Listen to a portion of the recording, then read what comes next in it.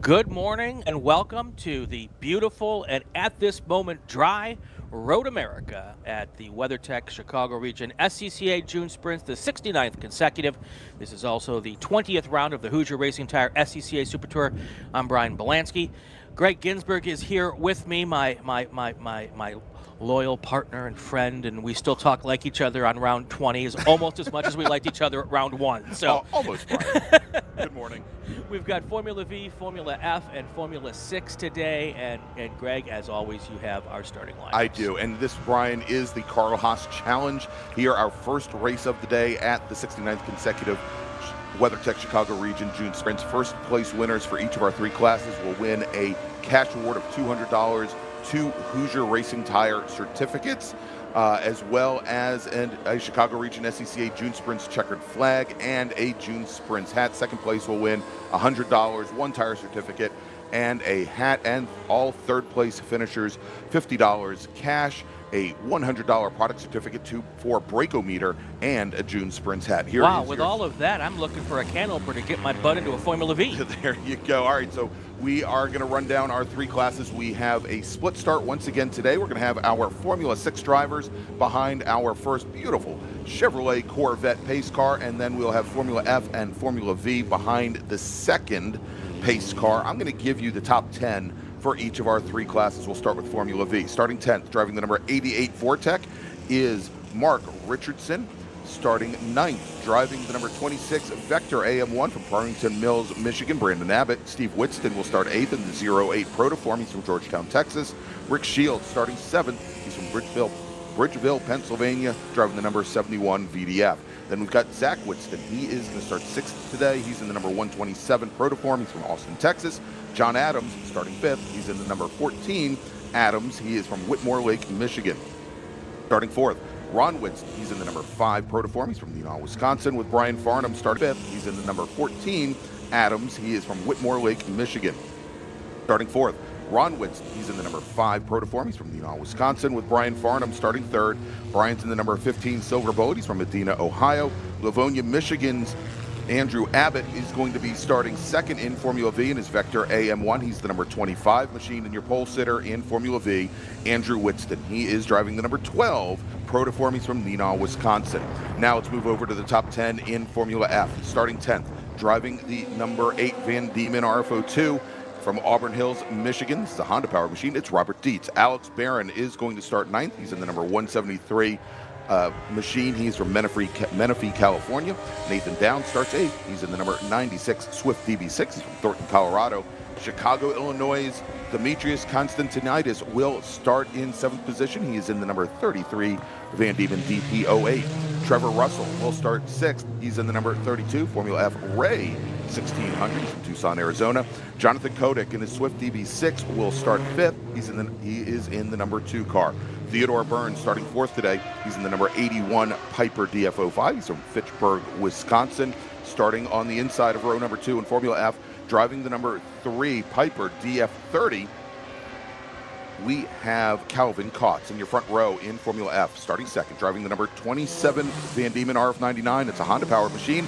Zach Rivard, and your winner yesterday in Formula F, driving the number 80 Magali SJ 2014 from Edwards, Illinois, Matteo Naranjo.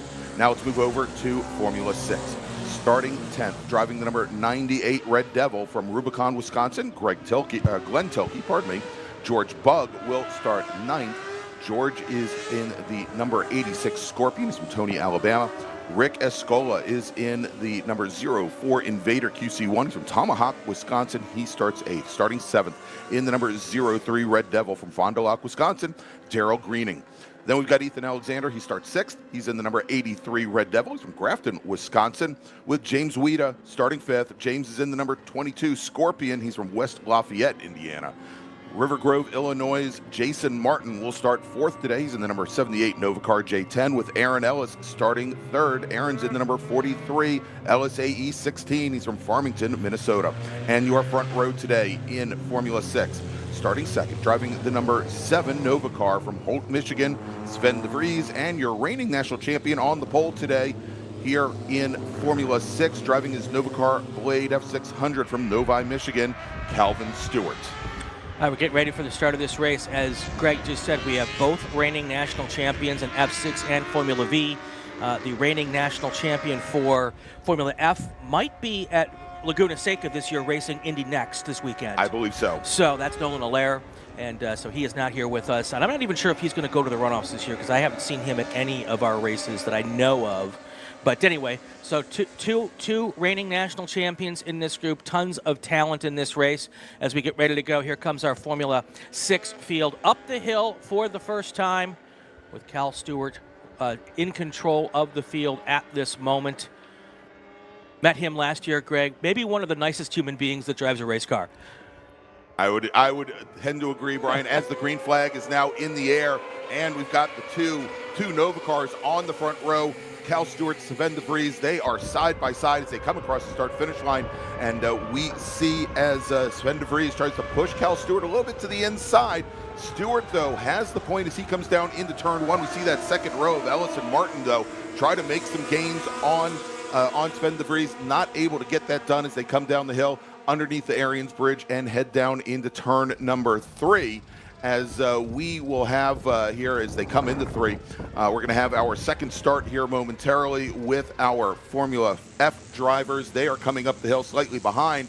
We've got our Formula V field here, and the second pace car, Brian, they're on the pit lane. Second pace car is on the pit lane. We now have, this is the split gap start, and one of our Formula V's already braking onto pit lane. Not sure which one is that car. I will tell you, though, Bill Stasinski in the race today had a motor blow up during qualifying, and he is able to put a new motor in that car, and he's back out here. He is the guy that was with us yesterday after the big sun at Mid-Ohio.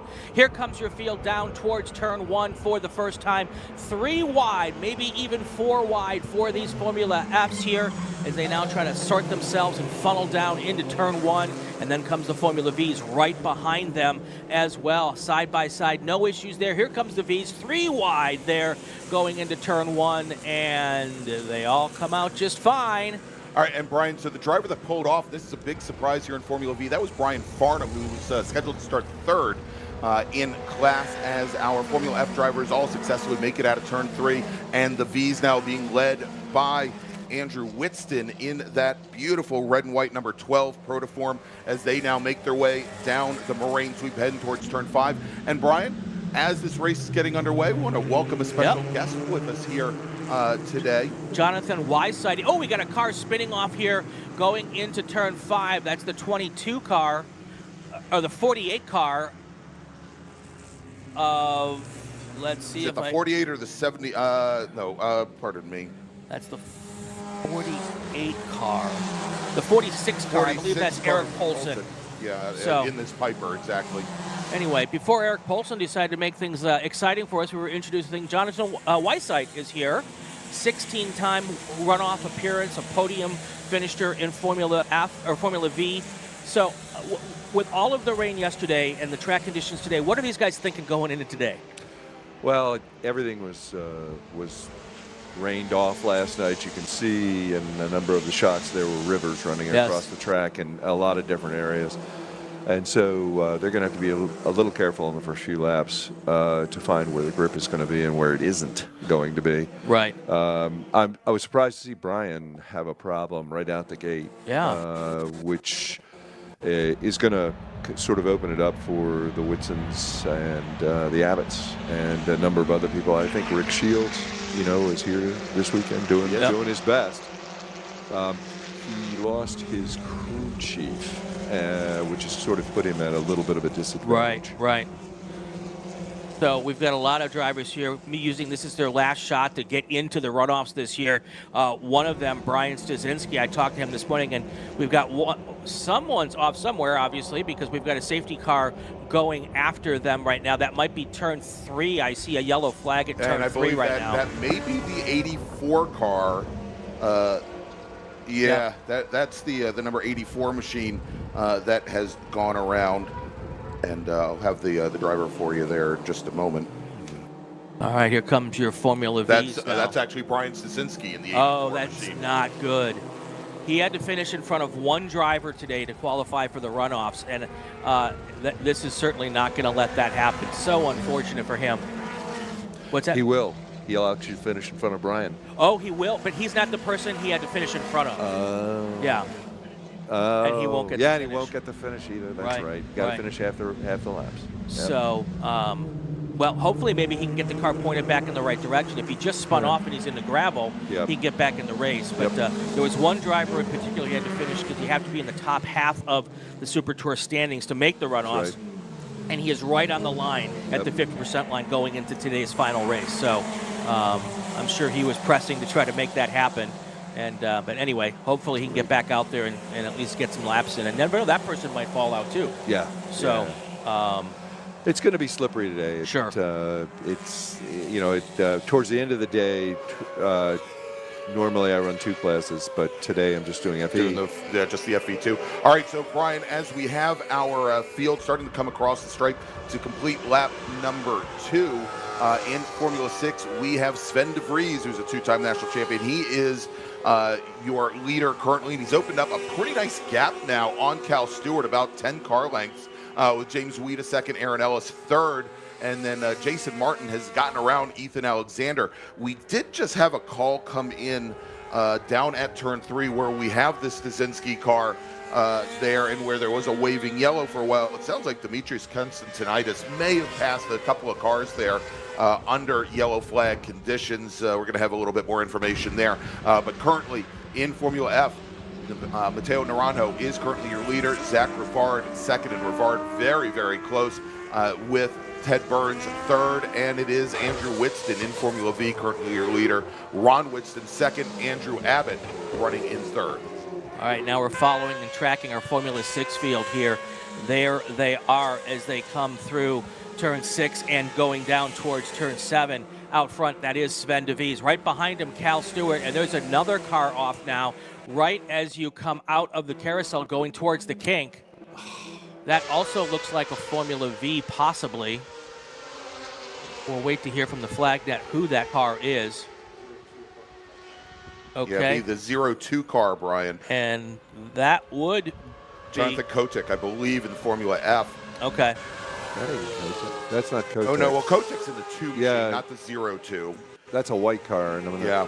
The 02 would be James Dietz.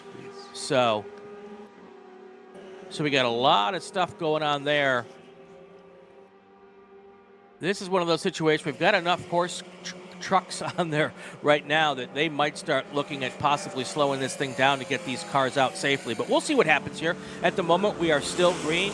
Your top 5 in Formula F, Zach Rivard, Matteo Naranjo. Now, Matteo Naranjo is just going for his 8th consecutive win? Eighth straight. Eighth straight win. On the Pro Series and the National Series. So having a great season. We've seen him do real well in other Super Tours as well. So he is trying to hunt down Zach Rivard right now. Third place is Theodore Burns, Calvin Couts, and then Trevor Russell. That's your top 5 in Formula F. In Formula 6 right now, the top 5, Sven De Vries, Calvin Stewart, James Weeda, Aaron Ellis, and Jason Martin. Now we're looking at Formula V. Your top 5 is Andrew Whitston, Steve Whitston, Zachary Whitston. It is the trifecta of Whistons at the top. And then you've got Andrew Abbott and Rick Shields. Those are the guys up front you probably expected, right, James? Absolutely, yeah. Or Jonathan? The Whitsons, are a tough group. Their dad builds and handles the cars and the motors, and he is ultra competent at that. Yes. Well, and while Steve and Zachary now live in Texas, they're all based out of Neenah originally, just up the road from here. So I suspect a whole lot of laps at Road America. Oh, yeah, they have a tremendous amount. One of the rivers that was flowing across looks like it was just after 8. Yeah, as a matter of fact, we saw pictures last night that turn 8 was completely underwater. A complete pool last night. As a matter of fact, they were resetting tire walls this morning because they had floated away. Yeah, I'm going to tell you, because it's a dust storm down there. There's absolutely no grip out of 8. All right, they're still working under local yellows to get these 2 cars freed. Taking a look at the Formula V rundown right now, and Brian Stasinski still has not logged a lap, so I'm not sure if that car will be able to continue once they pull it out, but we will keep an eye on that. And it looked as though they were pretty clear. Actually, all of our emergency services vehicles over at turn 3 have now, and we see here on this shot, they have left the area over there, so that the car is now gone. I'm not certain whether or not they have him under tow. And from the looks of it, Brian, they do. Straczynski is actually hooked to the wrecker. I think we're going to probably see him. We'll know for certain right now. Here and there, and that's so. Well, he's got wheel. The right rear wheel is gone. So that is so unfortunate when you're trying to basically come to your home track and make it for the runoffs to go out on the first lap like that. So. And he's been one of our associate producers in our chat who has been really helpful to us throughout the year. So, yes, exceptionally nice guy, really good guy, and put in a lot of work on that car to try to make it through this race. Yeah. Boy, I'll tell you, the dust storm out of 8 is amazing, and it's not going away. No, I don't think it's going to go away unless it rains again. Well, then it'll become a mudstorm. Did they put down like oil dry or something to try to mop up that water? It just seems really interesting to me. It could be mud. It's mud. Wow. Yeah. Well, by now everyone's seen it, and anybody who's watching the stream who's driving in later races will know. Now we've got that Formula F up on the hook, so that's going to be out of the way very, very quickly. It looks like there's a cutout right there that they can hide that car at least till the end of the session. That's the motorcycle, the start of the motorcycle chicane, so that they can skip the kink area and go straight down into Kettle Bottom. Why would you want to skip the kink in a motorcycle? You might want to ask some of our MX5 and Miata drivers that same question. All right. So now we've got our Formula 6 leaders coming up on the back of the Formula V pack here. Yeah, and Cal Stewart has made up the gap that Sven de Vries had opened up, as we see them now locked nose to tail coming through turn 7 and going down the hurry downs. Brian behind again, a big portion of that Formula V field. It's always impressive to me, Jonathan. You guys all race together in these groups on a regular basis, and the V's obviously the slower cars in this pack, and they usually have a really respectful exchange when they come through. Yeah, it's Formula V racing is in many respects a chess match. Right. Other classes, FE or Ford, can develop into other things, but these are completely reliant on the draft. Right. Without it, you're done. You will accomplish nothing. Right. And ooh. Yeah. I don't know which Formula 6 that was, but he got off onto even past the red and yellow curbing there. That little extended piece of concrete that looked really, really wet when he hit it. Every single one of the gator teeth on that, every single one is full of water. I'm telling you right now, you get out there and you get on that and you think, oh, it's no big deal. It's a big deal. Yeah. It's a big deal. And without any sun today, which is not supposed to be, we're supposed to be partly cloudy all day, it may not dry up all day. No, it won't. Not without, you need wind and you need sun. Right, That's right. it. Coming up on 9 laps to go in this 13-lap race here. Here comes your leaders one more time through turn 1, and the pass was the pass was made, and then it was unmade just as quickly. Yeah. And that's the challenge.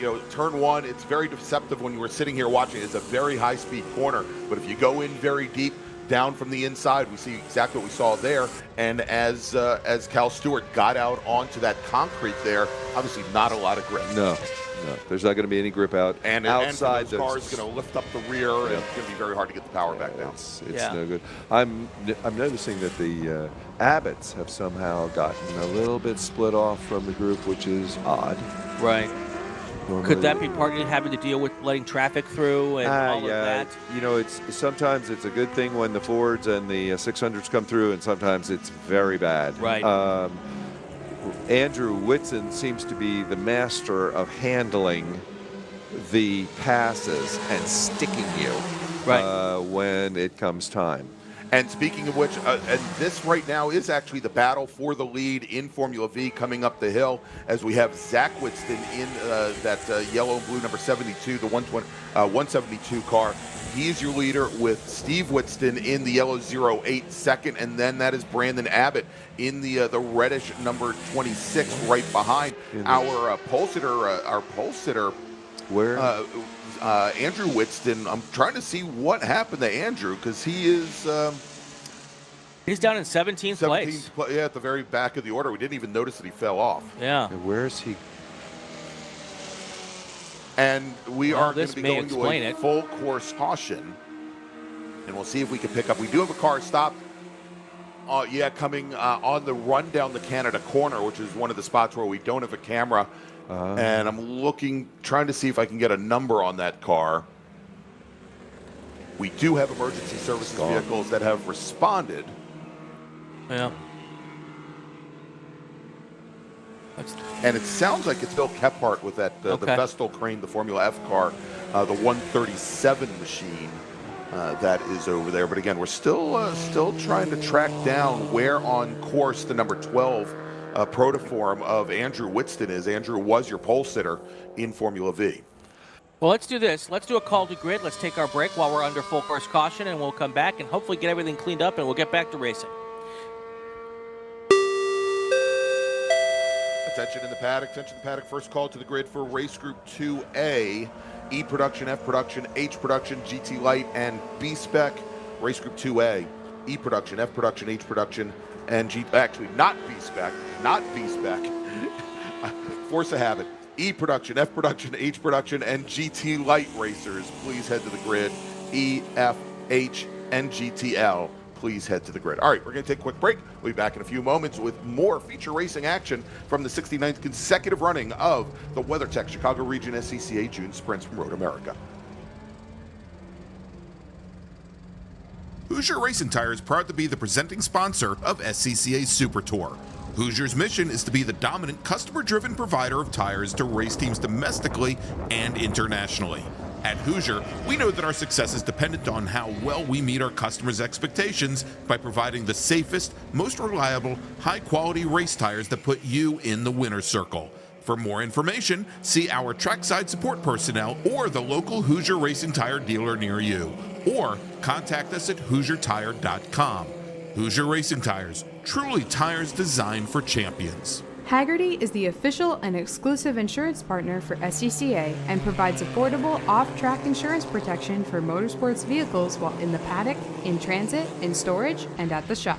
Hagerty also provides guaranteed value coverage and even has protection for your trailer. And did you know that SCCA members can save 5% on insurance through Hagerty? Hagerty, let's drive together. Learn more at Hagerty.com. Bravo Trailers is the exclusive trailer partner of the SCCA. Owned by longtime SCCA racers, Bravo Trailers work better, load easier, and tow better because we build them with racers in mind. Visit bravotrailers.com to see your new trailer in aluminum or steel. For over 25 years, championship-winning drivers and teams have demanded Hawk Performance Motorsports brake pads. Now you can have their advanced technology on your daily car, truck, or SUV with Hawk Performance Street products.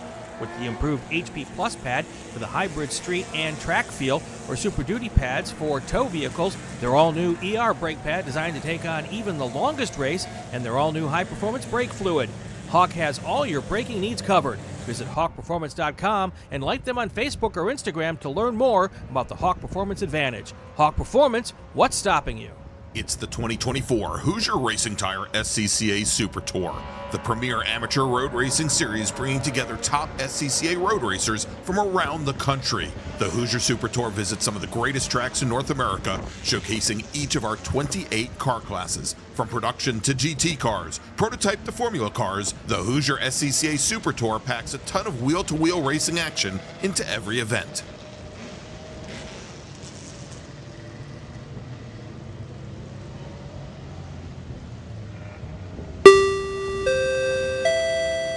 Attention to the paddock. Richard Colburn, car number 97P2, to the race director in the SCCA trailer in Impound.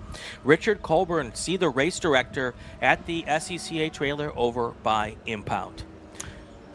And we're back. Yep. And we're back here at Road America. Where are we, Brian? We're not at Road Atlanta. We're at Road America for the 69th consecutive running of the WeatherTech Chicago Region SCCA June Sprints, part of the 2024 Hoosier Racing Tire SCCA Super Tour. We are under full course caution currently for our Formula F, Formula V, and Formula 6 race here. And not only are we under full course caution, as you can see everybody behind our safety car, Brian, the black flag has just been issued to bring all of our racers down the pit lane.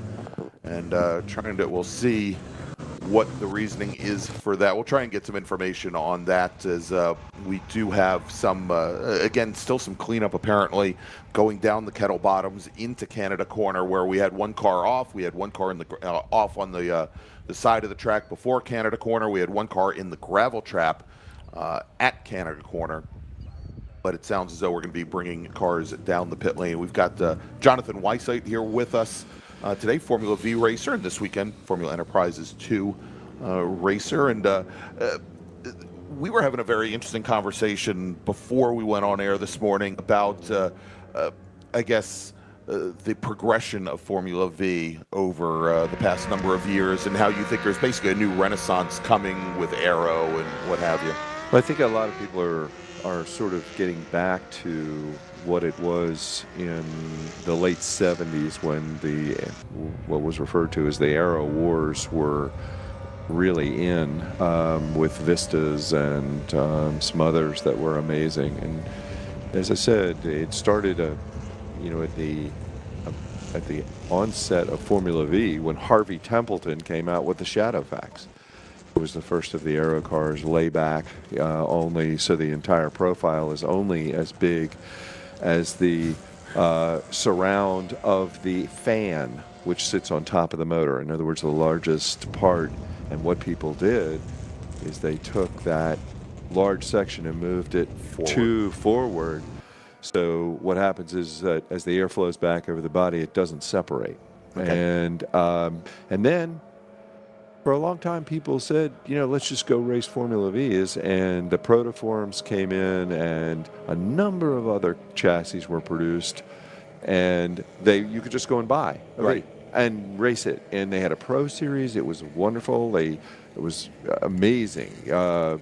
Orchestrated pretty much by the Nobles at that time. Mm-hmm. And, Bill pumped up the class to a wild extent. And now there are younger kids, Alex Scaler and Brian, and who have said, well, we're engineers. We want to make things better. We want to fool with these again and gain an advantage. Yeah. And now they're fooling again. Okay. And I think I might have been a little bit of a protagonist at it, who started it, because I think some of the drivers were frustrated in their inability to draft my car, and so they decided to make their own. Yes. And they are.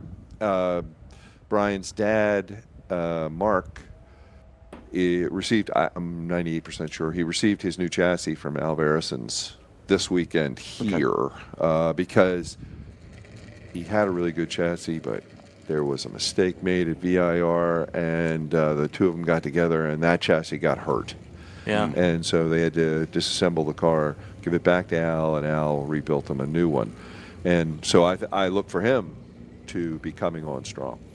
Trevor Carmody, another Formula V racer, said Pro V was insane back in the 90s.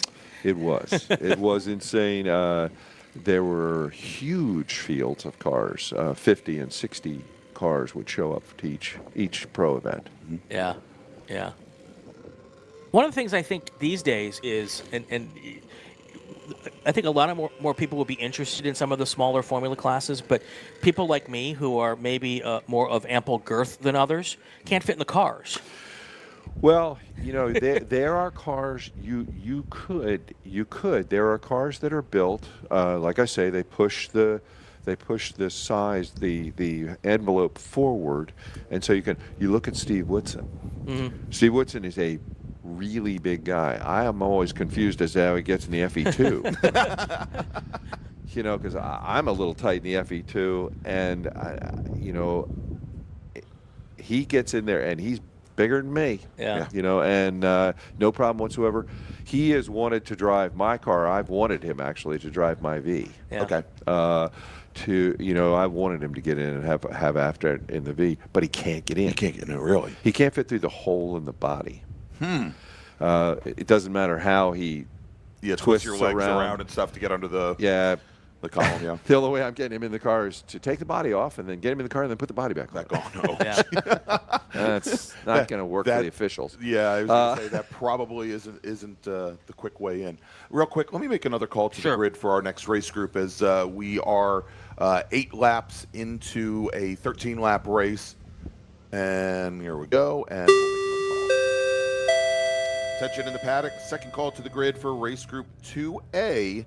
E production, F production, H production, and GT Light. Please head to the grid. Race group 2A. E production, F production, H production, and GT Light. Please head to the grid. I wish they would switch the camera so we could see what was going on in 12.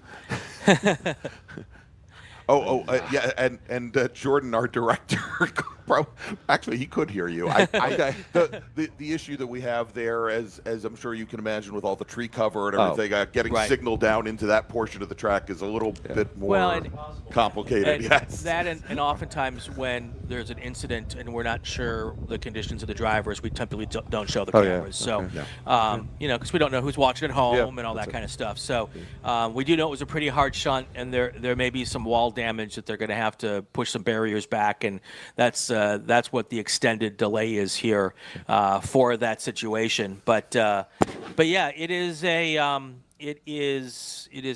one of those things. You get a high risk reward section of the racetrack there.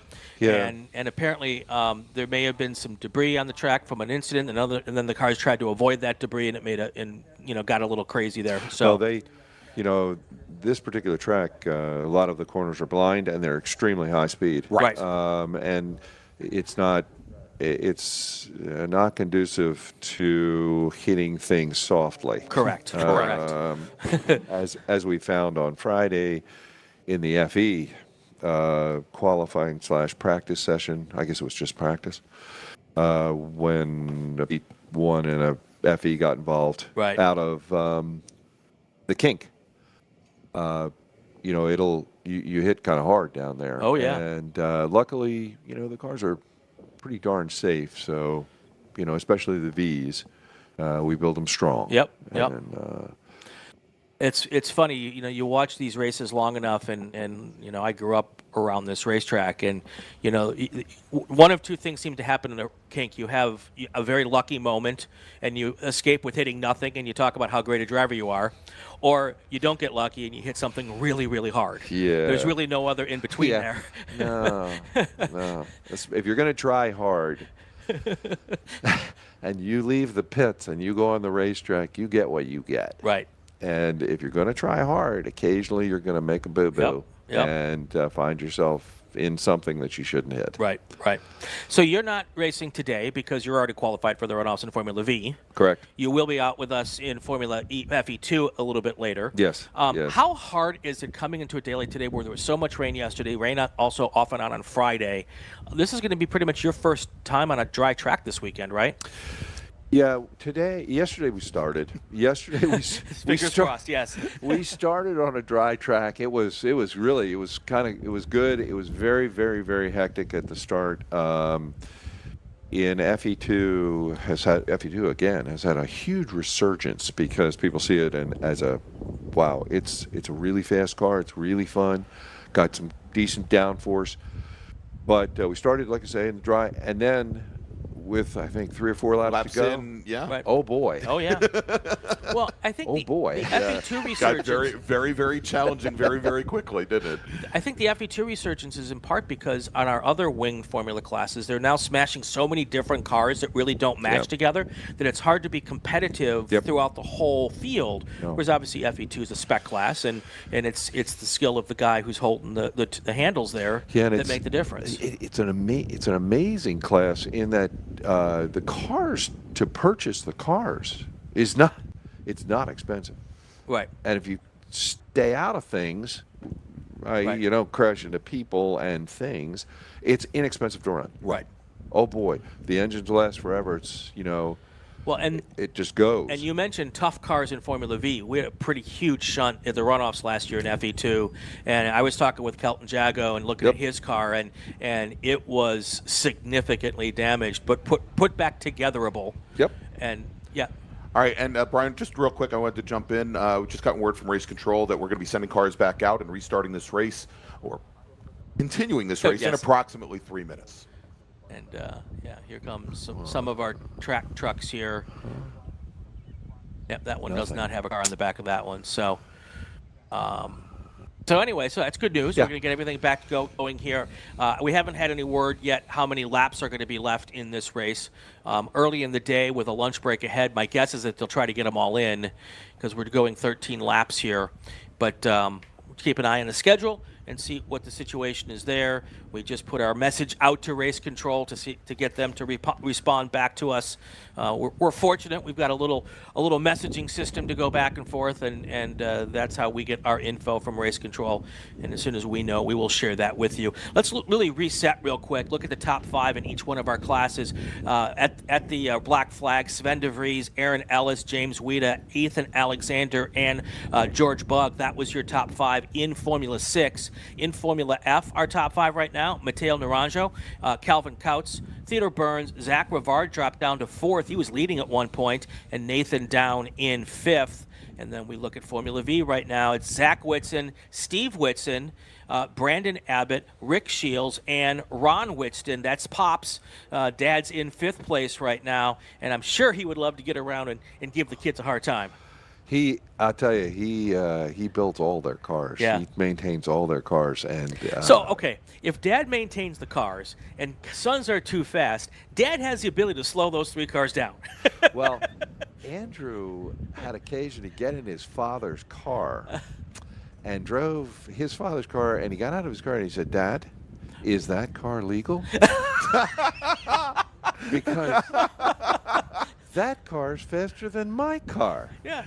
And why is that, Dad? Things that make you go, Couldn't be talent. Not at all.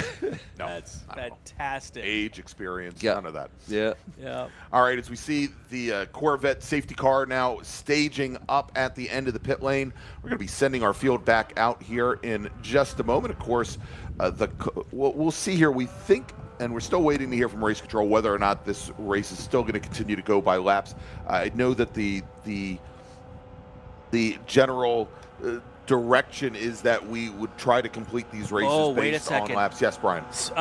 Sven de Vries' car did not start Yes. at the stop, so he's sitting there where you can see him, that white car at the end of pit lane, all the cars driving around him. He is going to drop all the way back to the end of this race if he cannot get this car started. And if he can't get it started, his day is done. Yeah, and so De Vries was our national champion in 2021 and 2022. He was running right there with and was leading for the majority of the time with Cal Stewart, and that is an unfortunate change of events here. So I just got a message from Kelton Jagger. We're talking about FE2. His car's back together. He'll be at the Cat Nationals. That's amazing. So good news there. And down 465, Agent Treachery for the win. All right, so everybody's cleared pit lane except for Sven de Vries. If he can get that car started, he'll go right to the back of the line. And I don't know, can you push start an F6? I don't think you can. I don't think you can. It's a clutch thing. It's a centrifugal type clutch. Although these are motorcycle clutches now. Yeah, I don't know. Well, we're I going don't to see think what so. they're doing. Is he getting out of He's the car? dead though. Yeah, he's not. It's not starting. He got out of the car to try to look the car, and now he's getting back in the car. And I haven't heard any requests to have him towed off the pit lane yet, Right. Brian. So it looks like they're going to try to push him. Maybe he got the thing started. Oh, Or are they pushing him off? They're pushing him off the grid. Oh, off the that grid. is so unfortunate. He was having such a good run too. Well, now that is said, we should take a look to see who is in line now. Cal Stewart will assume the lead in Formula V. That's him right there Aaron in Ellis. the white car. Aaron Ellis, the red car right behind him, and then right behind Aaron Ellis is James Weeda. So the race will be on with at least 5 to go when we come back to green here. Still waiting to find out if we're going to have the complete race laps here. Haven't gotten that info back just yet. And so Weeda, our 2013 national champion in Formula 6, so took the win, I believe, here at Road America. I So think we're gonna- 2013 we're gonna go- was the last year. We're going to 12 go laps. 12 laps, so we're going to cut 1 lap off the end of this. So when we come back, that should be 4 to go, not 5 to go. That's okay. We have, once we put our lap counter up, it's hard for us to change that on the fly. So while it says 6 to go right now, let's look at that as 5 to go. They can all just do Greg math. When well, if we're relying on Greg math, we're all in a deep world of hurt. But anyway, so we're 5 to go right now. When we come to the green, we'll be 4 to go. So essentially a 4-lap shootout at Road America, which is like an 8-lap shootout anywhere else. Yeah, it's so long. Especially in Formula V. Yeah. The laps are. It goes on and on and on and on, and it becomes a huge chess match. Right. I would assume, and you were talking earlier about, again, these advancements in aero, and to be able to attempt to make your car as undraftable as possible. A track like this here, obviously, is is incredibly important here, given with the V, these incredibly long straightaways. Yeah, I think that when Alex gets here, I think he's going to enjoy it. I think he is talking to me about putting his car in my trailer because I may come back out here to the Cat Nationals in V. Right. Okay. And he's talking about putting his car in my trailer so he can come out and just sort of do some scouting around. and see what's what. The Cat Nationals could be interesting this year because I've heard from a number of drivers who chose not to come here just because there were so many cars and you wouldn't necessarily learn as much as you might learn at the Cat Nationals. And I think that's going to be a big field of some really talented drivers at the Cat Nationals. It's playing out to be a really good one, and Alex's wedding is right around that time also. He's getting married right around that time. That sounds like a perfect honeymoon. If we could put him up at the Osloff. There you go. Honeymoon suite. There it is. Boy. I'm sure that's what his future wife is looking forward to. Yeah, absolutely. All right, Brian, we've got the safety car bringing Cal Stewart and the rest of our Formula 6, Formula F, and Formula V field. And this is very interesting as we've got the Formula Vs right behind our lead pack of Formula 6s. We're going to have a number of those Formula F drivers obviously looking for a way by early on.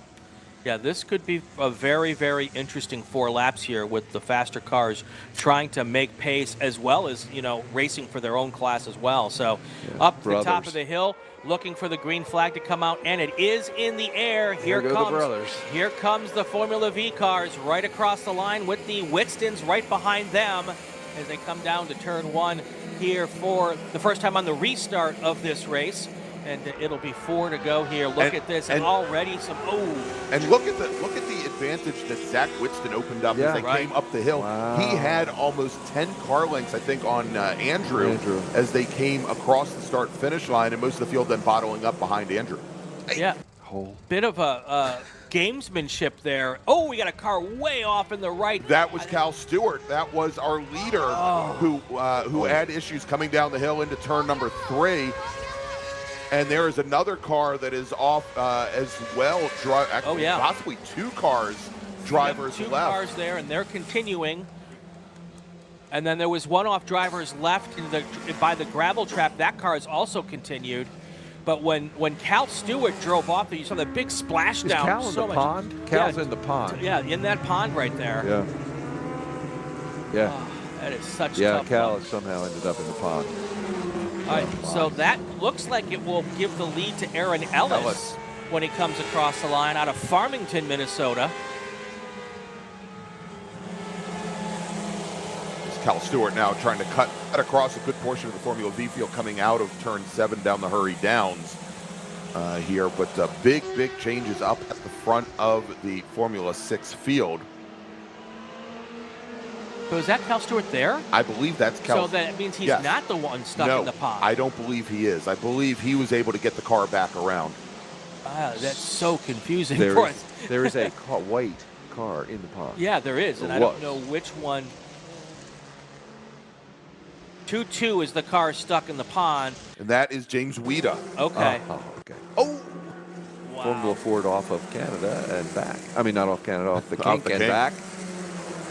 All right, so now we've got the the Cal Stewart car stuck in the middle of all of that Formula V madness. But once he gets some heat back in the tires, he should be able to drive around those cars and kind of get out of the way and let them have their battle. Yeah, but in the meantime, look at the squirminess there of Aaron Ellis's car coming under braking in the 14 as he's still trying to get some heat in the car. I think there's a problem with Cal Stewart's car. Okay, yeah. Right. So, but as slow as he is right now, I feel like there might be something wrong with that car. And actually, is that Aaron Ellis? That might, you know what, Brian? I don't think that's Aaron Ellis that's leading in Formula 6. I believe it's that Ethan Alexander, who started off in 6th position today, the Grafton, Wisconsin Red Devil up at the front of the field. And Aaron Ellis, I believe, may have been impacted somewhat by that incident going into turn 3 as he is now dropping back through that Formula 6 order. I believe he now is sitting in 5th position between after Rick Escola and George Bug.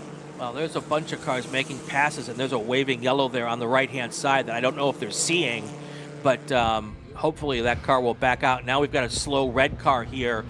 This one is, and I did not get the number on that as it came by.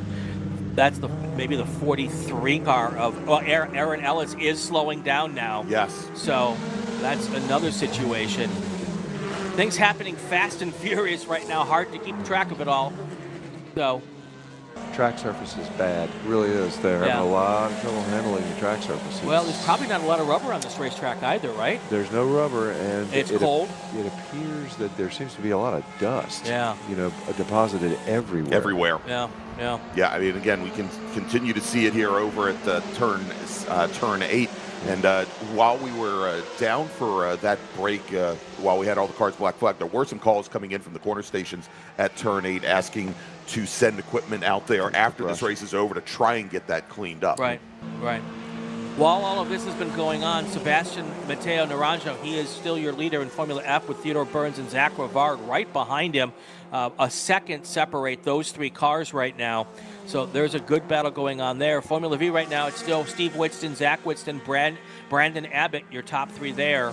And the things where all the drama's been happening up front is the Formula 6 field. Ethan Alexander, oh, wait, wrong button, sorry. Ethan Alexander, Cal Stewart, George Bugg, your top 3. Rick Escola now in 4th place with Glenn Filkey up to 5th. Yeah, and I mean, this is a great race. George Bugg out of Tennessee Valley region. Now, he was your 2019, 2020, and 2022 SARC champion down in the Southeast Division. He's also in the Southeast Division Time Trials Hall of Fame as he moves up, and great run for him. And Glenn Tilke, I'll tell you, what a great story for him. Glenn had an F440 track record here at Road America, also Blackhawk Farms and Brainerd.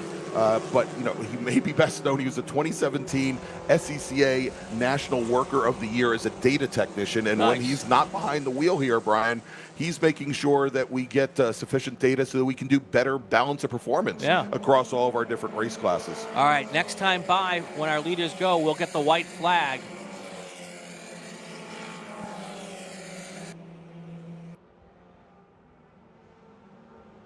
Ethan Alexander now in 1st in Formula 6, followed by Cal Stewart. Look at that gaggle of Formula Vs and Formula Fs coming through there. And this is hard, though, because when you don't have a stoppage like that, you kind of know when the cars are going to come to you. Now it's just kind of a crapshoot as to what's coming up behind you. Well, I was going to say, Brian, this is actually this gaggle right here. This is the battle for the lead in Formula F right now, as we've got Matteo Naranjo and Zach Rivard. Rivard, who had briefly gotten around Naranjo. Looks like Naranjo has gotten back around again. And we then have directly behind them Ted Burns and Calvin Kotz. Kotz in that silver number 3 machine. They're all in a row. That's a good little battle here. Interesting how all of this black flag has made all of this develop here. And a little bit of a gap now between Naranjo and Ted Burns. That's about 4 or 5 car lengths as they go into the King. Is that Burns or is it Zach Rivard that was right back behind him? One of the. Oh, yeah, okay. It's probably Rivard. Yeah, yep. And now they're coming up on a little bit of slower cars, too, so that's going to play into this as well.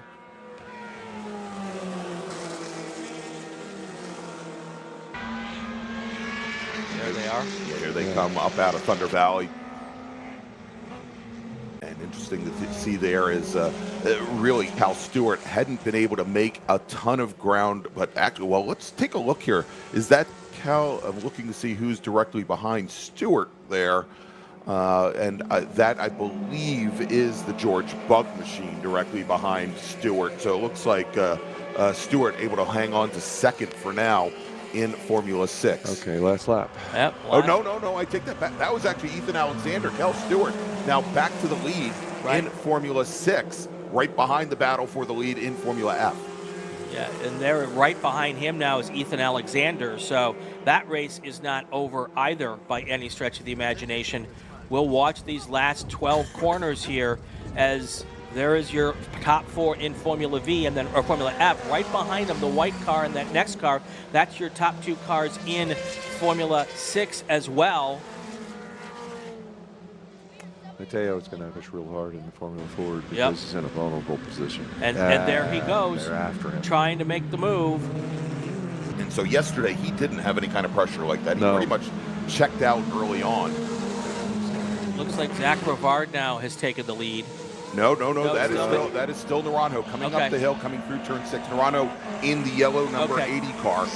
And he's now opened up about a 5-car lead as 2nd, 3rd, and 4th all all went into turn 5 side by side. Right. None of them got a good run up the hill.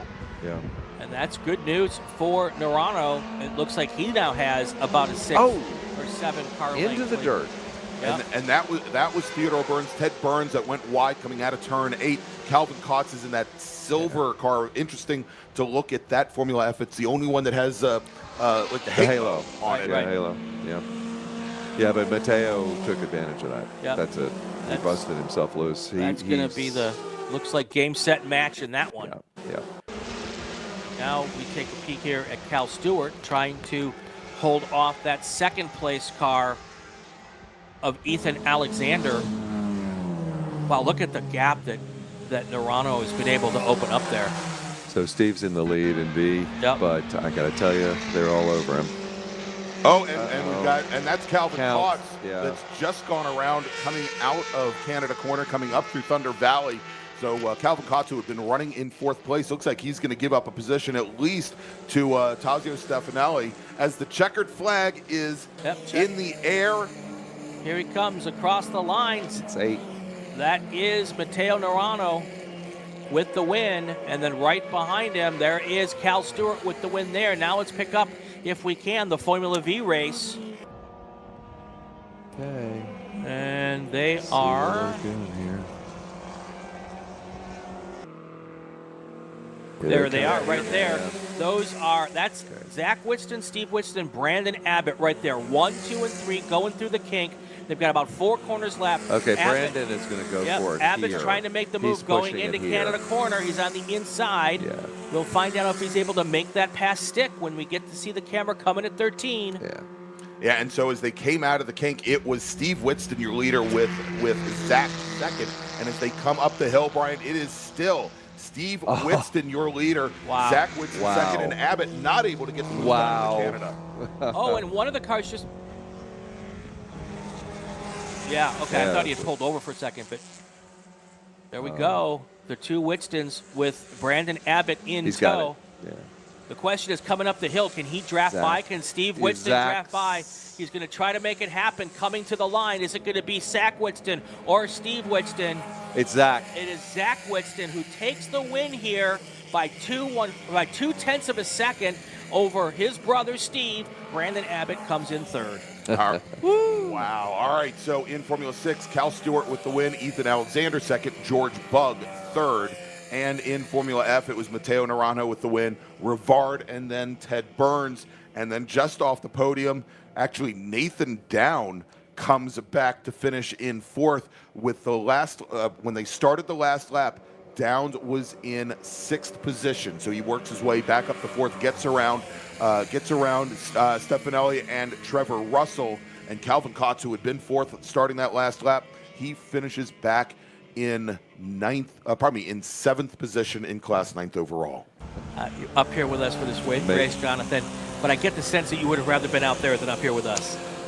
Well, I don't. I've had occasion to have the big one occur near the end of the season, and you end up having to rebuild a car, which is not something you ever want to do.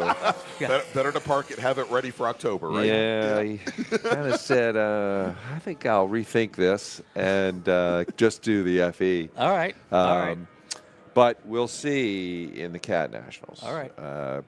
I kind of wanted to get a look at this place in the V before the runoffs, so we'll see in the CAT Nationals. Yeah, it's only a couple weeks away. Yeah. All right, real quick, let me make a final call to the grid for our next group, gentlemen. Attention in the paddock, final call to the grid for race group 2A, E Production, F Production, H Production, and GT Light. Please head to the grid. E Production, F Production, H Production, GT Light, please head to the grid. So we want to thank Jonathan Weishaupt for joining us here this morning. Thanks so much, Jonathan. And Jonathan's race, he is going to be racing towards the very end of the day, our 8th race this afternoon there in FE2. So good luck this afternoon. Thank you much. It's been a pleasure. And thank you for joining us. All right, you're watching the Hoosier Racing Tire SCCA Super Tour. It's the 69th consecutive WeatherTech Chicago Region June Sprints. We'll be back in just a few minutes.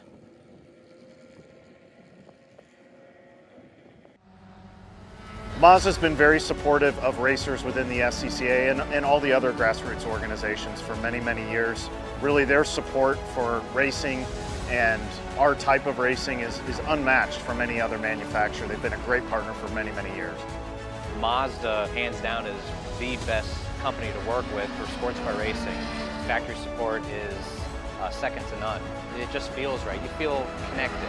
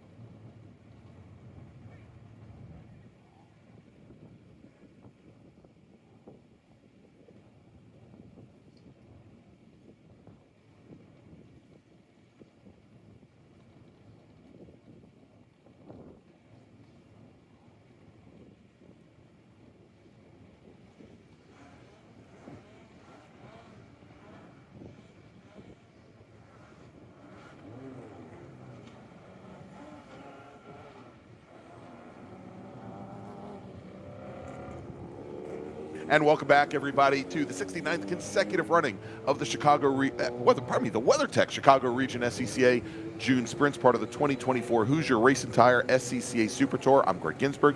He's Brian Bielanski, and they are our production and GT Light racers as they are taking the track for the Chicago Region SCCA Challenge, where our first place winners in E Production, F Production, H Production, and GT Light will win a cash award of $200, 2 Hoosier Tire certificates, a Chicago Region SCCA June Sprints checkered flag, and a June Sprints hat. Second place finishers win a $100 cash award, 1 Hoosier Racing Tire certificate, and a Chicago Region SCCA June Sprints hat. Third place finishers a $50 cash award, a $100 Brakeometer product certificate, and also a June Sprints hat. Here is the starting order we had in this group. 55 cars, set qualifying times because I can barely count that high. I'm going to give you the top 30. Starting 30th, driving the number 94 Porsche 944 S2 from Waterloo, Iowa, Kevin Patterson. Oh, great to see Kevin out. He is normally working in timing and scoring, Brian, and his father, Ken Patterson, has for many years been the race director for this event. Good to see Kevin back behind the wheel of a race car. Cliff Ira is going to start 29th. He's in the number 36 F Production Honda Del Sol. He's out of Kansas City, Missouri. Gerald Lamb's going to start 28th. He's in the number 42 F Production Mazda Miata with Dave Strittmatter in a F Production Acura Integra. The Akron, Ohio driver starts 27th. Larry Funk is driving the number 64 F Production Honda CRX SI. He starts 26th. Graham Fuller, who's our reigning national champion in GT Light, he starts 25th today. He's in the number 23 Toyota Tercel, and he's from Summit Point, West Virginia. Tim Anastopoulos will start 24th today. He is in the number 107 BMW 325. That's an E-production car. He's from Kenosha. Eric Vickerman in the number 177 GT Light Mazda MX5 starts 23rd on the field today. Jack Sparks starts 22nd. He's in the number 91 F Production Honda Civic. He's from St. Charles, Illinois. Greg Gopper is a former H Production national champion. He is in the number 15 Honda Civic SI. He's from Hubertus, Wisconsin. Starts 21st. Robert Bax is going to start 20th. He's in the number 33 H Production Mini Cooper. He's from Cincinnati, Ohio, with Bill Verdine starting 19th today. He's in the number 6 F Production Mazda Miata. He's from Menominee Falls, Wisconsin. Menominee. Can't I just skip a couple syllables once in a while? Well, you could just skip the name. Yeah, I could do that. I could do that too. Starting 18th today, driving the number 9.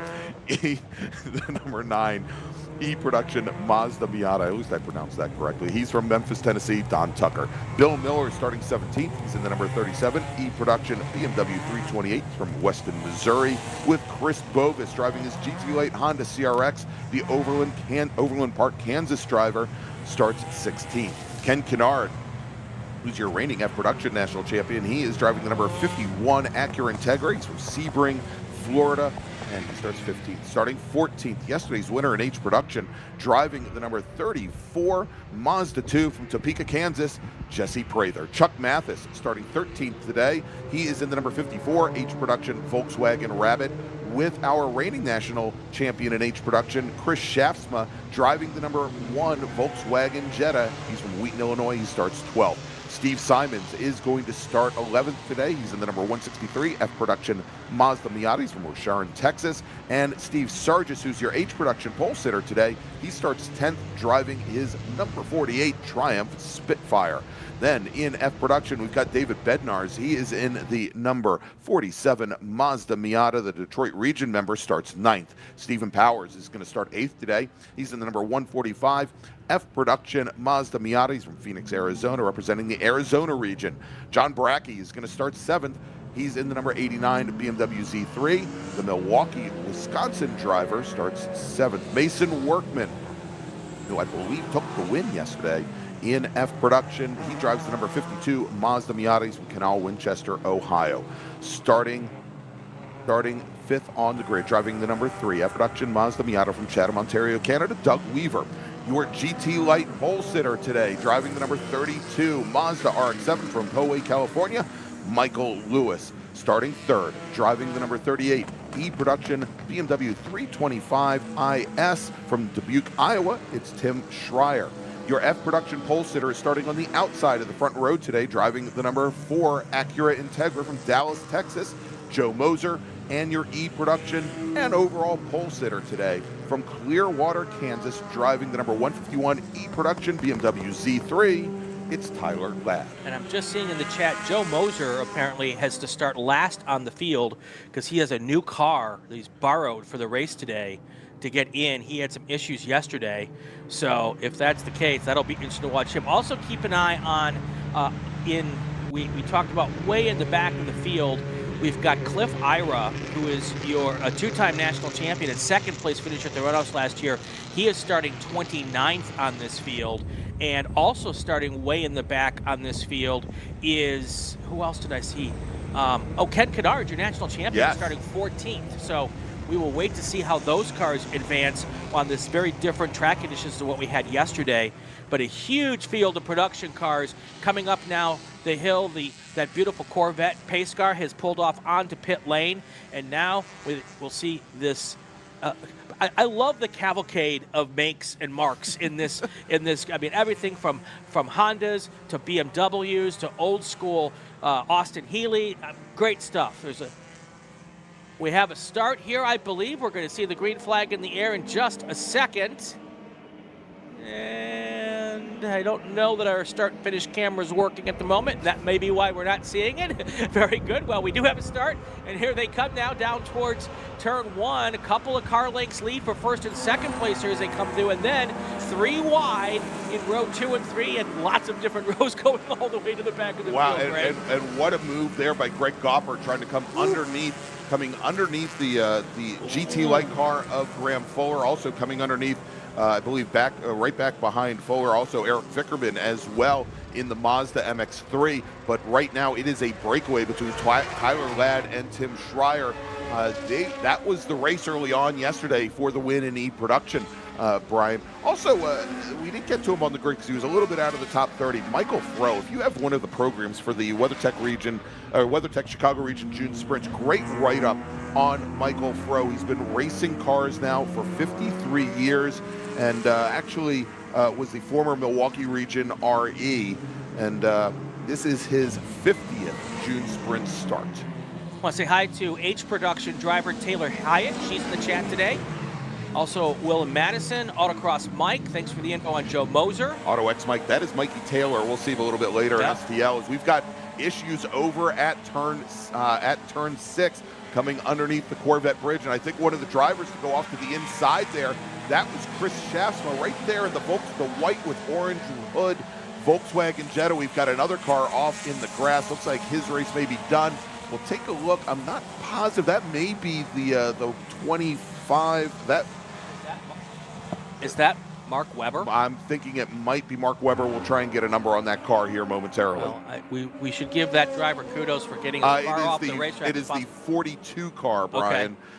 That has pulled off. That is Gerald Lamb out of Oswego, Illinois. All right. Things starting to fan out single file, except for that group of cars right there in the middle. We've got a slower car. That's Ken Kennard, I think, so there was a slower Acura coming down. I believe that was Ken Kennard. That was Kennard. Well, Kennard is in the orange and black that Acura one was Integra. slow. We have a car facing counter race here on driver's right. We'll see if we can get the number on it. I believe that might be Mason Workman in the 52 car, who was yesterday's F production winner. We'll see as they come up the hill and cross the stripe here. All right, the car at 11 has spun a UE and continued, we're hearing, so we'll figure out which one that is here in a second. Tyler Ladd, by the way, he has opened up a 1.5-second lead on the opening lap over Tim Schreier. John Brackey is in third, Doug Weaver fourth, Mason Workman. Mason Workman came across in fifth place, so that's not him in that was in turn 11. Michael Lewis has worked his way up to sixth place now in that GTL Mazda RX-7. Then you've got David Bednarz, Bill Miller, Jesse Prather up to 9th overall in that H Production Mazda 2, and Chris Bovis is in 10th. We've got another car going down now through 3A down towards turn 5 that's slow. going under the Aaron's Bridge there. All right, sounds like we do have a car coming down rather slowly, coming out of turn 3. That is, yeah, I think that's the number 9 machine, and I believe that is Don Tucker's Mazda Miata, I believe. Yeah, indeed, that was Don Tucker out of Memphis, Tennessee, who is, looks like his day coming to a very early end.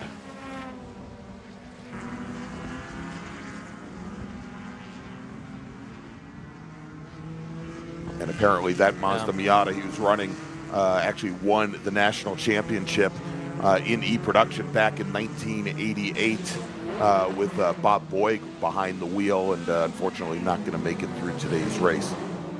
Ken Kennard's dropped all the way back 48th on the field, so definitely some problems with that car. He should be running much faster and much further up the field here.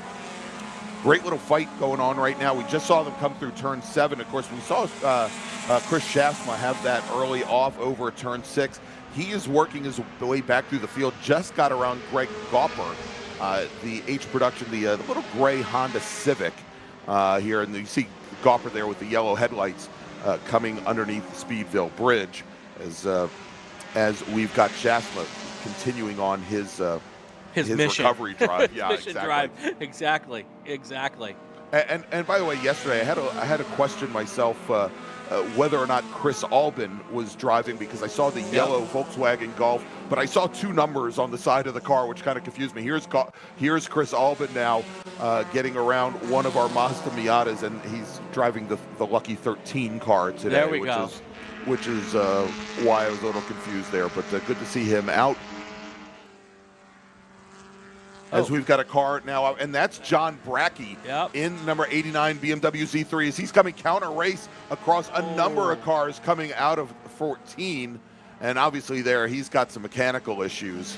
Well, and I think he may have gotten into it with Tim Schreier, because Tim Schreier is dropping down through the field as well. He was in 2nd place. He is now down to 14th. So I think there was another car involved here with that, or maybe Schreier dropped out at a different portion of that lap, and he is sinking just like a rock in Lake Michigan here as he goes down the order here. Now that we're through our 2nd lap here, let's just do a quick top 3 in all of the classes. Tyler Ladd's your leader overall and in 1st place in E-Production, with Bill Miller and Tim Anastopoulos in 3rd. Had to hesitate for a second, make sure I got that name right. F-Production, Doug Weaver, Mason Workman, and David Bednar is your top 3 there. In GT Lights, you've got Michael Lewis, Chris Bovis, and Graham Fuller. And then in H-Production, Jesse Prather, Chuck Mathis, and Chris Shaftsma. And Brian, as I'm wont to do here, because I make about 60 mistakes every single race, my favorite Miata maven has chimed in, said there is absolutely no way that Bob Boyd could have taken the national championship in his Mazda Miata in 1988, the Miata that Don Tucker is driving. There's no such thing as a Miata in 88. That is correct. It was actually 1998. I got you. So sorry, Mike. That's awesome. That is At least we now know that Mike Collins watches more than just Spec Miata races. Anyway. And that is the 145 car, Brian. We're getting reports of a lot of smoke right now. That is Stephen Powers in his F-Production Mazda Miata.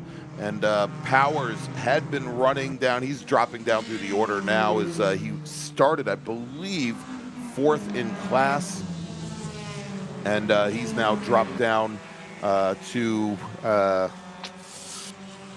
looks like somewhere around the long lines of 12th in the area. Well, you can pretty much see the smoke, and of course the corner stations are looking to see if he's laying down a trail of oil as well. All right, Joe Moser, who started last in a Mazda CRX. Honda CRX. There were no Mazda CRXs back in 1988, but there were Honda CRXs back then. In my defense, it does say Mazda CRX on timing and scoring. All right. I should know better. We raced one of those. But anyway, Joe Moser. We both raced Hondas, exactly. Exactly. Joe Moser up to 18th after starting last on the field, so he is moving up as quick as he can. All right, and we've just gotten word that race control, they're going to try to get the 145 car off the race course to give them a black flag and bring them down the pit lane. We'll see how effective that is. Jim Lebecco in the chat is trolling the Wisconsin people. Why is it called Lake Michigan and not Lake Wisconsin? Well, you can ask the people on the other side of the lake why the answer to that question might be. Jim, you might be in the wrong chat group. Have you considered the National Park of Speed Facebook group? Here we go. I don't think I should be giving him any hints, tips, but yeah, I might as well. All right. 10 laps to go in this race.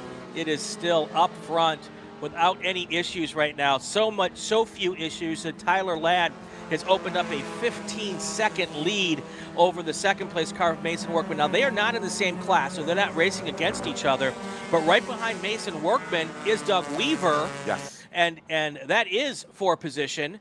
He is now in second place in F production. And then Michael Lewis already up to fourth overall in that Mazda RX-7. I got that correct. There you go.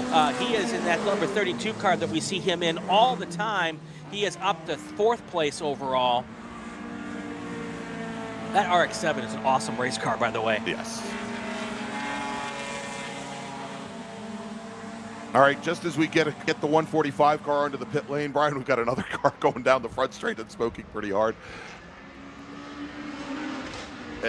And it sounds like it is the 65 machine, Brian, that is having issues now.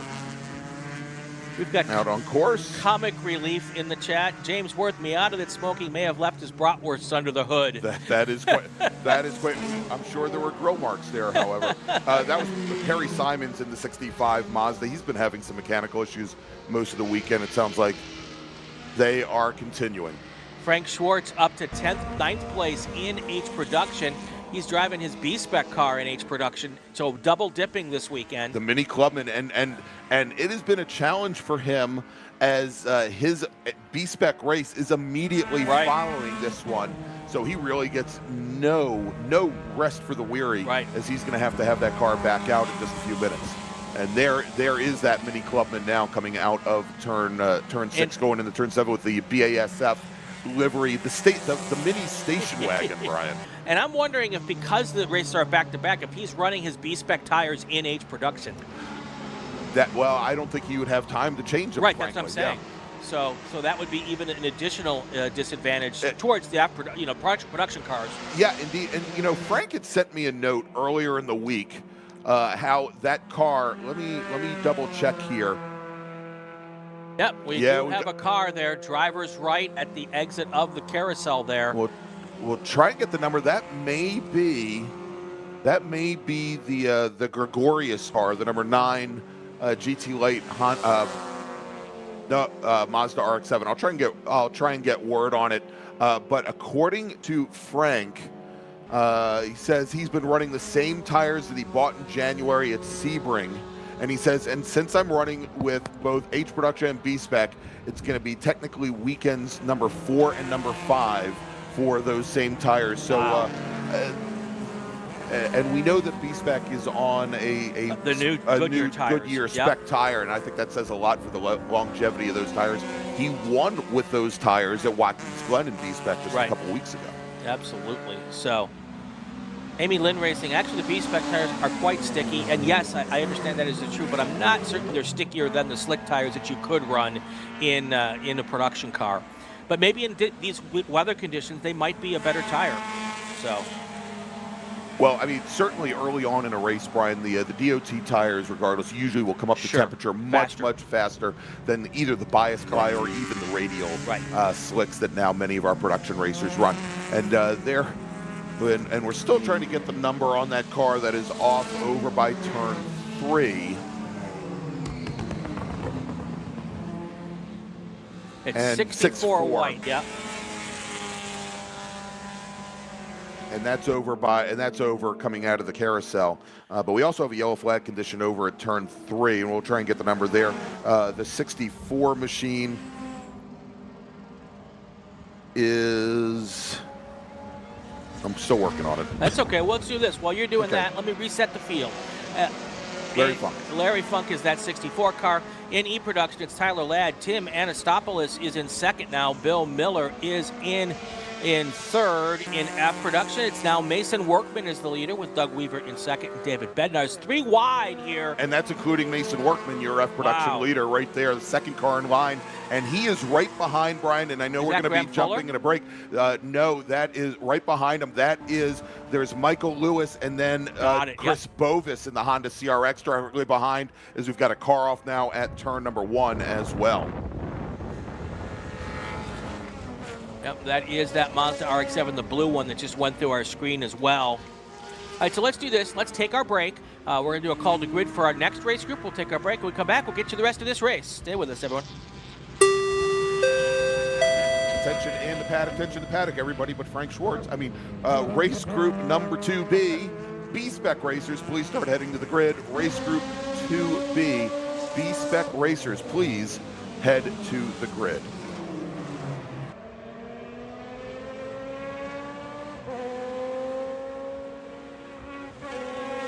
For over 25 years, championship-winning drivers and teams have demanded Hawk Performance Motorsports brake pads. Now you can have their advanced technology on your daily car, truck, or SUV with Hawk Performance Street products. With the improved HP Plus pad for the hybrid street and track feel, or Super Duty pads for tow vehicles, their all-new ER brake pad designed to take on even the longest race, and their all-new high-performance brake fluid. Hawk has all your braking needs covered. Visit hawkperformance.com and like them on Facebook or Instagram to learn more about the Hawk Performance Advantage. Hawk Performance, what's stopping you?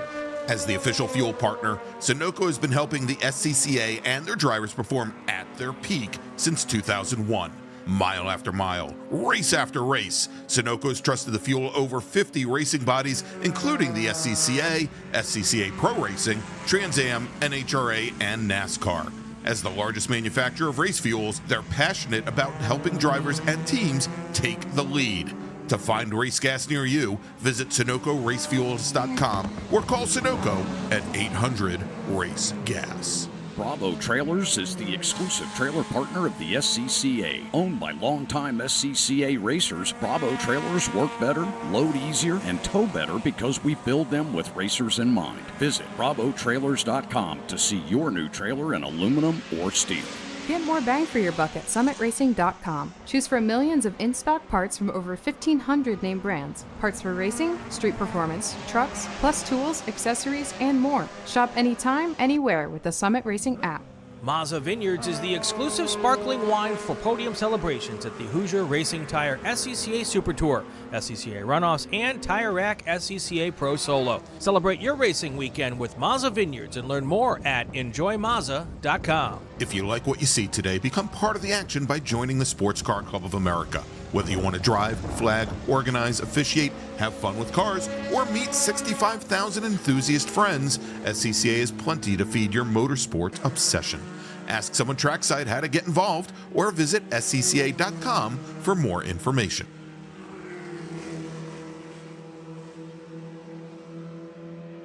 And welcome back, everybody, to the National Park Speed Road America for the 69th consecutive running of the WeatherTech Chicago Region SCCA June Sprints. I'm Gregg Ginsberg along with Brian Bielanski, and we are in the midst of our small bore production and GT light race. And as you can see, we've got a car that's gone off at the kink. We believe that is the Honda Civic, the F production Honda Civic, and I just had it here a moment ago.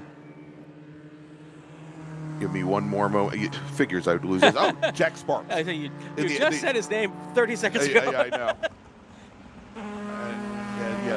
The number 91 F production Honda Civic he's gotten that car back around now to continue. All right, 7 laps to go here. We were watching the George Bovis Michael Lewis fight here a little earlier. Those two cars are really all over each other. That is the battle for the lead in GT lights. So if we can find that battle at some point in time, we should hook back up with that. But there's action all over this racetrack now.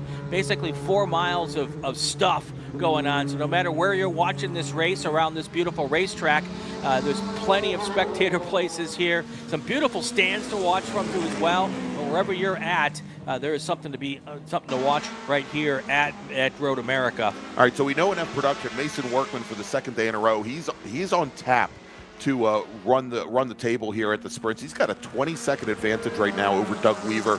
Cliff Ira is about 6 seconds back behind, and then we've got the Mazda Miata of Steven Simons back from there. In H production, Jesse Prather, who in the wet yesterday, Brian, just had a masterful race. Yep. He has a 15-second advantage over Chuck Mathis, who in the Orange Rabbit we just saw come through the kink.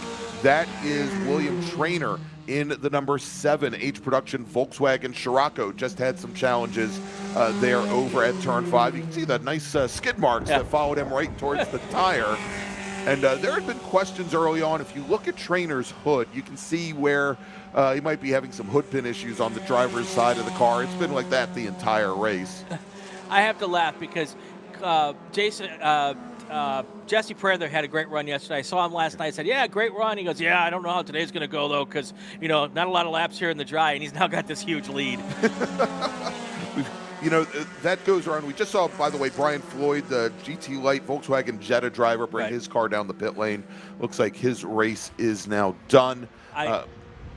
As I say, earlier on, before we started, I mentioned Cliff Ira was going to start 29th on the field, and we should keep an eye on him. He is now 2nd overall in F production, 22 seconds back from Mason Workman, so probably not going to catch Mason Workman.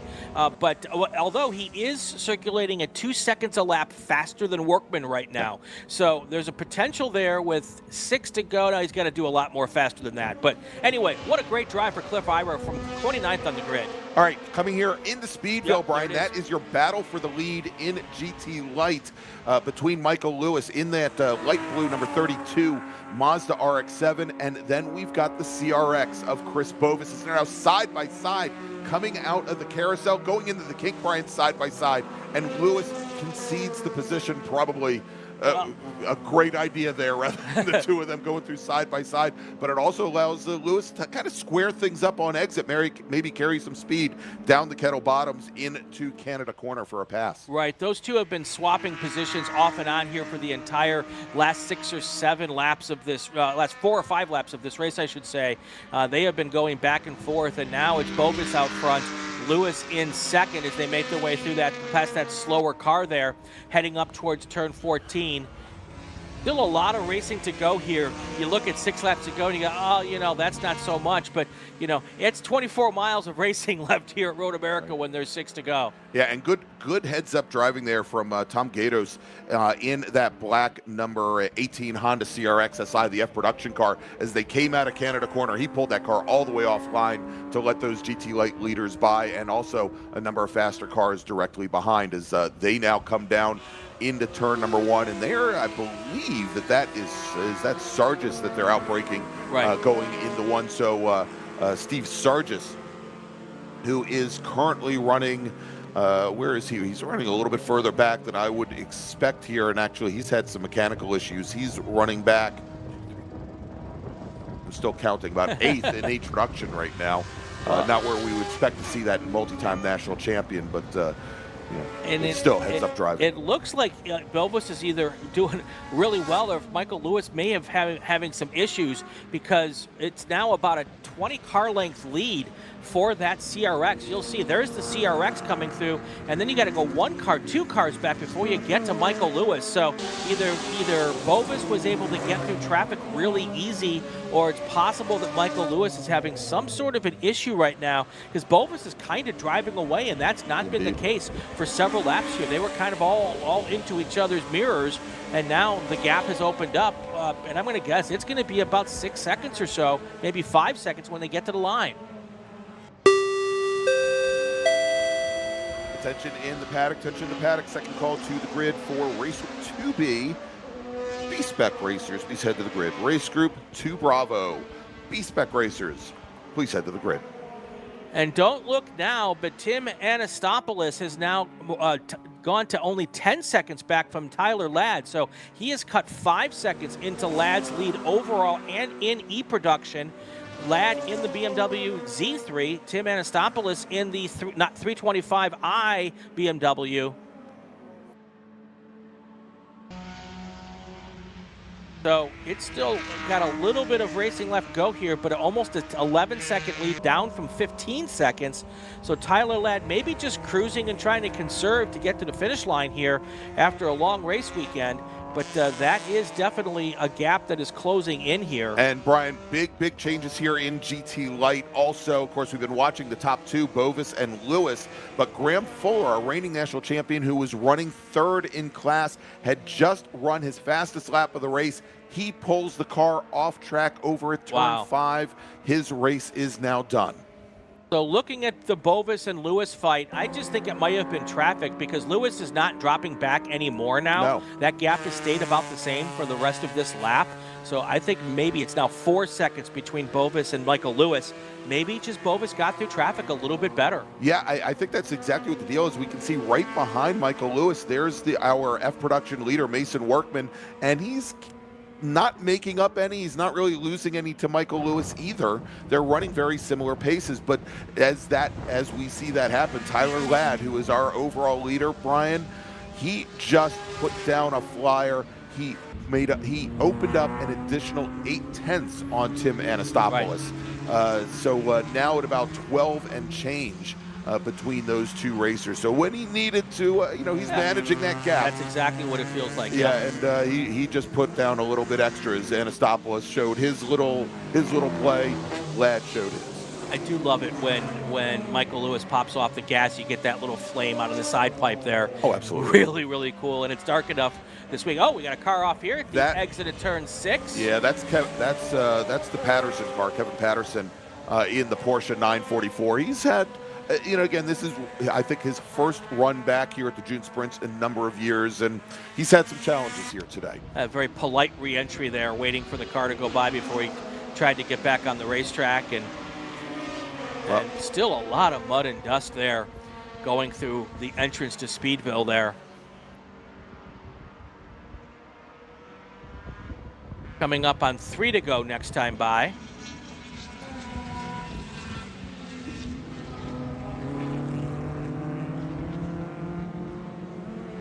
All right, well, as I said, Kevin Patterson's had he's had a day, Brian. Well, apparently part of his day is he's cracked that 103 decibel sound limit a couple of times. They're going to be showing him the soundboard over at start-finish. So he's going to have to let off the sound control microphones on the exit of turn 3 here, right past the gravel trap. He's going to have to get off the throttle. Tyler Ladd, Tim Anastopoulos, Bill Miller, their top 3 in E production. F production, Mason Workman, Cliff Ira, Steven Simons, your top 3 there. In GT Lights, you've got Chris Bovis, Michael Lewis, and Isaac Preston now in 3rd place in GT Lights. And in H production, Jesse Prather with a 15-second lead over Chuck Mathis. Chris Schaafsma in that Volkswagen Golf. So I loved H production. Mazda, Volkswagen, Honda, Mini. Yeah, just a great group of cars there. Got a car coming in there trying to make a pass going into the corner 1 there. Then there's Michael Lewis tracking out there as well. Also looking at GT Lights a little deeper into the field, Jim Tentisi in the Honda CRX out of Oconomowoc, longtime Honda competitor here.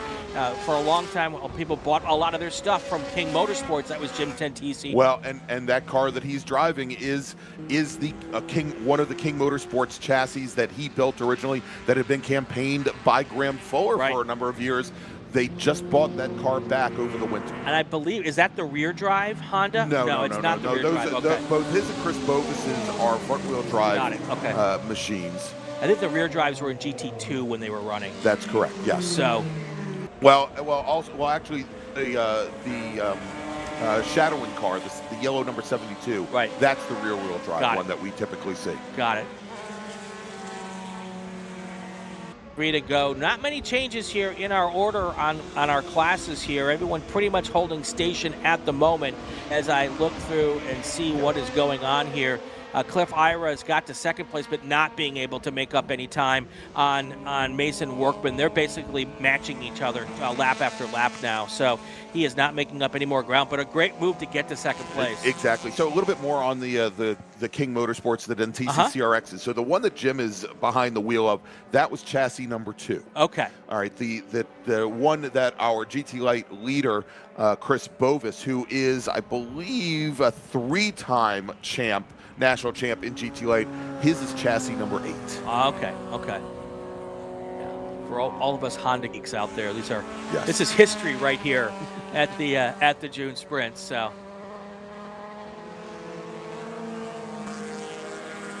All right, so we are currently working lap 11 of 12, Brian.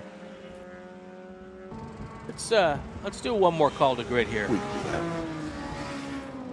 Yeah, and the next time our leaders come underneath the start-finish line here, under the start-finish bridge, they will get the white flag.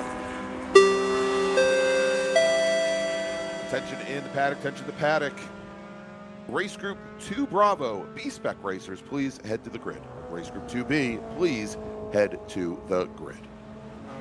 There is Chris Bovis. Doesn't need to make that pass stick right there, so he pulled off, or not pulled off, but backed out just a little bit. He backed out, but it was more than enough, Brian. Yep. I think for that e-production BMW driver just ahead of him to adjust his line going into one, and we saw how he ran very wide. It's just that, you know, unfortunately for Dentisi, doesn't quite have the torque that BMW inline 6 motor has.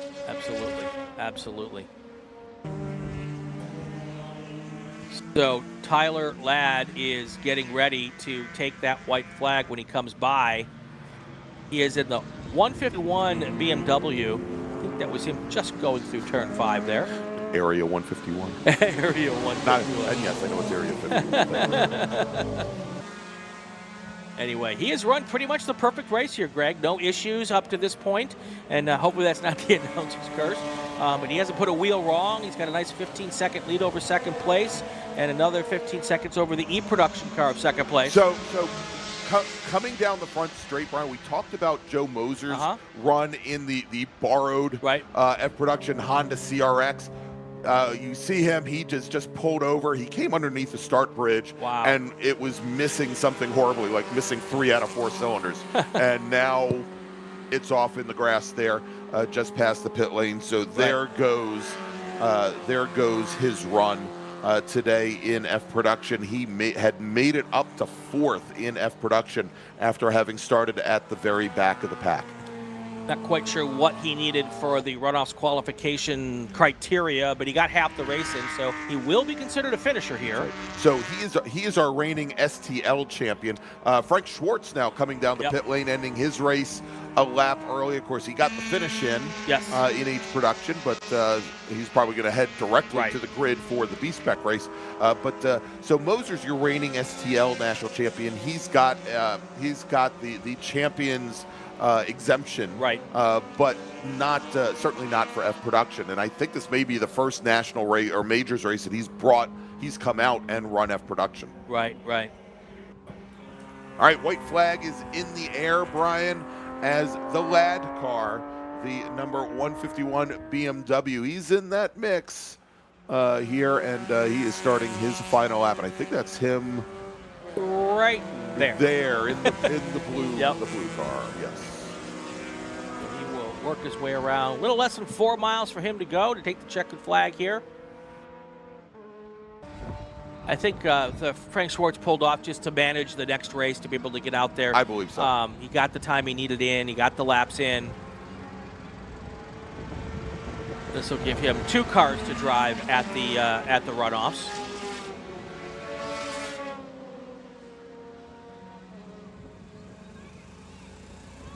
Our leader now making that long run down to turn 5. There he is, making a pass right into turn 5. So he will have clear track in front of him for the next several corners, getting him to the finish line here. Not a ton of action for position here in any of our 4 classes at this moment. Everyone's kind of found their lot in life, and they're just managing the car to the finish line here. There is Ladd now entering the carousel. Actually, I'm sorry, entering turn 7. Coming down the hurry downs. He'll be entering Speedville soon enough, though, Brian. That's true.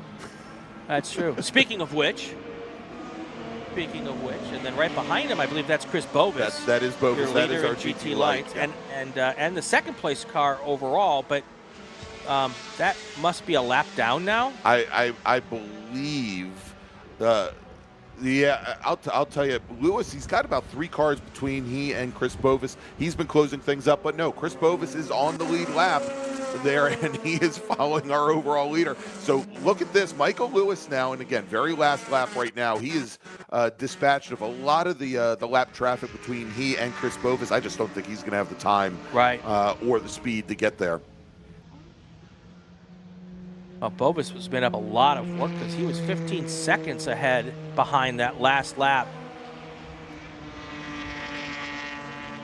All right, our leader now starting to come up the hill.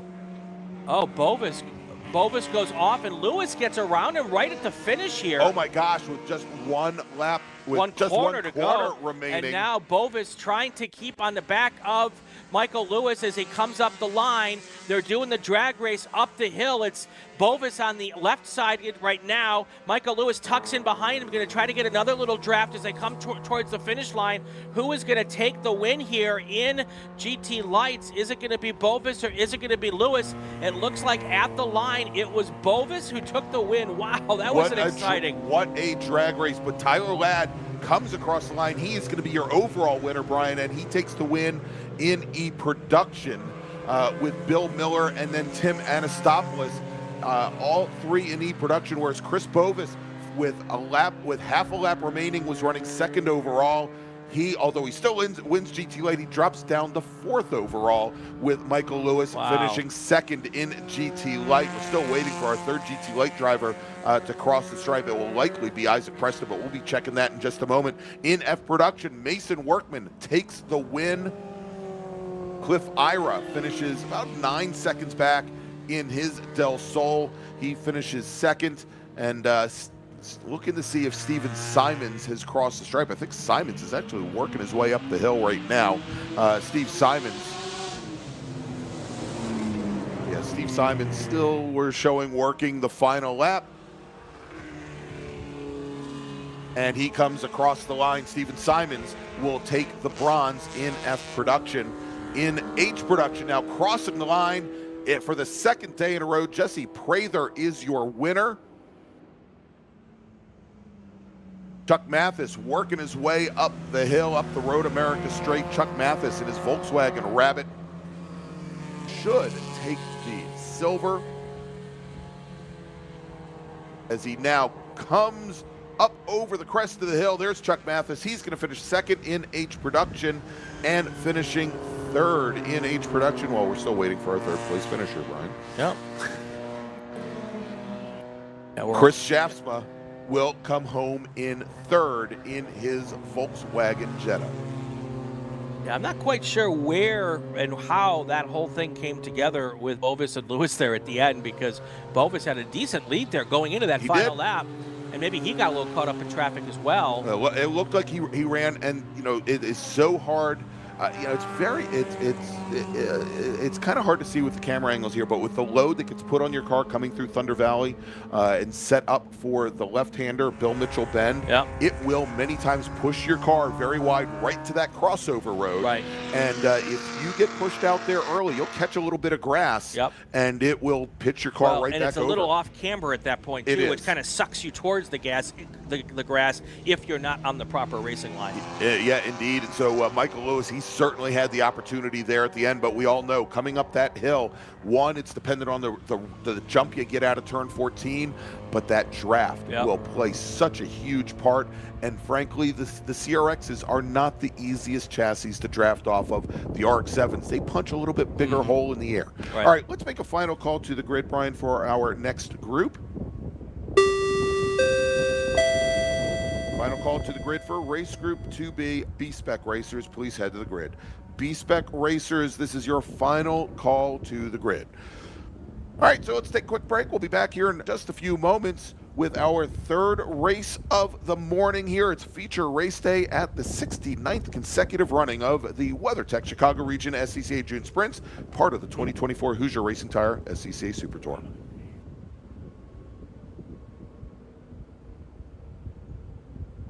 Hoosier Racing Tire is proud to be the presenting sponsor of SCCA Super Tour. Hoosier's mission is to be the dominant customer-driven provider of tires to race teams domestically and internationally. At Hoosier, we know that our success is dependent on how well we meet our customers' expectations by providing the safest, most reliable, high-quality race tires that put you in the winner's circle. For more information, see our trackside support personnel or the local Hoosier Racing Tire dealer near you, or contact us at HoosierTire.com. Hoosier Racing Tires, truly tires designed for champions. Tire Rack was established over 40 years ago by an SCCA member with a passion to find the right tires, wheels, and now brakes and suspension products for racers and enthusiasts on both street and track. As official tire retailer of SCCA since 1995 and sponsor of the Runoffs Pole Award, along with the National Solo Program, Time Trial Nationals, and National Tour and Track Night in America, Tire Rack is proud to support the SCCA and its members as they go have fun with cars. As the official fuel partner, Sunoco has been helping the SCCA and their drivers perform at their peak since 2001. Mile after mile, race after race, Sunoco has trusted the fuel over 50 racing bodies, including the SCCA, SCCA Pro Racing, Trans Am, NHRA, and NASCAR. As the largest manufacturer of race fuels, they're passionate about helping drivers and teams take the lead. To find race gas near you, visit SunocoRacefuels.com or call Sunoco at 800-RACE-GAS. Get more bang for your buck at SummitRacing.com. Choose from millions of in-stock parts from over 1,500 name brands, parts for racing, street performance, trucks, plus tools, accessories, and more. Shop anytime, anywhere with the Summit Racing app. Hagerty is the official and exclusive insurance partner for SCCA and provides affordable off-track insurance protection for motorsports vehicles while in the paddock, in transit, in storage, and at the shop. Hagerty also provides guaranteed value coverage and even has protection for your trailer. Did you know that SCCA members can save 5% on insurance through Hagerty? Hagerty, let's drive together. Learn more at Hagerty.com. Did you know that SCCA members save $20 on every Track Night in America they sign up for? That's right. Track Night in America, driven by Tire Rack, now hosting 150 events at more than 30 tracks across the country, is the easiest and most affordable way to get you and your friends on track in your street cars all season long. Visit TrackNightInAmerica.com to learn more and get yourself on track.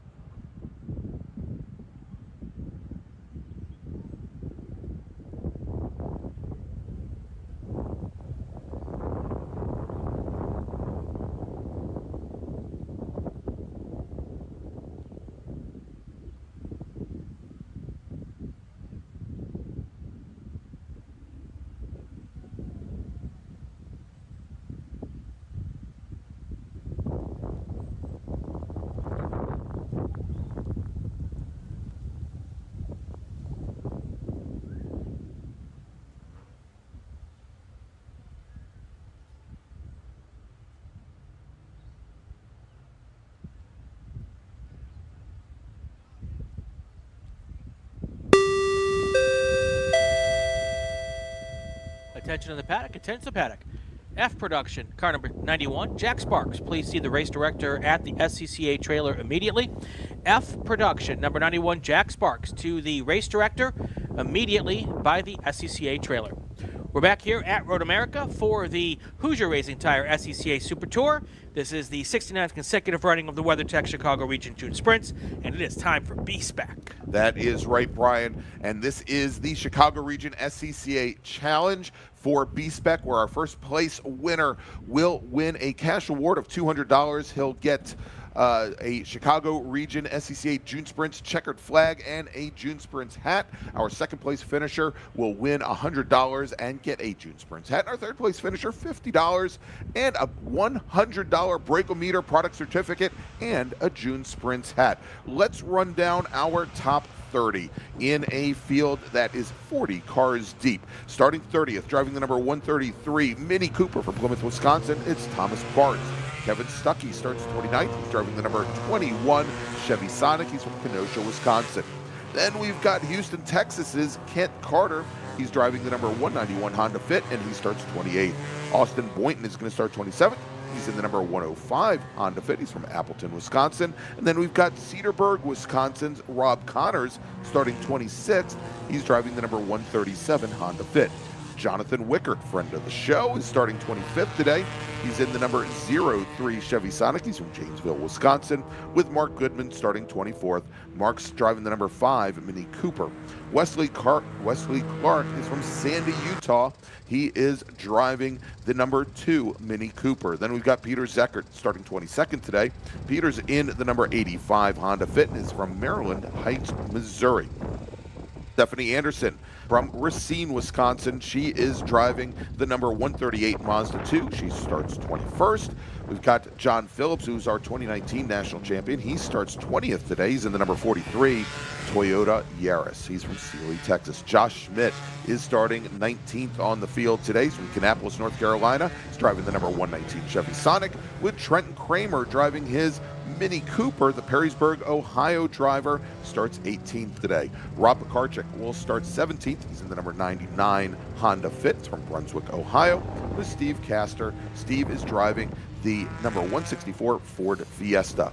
We just saw him here just a few moments ago racing in H production in the very same Mini Cooper Clubman. We've got Davisburg, Michigan's Frank Schwartz. He's in the number 16 car, starting 15th. Starting 14th, driving the number 136 Mazda 2 from Marion, Texas, Joe McClugan. Stephen Pounds is from Cypress, Texas. He drives the number 97 Mini Cooper, starts 13th. Jacob Williamson starting 12th. He's in the number 92 Mazda 2 from Austin, Texas. Bill Collins from Inner Grove Heights, Minnesota, representing the Land O'Lakes region, drives a Mazda 2. The number 63 car starts 11th. Starting 10th today, driving the number 114 Mini Cooper from Angleton, Texas, Connor Kelleher, with Gail Corley starting 9th. Gail's in the number 111 Ford Fiesta. And we've got starting 8th, Matt Wolf from Canton, Michigan.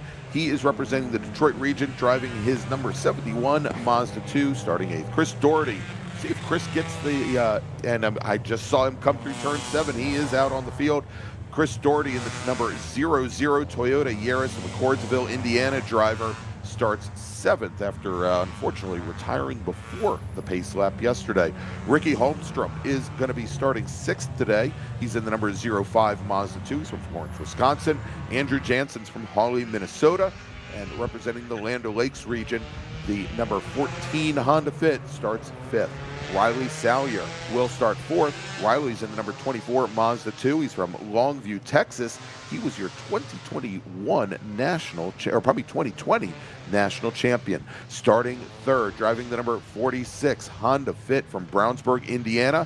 Yesterday's winner, Brian Eric Yeagle, and your front row today, driving the number 0 Mazda 2 from Greenfield, Indiana. David Doherty, your pole sitter, driving the number 40 Chevrolet Sonic from Greensboro, North Carolina. It's Stuart Black. Josh Schmidt has a fan in the chat. Lily says, "Go Uncle Joshy." So good to see you, Lily. Hope you're having fun. I'm guessing Lily is attached to Russell Hagerman in some way. Josh's wife, Gina Kazmarek, also in the chat with us today. So lots of B-Spec fans out there. Huge B-Spec field for us this weekend.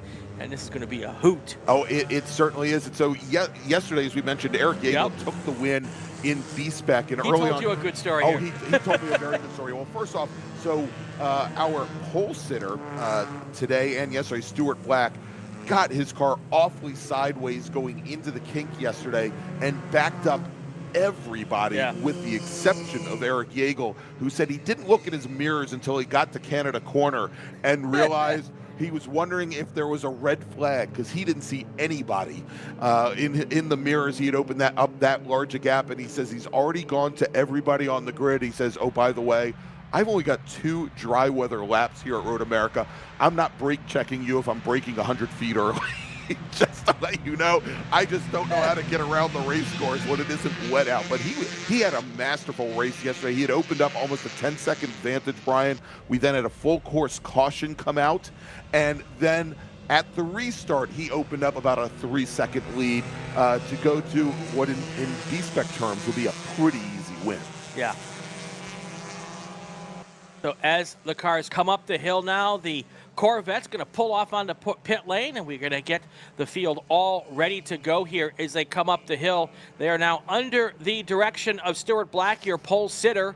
And look at them all lined up perfectly 2 by 2, except for that one car that's kind of sneaking off, looking to the right like I'm at the back. No one's going to see me. That's right.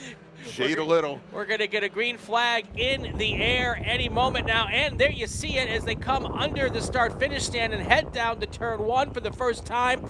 25 cars barreling in there. Let's hope they all get it together. Still side by side right now, all the way back 6, 7, 8 rows deep and even deeper into the field, 3 wide here as they work their way. You see Frank Schwartz there on that little maroon and white striped mini clubman there coming through.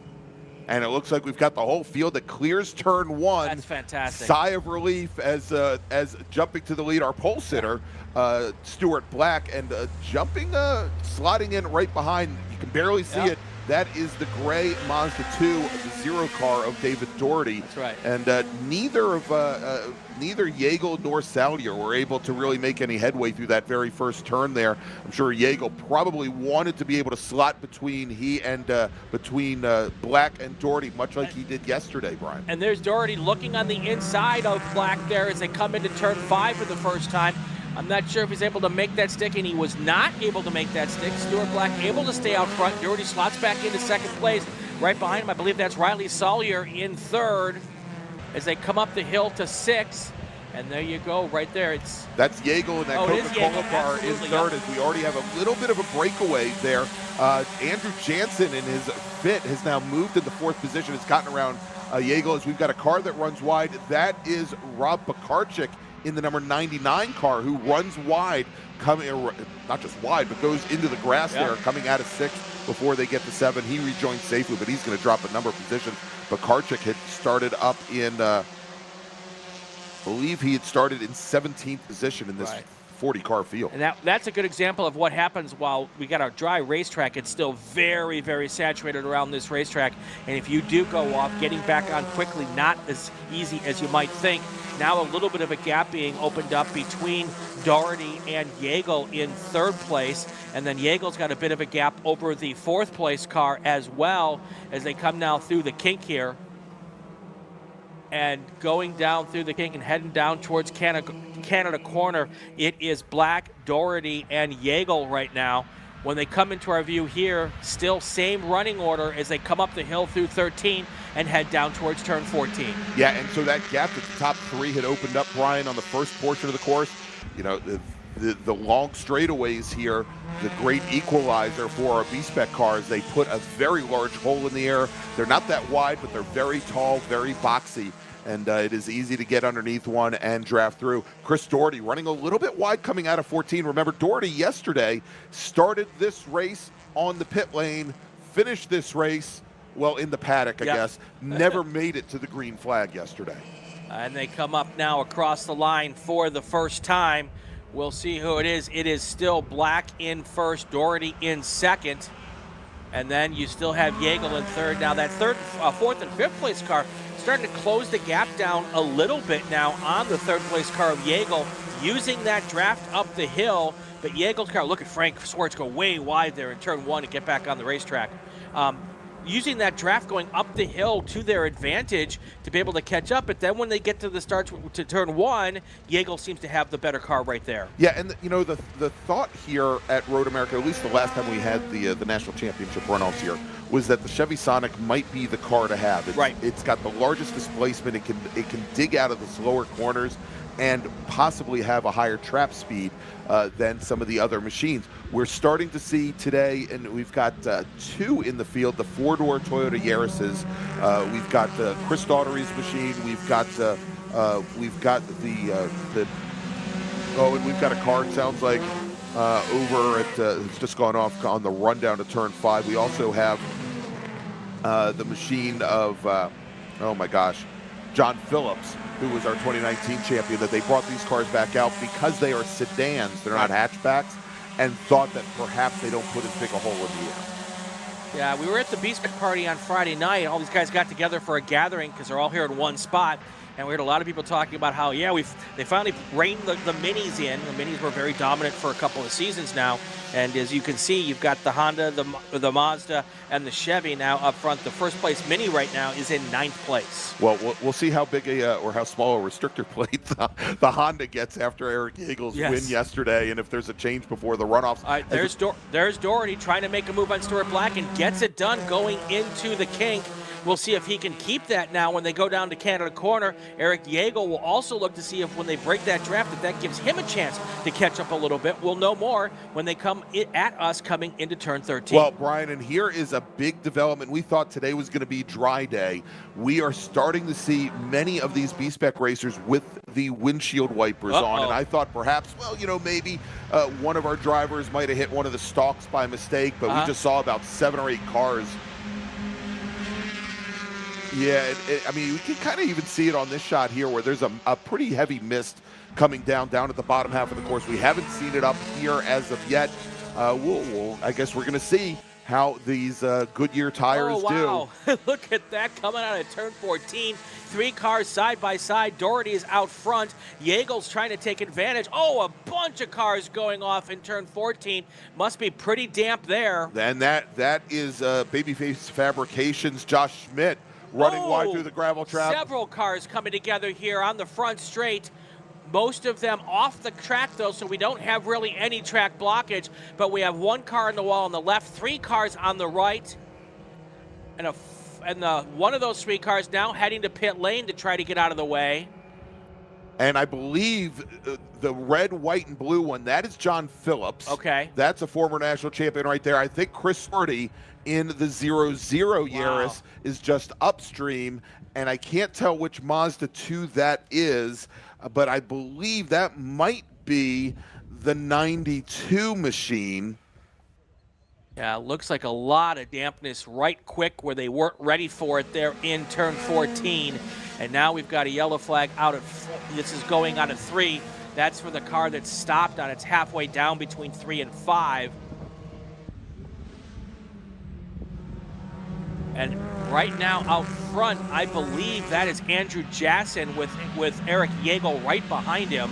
No, that is Stuart Black's, is the Stuart Black Sonic in the lead currently. Right. With Jägel directly behind. Too many red cars. I'm not disagreeing with you, man. All right, so David Doherty currently your 3rd place runner in that gray machine, and then I believe it is Riley Salyer in the red number 24 directly behind him. Well, now they're going to get to 14, and they're all going to have a good idea that it's really wet down there. So hopefully they can do a better job of negotiating that situation.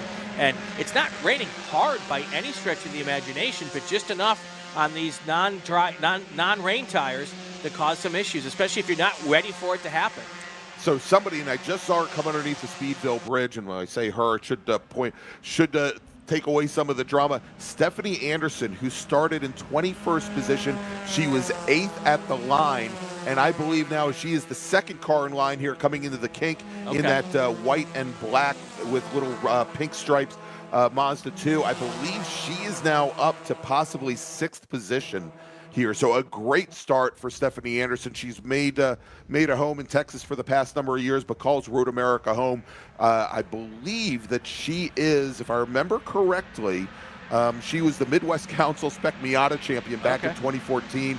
She's got multiple wins in B-Spec at the American Road Race of Champions at the other road, at Road Atlanta. But a great start for her today. All right, here comes your leader, Stu. 14 is where we had all the problems last lap. We'll see how they get through it this time, and they're going to have to take it nice and easy here. We're under a yellow flag condition, so they can't pass, and they're trying to just be really careful going through all of this rescue workers, and they will bring it through this area. Now they can start racing again. Now that they're past the incident, coming across the line, it's Black, then it's Yeagle, followed by Doherty and Sellier. Yeah, and a big gap from Black and Yeagle back to Doherty now. We can see it here, about 10 car lengths. Yep. And Stephanie Anderson up to 6th place now. What a fantastic run for her. Yeah, and she is right on the back right now of the Honda Fit of Andrew Jansen, as Jansen runs wide through 1. A little bit further back, we just had another driver run very wide, and I think that was Ricky Holmstrom in the 05 machine as he gets that car back underway. And again, we then have the local caution here for the car that's off on the side of the track, making the run down the Moraine sweep into right off near our turn station 4 here. So then, you know, these cars, you can't have the pass right there. And as we've got 2 cars side by side until they pass the incident. Right. So we're not even 3 laps into this, Greg, and we've had so much action early on in this B-Spec field. What a great drive by a bunch of drivers here. Now here they come up towards turn 6. All right, coming down the pit lane now, one of our Ford Fiestas looks like to be calling it a race. That is the James Hugger machine, the number 25 car. He had some issues with that car yesterday as well. It looks like his race day now done. Well, I say that. He made 2 runs down the pit lane yesterday in a 25-minute race and kept continuing. Oh, look at this, Stephanie Anderson now stepping to the inside of the Jansen machine, Brian. Yep, Anderson trying to get around Jansen. That would move her into 5th place if she can make that pass move, if she can make that pass work. So the top 6 cars right there you go. You've got Stephanie Anderson has made that move stick. Now she needs to hunt down the 4th place car. Several cars off here in between 6 and 7.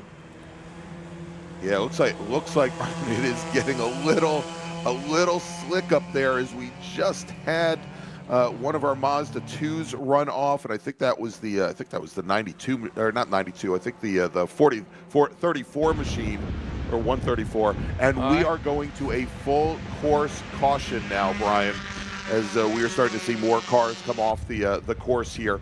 I thought perhaps even with the local cautions we'd be able to keep things running, but as we go to full course caution, Brian, I think we've got a new leader. I do think we have a new leader. I believe it's Eric Yeagle who is now in the lead. And I think the problem is they can't get this car out of the way without blocking the racetrack. Yeah. And that's why we're going to get the full course caution. It's the car on the left that's the issue. And I don't think they can get that out of there without really making this a problem. And that's why we're in full course yellow. All right, so let's do this. When our leaders come across the start-finish line, they are going to complete lap number 4, starting lap number 5 with 10 laps, or, well, is it 10 laps to go? Yeah, about 10 laps to go. Before we go to break, who's our leader? Who is our leader? Our leader is Eric Yeagle. And what did he tell us that he wanted? A wet race. A wet race. And who's our leader? It's Eric Yeagle. And by the way, his newborn daughter, Alexandra. Hi, Sydney. Yep. Nice to see you. All right, let's do this, Brian. So it's Yeagle, Stuart Black, David Daugherty, Riley Salyer, Stephanie Anderson. They are your top 5 here as we are under full course caution. Let's make a first call to the grid for our next group, and then we will take a quick break. Attention in the paddock, attention in the paddock. First call to the grid for race group number 3, that is Spec Miata. Please start heading to the grid. Spec Miata racers, this is your first call to the grid. All All right, so we're going to take a quick break. We'll be back here in just a few moments from the National Park of Speed, Road America.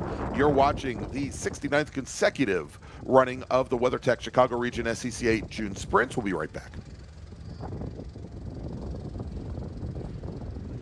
For over 25 years, championship-winning drivers and teams have demanded Hawk Performance Motorsports brake pads. Now you can have their advanced technology on your daily car, truck, or SUV with Hawk Performance Street products. With the improved HP Plus pad for that hybrid street and track feel, or Super Duty pads for tow vehicles, their all-new ER1 brake pad designed to take on even the longest race, and their all-new high-performance brake fluid, Hawk has all of your braking needs covered. Visit hawkperformance.com and like them on Facebook or Instagram to learn more about the Hawk Performance Advantage. Hawk Performance, what's stopping you? Tire Rack was established over 40 years ago by an SCCA member with a passion to find the right tires, wheels, and now brakes and suspension products for racers and enthusiasts on both street and track. As official tire retailer of SCCA since 1995, and sponsor of the Runoffs Polo Award, along with the National Solo Program, Time Trial Nationals, and National Tour and Track Night in America.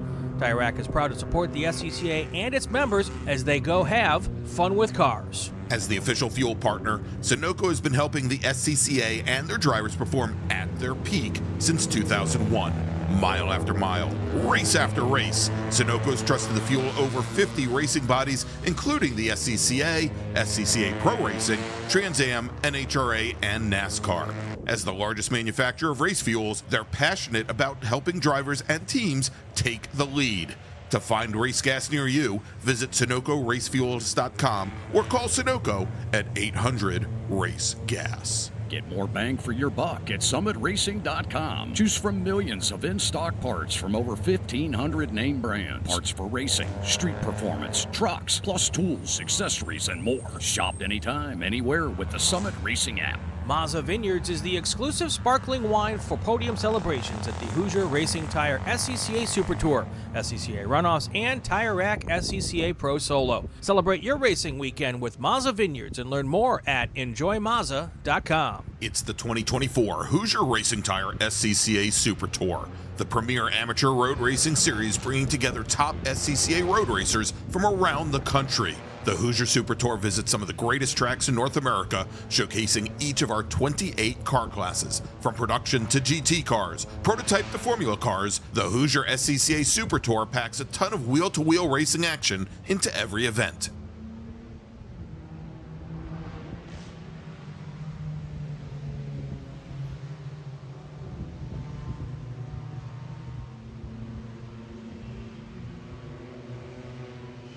Who is the other voice? We're back here at Road America for the 69th consecutive running of the June Sprints here, the WeatherTech Chicago Region June Sprints. We have a car off here, and I'm trying to get a car number. It looks like Stuart Black, but I'm not sure exactly. If we can get a shot of the front of the field real quick, that'll help us know. We'll look when they come to 13. No, it's not Stuart Black. Stuart Black is right there still. Okay. So we've got another car off right going into Speedville. It's a red car. There is they're trying to slow the field through the kink here because I think they'd like to go back to green. But now we've got this car here. Kevin Stuckey is the car here off, according to our Flagtronics units. Yeah, another one of our Chevy Sonics. It's off over there, the 21 machine. Yeah, still stuff on here, so we are not going to get to a full course. We're going to have to go at least one more lap under full course yellow here. I'm willing to bet that the pits are closed currently, yes. Brian. Yes. Yeah, so that's Kevin Stuckey that's over there. He's out of Kenosha, Wisconsin. Started 29th today. And here comes the field.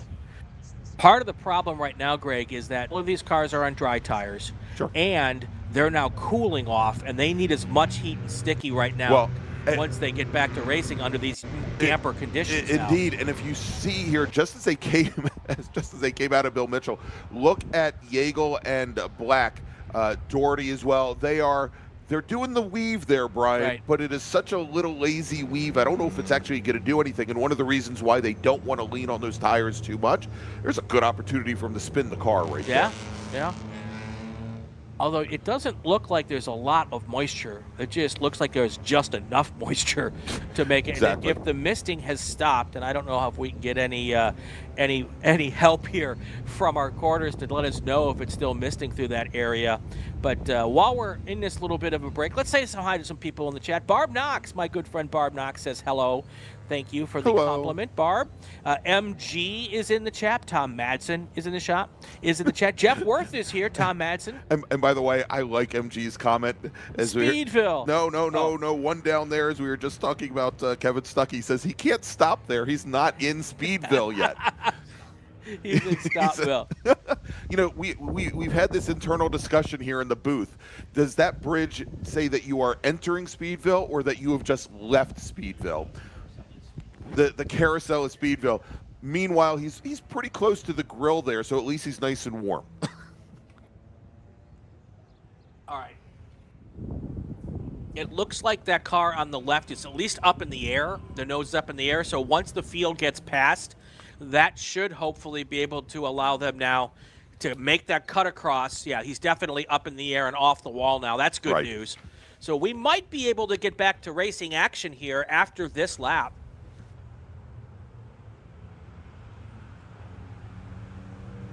Yeah, I want to thank everybody who is here with us today. We had a great, huge number of people watching yesterday. Thank you all for there. It's your viewership that helps make this stream a success. So if you're here, please smash the like button, subscribe, hit the bell so you know when we're going to be up next. And Michael M. knows us better than we know ourselves. He's asking Brian how many brat eggers we have had this weekend. Oh, I'm not allowed to answer that My question. personal count is at 3. Nice. Nice. Yeah. I will not speak, nor will I expose what my cohorts have done and had. But let's just say bratwurst have been consumed.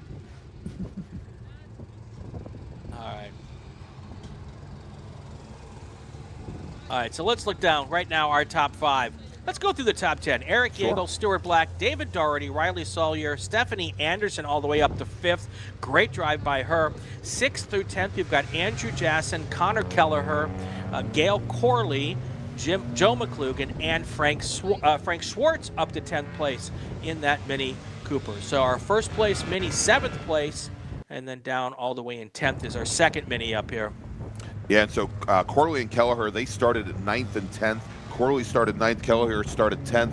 Kelleher now sitting up 3 positions. He's in 7th. He's got Gail Corley directly behind. McClugan started a little bit further back from there, started in 14th position. McClugan currently running in 9th position. All right. Frank Schwartz started 15th after that, running in H-Prod, or most of H-Prod. Frank Schwartz, as you mentioned, just sitting at the top 10. And, well, Bill Collins, we talked a lot about Bill yesterday, where Bill had made the move from running T2 Corvettes, and used to run the Trans Am series when Trans Am was Trans Am in 1972. Yes. And he started 11th. He is still in 11th. And I don't know if we ever talked about, Brian, who the Mini Cooper was along the wall. Oh. That Mini Cooper, and I think I have the information here on it. That is Wes Clark out of Sandy, Utah. Right. In the 2012 the Mini Cooper, the number 2 machine. So Gabe Fairback is in turn 5, says it's still misting pretty decently there. So thank you, Gabe, for that report. It must be, the sun must be up on the West Coast, Greg, because we're getting a lot of the Westies in the chat now. Mike Lawler was chiming in. Barb Knox chimed in. I've had messages from Cece Smith. She's watching this morning here. Cece and Mark. So hello to all of my friends on the West Coast.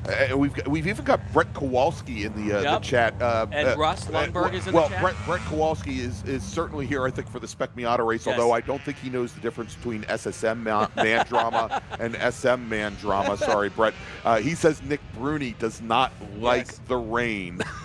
Well, I don't think Nick is here this weekend. Yes, so. he is. Oh, he is? Okay. Yes, he is, driving the number 6 machine. Number 6 Spec Miata, Got yes. it. He'll be in Got the it. next race. Okay. Grayson Strathman. Always interesting, the different weather around Road America. That is true. You can have rain in one part, nothing in the other. So that's right. And Grayson, noted Spec Racer Ford 3 driver out of used to call the Hallett Motor Racing Circuit his home track. Great to have Grayson. Haven't seen him. I'd love to see him back in an SCCA race car and race sometime soon. Max King holding his newborn and watching during the naps. Old man Max King. Old man Max King. There must be some story there. Yes, there is. All right. He'll know what I'm referring to. Let's see if the lights are out on that Corvette when he comes up the hill here. I'm hoping. My fingers and toes are crossed. If we want to get back to racing action. If we go back now, there'll be 7 to go.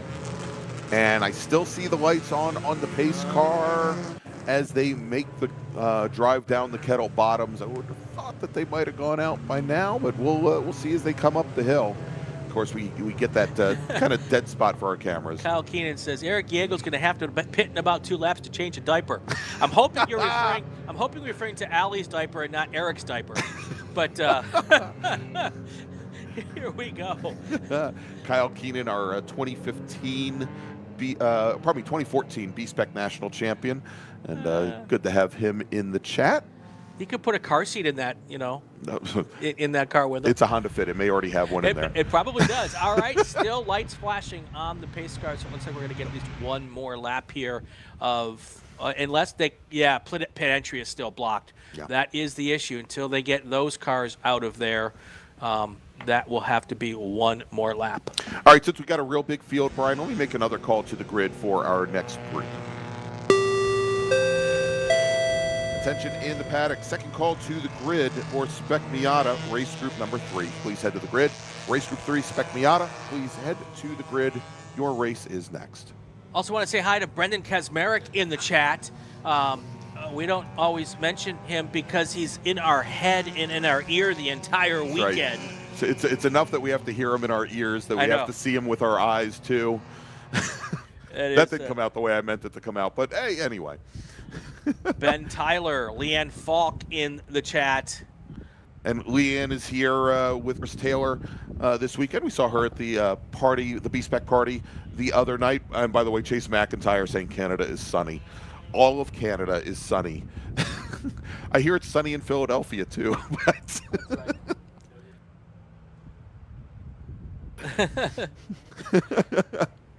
JT Tammy, one of the DriversEye regular commentators. If you don't know, DriversEye does a lot of racing, not just our stuff here. You should check all of their stuff out, but not until after this weekend. And JT is giving us pronunciation lessons for you over there. Just be glad we can pronounce his last name. We'll work on his first name later on. Brendan, not Brendan, is what he tells me I'm supposed to say. Well, you see, I think that's more at me for Yaris versus Yaris. Yeah, well. All right. Us New Yorkers have a certain way of pronouncing our A's. I'm sorry. Well, with the Canadian in the group, I might have to say a boot. It's a boot time. And now we have a whole bunch of debris flags around turn 1. Yeah, coming in the one by our the station just. Yeah, we can see it there, at least right on the middle of the pavement. If you look straight up between the A and the R in Arians, and I'm probably pronouncing that incorrectly as well, there's a pretty big piece of something. Yeah. All right, I'm going to put my headset down. I'll run out and grab that, and then we'll get back to action. How's that? Yeah. Next month I'll get there. and Brian, I think that the majority of the track is now clear. They've just picked up the number 92 machine. All right. And that is Jacob Williamson. And I don't know if we had talked about... Was that the car between 4 and 5? That most likely that was, because that's the only one that we didn't talk about. It. So they picked it up. There's the 92. That's a Mazda 2 coming down pit line. With a hole in the door? Is that what you just said? Well, a hole in the door, a hole in the that. missing left fender. Yeah. All right, we are getting word from race control that we are going to go back to green flag racing this next time by. And yeah, that was Jake Williamson's Mazda, the white number 92 Mazda 2. that we just saw go by. He has been racing for fewer than 6 months, apparently, and I'm sure this is not how he wanted this event to end up. And another, we talk about the wonderful the wonderful careers of some of these drivers. Williamson, a pilot, nice. And he said he got into racing because I always watched motorsports and wanted to see if I could do it. After raising to the highest levels in my flying career, and this is what scares me in the way he completed the sentence. After reaching the highest levels in his flying career, he decided to take the jump. Oh, and kind of where he's a certified flight instructor. Yes. Jeff Worth, these guys still paint or doing wraps? I think it's a combination of both, Jeff. I don't know. I know that many are doing both paint and wraps. So. Yeah, many of these cars still have wraps on them from the runoffs yep. at Indianapolis back in 2021. But many of them are paint as well. Lights are out. And I know Jeff lights are out on the safety car. Working on a new H production race car. Hopefully we'll see him back out on track real soon. All right. So we are going to get back to action with 6 laps to go, and I guarantee you that with 6 to go, there's going to be a lot of drivers wanting to get around and make some moves here as time starts to quickly run out on this race.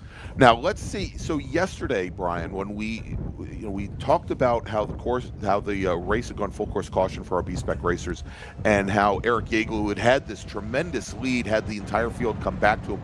He got a blazing start yesterday, got the jump on the rest of the field going up the hill. The big difference that we have, and you'll notice sitting right on his rear bumper, and he wasn't there for the restart, is Stuart Black in that 1.8 liter Sonic, and he may be able to get, for what is going to be a very slow start heading up this hill, he might have enough grunt to get by the fit. The other difference is yesterday everybody had rain tires. Today they don't. That is true too. So let's see how it works out here, though. The Corvette on pit lane as they slowly come up the hill. When does Eric Yeagle pull the trigger here and really start making the move down towards turn 1? And can he get some sort of advantage by catching off Stuart Black off card? And it looks like there's a big move, and Yeagle's able to make that gap again a little bit because they're side by side for second place. Exactly. Chris Doherty was able to pull right up alongside. He got a run. He hung back and was able to get a run on the Stuart Black machine. And he's got Stephanie Anderson and Riley Salyer following him through the inside of one. Running wide, that is Stuart Black as he got pushed all the way to the outside. But I think we have Eric Yeagle's been able to hold the field off, at least coming out of 1, and he is your leader now, Brian, coming out of 3. That's right. That's Yeagle. Right behind him is Doherty, and I think Stephanie Anderson's now in 4th place. 5th place, and Black was able to slot back into 4th place after running wide there at turn 1. And now they're all going to come down to turn 5, which we heard was pretty misty a few minutes ago. Going to be a little bit of dampness there. Let's see what happens when all these cars get to turn 5. Doherty trying to get underneath Yeagle going into 5. Looks like he's got the potential, but Yeagle holding on really tight. Stuart Black right behind Doherty, and he goes a little bit wide, but it looks like Yeagle's able to hold on right now. Yeah, but Doherty's got position here coming into the left-hander at turn number 6 as they come underneath the Corvette bridge. Here's going to be real tough whether Yeagle can hold on. If he can, the track's going to switch back the other direction. And that's exactly what's happened. Yeagle was in position here to go through 7, and he's now been able to pull out and get the lead over Doherty as they now head down towards Speedville. And we'll see here, we've seen where there's so much dust and dirt, and Yeagle runs so wide through turn number 8, opens that corner up, and Brian, in doing so, he's actually opened up another 2 car lengths on Riley Salyer, I believe, who may have been able to get around Chris Doherty finally there as they come down into the carousel. And as the track maybe gets a little bit damp, we'll have to see how these dry weather tires handle on a front-wheel drive car through the carousel. Right, very similar to what happened yesterday on the restart, where everybody started getting racy in 2nd, 3rd, and 4th, and that gave Eric Yeagle just a little bit of an advantage, and it was all he needed. But now we've got Doherty swinging a little bit wide there. It looked like Stuart Black was trying to go around on the outside. Yeah, and I think Doherty was trying to set up to go down the inside of of Jägel coming down under braking into Canada corner. So we'll see how things play out as they come out and motor up the hill. And we have a new leader, Brian. And this is, yeah, we have a new leader. That is Stuart Black, who moved from 4th all the way back up to the lead. Jägel now into 2nd. Yep, and Jägel's all over the rear bumper. And now Doherty's dropped back to 5th place or 4th place. Anderson now up into 3rd. Stephanie Anderson in a podium position. What a big loss of position for Doherty going into Canada corner. Here they come now down towards turn 1 again. Stephanie Anderson in a great position in 3rd place, drafting up right behind Eric Jägel. Jägel now pops out to try to make the move on Stuart Black. Stephanie Anderson goes right with him. They're now side by side. Look at Anderson wiggle going under braking into turn 1. Not able to hold on, going way wide. There is Riley Salyer. Salyer. And in doing so, Salyer gets around Stephanie Anderson. But I think once again we have a new leader, Brian, as they come down into 3. I think we have the fit been able to make the pass on the Chevy Sonic. It does appear that Stephanie Anderson was pushing that fit all the way down towards turn 1, but then when she got under braking, you could see the car get loose. Stephanie Anderson dropped all the way back to 5th, and now Doherty's in 4th. And now look at this even further back in the field. This little gaggle of cars, 3 wide down, going down towards turn 5. Yeah, and sitting there, we just saw the orange and black car. Great run for him. Kent Carter, he's had mechanical issues most of the weekend. Kent Carter started all the way back in 28th position. He's now up into 18th. That was Jägel through 5, and Anderson and Doherty were side by side going through 5. So she has not given up the ghost at all. She is still right in it here. There is Jägel with about a 4-car length lead going into turn 7 with Stuart Black behind him.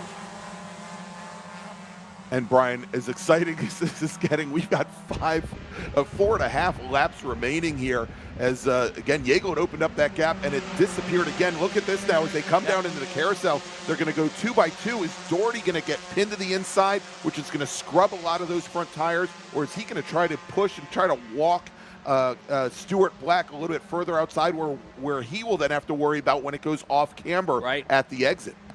We'll know more when we get to our next shot here as they come out of the carousel. And will we know, Brian? You know, the shadow knows. Once in every race, it's one of those things, and it's fine. Here we come. We'll catch them now. The next time we see them is coming out of 13, and we'll see them coming right up the hill here. Who is going to be in the lead? Is it going to be Jägel? Who's going to be in second, Doherty or Black? Check back in 20 minutes. Oh, here they come. All right, so it looks like Doherty has taken over second place, misting heavy in this section of the racetrack. So right now it's Jägel, Doherty, and Black. Stephanie Anderson is in 5th with, I believe, Riley Salyer in 4th. Yeah, and look at the wiggles that those cars are putting in going into 14 as they really come hard under braking, and as the rear ends of these cars, which really aren't doing a ton, Brian. Just following. Yeah, exactly, is they get very, very light. And with Anderson going and challenging Salyer, those two drivers now fall back almost 10 car lengths from our lead 3, as those top 3 now are fanning out here on the front straight. And Doherty, I think for the first time, has been able to draft by one of the 2 red cars, and I think we might have a new leader coming into 1. I think we do have a new leader. It's Doherty, and then Black has come into slot into second place, and Jägel's dropped back to 3rd right now. Ooh, that was a real moment. And I think that's a Stephanie Anderson that time was able to get around Salyer. Salyer again went very wide through 1, trying to open with B-Spec. We'll see here that they try to open these corners up as much as possible. If there's concrete there, if there's curbing there, they're going to try to use it so that they don't have to crank in as much steering angle, put as little load on those front wheels, keep as much momentum as possible. And I think this time Stephanie Anderson had the counter move for Riley Salyer's move through 1. Here comes, look at the little lead that, I thought that Doherty had a big lead, but then I realized that car was just hidden behind it. So like Doherty, then Black, then Jägel as they come through turn 5, heading up the hill to 6. The 3rd, 4th place car is now Stephanie Anderson with Riley Salyer in 5th. And Brian, Coming up the inside there, the 114 car, that is the Mini Cooper of Connor Kelleher. There he is, and side by side, Kelleher is side by side with Jansen in the fit.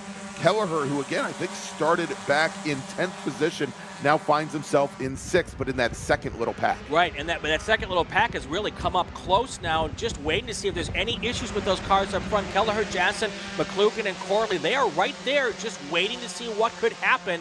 If there is an issue with that front 4 cars, they're ready to pounce. Yeah, and that was McClugan in the blue with yellow hooded, number 136 Mazda 2. So he and Corley going at it, and maybe to their detriment, starting to lose that pack right up ahead. Next time by, 3 laps to go. Right now, it is Doherty with Black now trying to come around on the inside, and Yeagle's going with Black to try to get on the outside. It'll be on the inside going into Canada corner. This did not work well for Black earlier in this race. Let's see how it does now. Actually, it didn't work well for Doherty earlier in the race, but we'll see if Black can make it stick. We'll know more when they come into our view here as they come towards turn 13, yes, and there it is. Black has made the move with Yeagle right behind him. Doherty now drops back to 3rd. I'm about to lose my mind, Greg. Well, there you go. Well, this is the second time that Stuart Black has been able to jump to the lead, coming down under braking into Canada corner, as it appears that Sonic may be a little bit better on the brakes than the Mazda 2s. Attention to the paddock, Ken Kennard, car number 51F production. Please go see the race director at the SCCA trailer. Ken Kennard, car number 51F productions. Please see the race director at the SCCA trailer and impound. Back to racing action here as our leaders now come down to turn number 1 here with 4 laps to go. And Brian, we saw where Yeagle took a look to the inside of Black. We saw Doherty taking a look to the inside of Yeagle. All of them decided to get back in line a little bit further back. That's Bill Collins, Matt Wolf, and Frank Schwartz. They didn't have any problems getting in line. They just went side by side, and they're still doing it coming down the hill here as our leaders make their way out of 3. And again, this is where we're going to start to see all these cars really start to close up. Yep, there they are. Black, Yeagle, Doherty, 1, 2, 3. Action all the way through this field.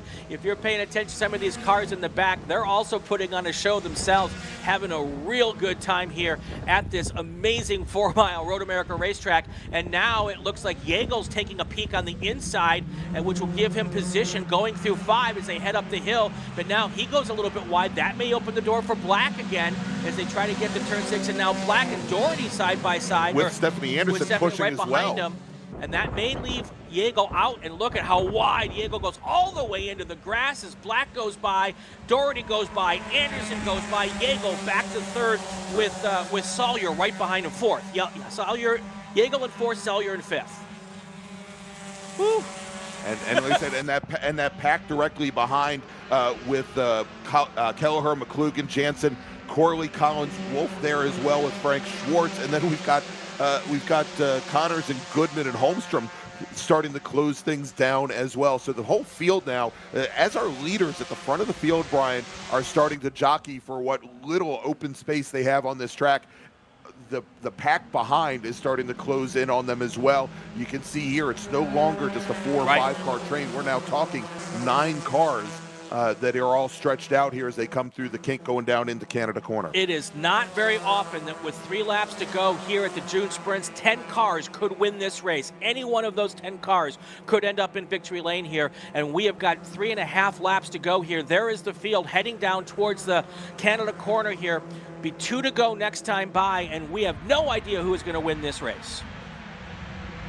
Up front right now, it is Doherty. Anderson trying to get into 2nd place right next to Stuart Black as they go through 13. Anderson's now going to fall back just a little bit, didn't have the right position, and now Yeagle is trying to get around Anderson to get back into 3rd place. Yeah, Yeagle jumped right to the inside as it looked like Stephanie Anderson was going to get held all the way to the outside here, and Yeagle, perhaps to his detriment, has now moved all the way in to driver's right. He may lose the draft up the hill, where it is so incredibly important, Brian. And that is true, but he did have a pusher with him, and I don't know if that pusher stayed with him as they came up the hill.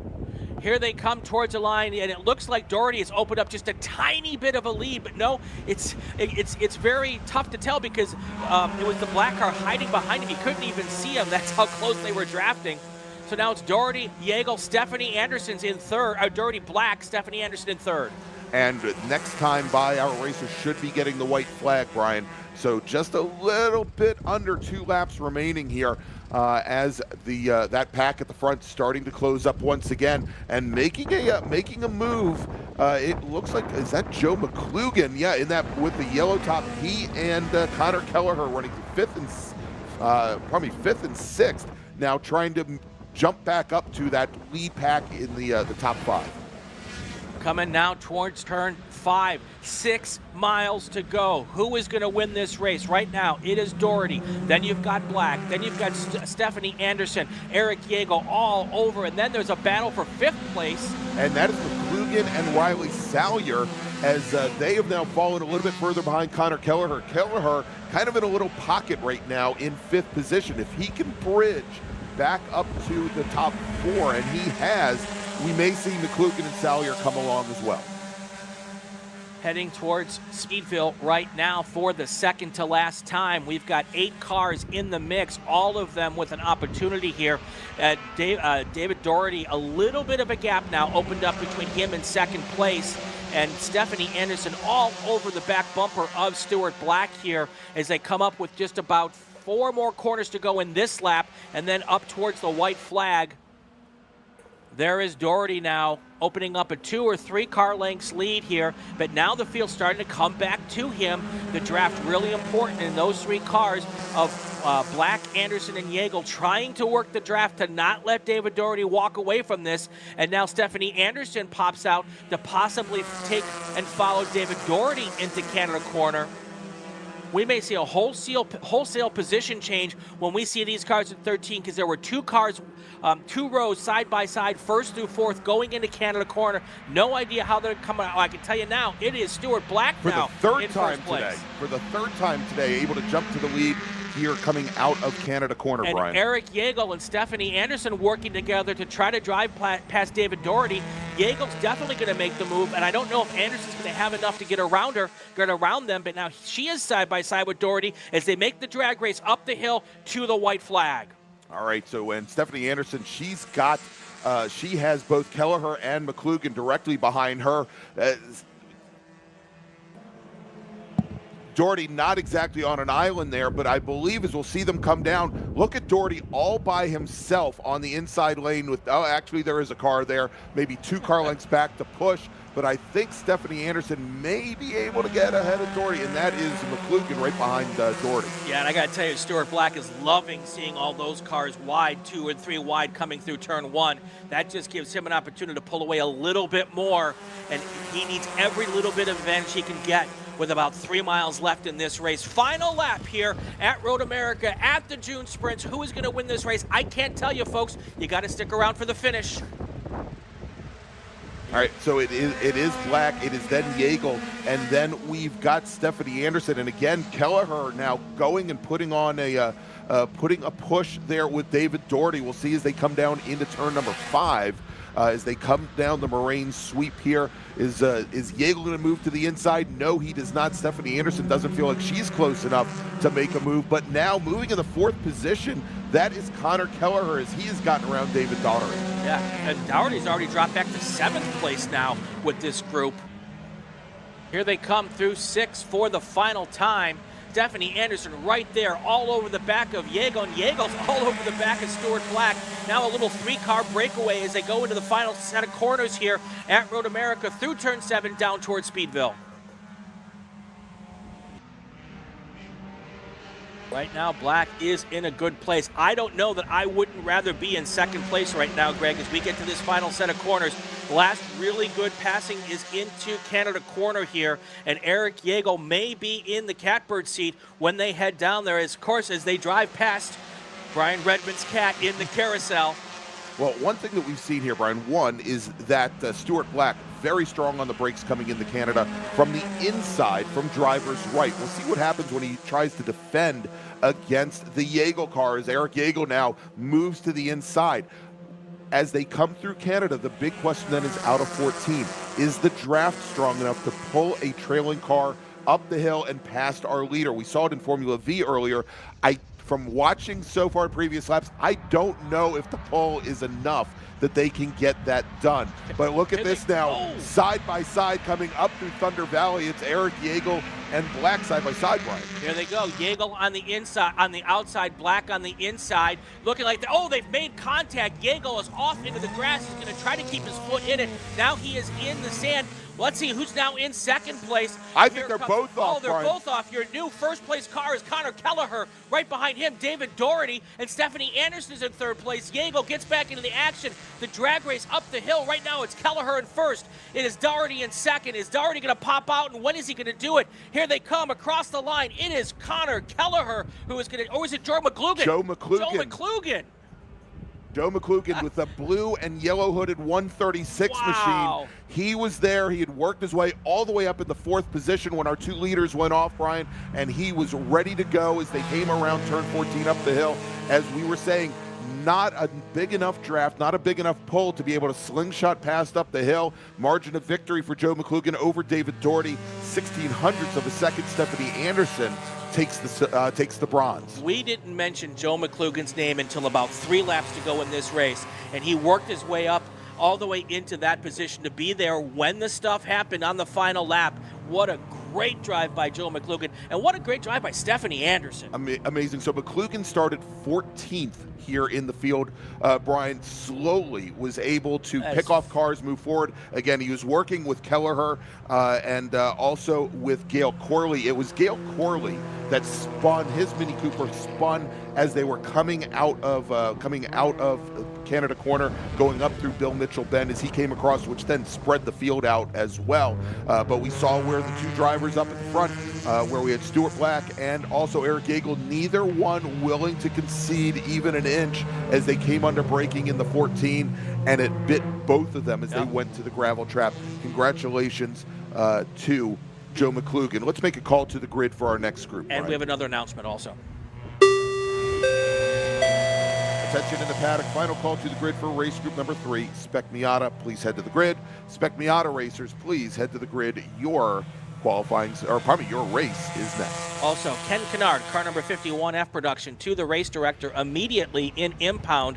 Go see the race director at the SCCA trailer in impound. That's car number 51F production, Ken Kennard. All right, let's do this, Brian. Let's take some Xanax. No, we're not going to do that. Let's take a quick break. We'll be back here in just a few moments. We've got 2 more races this morning before lunch. Next up is Spec Miata. You don't want to miss it. We'll be back here with more action from the 69th consecutive running of the WeatherTech Chicago Region SCCA June Sprints, part of the 2024 Hoosier Racing Tire SCCA Super Tour.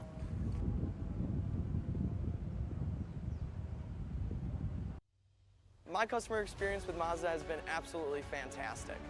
I'm probably not the richest person out here, and they're extremely reasonably priced, and you can buy parts easily, and it's a class that fits both what I want from a racing standpoint and what I can afford. We got into Mazdas largely just because it's a fantastic platform, and Mazda Motorsports has some of the best support for the grassroots racer in parts and technical advice and everything else, so they make it easy for us to run these cars.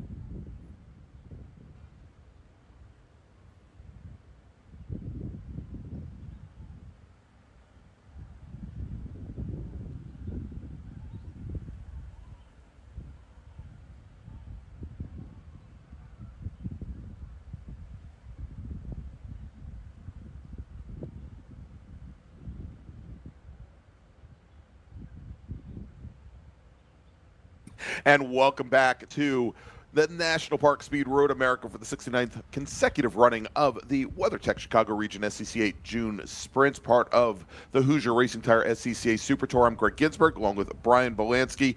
And next up, it is Spec Miata. This is the Advanced Auto Sports Challenge, where our winner today will win a $200 cash award, two certificates for 2 Hoosier Racing Tires, a June Sprints checkered flag and hat. Our second place finisher, they come away with a $100 gift certificate, a certificate for 1 Hoosier tire, and a June Sprints hat. And our third place winner, who I think is probably the luckiest of all, he gets a $50 cash award, a $100 Brakeometer product certificate, and a Chicago Region SCCA June Sprints hat. Let's run down our starting order here, Brian. In Spec Miata, we had 70 drivers set qualifying times. I'm not going to go that deep. I'm going to give you the top. I'm going to give you the top 30 because I'm ADD afflicted here. We're going to start off with number 30, driving the number 44 Spec Miata out of Lakewood, Illinois. It's Alex Bertagnoli. Sean Noonan's going to start 29th. He's in the number 0 machine. He's from Newburgh, New York. Avery Stuckert in the number 31 Miata. He's representing the Milwaukee region, and he starts 28th. Rob Hines will start 27th today. The number 4 Spec Miata is from Arlington, Virginia. Logan Stretch from Arlington, Texas is starting 26th today in the number 98 car, with Austin Pierce starting 25th. Pardon me. He's in the 58 Spec Miata. He's from Geneseo, Illinois. And I'm sure I pronounced that incorrectly. Matthew Dirks is driving the 176 Miata from Johnstown, Colorado. He starts 24th. Michael Carter, representing the Buccaneer region, is from Savannah, Georgia. He starts 23rd in the 08 car. Vinny Meskelis will start 22nd. He's in the 112 Mazda Miata. And then we've got Kyle Greenhill starting 21st. He's in the 142 car. He's from Libertyville, Illinois, representing the Chicago region. Danny Stain is your driver today in the number 39 Spec Miata. He's from Fort Lauderdale, Florida. He starts 20th. Matthew Novak will start 19th. He's from Bartlett, Illinois. He's driving the number 11 car. The 85 car is driven by Justin Casey. The San Jose, California driver starts 18th. Max Schweid scheduled to start 17th today. He's in the number 198 car. He's from Boca Raton, Florida. Noah Harmon's from Orlando, Florida. He's driving the 99 car. He starts 16th. Bobby Gossett is starting 15th today. He's in the number 48 car. He's representing the South Carolina region of the SCCA, and he's from Hilton Head Island. Nicholas Bruni is starting 14th today. Our co-national champion from Arlington, Virginia, drives the number 6 car. Joseph Fodoro's got the number 1 on the side of his car. He's from Austin, Texas, represents the Lone Star region, and he starts 13th. Ethan Jacobs is starting 12th. The driver of the number 199 car is from Oshkosh, Wisconsin, and Nick Leveroni starting 11th today. The Mendon, Massachusetts driver is driving the number 19 car. Miles Hewitt is in the number 17 car. He's from Houston, Texas, and he starts 10th. Domenico Luigi will start 9th. He's in the number 46 car, and he's out of Binghamton, New York. Jonathan Davis is starting 8th. Jonathan's driving the number 16 Mazda Miata. He's from Wadsworth, Ohio. And Alfredo Sedan is starting 7th today. He's in the number 13 car. He's from Miami, Florida. Mooresville, North Carolina's Travis Wiley will start 6th in the 177 Mazda Miata, with Ethan Goulart starting 5th. Ethan is out of Shelton, Connecticut, and he drives the number 80 car. Tyler Brown will start 4th today. Tyler's in the 07 machine. He's from Muskego, Wisconsin, with Brett Kowalski starting 3rd. Brett is in the number 15 machine. He's from Las Cruces, New Mexico. Sean Varwig will start on the outside of the front row. Sean is from Lake Zurich, Illinois, representing the Chicago region, and he drives the number 2 car. And your pole sitter today from Weatherby Lake, Missouri, representing the Kansas City region of the SCCA, driving the number 78 Mazda Miata, it's Ethan Ayers. All right, so Greg, I grew up in this area, and Geneseo is probably as close as I would have come with too. So okay, we'll take that and run with it. We've got 13 laps to go. You know, it's going to be really hard to top the last race, Greg. But if any group could do it, it would be this one. All right, and so yesterday's winner, Brian, Tyler Brown in the 07 Sneaky Moose Motorsports machine, with Ethan Jacobs finishing in 2nd. Ethan Ayers, our pole sitter today, finishing 3rd on the last step of the podium. And then we had Jonathan Davis, Ethan Goulart rounding out your top 5. In the booth with us for this race is world record holding drifter and pretty darn good race car driver when not drifting as well, Johann Schwartz. Hello, how are you? Good. Glad to be here. Man, it was so exciting to watch that last race, and if anybody could do it, like you said, it'll be these guys. Difference between this group is there were 25 on the track last time, and we've got 70 this time. So how do you manage 70 cars? I don't know. It's, when I saw the field coming out of the camera, it just seems like they kept coming and coming. It was, exactly. So it's such an impressive field here. Yeah, and speaking of impressive, look at them already lined up coming into 14. We've got 2x2, probably 25 rows back. Go ahead. Well, I was going to say it's one of the slowest classes, but some of these guys are some of the drivers with the most experience, so we'll see some excellent driving here. All right, here they come up the hill. We got one car peeking out like he wants to go and waiting for the green flag. And the green flag is now up in the air, and we are getting ready. 70 cars heading down towards turn 1 for the first time. The big question is, will 70 cars come out of turn 1 all in somewhat respectable manner? 3 and 4 wide all the way towards the back of this field. Look at this, Greg. Yeah, so yesterday, Sean Barwick, who also started on the front row. Oh, and we've got a couple cars getting together in turn 1 and running off. I was going to say, Sean Barwick, starting from the outside yesterday, held that entire outside lane up and didn't get a good start. It was much different today, and he may have been able to drive around Ayers coming out of turn 1. Indeed, Sean Varwig, your early leader, as more cars going off over into the gravel trap and out of the gravel trap at turn 3. Well, that looked like a pretty lazy spin out there. That should be recoverable if they can get out of the damp grass there. It is very damp off the racetrack in some of these areas, so we'll watch that. And it's a testament to how important qualifying is, your fast lap time, right? Yep. Up front, it seems to be pretty clean. You kind of stay out when you're in the mid-pack. That's where things really start bunching up and people start fanning out, and, you get sometimes caught in the wrong situation. All right, here they come. Now, mostly single file up in the first maybe 10, 12 positions as they start to snake their way through turn 6 and heading towards turn 7 here. Trying to find their feet here on the first lap, trying to test out how damp this racetrack is, because we've had very misty-ish conditions. We saw that play into the last race. If it has stopped, though, it does dry really fast here. And so, Brian, we're already seeing some very large gaps in the field. Now, this field has really been, I would say, jumbled up, as we've had a lot of our faster drivers, some national champions in different classes, much further back in the field as we had in qualifying, moving from damp conditions to dry conditions. And then, although the grid here could be set based on the fast lap from either qualifying or yesterday's race, we had yesterday's race quite a bit under full course caution.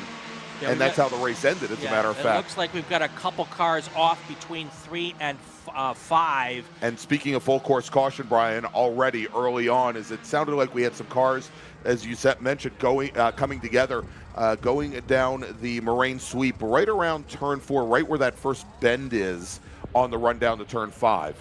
Yeah, we're looking at our Flagtronics. It looks like there's at least 2 cars off right there just past turn 4. Yeah, the 74, I think that is Matt Reynolds, who's a I was talking about national champions being a little bit further back in the field. He's a 2-time national champion in E-Production. He appears to be part of that, and I think the 112 car might be involved as well, and that is Vinny Miskelis. Miskelis started in 22nd position. It's kind of like the mentality when you go to like Talladega. You don't want to get away from the front of the track too much because something can happen in the back and you get caught up in someone else's mess and you did nothing wrong. Correct. And, we were talking about the mixed conditions. That can kind of be the differentiator if you have the opportunity to work yourself up through the field if you had somewhat of a bad lap times. We all know that it's so tight. I mean, a couple of hundreds can be, a couple of spots, and 2/10s, 3/10s can be 5 or 6 spots. I mean, it is so close there. So if it is a little mixed out there, we have some good drivers that are very comfortable with going a little bit of sideways and making up time that way, and confidence to carry the speed both in and out of the corner, and not necessarily testing the waters as somebody else with not so much experience. Well, and you can really make some lap time up there. And you also, though, can get caught out because you might be the person in the back who's normally in the back of a field like that might not be used to having a former national champion coming around them and wouldn't be expecting them to maybe make a move. So you have to be really smart as that faster driver when you come up on these slower cars, because they can be, and you don't race with those drivers very often either, so they can be less predictable to you. Sure. Yeah. So.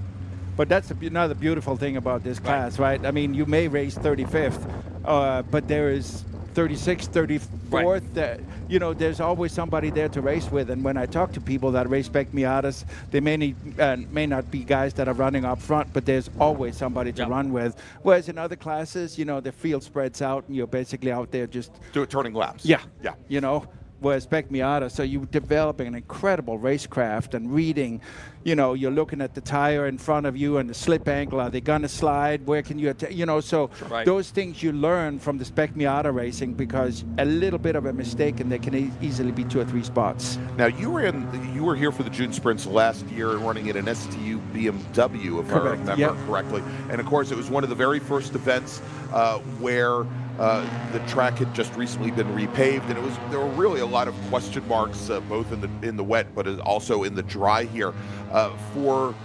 For you, who perhaps certainly when you showed up, you hadn't run on this new surface, and I'm sure a lot of these racers that are here this year, given how many more entries we have than the previous year, have not raced on this surface since it has been repaved. What do you kind of look for if you've been here before, and there's just, you know that there's going to be so much change? Yeah, well, so when we came here the first time, the racing line was pretty much the only line that was grip offline. Right. There was not a lot of grip, so if you had to make a pass offline, it could get a little bit hairy. Okay. So with that, and then I was here earlier, maybe two and a half months ago, where I raced in the rain. Okay. And there is a somewhat distinct race line in some of the corners, you know, where the rubber has been laid down. So you will seek for the grip outside the racing line.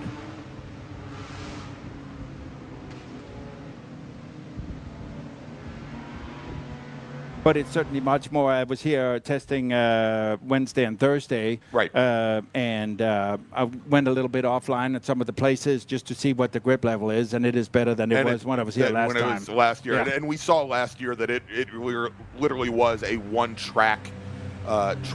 lane track almost all the way around, and when it got wet, there was almost no grip anywhere.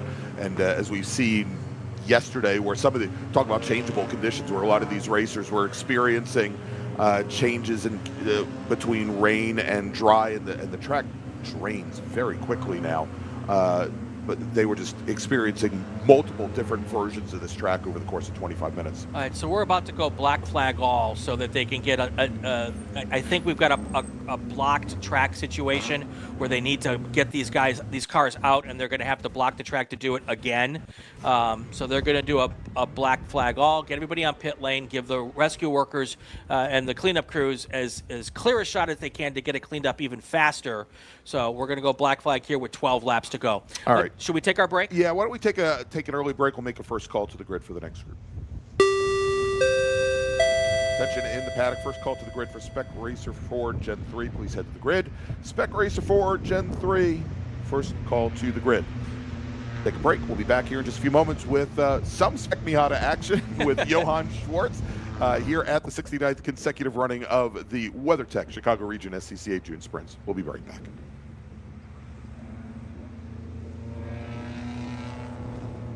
Hoosier Racing Tire is proud to be the presenting sponsor of SCCA Super Tour.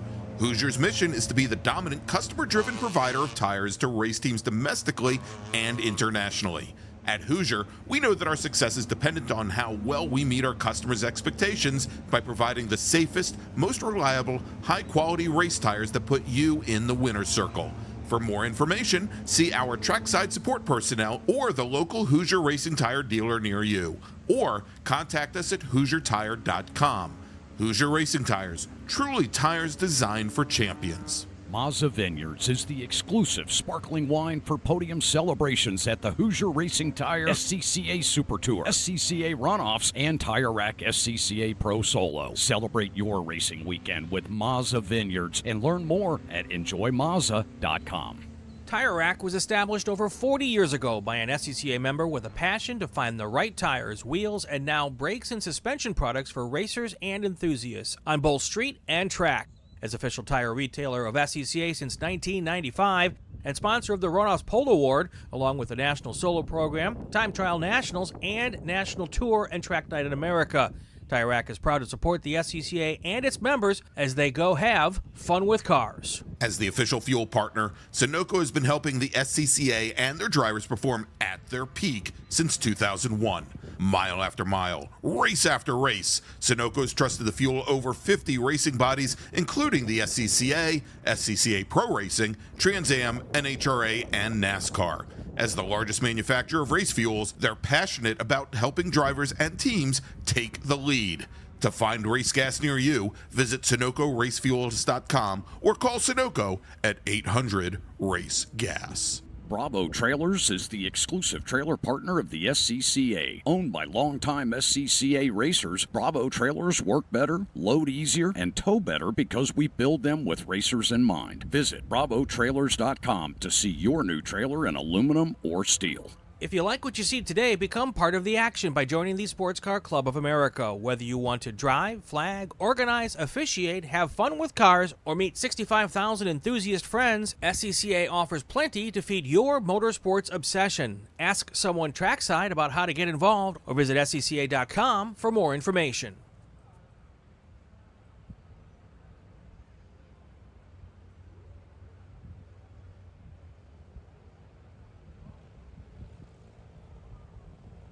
Consecutive running of the WeatherTech Chicago Region June Sprints. Brian Bielanski, Gregg Ginsberg, and our special guest with us today, Johann Schwartz. Very fortuitous to have you here because we now have some time to chat because we're unfortunately under a black flag situation here at Road America. We've got some crash cleanup between 4 and 5, and they brought all of the cars down pit lane to allow that to happen as quickly as possible.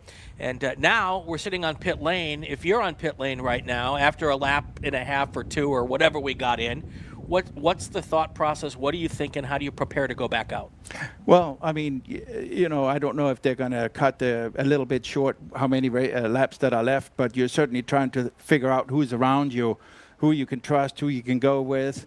That's kind of the thought process, right? And I think these guys know each other so well now. They race all the time together, and it seems to be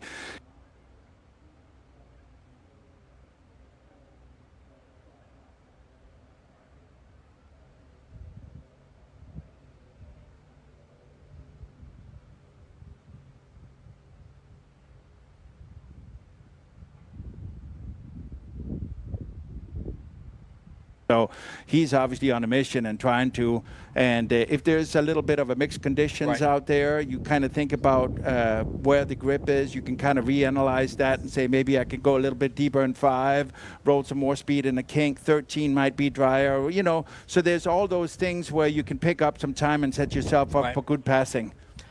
This is a class where they do have kind of teammates and they have a plan going in, but with the jumbled up fields that we have, how do you find another person to run with when your teammate's not around anymore? Well, I mean, again, if you know the person, it may not be a teammate, but you obviously met and talk and see each other during tech or off the track or the master dinners they put on and whatever. So you can certainly kind of know if that person is going to work, and you befriended them throughout the years. And it also happens on the situation. Yeah. Right? You pull out and try to draft, and you kind of have a good feeling that this person is going to be good to work with. So some of these things just happen organically too as you're out there racing. You've been around, done a lot of stuff, professional racing, you've got the drift stuff. When you come to an event like this, essentially amateur racers, what's you're coaching this weekend, but when you're driving, how much do you enjoy that? The Just driving? the whole atmosphere of being at this level of racing when you've had the experience of all of the big stuff that you've done. Well, I think you have to be careful when you say, I'm not saying, but this level of racing, right? You can take a lot of these guys and put them into pro racing. Maybe they need to get a little more, some time to get it used to maybe a GT4, whatever kind of TC car, right? But these guys are so good that a lot of those guys could jump into pro racing and do very well. So I think, it's just we all know that race cars, they don't necessarily always run just on gas. They run on money, right? So this gives these guys an opportunity to really close racing for small amount of money, whereas pro racing is so much more money, and these guys may not have that kind of a budget. That is part of the reason why they may not go pro racing, but they certainly have the talent to do it. I'm glad you said that, because I've said for a long time the difference between some of the folks here is just the size of your bank account. Absolutely. If they had a big enough bank account and they could go pro racing, they'd be very competitive at that level. And I'm glad that you who've done all of that can kind of validate that idea. And of course, we have some new people who need time and everything, but if you look at the front of some of these fields, there's some really, really good race car drivers. There's some very good. And I also, because they're racing as close as they are, and how they have to read the cars in front of them and make good passes, because all the cars are, in a sense, all equal, right? There's maybe some small setup things and things you can do to make one car faster than another, but it's still so much on the drivers. And so when they race so close, they develop an incredible racecraft and making passes at certain places, whereas in pro racing, you don't have that kind of traffic around you and constantly have to compute what's going on. That's why these guys can jump into those race cars and do very well right off the bat. Let's give everybody an update here on what's going on. We still have a bunch of track vehicles working to clean up the situation here. It looks like it's just past the bridge on turn 4, heading down towards turn 5, where the situation is, and they're working hard to get it cleaned up as quick as possible. Some questions in our chat about the time clock and everything.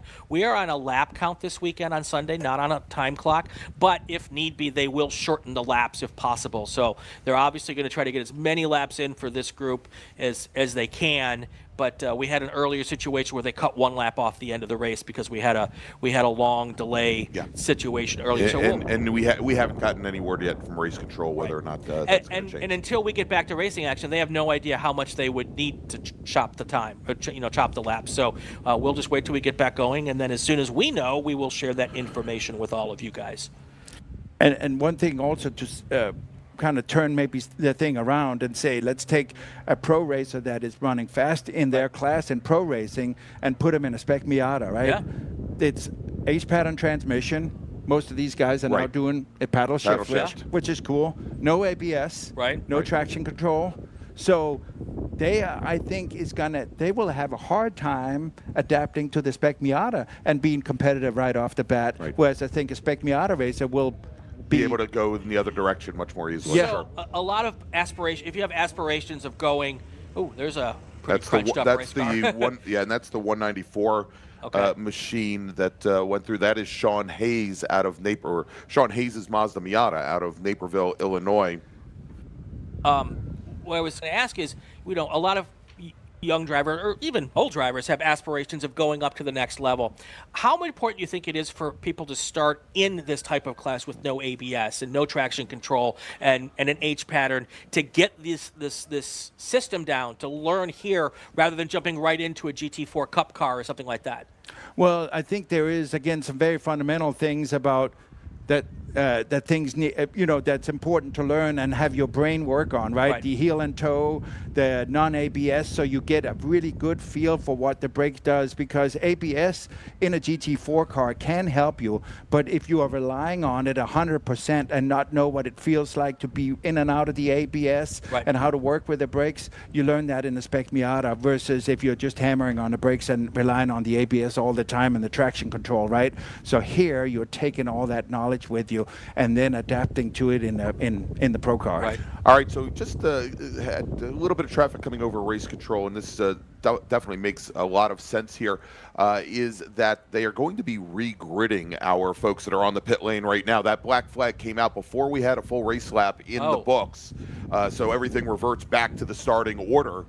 And so that's probably going to take a couple of moments. Our grid workers that are down taking care of our Spec Racer Ford, getting everybody ready for Spec Racer Ford, are going to be coming up here to help get that done. So it's going to be a couple more minutes before we go back to green flag action here. And that's a half-mile walk from grid to where they are as well. So that'll go back, maybe not to the restart. And actually, the second lap was complete. So they did complete one lap. And the second lap was when they came across the stripe, so it would be still roll back to the first lap. They still have to roll back a previous lap, so maybe not necessarily to the to the start order of this race, but we do have to roll back one lap, and a number of racers are out of position currently. All right, if we could hit the tones for me real quick, Greg. Oh, of course I can. I like pushing buttons. Attention in the paddock. Attention in the paddock. We want to let you know that because of our delays on a couple of races this morning, we're going to do lunch after this race. So lunch will be next once we're finished with this race. Also want to let everyone know that we will be shortening this race a little bit. Not quite sure how much yet. We won't know that till we get started. But the big news here for the moment, as far as the schedule goes, lunch will be after this race, and then we'll push the rest of the races till this afternoon. All right, that's what we've got there. And so there'll be some people now sitting there that, I made up a lot of spots, That's right. So how far am I going to get moved back? And there's the other guy that is like, man, I get a second chance. Yeah, exactly. All right, so now we're hearing that if we can get under, and we see a lot of our course workers now moving all of the track trucks, it looks like we're going to have 10 laps to go once we come back to racing here. Yeah. So we'll have probably the 10th lap will be under full course yellow to come around, and then we'll have 9 to go when we get our green flag, is my guess. Well, 10 laps total, and right. Exactly. So, yeah, I was going to say it kind of reminds me of the Formula One race that we saw, I guess, at Monaco, actually, where Carlos Sainz he got a do-over basically at the start of that race because what had happened behind him, and they rolled everything back to the starting grid. And I'm still unhappy about that, by the way. Well, I'm fairly certain that they don't care what I think. That a certain McLaren driver was probably very upset about that as well. Exactly. Yeah, it's normally a zero-sum. There's some that are happy, some that are unhappy, right? So, there's 2 more cars. Yeah. So it looks like we've lost 3 of our 70 cars. And if you ever had a question as to how many Spec Miatas you can fit on the back of a rollback, the answer is 2.5. Yeah, if you put them sideways. Yeah, that's what they did so there. You see the forklift there, that's coming behind. They probably put them up like that. Yep, lifted them up and over. Yeah. So that's unfortunate. That one of the byproducts of 70 cars and this type of racing, and also people knowing how important it is to possibly make up some spots and not get caught, and try to make yourself up to the front, and just 4 cars next to each other, and not everybody knowing what somebody's going to do. And as we all know, the best time to try to make up spots is when you're all jumbled together at the start of a restart or at the start of a race. And for some of the drivers who are starting 60th or 50th, they realize they're not going to get to first, but you certainly want to finish better than you started. And this is the opportunity to make that happen. So. Yeah, and Brian, let me do this real quick. I'm going to just run down the names of the drivers that we show as not having completed that first lap and having come around. Rob Hines and Jim Drago. Matter of fact, we saw photos of Drago's car on the pit lane, or actually somebody sent me a photo of Jim Drago's car on the pit lane after the incident there. Mark Curley, Taylor Ferrante, Eric Halicek, Chuck McTudis, Matt Reynolds, and again, I'm fairly certain that the 74 car was one of the ones involved there over turn 4. Samantha Silver, Sean Hayes in the 194 car. The 194 car was the yellow one that we saw originally come back on the back of a wrecker. Also Vaughn Mishko, and I believe that Weston Duchek, Chris Haldeman, Dexter Suba did not take the green flag. Denny Stripling in the chat, recapping for everybody. First lap, multi-car incident, mid-straight, corner 4. No video that coverage there. Black flag all to clean up. Now you're up to date. That's pretty good, Denny. I'm going to go home now, and Denny Stripling's going to take over. No, we love Denny, these guys. And it's been fun watching Denny and Russ Turner trolling themselves in the chat. So good friends there, and no issues with those. All right, two guys and so Brian, as we had the rollback with the 2 cars on the back, going back and scrolling back through our coverage there, we had one of the light blue machines, and I think that was the number 4 car, Rob Hines, that got caught up in that incident, and trying to get the number of the other car that was on the rollback. It looks like it was the 33 or 133 there. that was involved. Well, while you're looking that up, it's really interesting because Rob Hines and Jim Drago were in the back yesterday because of the weird qualifying, and they tried to work together to go to the way back of the pack so they could then throw away yesterday's race to do a qualifying run, and then it started to rain, so that whole plan got screwed up, and Rob Hines still in the back, and then gets and by time I think 64th and 65th out of the 70 car field, so it just didn't work out for him. Yeah, so I believe it was Eric Halleck who started 48th. He's out of Sherwood, Illinois in the 33 car. And things are starting to come into focus here, starting in that same area. Halleck, Matt Reynolds in the 74 machine was there. Chris Haldeman, Chuck McTudis were in that general area as well at the start of this race. And would you say those names, I mean, they've been in Spec Miata racing for a long time, right? Forever. So obviously they found a home, and this is where they have so much fun racing them, right? So it's a good series, and then also coming as a development series, right? There's a lot of people coming out of karting. Where do I go, right? And Mazda has established a ladder system that really kind of works too. And it's interesting because when we had Jonathan Weissite in earlier today, we were talking about that ladder, moving into, and also when we were talking to Lynn St. James yesterday, going and moving into the Formula Enterprise 2, where, of course, Formula Atlantics were always known as the stepping stone to IndyCar coming up through SCCA. And it seems like in the last 10 years or so that that the priorities of a lot of racers, even as they're coming out of karting, has changed considerably, that they move more towards the touring car side of the house. And they're coming up into Spec Miatas. We see a lot of them, I guess, as they start to move into the pro levels. Maybe they're moving into Transit TA2, for example. Maybe they are moving into GT4 cars and thereabouts, and those types of cars. That it seems like a lot of that priority for a lot of the younger racers, at least here in the States, seems to be shifting in that direction. Yeah, and part of it is also, nowadays, again, unfortunately, we have to talk about money every time we also talk racing, and sometimes where the career can take you. And a lot of times, the people that are racing in the Indy Next, which used to be Indy Lights, they have to bring money to continue to bring money even to that level, and then they may get the opportunity in IndyCar, but very often they have to bring money into the IndyCar series as well. And it's also sheer numbers. If you look the whole ladder from Formula 4 2000, USF 2000 up to IndyCar, there's 60 rides maybe total. When you look at sports car racing, there's 60 rides with 4 drivers sometimes in the car. So now you've got 300 drivers or 200 drivers who can go out. You just have a better shot at going pro racing, going sports car racing.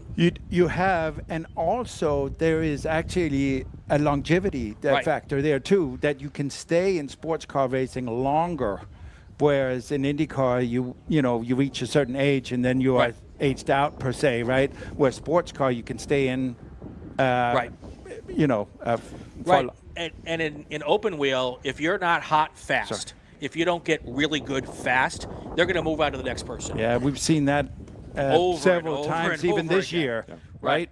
Whereas with sports cars, you have a longer burn. You get more of an opportunity to come into your craft and everything. So that's also a nice opportunity that we offer with sports car racing. And there is the opportunity also to be picked up by a manufacturer. That you can actually be associated with a manufacturer and be a factory driver, where there's really not a factory driver in IndyCar per se, right? They have the Chevrolet and they have the Honda engine, but it's just associated with, whereas you have the Lexus, the BMW, the Porsche, that you can be associated with, and they can groom you from an early age on how they want you to drive the car. All right, so we are just waiting for us to get going here. They're reworking the grid, and we should get back to race action here pretty quickly. It looks like everything's cleared off now.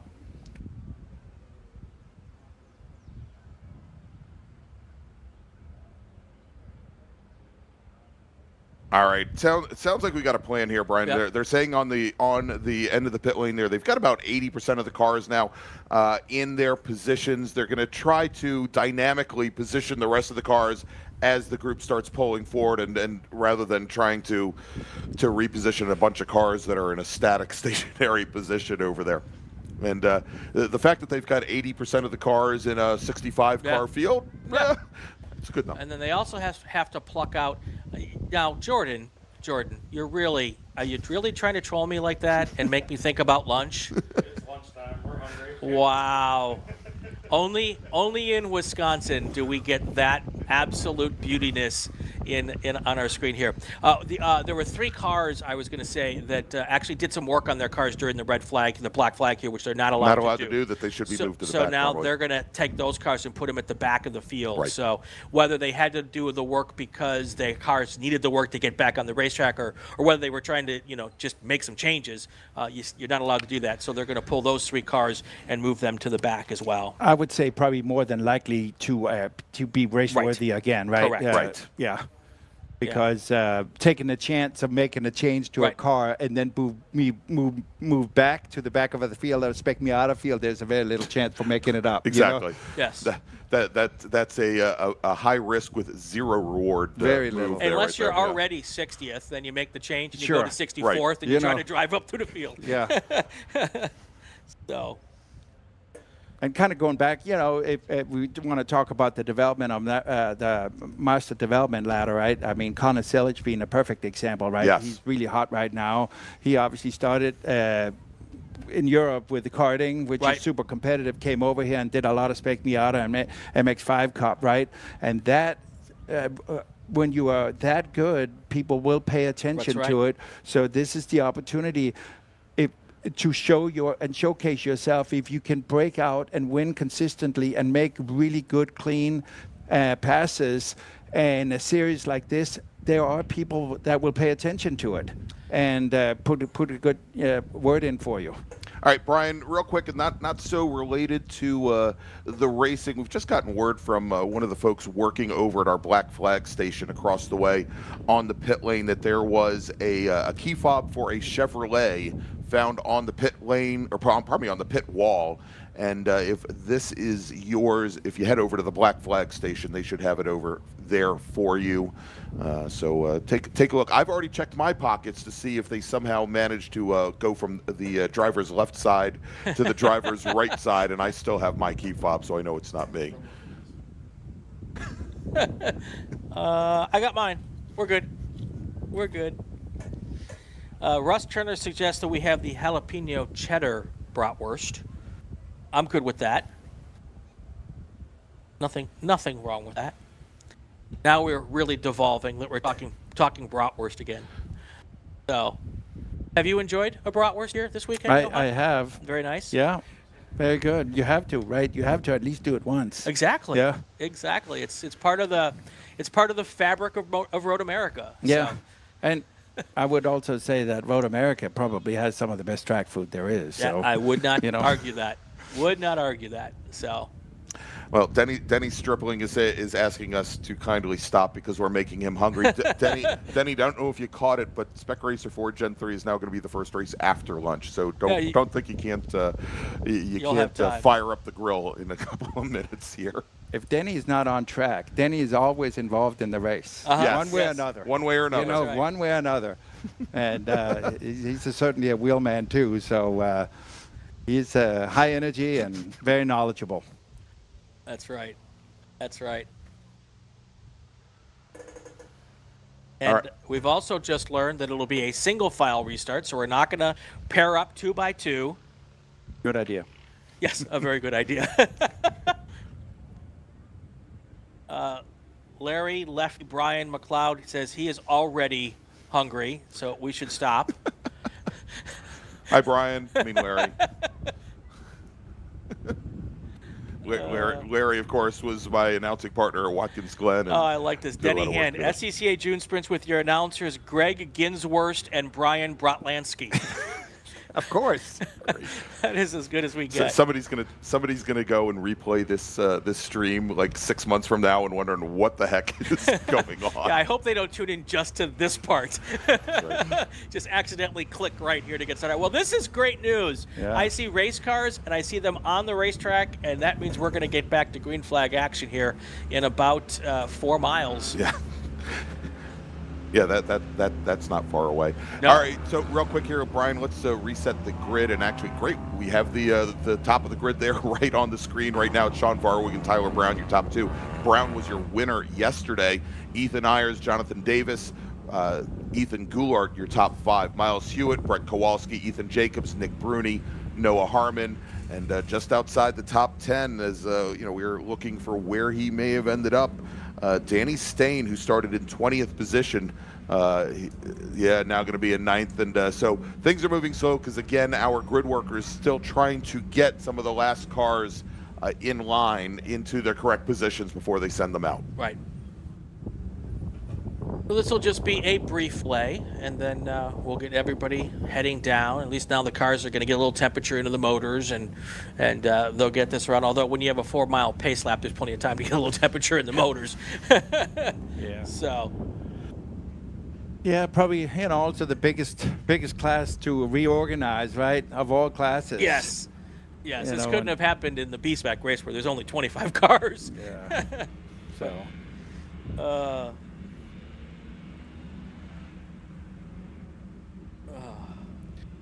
Well, the good news is, compared to yesterday, should I even say it? Oh, gosh. I probably shouldn't even say it. Oh, go ahead and do it.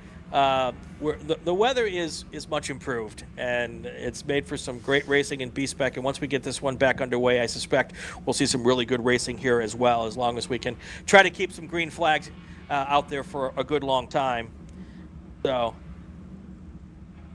And certainly, with the cooler temperatures, that gives the engine more horsepower. Sure. And the reason for that being is the air is more dense, and then it's, in a sense, contains more air molecules, oxygen, and oxygen generates power. So that's why cooler air temperatures are good for lap times and top speed. All of the cars are off the pit lane. The safety car is moving again, which means we're going to have to get ready to do some more racing here. All right, and here we go, Brian.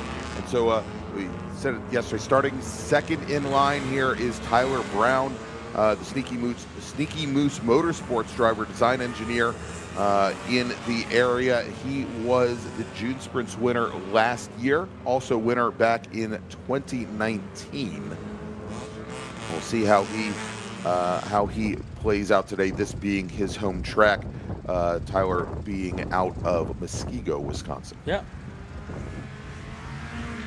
I think it's going to be up Sean Varwig. He had a great move to start this race, to move into the lead, to get around Ethan Ayers. We'll see how he does from the lead. Now everybody trying to clean their tires off. As we learned on one of the Inside the SCCA pods, really not adding any heat to the tires by doing this, but you do get to clean the junk off them, which you may have picked up going on pit lane. Yeah, that's exactly right. How you mainly generate heat in the tires is by using the brakes. Right. Then the heat generates through the rim into the core of the tire, where you're cleaning up. You will generate a little bit of heat.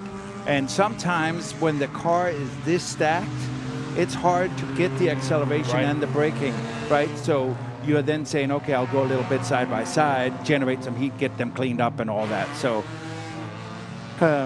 it's going to be interesting to see how this is always now the person that is taking the green flag first, right? How do you get yourself set up so you can get the best possible runs?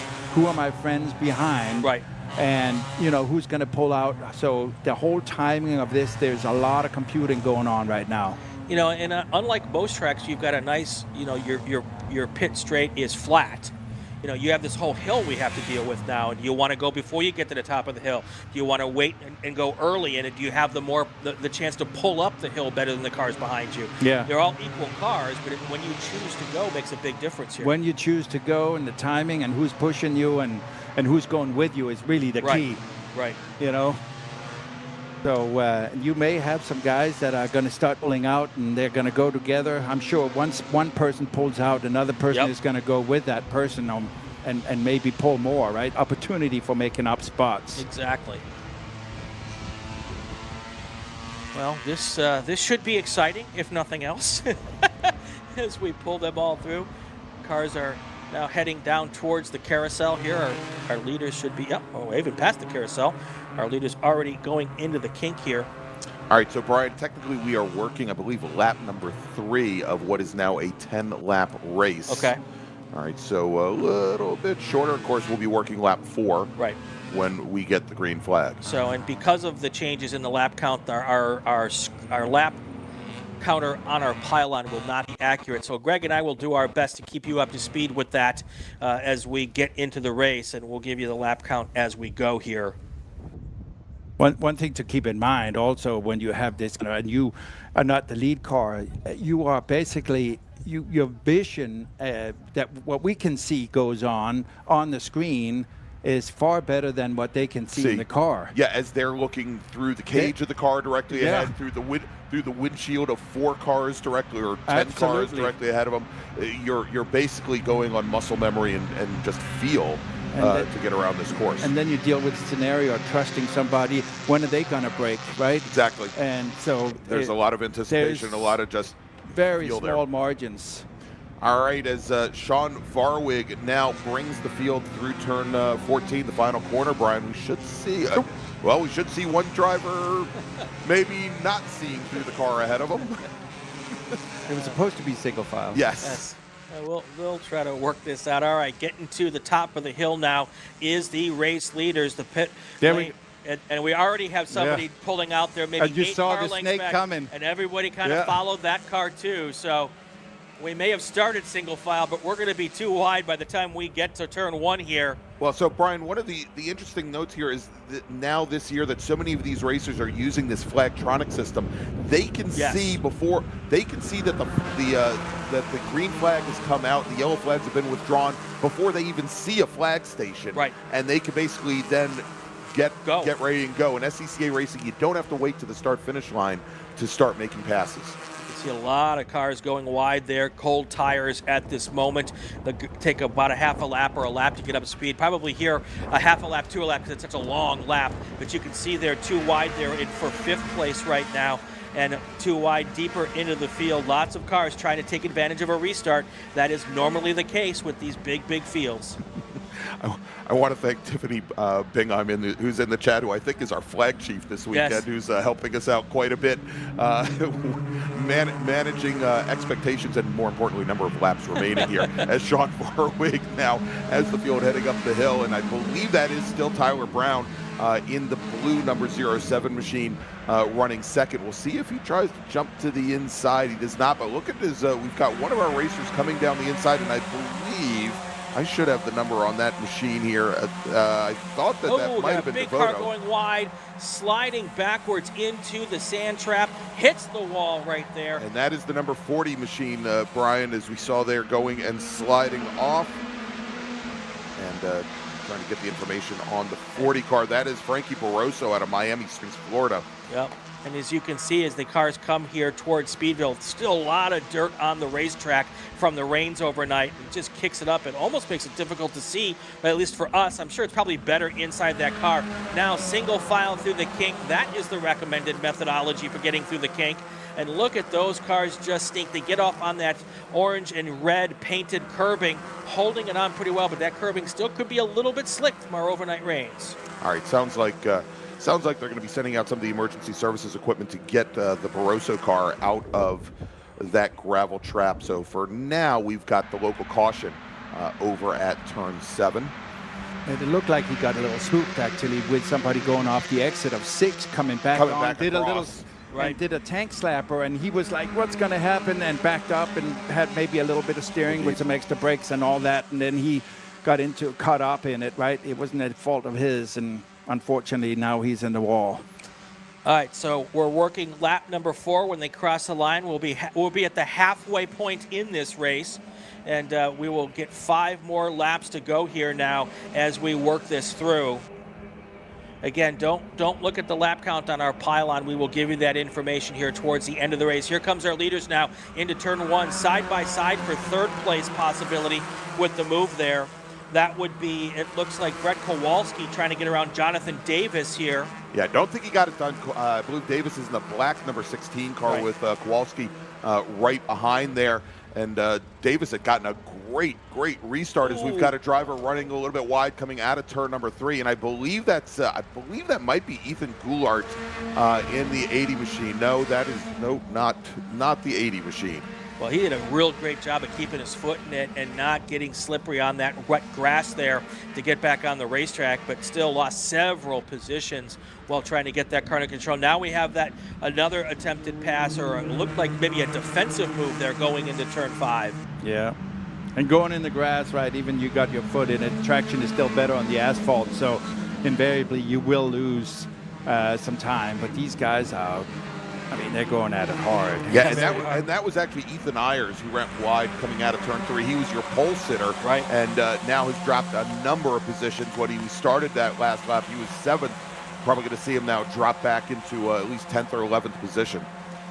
All right, so with this situation here, this is one of those things where if these cars don't slow down enough for this yellow flag situation, oh, a big car off. That looks like one of the Planet Miata cars. No, not a Planet Miata car, but another car going off there at the coming into Speedville. Woo. All right, Brian, big mover that we should be watching is as our first act comes through, Nick Bruni, who started this race in 14th position. He's in that orange and light blue car coming into the kink. He's now up into 5th position here early on.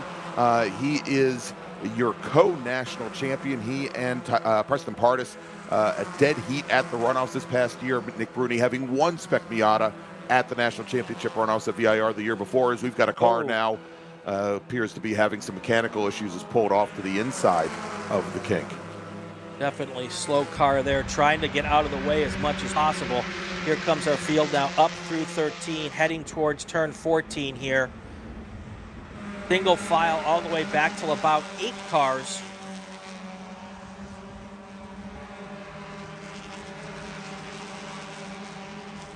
Everybody pretty much playing like good boys and girls out there at the moment. Nothing too crazy, but now we're 2 wide coming into coming across the line here, and you can see them all. That's a move now, trying to get to 2nd place, but the 3rd place car actually now up and trying to get into 1st place here as they go into turn 1. Now 2 wide, all the way back to 4th place. And I believe that is the 15 of Kowalski in that yellow car, Brian, getting around Tyler Brown. He tried to come up the inside of Sean Varwig. Varwig was able to go a little bit deeper from the outside, take the traditional entry, and you see here as he comes out of turn 3, he's opened up maybe about a car length and a half advantage now over that 15 car with Tyler Brown pushing Kowalski forward. Yeah, you want to make sure that you don't let him get too far away, because you know it doesn't take long to break the draft here, and then it becomes really hard to catch back up. So they want to try to keep within 2 car lengths. But look there, right back on in an attempt to go into 5 now on the outside. That looks like it is Varwig trying to defend. Yeah, that was close. That was close for that pass right there with for the turn yellow 5. Flag, Yeah. And sometimes, I'll be honest with you, if you're in the middle of a battle and you don't have somebody on the radio, you should, but you may not be paying attention to the corner station, but more setting yourself up and not realizing the flag was going to be at this station. Right. Even though you knew at 7 there was an incident. Right. They may start moving the flag just 1 station further down. It wasn't there before, now it's there, right? So it's sometimes that can be tricky. All right, looks like Nick Bruni now has gotten around Jonathan Davis, Brian, although we did hear some radio chatter that there was concerns that the Bruni car may have stepped out of line before the green flag came out. No. Well, that never happens. No. I talked about flagtronics, but again, if you do it before the green flag comes out, it might be problematic. So he's moved up. Danny Stain now has moved up into 9th position after having started in 20th. So not quite the moves that Bruni has made. But we'll see here as Kowalski, who started 3rd, right, now battling it out for the lead with Varwig. And now, actually, Brian, we have a new leader, it looks like. We do, and also want to give a big kudos to the safety crew. They've cleared that situation in turn 7 under a local yellow to allow us to keep green here with 6 laps complete here, or 5 laps complete, working lap number 6. And lap 6 almost complete, Brian. Yep. So only 7, 8, 9, 10. 4 laps remaining. There we go. As somebody wanted me to keep everybody updated. That's right. As they come to the line with Kowalski, your new leader, with Tyler Brown in that blue and silver, number 07 behind. And so some big changes here because we see Nick Bruni now sitting in third. Kowalski, who had been our leader as we started the prior lap, he now finds himself in fourth position. That's right. So we've got Kowalski, Brown, Bruni in third, Davis, Varwig, Miles Hewitt in sixth, followed by Noah Harmon, Ethan Ayers, and Danny Staines worked his way up to ninth place. Ethan Jacobs is in 10th.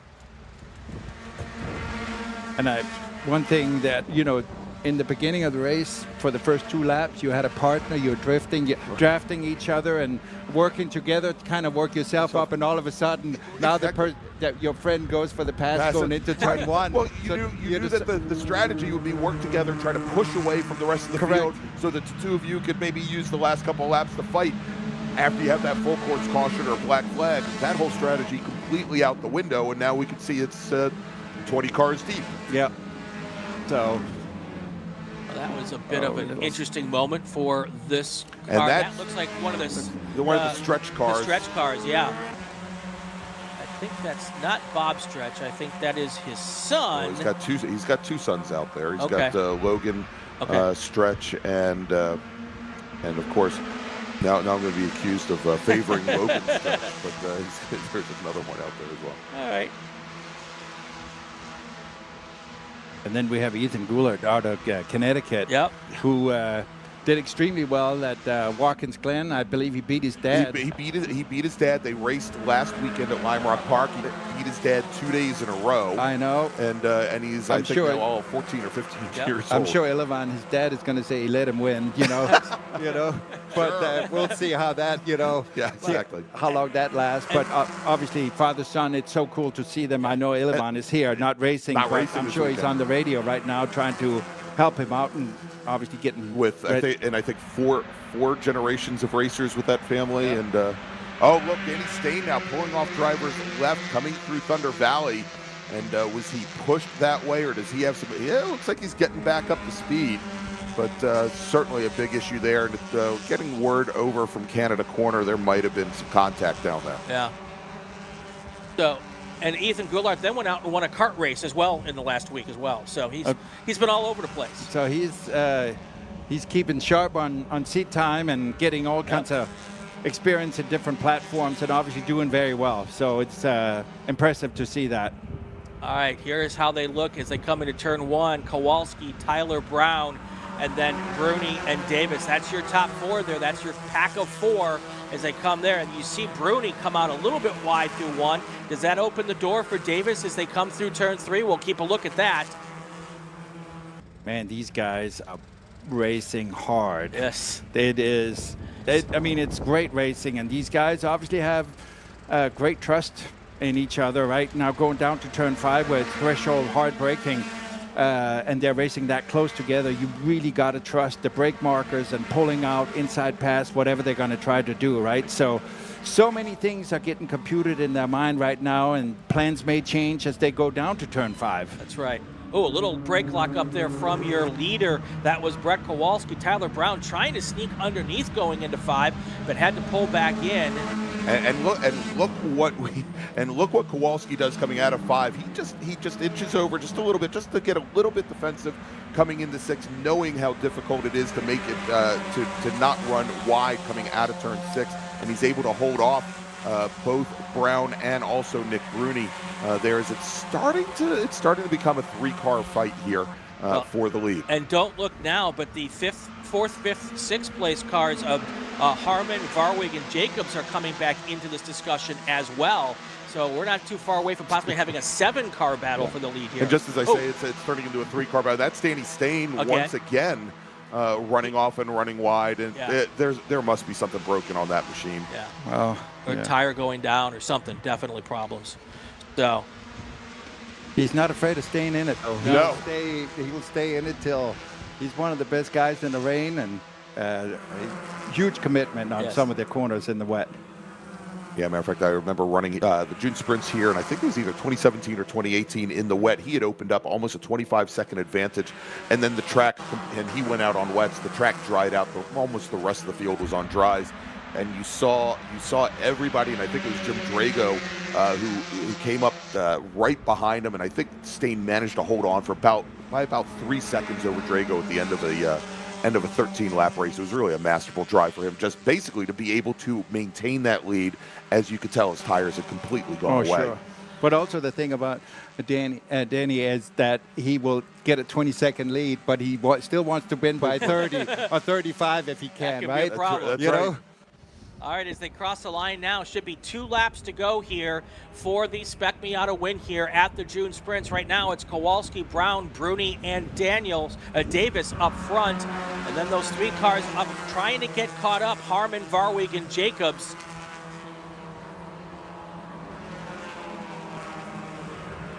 And they're really rolling some speed. Oh, my. We've seen a lot of cars go off, but that's probably too far, right? That is probably too far. Yeah. So. And the danger of that is if you're that far out and then start coming back in, there may not be an opening, right? So, they can get a little hairy for both the guys that are on the track and the one coming on track. But who's going to lift? Right. Nobody. And when you clip that grass there, look at now, we've got some moves trying to go into turn 5. That is the battle for 5th place right now. And that was Varwig who had led this race early on, trying to come very deep down the inside, not able to get past Kowalski. So as he was looking to take over 4th position. And this is one of those situations, we have these discussions a lot, Greg. We're in these final laps here of these drafting kind of cars. When and who pops out at what point in time to make it? Do you go too soon? Do you go too late? That's the strategery that all of these drivers are trying to figure out in the top 4 there. Kowalski, Brown, Bruni, and Davis. You know, Kowalski's looking in his rearview mirror to see when someone's going to pull out. The other 3 cars are just trying to decide when is the best time to go. And there's probably some hand signaling going Could on. be. Maybe some radio stuff if they're teammates. And it's just that, okay, I want you to draft. Let's go together. And the other person is like, nah, I don't think so. So what contract do you stick with, right? And plan, depending on how you feel you are behind. Can you go and make the pass? And all right, as our leaders now come up through turn 13, we should see them any moment, and then they are going to have just a little more than 1 lap to go. And we're going to see some... Oh, and look at that. There's some sunshine out there. That will affect our later races possibly. But here the leaders come through 13 and 14 for the final, second to last time here, as we come down to what will be the deciding lap here at Road America for the June Sprints. And right now, Kowalski and Tyler pull out just a little bit, Greg. Yeah, just about a half a car length. And we saw where Tyler Brown took a quick look to the inside. Obviously here at 14, probably one of the most critical corners here that you need to carry speed with these slower momentum cars in order to carry that speed up the hill. And he just got back in line very, very quickly, and he's going to follow Kowalski down into turn 1. All right, white flag is in the air. Here comes your leaders. 1st, 2nd, 3rd, and 4th, even 5th place now with a chance to be in the discussion. Kowalski, Brown, Bruni, Davis. And again, Bruni goes a little bit wide, not like the other cars we saw earlier, able to stay right in it and get back in line as they head through 3 and down towards turn 5. Well, you know, and we saw obviously during the B-Spec, and very different with a front-wheel drive car, obviously, but trying to open up these corners as much as possible, if there is the grip out there, if it's dry, to carry as much momentum down the hill through turn 2 going into turn 3. The question is, do you go and do you take your first swipe at the lead here coming down into turn 5, or do you wait till you get to Canada corner? No, I think you'll probably see somebody try to, if they have the opportunity. And as I say that, none of the top 5. None of them did.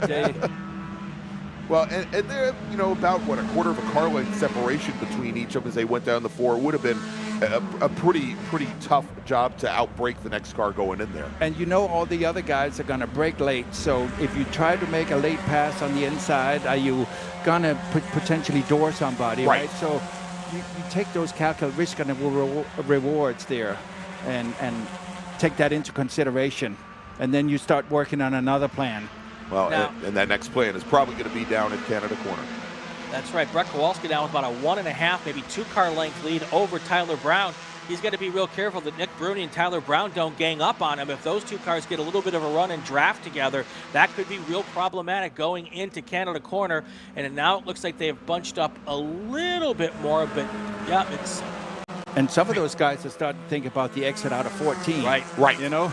And that big pull Let up me the just hill. stay and get me good exit out of 14 and bring somebody with me. Yeah, we just saw Bruni made a quick move over to driver's right as he's going to probably try to go deep underneath both of our leaders, Kowalski and Tyler Brown. We'll have to see if he can make that work for him here as they come up the hill. And here they come. There is Tyler Brown trying to make the move on. Somebody is and with it's side by side. And Brown's your 2023 winner, Brian, and he's got the inside position going into 14. Yep. But is there he's going to be tight. Right? Yeah. So, and they're going to lose speed it's coming gonna out of there. Yeah, so... And the question is, did he make the move too soon? Will these cars be able to draft past him going up the hill? Tyler Brown now in the front, but Kowalski wants that position back. He wants the win here at the June Sprints. Here they come across the line, and it looks like it was Brett Kowalski, right? Brett Kowalski takes the win. Tyler Brown, wow. His win streak ends here today as Brown finishes second. Nick Bruni, he works his way up to third position. He's going to take the silver. Jonathan Davis, fourth. Sean Varwig, fifth. Noah Harmon. And it was so close at the line between Jonathan Davis and Varwig. 4 1,000ths of a second between the two drivers. That determined fourth position. Noah Harmon will finish in sixth. Matthew Novak, who ran the fastest lap of the race on the very last lap. And Brian, when I talk about being a near photo finish, those two cars were maybe inches apart at the line. Our timing and scoring system actually shows a differential of 0.000 seconds. Ethan Jacobs will finish 8th, Miles Hewitt 9th, Ethan Ayers, who was your pole sitter today, rounds out the top 10. There's a reason why this class has co-champions. Wow, we've got a couple of cars who have wrecked coming to the finish line. Car number 73 was one of them involved. And that was Brett Prang out of Hebron, Illinois, member of the Milwaukee region. And we'll try and get the other. There's one other car there that was involved with that. And we'll try and get the number. But Brian and Johan, what an amazing race once again here in Spec Miata. Well, and really great to have the opportunity to get a good, 7, 8 laps in here after that long delay. And of course, the Spec Miata drivers did not disappoint. Never do. And I think anytime you can finish in the top 5, right? I mean, it shows what kind of talent these guys have. Absolutely. And obviously there are several drivers further down the field that has won races like this, so it's really stacked. Johan Schwartz, thanks for joining us. We really appreciate it. Enjoyed it, and glad to join you guys watching a race like this. Absolutely. So would you rather been out there? I was. That's still my. I haven't grown out of that one yet. I hope one day I will. Don't but we not all? yet. Not yet. Yeah. Not yet. All right. We're going to take our break and get to our lunch break. We'll be back after lunch with our next break. We do have to make a page, so if I can get a little tone here. Attention in the paddock. Jim Drago, Spec Miata car number 2. Please go see the race director in impound at the SCCA trailer. Jim Drago, Spec Miata number 2, to the race director in impound at the SCCA trailer. And Brian should mention, we don't have a restart time yet, obviously, since our schedule has shifted a bit. As soon as we get a restart time, we will try and put it up on the screen. We'll definitely put it in the chat for you, and we'll let you know when our next race, which is Spec Racer 4 Gen 3, when they are due to take to beautiful National Park of Speed for their feature race. All right, so everybody, we're going to take a quick break for lunch. We'll be back very, very soon.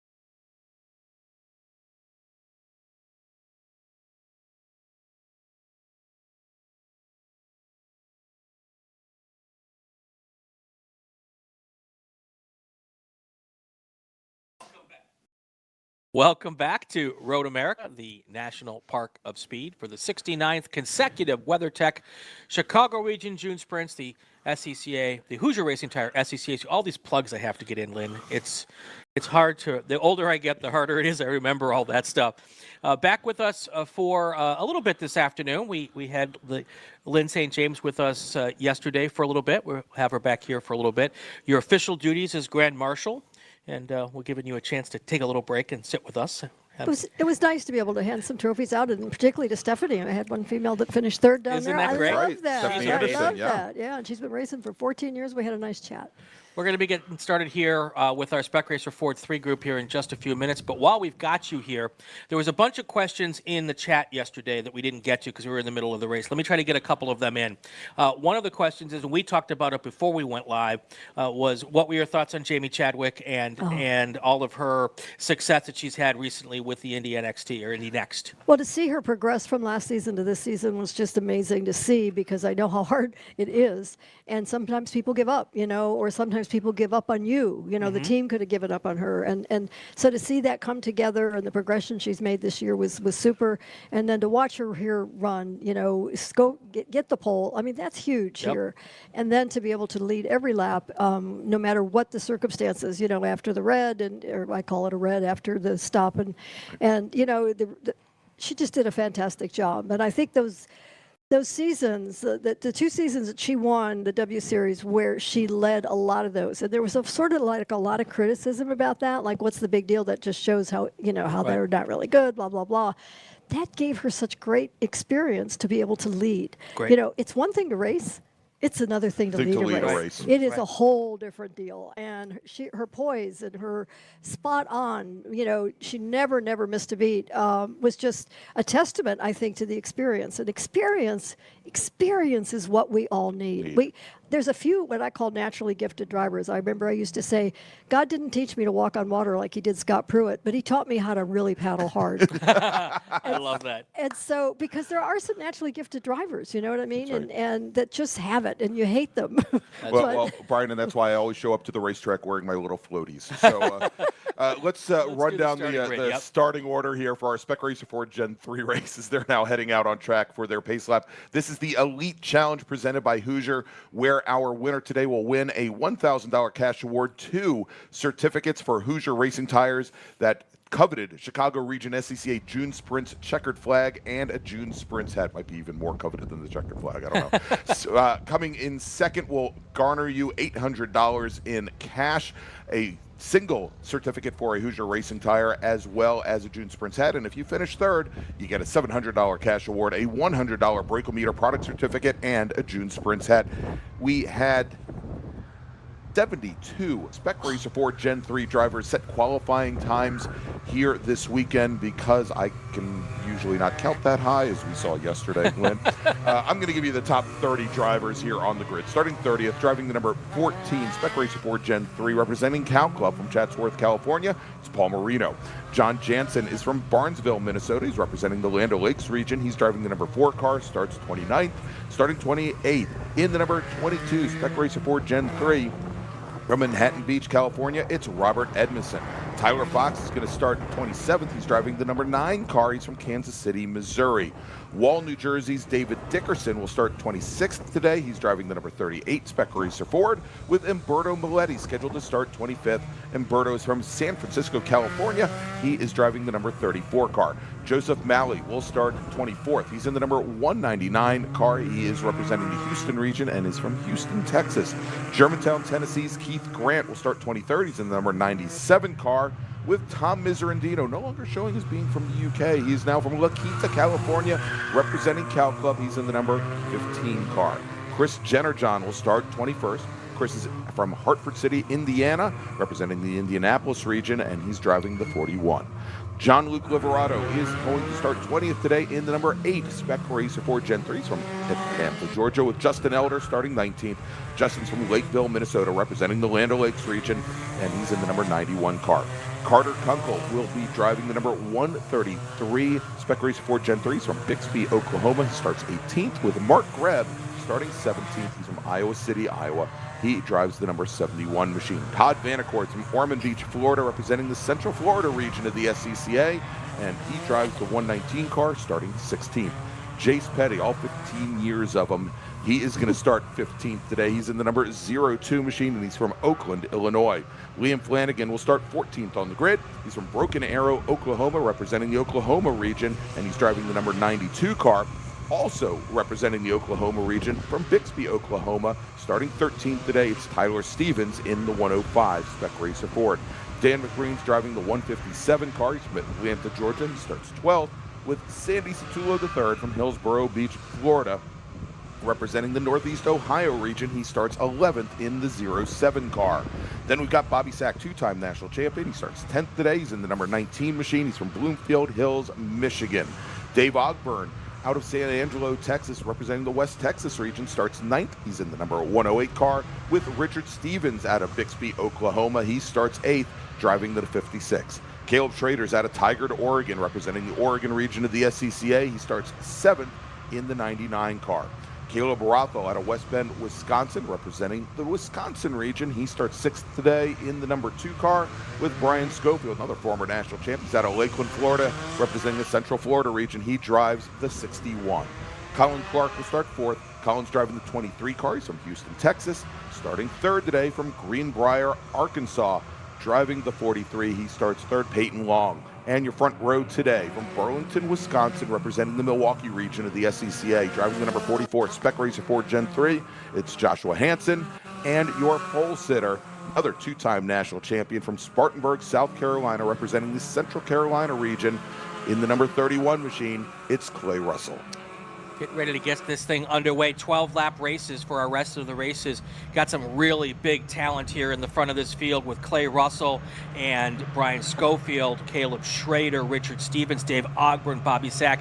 Just some really, really talented and experienced guys here in this race, and it will be exciting to say the least. There is our beautiful Corvette pace car going through turn 14. That is a very, very nicely formed up field there, at least for the first 25 or so rows.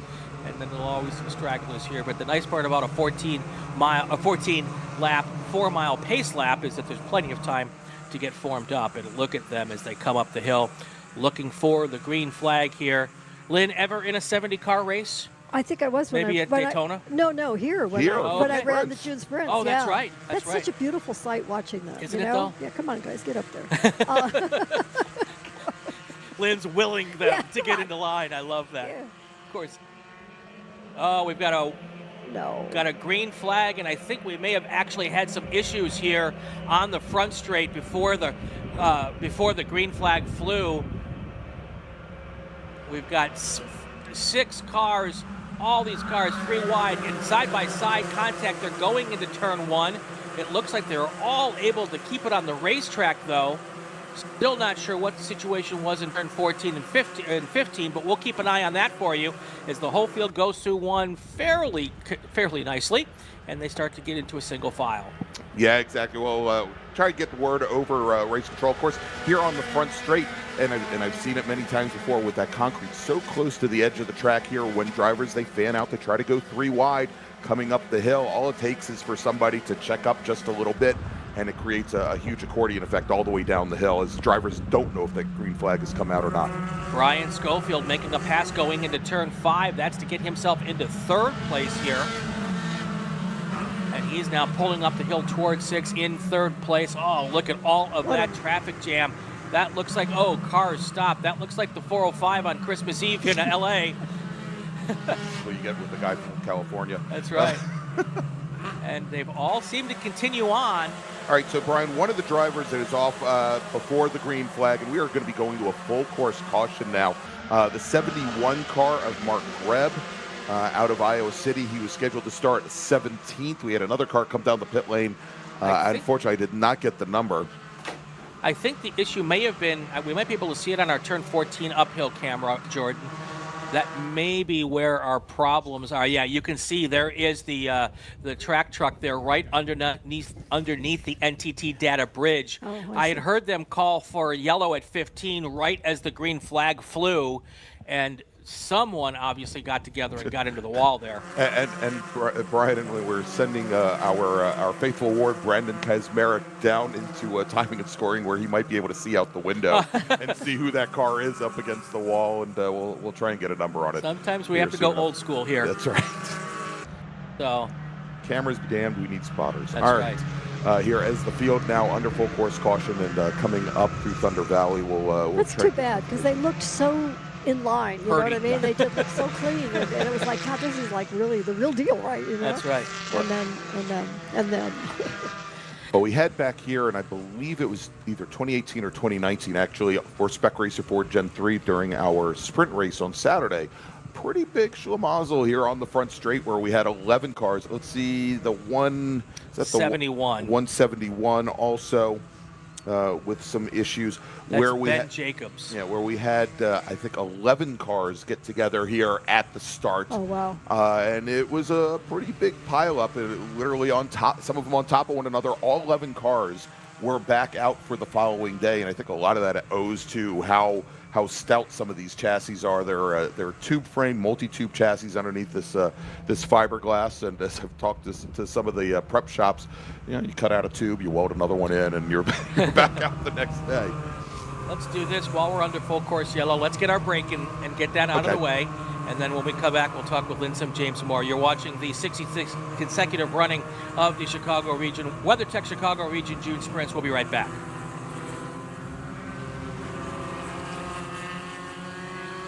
For over 25 years, championship-winning drivers and teams have demanded Hawk Performance Motorsports brake pads. Now you can have their advanced technology on your daily car, truck, or SUV with Hawk Performance Street products. With the improved HP Plus pad for the hybrid street and track feel, or Super Duty pads for tow vehicles, their all-new ER brake pad designed to take on even the longest race, and their all-new high-performance brake fluid. Hawk has all your braking needs covered. Visit hawkperformance.com and like them on Facebook or Instagram to learn more about the Hawk Performance Advantage. Hawk Performance, what's stopping you? Tire Rack was established over 40 years ago by an SCCA member with a passion to find the right tires, wheels, and now brakes and suspension products for racers and enthusiasts on both street and track. As official tire retailer of SCCA since 1995 and sponsor the Runoffs Pole Award, along with the National Solo Program, Time Trials Nationals and National Tour, and Track Night in America, Tire Rack is proud to support the SCCA and its members as they go have fun with cars. Mazza Vineyards is the exclusive sparkling wine for Podium celebrations at the Hoosier Racing Tire SCCA Super Tour, SCCA Runoffs, and Tire Rack SCCA Pro Solo. Celebrate your racing weekend with Mazza Vineyards and learn more at enjoymazza.com. Get more bang for your buck at summitracing.com. Choose from millions of in-stock parts from over 1,500 name brands. Parts for racing, street performance, trucks, plus tools, accessories, and more. Shop anytime, anywhere with the Summit Racing app. Hoosier Racing Tire is proud to be the presenting sponsor of SCCA Super Tour. Hoosier's mission is to be the dominant customer-driven provider of tires to race teams domestically and internationally. At Hoosier, we know that our success is dependent on how well we meet our customers' expectations by providing the safest, most reliable, high-quality race tires that put you in the winner's circle. For more information, see our trackside support personnel or the local Hoosier Racing Tire dealer near you, or contact us at HoosierTire.com. Hoosier Racing Tires, truly tires designed for champions. And we're back here at Road America looking at the Speedville Bridge, making me hungry for a bratwurst, but we're here. You just had lunch, Brian. I know. It doesn't mean I'm not hungry for a bratwurst. I grew up in Wisconsin. Come on now. Back here for the June Sprints here, Lynn St. James in the booth with us. One more question that we got yesterday before we start talking more about our race today. Someone asked me to ask you when you thought we were going to get a woman driver in Formula One. And I love to hear your answer on this. Well, I mean, I certainly hope it happens. I'd like to have it happen in my lifetime. But we're making progress to get there, but I think we're at least 5 to 10 years out. I mean, to be able to identify the talent, get the talent into the pool that they're getting the right experience, and then to have the funding and the support behind that talent, and then to have that talent actually be ready to run Formula One. Right. That we're looking at, each one of those categories is 2 or 3 years. So, it's 2 years to identify the talent, 2 or 3 years to then have that talent start to get the opportunity and the experience, and then another probably, and by then sometimes they age out, and then you've got to have the next crop coming in. So we're far from that, but we're closer than we've ever been. It needs to just be more opportunities for women lower down in the pipeline, so we get more chances, and then have the path to get them as they go through the pipeline. But right now we've got thousands of young boys, young men in the pipeline, and we may have hundreds of women in the pipeline. Yeah, hopefully even and that many. If that many, and to make it a legit opportunity, it's not because women aren't capable or qualified. It's just they're not getting the opportunities to prove that they are, right. Right, and we need the pool, like you were just talking about, because the cream will come to the top. So we just need the pool, but.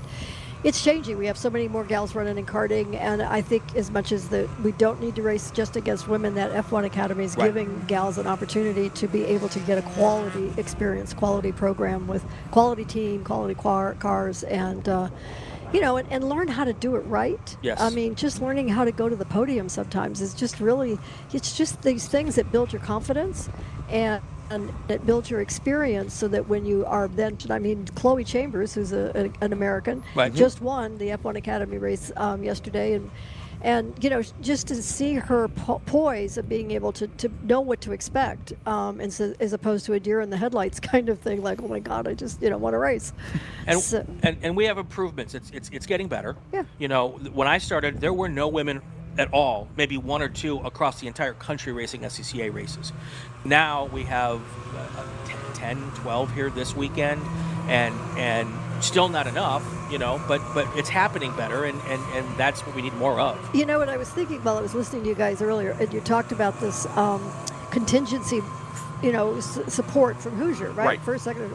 It made me think back of when I raced in the Kelly American Challenge Series, and that's what made the difference for me, was the fact that there was a contingency program for the top female driver in every race, because Kelly Services sponsored that. Right. And the first reaction to the industry from the, most of the people on the paddock was, why would we do that? Because there are no women. Right. And I showed up, fortunately, and I came in second, 79/100ths of a second behind Gene Felton in the very first race at Road Atlanta. Right. And it was like, oh my God, there are women that know how to drive, or how to race. So that went on for 3 years.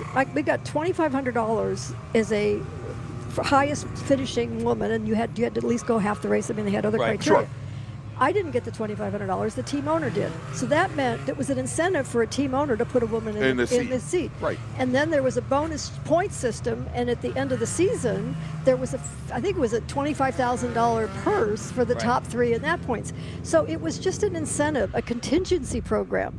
Our sport lives with contingency programs, and why we don't have more of that type of thing happening, I just wish we did. I wish we had. We do have it in NASCAR with our Accelerate Her program, which is for female drivers running in NASCAR. They have to be over 21 because it's sponsored by Busch Light. Okay. But we have a point system, and we handed out last year $250,000. In those. So and we see this in some of the, I guess, ladder series, not Spec MX5, but MX5 Cup as well. We see it as well, and with also specific scholarships to get drivers into those seats as well. So we need to do that, in my opinion, by just adding one little piece, saying for a female driver, and then you would end up having more women attracted to that, and more teams wanting to put women in the seats. And it's all about getting experience and getting the opportunity. So there's solutions.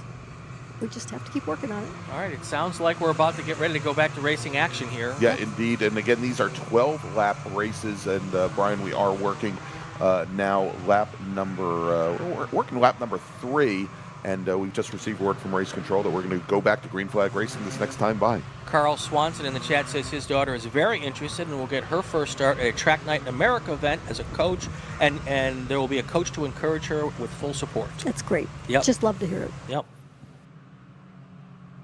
All right, we're going through the kink now. Our pace car will turn off the lights here, probably coming out of Canada Corner. And we will get back to racing action with 9 to go when they cross the line this time by. And hopefully we can keep it green for the remainder of this race and have some fun action here.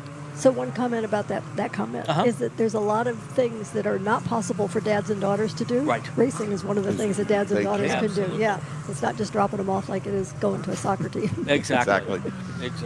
So. Yeah, it's a little different than sitting on the sidelines and spectating, as opposed to being there in the paddock and being able to support them throughout the course of the entire weekend.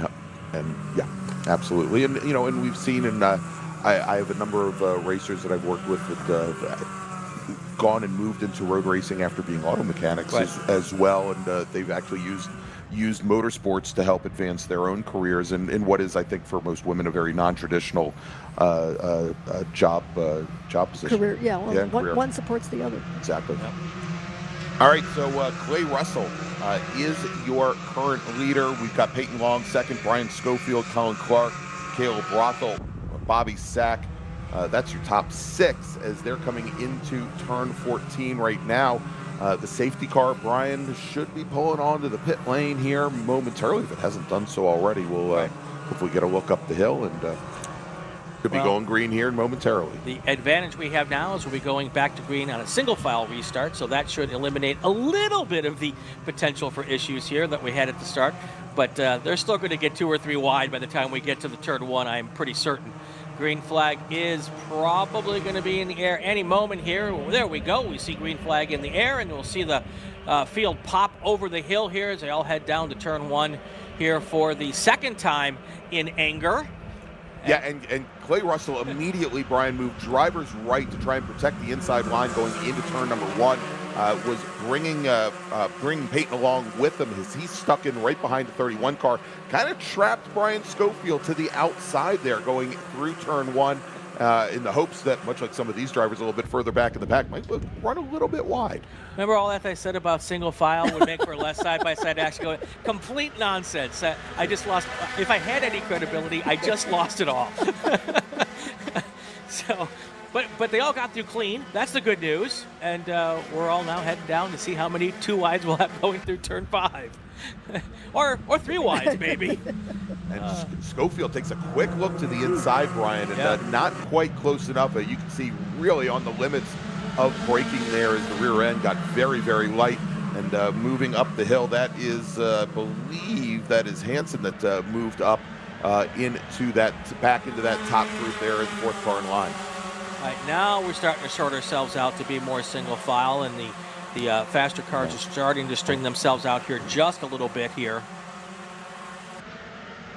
That is nice to see, and we're also seeing that a lot of the dust that have been kicked up here from yesterday's rain that caused a mud puddle basically across that portion of the racetrack, most of that dust has now settled down. Enough cars have been through here for the first couple of races to have kind of eliminated that problem. All right, and Brian, I'm sorry to report this because I know a couple of his very good friends are in the chat. Judson Holt, the number 188 car, he is over at turn 5 right now. Oh, no. And 3 wheels out of 4 is never the quick way around that corner. Looks like his race is now done. Sorry, Denny. Sorry. Yeah. Sorry, everybody. There he is. All of his fans. Oh yeah. Oh, he's missing a wheel too. Yeah, that is definitely a fatal end to that race car's day. Yeah. So, but they're going to need more than a tow strap to get that car out of there, unfortunately. And where that is, that's a really high-speed entrance into turn 6. My suspicion is that we may have to shut this one down again to be able to get that car up on a tilt bed or on a hook, if nothing else. Of course. All right. Go ahead. So I was going to say, so one of the notables here is our drivers do come across the line and complete lap number 4, starting lap number 5. Is that Josh Hansen, a great young man, about 20 years old, came up to see us yesterday, started off on the front row. He is now dropped back considerably, Brian. He is now down in 13th position. Oh, as we have some contact on the front straight. And we have a pass for the lead. Brian Schofield is now your new race leader. He went around Tyler Stevens to get the lead going into turn 1, so it's now Schofield and Stevens. Here they come out of turn 3. Is it still Schofield? No, now Schofield is actually, I think they're still ahead. Schofield just pulled to the outside. Stevens was your leader coming down out of turn 3. Schofield turned in a little bit later, though, and carried a little bit more speed out of the corner there. And they were almost alongside before they got to the Speedville Bridge, but they're going to get to that yellow flag at 5 with Schofield now once again back in the lead.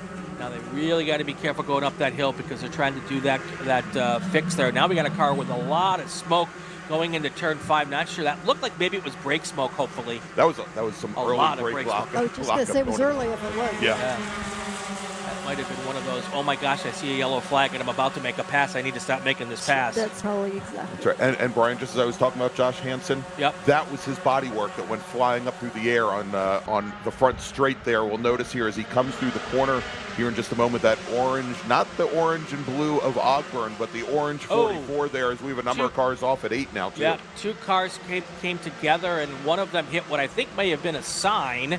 But I think that's the 9 car is one of those cars. That would be Tyler Fox out of Kansas City. Yeah. And then there's one other car. Oh, that car is real slow, and now everyone's going to have to check up to get around him. That could have been ugly, but thankfully they all were able to slow down. But there's still one car behind that bridge embankment that we can't see. It's either 0 or 10. I'm not sure. I saw it's got a 0 in it. If it's the... I think it's the 105. Okay. That was included. That went off over there. There were actually two different incidents at that corner. That was Tyler Stevens out of Bixby, Oklahoma.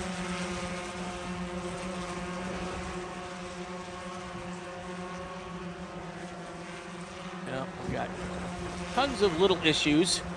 Another car into the wall. Drivers left at 7 is what I'm hearing about right now. Here comes our leader now past the start-finish line. Schofield is your leader. Peyton Long second. Sandy Satullo's moved up to 3rd place. And don't look down, but Bobby Sack is now in 4th. That's right. So Satullo started in 11th position today. Bobby Sack started just on the row ahead, started in 10th position. And so, as you said, Baron, they have now moved up into the top 4 here, as it is, they were racing with Schofield all afternoon yesterday.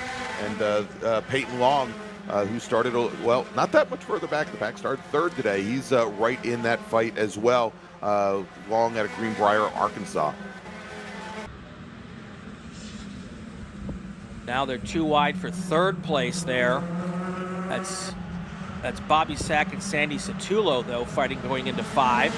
And then they straighten themselves out to go single file up the hill towards 6. Good job of clearing that car so they didn't have to go yellow. Yeah, that's the Road America safety crew has done a really stellar job this weekend, and we really appreciate all their work. And they've been busy. Yes, they have. Yes, they have. They have. Thankfully, we don't pay them by the car pickup because we'd have had to stop racing at noon yesterday. All right, sounds like the 105 car that we were just talking about did make his way back to the pits, and he's come down the pit lane. Well, there's a 44 car is missing half a fender there. That is... Right, that's Hansen. Yeah, that's Hansen. So yeah, he lost that on the front straight a couple laps ago. I hope they're not weighing front ends at the end of this race because his will come in light.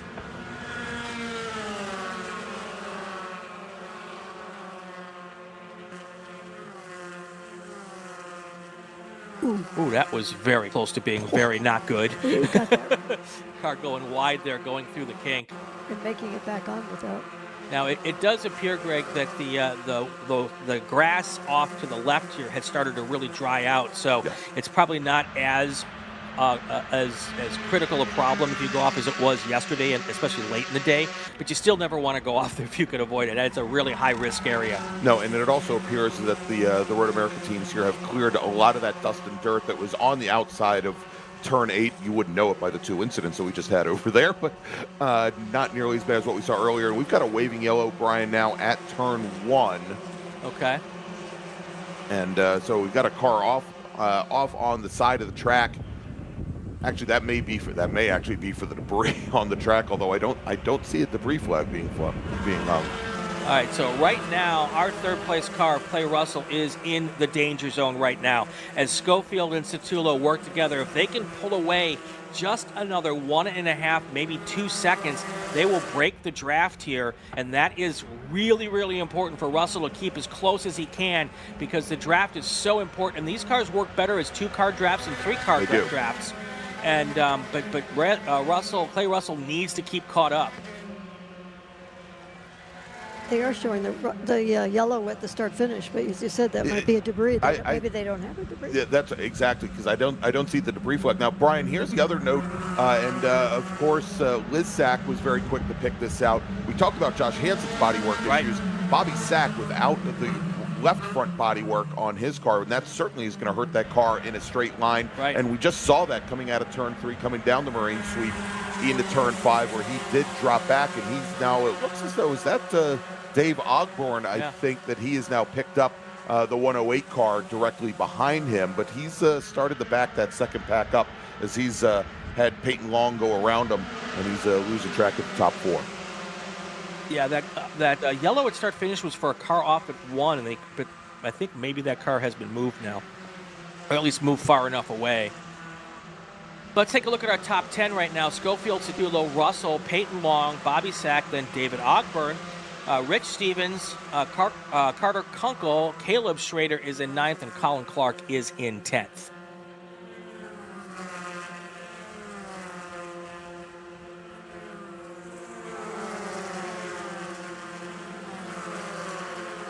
All right. Cars making and starting to really push themselves, coming through the kink here, getting right up onto that yellow and red curbing. All right, Brian, we're now working lap number 8 of 12. Let me do this. Let me make a first call to the grid for our next group. Attention in the paddock, attention in the paddock. My nemesis, race group number 5, Formula Atlantic, Formula Continental, and Formula X. Please start heading to the grid. Formula Atlantic, Formula Continental, and Formula X drivers, this is your first call to the grid.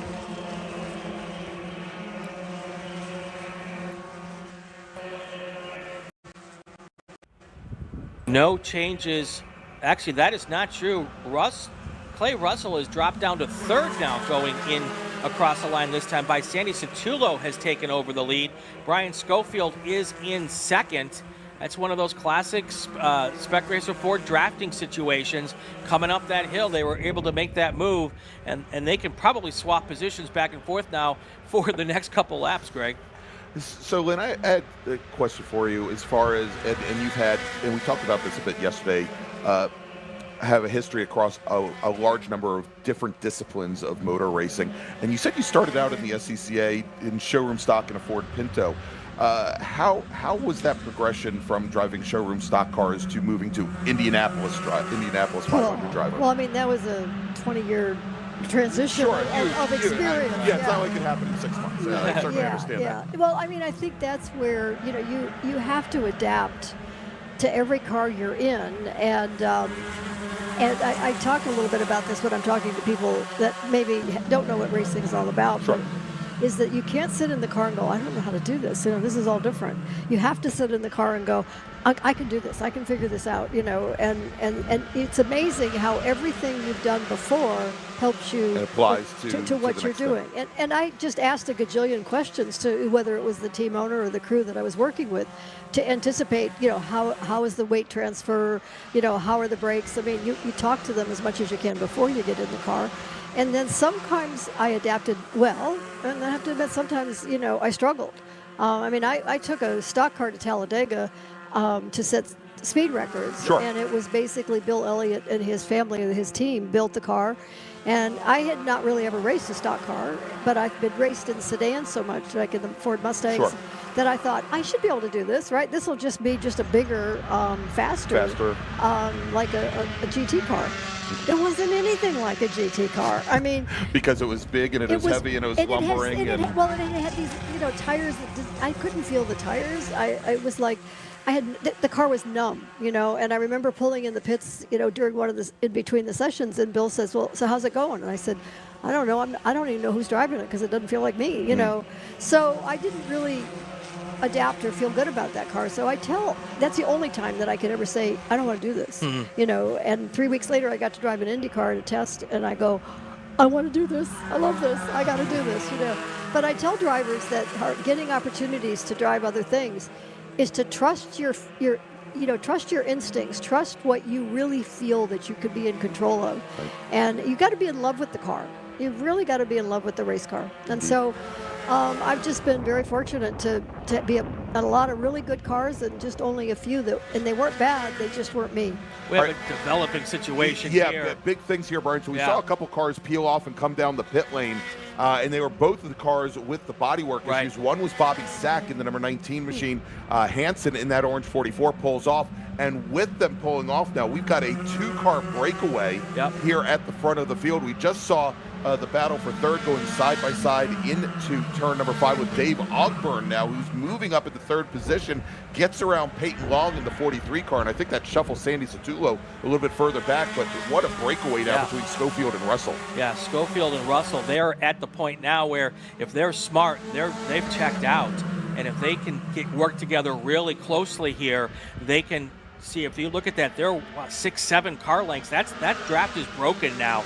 So if the next group of cars with Ogburn and Long and Satullo, they have to work together now to try to come back to that field. If they don't, Schofield and Russell are going to check out, and then it's going to be a two-car dash here to the finish line.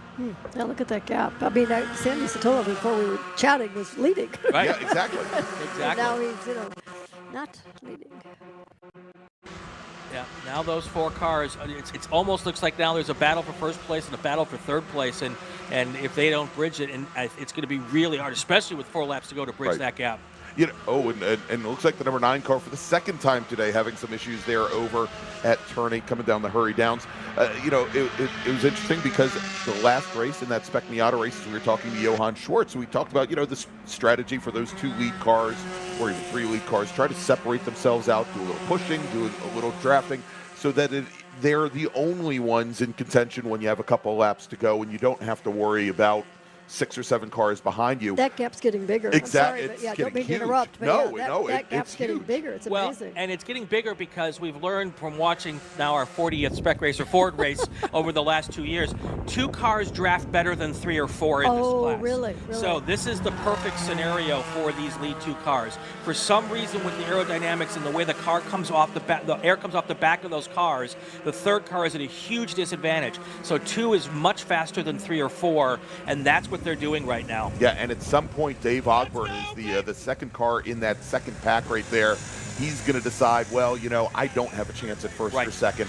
I might as well just now try to push towards third there. And most likely, Caleb Schrader out of Oregon in the black and red number 99 directly behind, probably going to be thinking the exact same thing. Right.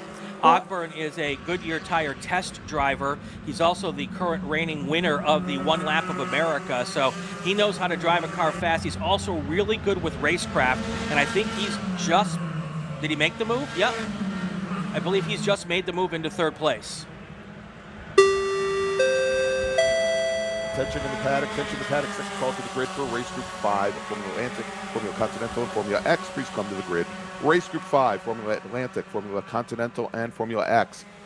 Your race is next. All right, next time by will be 2 laps to go for Schofield and Russell. There is that third through 6th place, 7th place pack just mired back there, not being able to make up any ground at all. And right now, if I'm Russ Turner, I'm in the place I want to be. I want to be in second place right now. I want to go try to make this pass going into Canada Corner on the last lap, or maybe even going into or coming out of turn 14 and just try the drag race up the hill if he thinks he's got a little bit more power than the car in front of him, and use that slipstream draft to go. You wouldn't think, Lynn, that you can make that pass going up the hill, but we see it time and time and time really? again. Absolutely. I was just thinking, I would think that would not be the place, because you've got to really use all that power to get up the hill anyway. But and you'd have no advantage to have the It seems counterintuitive, but we keep seeing it happen, so it's really interesting. And even this pack now is starting to break up itself. The second pack. Yeah, it's like 4 in that pack with two stragglers. All right, this time by the line, it'll be 2 laps to go. Little over 8 miles left in this race. Gap's closed a little, but not much. Just a tiny bit. Across the line this time by, it is Schofield, Russell. Ogburn has taken over 3rd place. Peyton Long has dropped now to 4th place. Then you've got Caleb Schrader, Sandy Satullo, Richard Stevens, Colin Clark, Carter Kunkel, and Dan McGreen. That is your top 10 at this moment.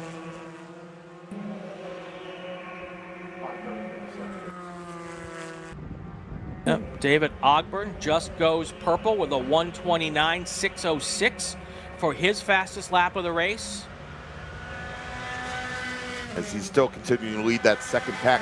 The second pack, led by Ogburn, did make up, as you mentioned, Linda. The gap got a little bit closer, but only about 0.3 here. Certainly more than they need. As it sounds like we might have another incident down at heading into turn 1 once again, and I think we had a car go off, possibly into the wall. We'll see. That may keep the local caution down there going into turn 1 when we get to our last lap. But Brian now making a good dig out of turn 5 and coming up the hill. That is Peyton Long looking to the inside on Dave Ogburn, and Peyton Long not able to get the pass done. Ogburn's able to hold him off there as they come out of that 90-degree left-hander underneath the Corvette bridge. Well, he tucked back in after if I'm Peyton Long or if I am Russ Turner, I might make this move now, because if there's a car in the wall at 1 and they end up having to go full course yellow, that will be the end of this race. So I would go game on right now and make that chance, because you just don't know what's going to happen here.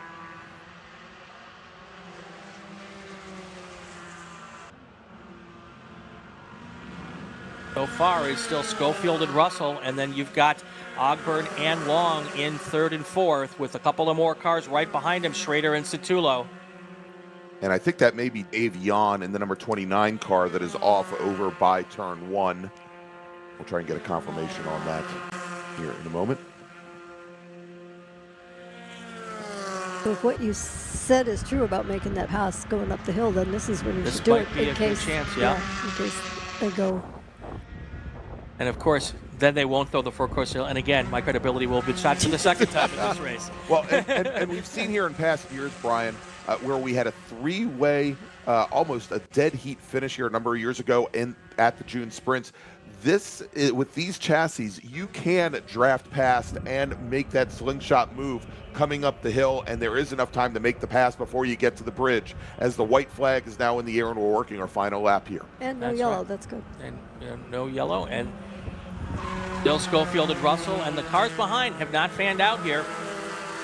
A couple of more good passing opportunities on this racetrack on this final lap. Turn 5 is the first one, then going into Canada Corner is the second one, and then of course the pull up the hill. You know, we've also learned making that move too soon just opens the door for the guy who you've passed to make and return the favor too. So lots of strategy here as we get into the final 3 miles of this race. All right, and that second group, Brian, made up another 0.3. So they have been closing things down. There's the possibility here with our 2 leaders, Schofield and Russell, if they don't wait until Canada Corner, wait to 14, we may have that final pack be able to close within shooting distance. Right. Or if they come together in these last few corners, that second pack is right there ready to take over first place and claim some podium positions.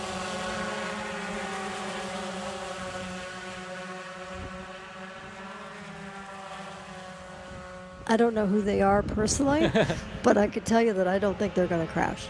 All right, there is the Lynn St. James prediction going into, will it be the Lynn St. James curse here? Not the announcer curse, we'll give it the Lynn St. James curse. Well, apparently you've never met Prototype 1 drivers, because they ended up together, the 2 leaders at turn 8 yesterday. Yeah.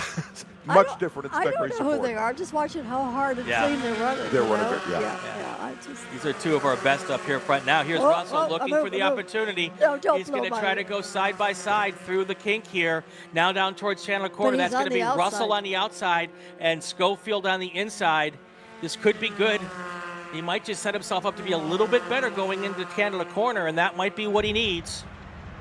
Here they come still, Schofield up front with Turner in second place. He lost a little bit. And he lost a little bit of space. Now the question is, can Ogburn try to get up into this, as they have now messed up their draft, and Ogburn has a drafting partner to come up from 3rd place. Will he have an opportunity? Looks like he's going to be just a little bit too far back as they pull up the hill. Brian Schofield is in the best position, weaving back and forth, trying to break the draft from Clay Russell behind him. As they come across the line, it's going to be Schofield, Clay Russell, and David Ogburn. That's going to be your top 3. And Brian, Dave Ogburn edging out Peyton Long by 19 1/1000ths of a second. Another great finish here at the June Sprints. Let's run through the top 10. It's Brian Schofield, Clay Russell, David Ogburn, that's your podium. Then Peyton Long, Caleb Schrader, Sandy Satullo, Richard Stevens, Carter Kunkel, and Colin Clark, and Dan McBride. That's your top 10 in Spec Racer Ford. And one guy wanted to get talked about on the camera here at the end. A couple of cars now are wanting to have a little bit of a discussion. Like, you haven't talked about me all race long, so I'm going to go off now so that you guys can talk about me. Don't know who they were, but we've talked about them. There you go. It was a good race. Yeah. It was a very good race. Once they settled, we got rid of some of those problems. And two-time national champions there for the win, and a great run by Brian Schofield. Lynn St. James, thank you for being up here with us. Hey, thank you. You've got some work to go do now. I do. It's funny, though, because when I watch this, I'm like, I'm in that car. I know, isn't that great? well, imagine what those interviews down at the winter circle are going to be like for this group now. Yeah. All right. Hey, thanks a lot, guys. All right, everybody. Lynn St. James, our Grand Marshal this year at the 69th running of the WeatherTech Chicago Region June Sprints. Brian, let's make a final call to the grid for our next group. Attention in the paddock. Final call to the grid for race group number 5, Formula Atlantic, Formula Continental, and Formula X. Please head to the grid. Formula Atlantic, Formula Continental, and Formula X drivers, please head to the grid. We're going to take a break. We'll be back here in just a few moments with more racing action from the June Sprints, part of the 2024 Hoosier Racing Tire SCCA Super Tour.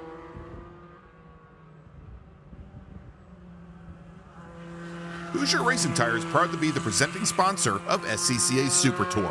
Hoosier's mission is to be the dominant customer-driven provider of tires to race teams domestically and internationally. At Hoosier, we know that our success is dependent on how well we meet our customers' expectations by providing the safest, most reliable, high-quality race tires that put you in the winner's circle. For more information, see our trackside support personnel or the local Hoosier Racing Tire dealer near you, or contact us at HoosierTire.com. Hoosier Racing Tires, truly tires designed for champions. Hagerty is the official and exclusive insurance partner for SCCA and provides affordable off-track insurance protection for motorsports vehicles while in the paddock, in transit, in storage, and at the shop. Hagerty also provides guaranteed value coverage and even has protection for your trailer. Did you know that SCCA members can save 5% on insurance through Hagerty? Hagerty, let's drive together. Learn more at Hagerty.com. Get more bang for your buck at SummitRacing.com. Choose from millions of in-stock parts from over 1,500 name brands. Parts for racing, street performance, trucks, plus tools, accessories, and more. Shop anytime, anywhere with the Summit Racing app. As the official fuel partner, Sunoco has been helping the SCCA and their drivers perform at their peak since 2001. Mile after mile, race after race, Sunoco has trusted the fuel over 50 racing bodies, including the SCCA, SCCA Pro Racing, Trans Am, NHRA, and NASCAR. As the largest manufacturer of race fuels, they're passionate about helping drivers and teams take the lead. To find race gas near you, visit SunocoRacefuels.com or call Sunoco at 800-RACE-GAS. For over 25 years, championship-winning drivers and teams have demanded Hawk Performance Motorsports brake pads. Now you can have their advanced technology on your daily car, truck, or SUV with Hawk Performance Street products. With the improved HP Plus pad for the hybrid street and track feel, or Super Duty pads for tow vehicles, their all-new ER brake pad designed to take on even the longest race, and their all-new high-performance brake fluid. Hawk has all your braking needs covered. Visit HawkPerformance.com and like them on Facebook or Instagram to learn more about the Hawk Performance Advantage. Hawk Performance, what's stopping you? If you like what you see today, become part of the action by joining the Sports Car Club of America. Whether you want to drive, flag, organize, officiate, have fun with cars, or meet 65,000 enthusiast friends, SCCA has plenty to feed your motorsport obsession. Ask someone trackside how to get involved, or visit SCCA.com for more information.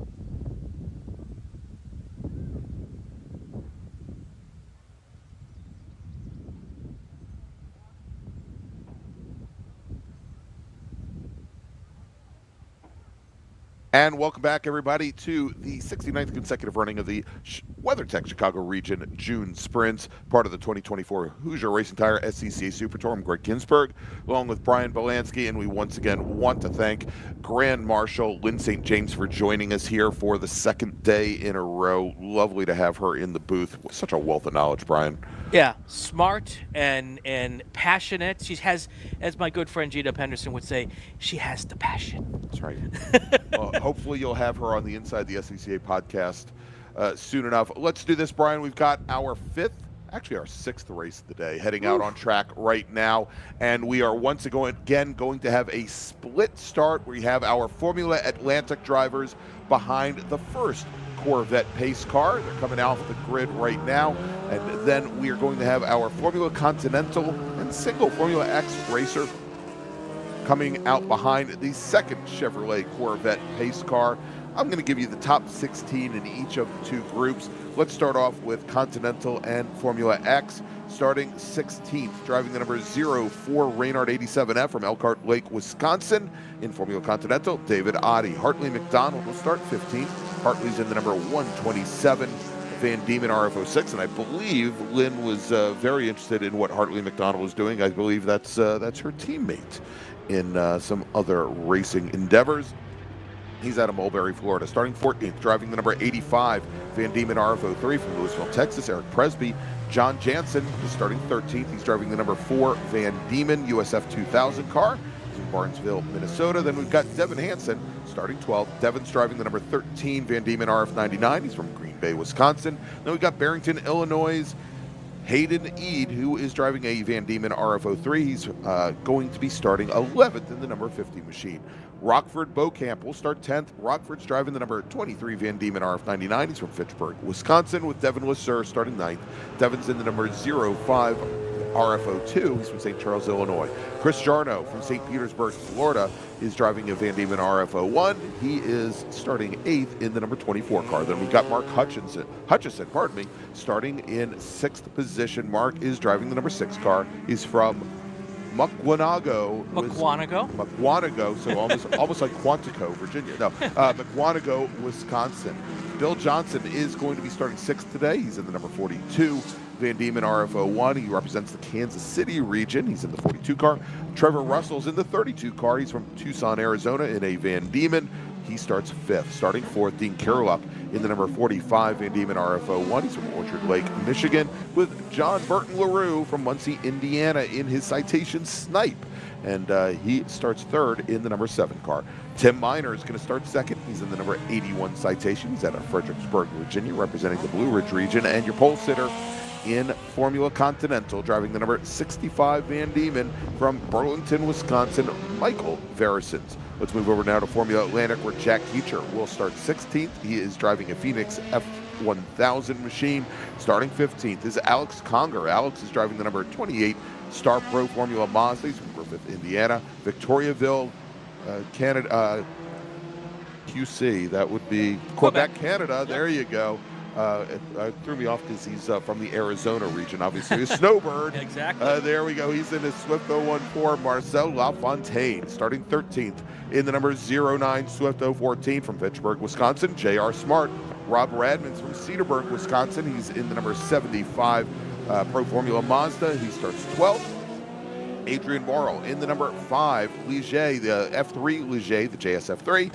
He's from Frankfort, Illinois. He starts 11th, starting 10th, driving the number 63 Swift 016 from Golden, Colorado. Shane Kennett. Tony Oppheim is driving a Toyota-powered Swift 014. He starts 9th in the number 3 car. John Norton is starting 8th. He's in the 02 Swift 014 from Phoenix, Arizona, with Bruce Hamilton starting 7th. He is in an MZR-powered Swift, and he is in the 0 car. Brandon Schwartz is going to start 6th. Brandon's in the number 46. Also, Ligier JSF3, FAA F3 car. He's from St. Charles, Illinois. John McAleer is starting 5th. John's in the number 77 Swift 016. Hans Peter starting 4th. He's in the 06 Swift 016. He's from Olathe, Kansas. With J.R. Osborne from Greenwood Village, Colorado, in a Citation, starting 3rd in the number 83. And your front row today, driving the number 51 Swift 016 from Kansas City, Missouri, representing Kansas City region, Larry Howard, and your pole sitter driving the number 74 Swift 016 from Cedar Rapids, Iowa, it's Studley Fleck. And this is the Break-O-Meter Challenge, Brian, with our winners in all classes getting a $200 cash certificate, 2 Hoosier Racing Tire certificates, a June Sprints checkered flag and hat, and second place $100 certificate, 1 Hoosier Racing Tire certificate and a hat, and third place $50, a $50 cash, $100 certificate to Break-O-Meter, and a June Sprints hat.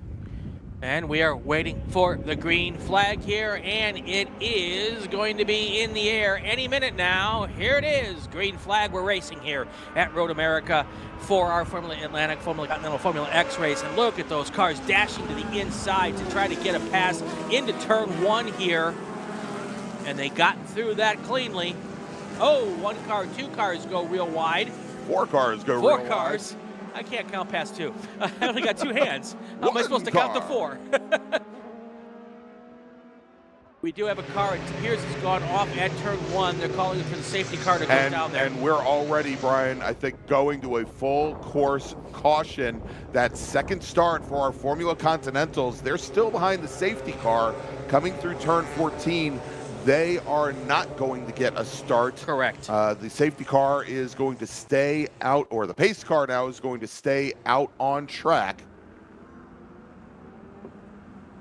And it sounds like we had a spinner, and then a car hit the spinner going into turn number 2, is what I'm hearing.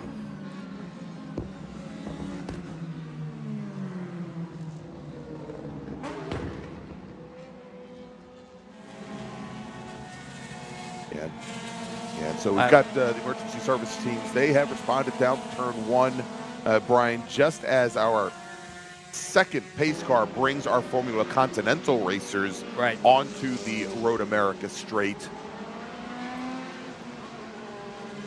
Yeah, the cars are still on the racetrack. That's a good reason to slow us down here. We are hearing, though, that both the drivers are out of the car and out of the car safe, so that's good news down there.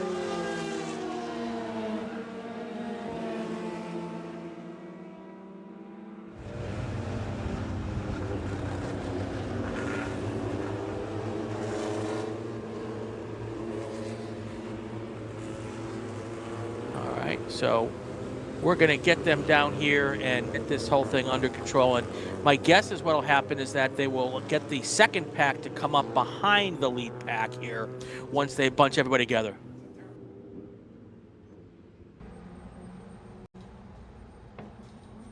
No, they're going to bring the FCs back around behind the FAs once they get the FAs under control. Yeah. Because the races started even for the FCs, even though they're still behind the pace car. So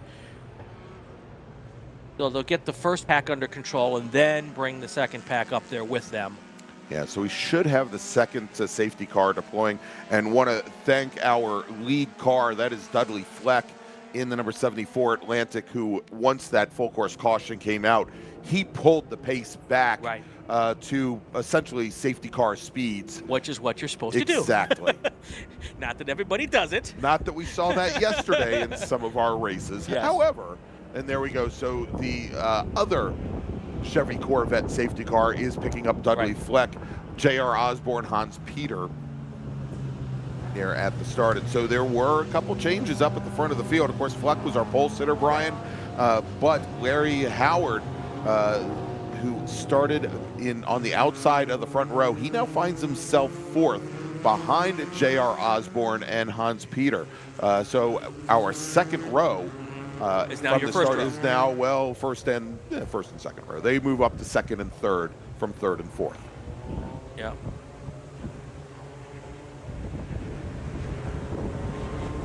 And so we are under full course. And of course, we still have, and we've got coming down the pit lane now, and we heard that he was waving a number of drivers by. The number 3 Formula Atlantic machine, that is Tony Opheim's Toyota-powered Swift. He makes a run down the pit lane, and again, he appeared to be off pace after we had gotten gone to the full course caution. We'll see if he rejoins the field. Let's get our break in and do it while we're under full course yellow, and then we'll be able to talk about fasty cars, hopefully, when we get back. You're watching the 69th consecutive running of the WeatherTech Chicago Region SCCA June Sprints and the Hoosier Racing Tire SCCA Super Tour. We'll be right back, everybody. Hoosier Racing Tire is proud to be the presenting sponsor of SCCA Super Tour. Hoosier's mission is to be the dominant customer-driven provider of tires to race teams domestically and internationally. At Hoosier, we know that our success is dependent on how well we meet our customers' expectations by providing the safest, most reliable, high-quality race tires that put you in the winner's circle. For more information, see our trackside support personnel or the local Hoosier Racing Tire dealer near you. Or contact us at HoosierTire.com. Hoosier Racing Tires, truly tires designed for champions. Hagerty is the official and exclusive insurance partner for SCCA and provides affordable off-track insurance protection for motorsports vehicles while in the paddock, in transit, in storage, and at the shop. Hagerty also provides guaranteed value coverage and even has protection for your trailer. And did you know that SCCA members can save 5% on insurance through Hagerty? Hagerty, let's drive together. Learn more at Hagerty.com. Bravo Trailers is the exclusive trailer partner of the SCCA. Owned by longtime SCCA racers, Bravo Trailers work better, load easier, and tow better because we build them with racers in mind. Visit bravotrailers.com to see your new trailer in aluminum or steel. For over 25 years, championship-winning drivers and teams have demanded Hawk Performance Motorsports brake pads. Now you can have their advanced technology on your daily car, truck, or SUV with Hawk Performance Street products. With the improved HP Plus pad for the hybrid street and track feel, or Super Duty pads for tow vehicles, their all-new ER brake pad designed to take on even the longest race, and their all-new high-performance brake fluid. Hawk has all your braking needs covered. Visit hawkperformance.com and like them on Facebook or Instagram to learn more about the Hawk Performance Advantage. Hawk Performance, what's stopping you? It's the 2024 Hoosier Racing Tire SCCA Super Tour, the premier amateur road racing series bringing together top SCCA road racers from around the country. The Hoosier Super Tour visits some of the greatest tracks in North America, showcasing each of our 28 car classes. From production to GT cars, prototype to Formula cars, the Hoosier SCCA Super Tour packs a ton of wheel-to-wheel racing action into every event.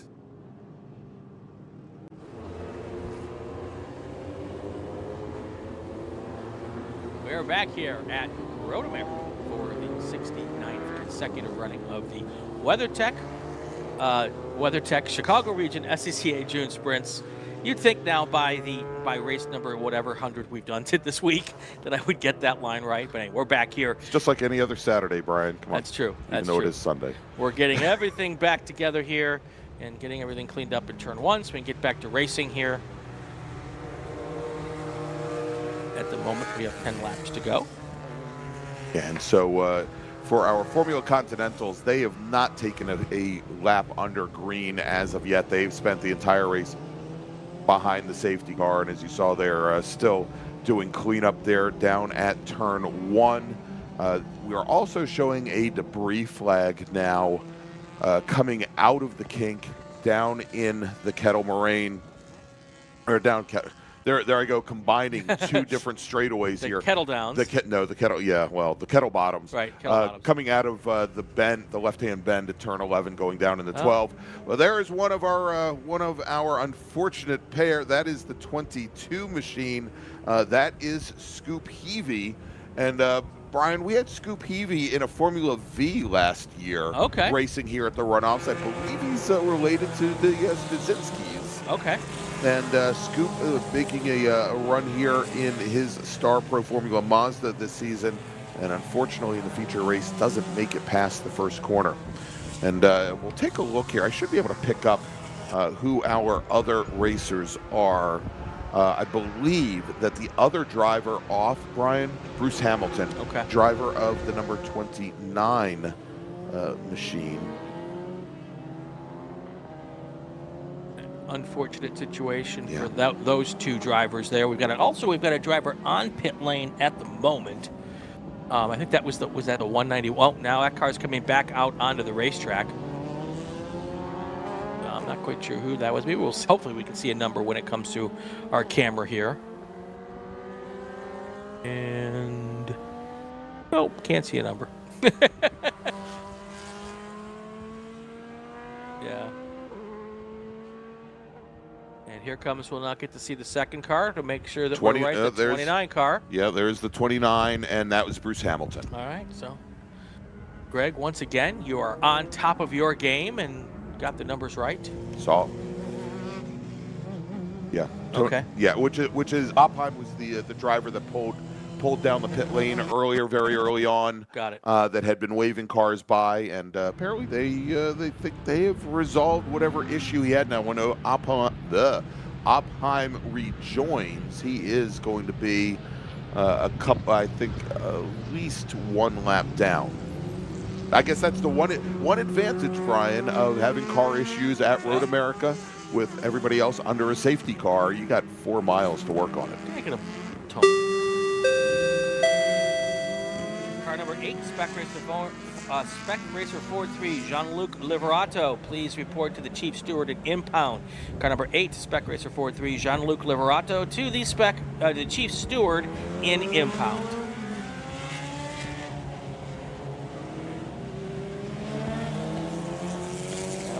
Our Formula Continental field coming down past us here at the start-finish line. So in theory, those cars could have been pulled off at turn 5, and we might be able to get back to racing on this lap, I'm hoping. Because there's your Atlantics. Just have to wait to see how quickly they can. You don't want to go too quickly when you've got a car on the hook, but we want them to go as quickly as absolutely possible. Sure. So, I'm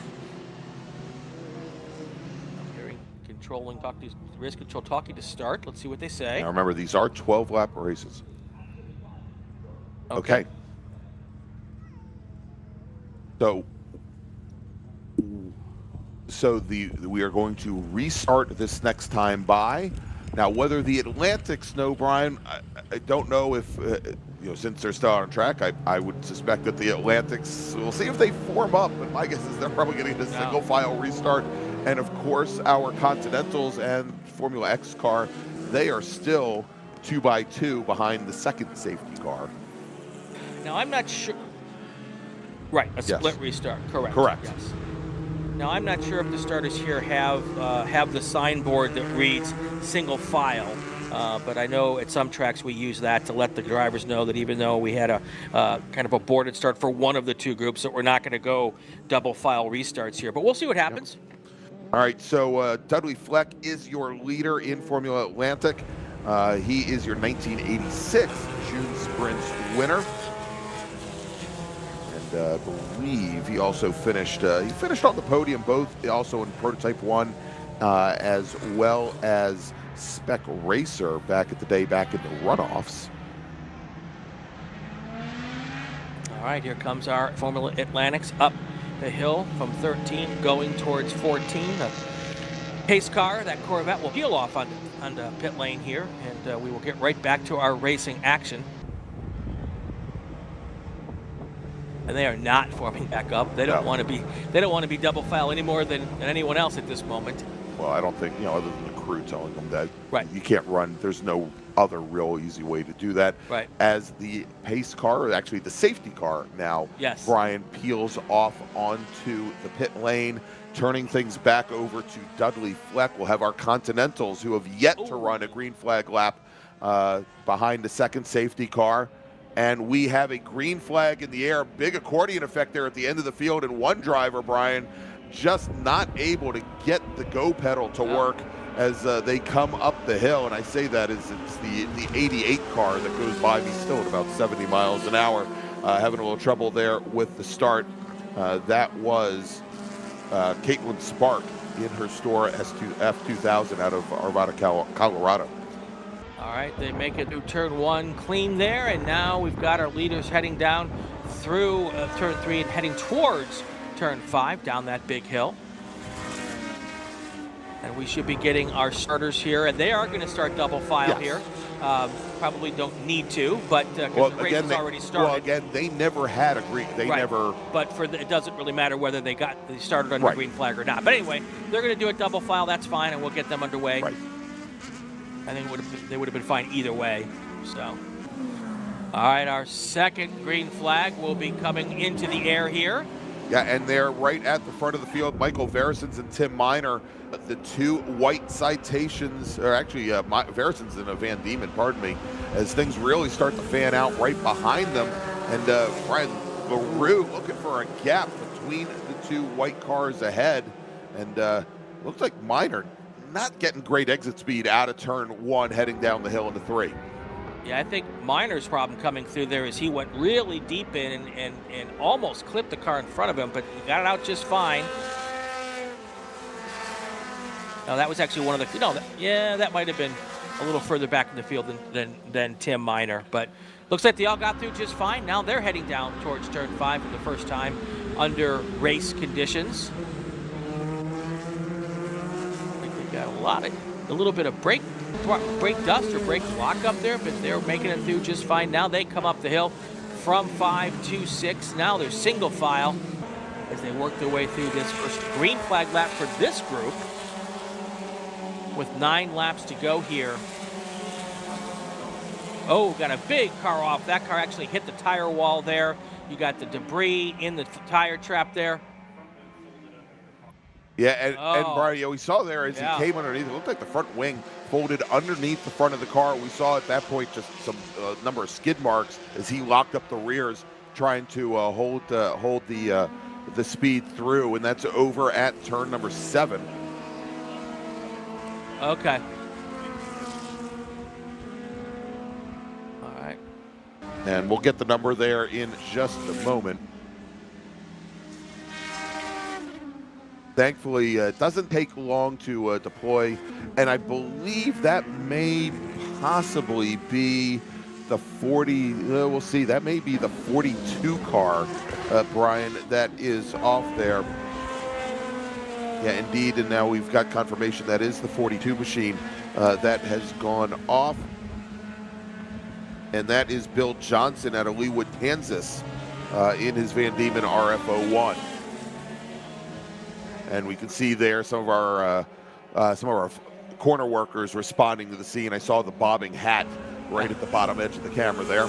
As we now have a full lap under green in the books, Brian, as we complete lap number 4. Dudley Fleck jumping to the lead with Hans-Peter Larry Howard in Atlantic. And we ought to check in with the Continentals here in a moment.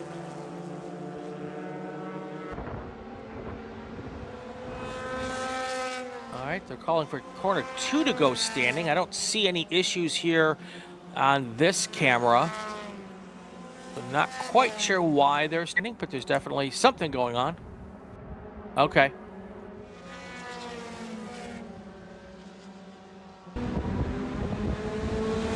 Okay. All right, sounds like the number 2 car, Brian, having some issues. Pulled off drivers right. That is Andrew Bernardi in his Formula Atlantic Star Pro Formula Mazda that they're saying had an axle let drive go. Shaft or an axle. Yep. And actually, no, we're getting an update now. It is the number 6 car of Mark Hutchison. And they feel that he is in a very bad position over there. They're trying to get him moved out of the way.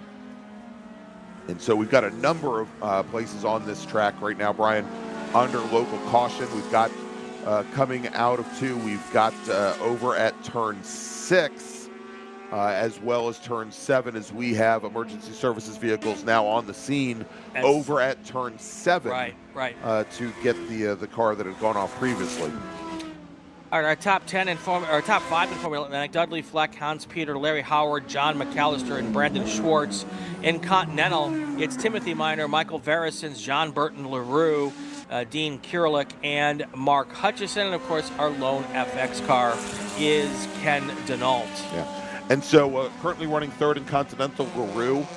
Brian, he is currently, for those of you who want to send letters to the club racing board, he is the chairman of the club, of the SCCA Club Racing Board. He was also our 1997 Formula Ford National Championship winner, won in Formula Continental back in 2016. So that was, I believe, in 2016, that was at Mid-Ohio. And so trying to work his way up from third, again, behind some very, very tough competition as he has ahead of him Michael Verisons, who is a 7-time national champion in Formula V. I think won 7 years in a row. Wow. As a matter of fact, and then Tim Miner there out of Fredericksburg in his Formula Continental. That is a dynasty if there ever was one here. Of course, he is from Burlington, Wisconsin, which is just down the road from where I grew up. Yeah, and Tim Miner was your 2019 national champion in Formula Continental. All right, so now we have 2 separate incidents. We've got that one we just saw in 7. We've got another one in 2 where they're trying to get a car that broke down off the track and out of the way there. 6 laps to go here. We should do a call to grid. And attention in the paddock. Attention the paddock. First call to the grid for race group number 6. GT1, 2, and 3. GTX, Touring 1, and American Sedan. Race group 6, GT1, GT2, GT3. Touring 1 and American Sedan. Oh, and did I say GTX? Yeah, GTX maybe as well. Come to the grid, please. Race group 6, your racing time. all right.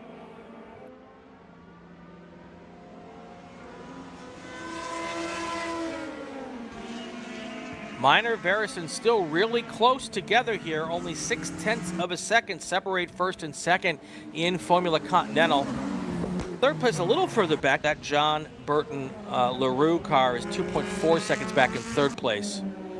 Yeah, a little bit further. I'll tell you, a little further back in Formula Atlantic, I was watching here for a few moments. Greg Labate in the number 35.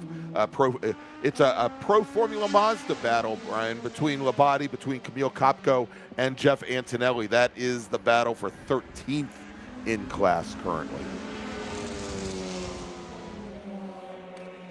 The gap between first and second in Formula Atlantic is 3.6 seconds. We've got a slow car heading up the hill there towards pit lane. Yeah, and that's one of our Continental drivers. We'll get a number on that as it comes up the hill here in a moment, Brian. Pretty certain that those 2 cars that just went through our screen there are Miner and Verisons. And that is the 23 Continental on the pit lane. That is Rockford Beaucamp out of Fitchburg, Wisconsin. He started 10th today. It looks like his race now is essentially done.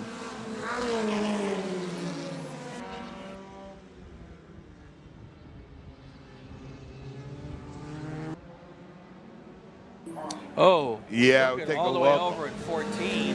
Yeah, look. Yeah, car into the gravel trap there. If you look at the upper left-hand corner of your screen, that is over turn 14, the final corner, Brian, as we've got a driver that's gone into the gravel trap, and he is buried there as well. Yep. Yeah, and that's going to be a spot where they're not going to want to leave that car there.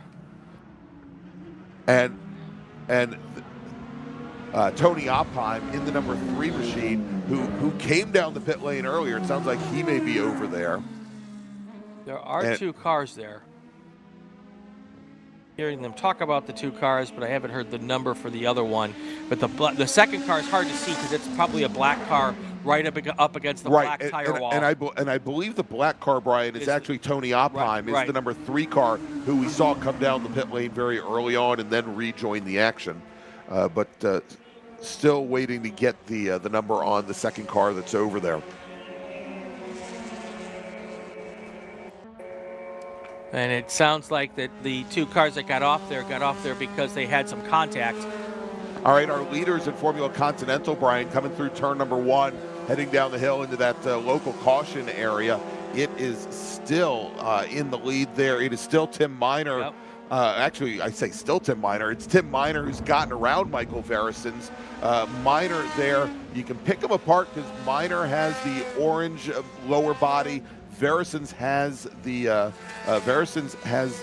blue lower body to his car as they're now making their way down into turn 5, where again we have a local caution.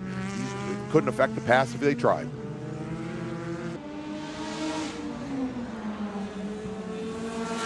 And Brian, we now have a local caution coming out of the carousel as well.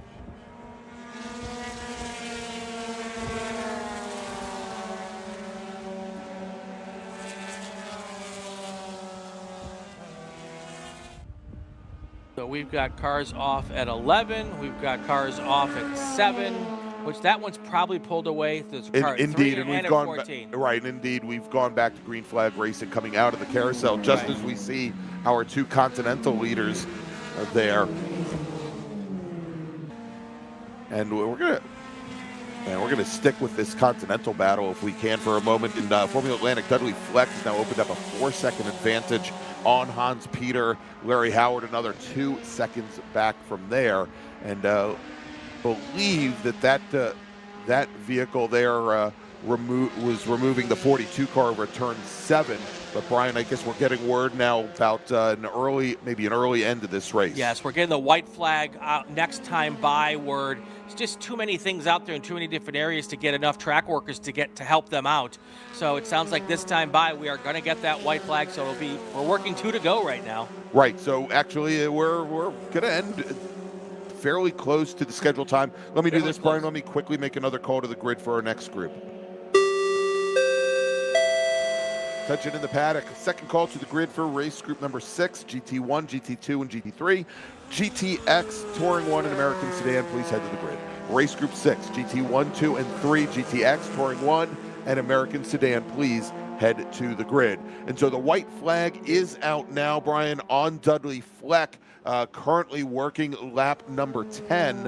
And so it looks like we're going to end this race probably a lap early. Looks like that's going to happen, and we've got a lot of action going on still on the racetrack here. A lot of guys trying to get some passing going on. If they saw that white flag a little early, they know it's time for them to get it on if they want to make a couple of moves and get some places here. All right, and we now have a car off coming out of Thunder Valley over at turn 13, Brian, coming up the hill. They haven't been able to get the car number on it yet, but now we've got yellow flags from Canada Corner all the way up until you get past turn 14. A good portion of this 4-mile course, Brian, currently under caution. Under local caution. Yes. Yep, white flag is in the air, waiting for our leader to come around. He should be coming into the carousel pretty much right about now, and I think that might be Dudley Fleck right there in the red car.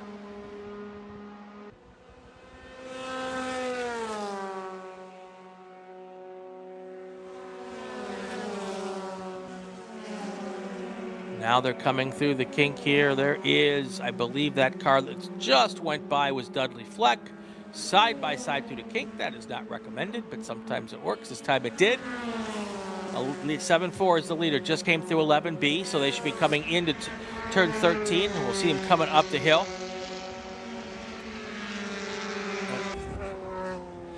And there's that car off, Brian, up against the tire wall on driver's left, as our leader, Dudley Fleck, now comes into the final corner for the final time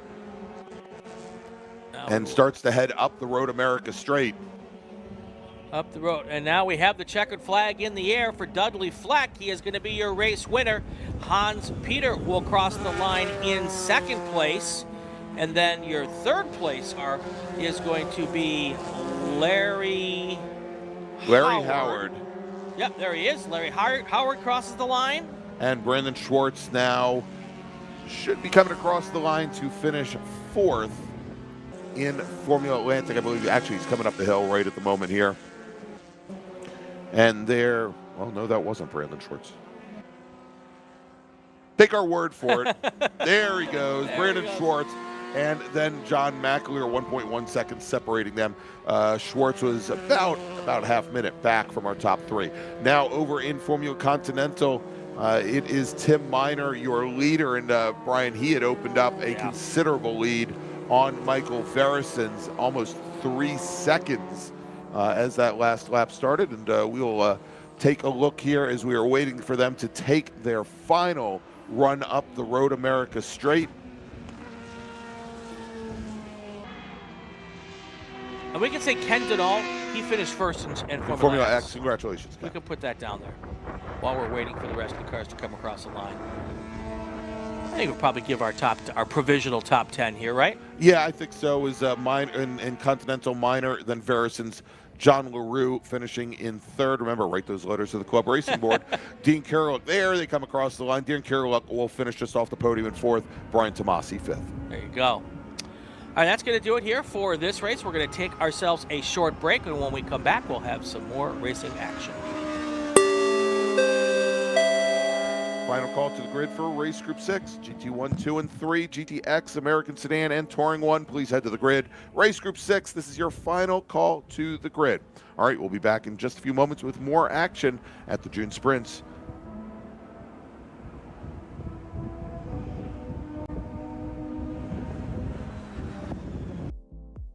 My name is Joshua Smith, Business Development Manager for Mazda Motorsports. We're happy to be supporting the SCCA and Mazda racers here. So our team support program offers a couple of tiers of support, part support, technical support.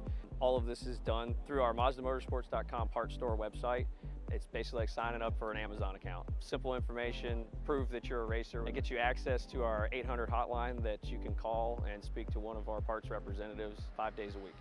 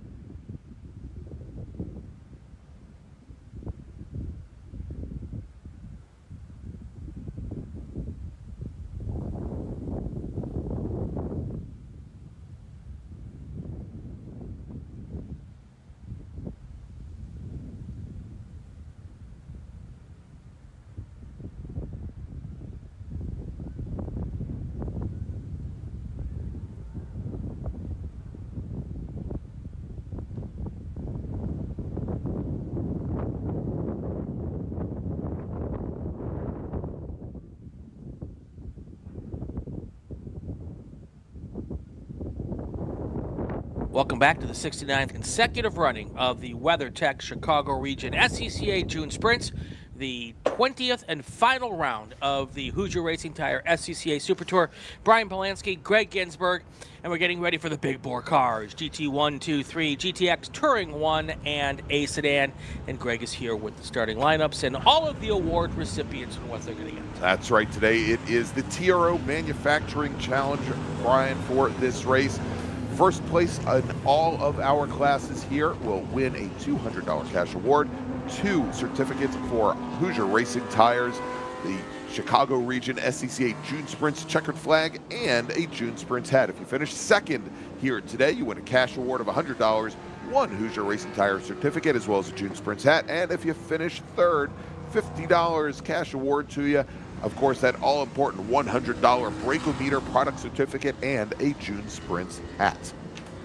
Let's take a look at the starting order here, Brian, and we have in this group across all of these different classes, we had 73 driver set qualifying times. I don't have enough fingers, toes, or patience, frankly, to run down that entire list, so we're going to give you the top 30. Starting 30th, driving the number 142, Touring 1 Ford Mustang. It's Paulo Salvatore. Stephen Wiles is going to start 29th. He's in the number 25 GT1 Chevy Camaro. Hugh Stewart's in a Touring 1 BMW M3. He starts 28th in the 123 car. Simon Aslin's in the number 81 GT2 Porsche 911 Cup car. He starts 27th. Joe Koenig is going to start 26th. He's in the number 7 BMW M3. That's a GT2 car.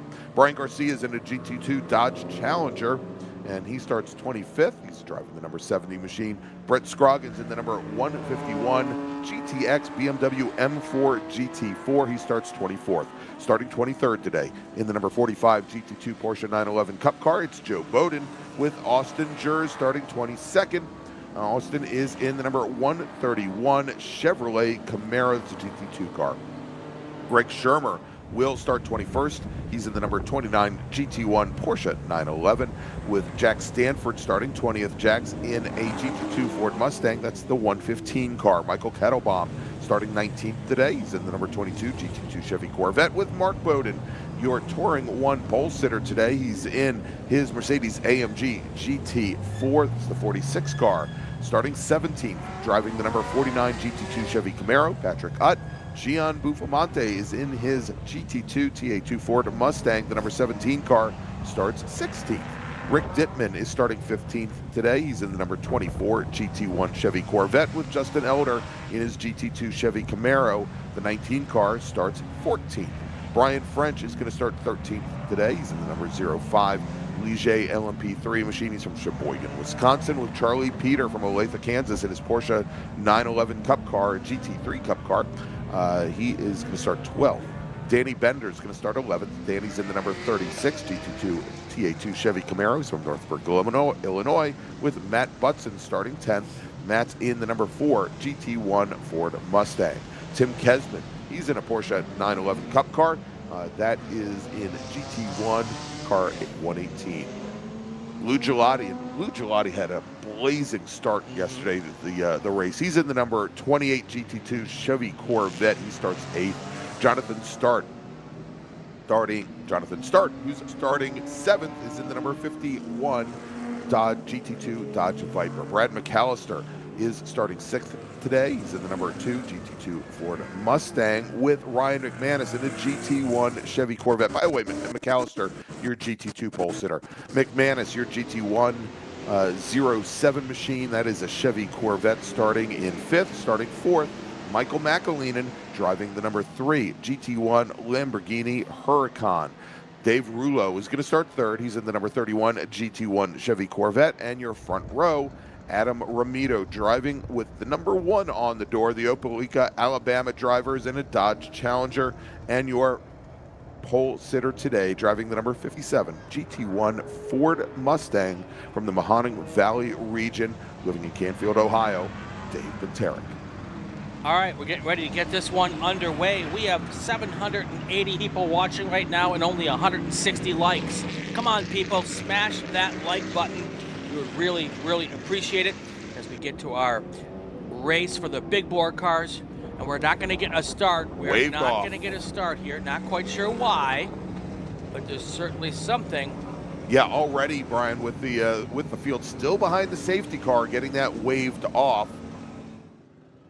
And that is because we have a car that is stopped on the run down into Canada Corner. Maybe it sounds like 4-4. 4-4, and that is Craig Anderson and his Touring One Chevrolet Corvette. Well, I can tell you there are some good spots to stop, and there are some bad spots to top, and that is not a good spot to stop. That is a indeed good place to stop. All right, so we ran down the top 30. Brian should mention here our pole sitter in GT3, and he took the win yesterday in class. Peter Cunningham, PD Cunningham, driving a Honda Civic Type R TCR machine, of course, out of Saukville, Wisconsin.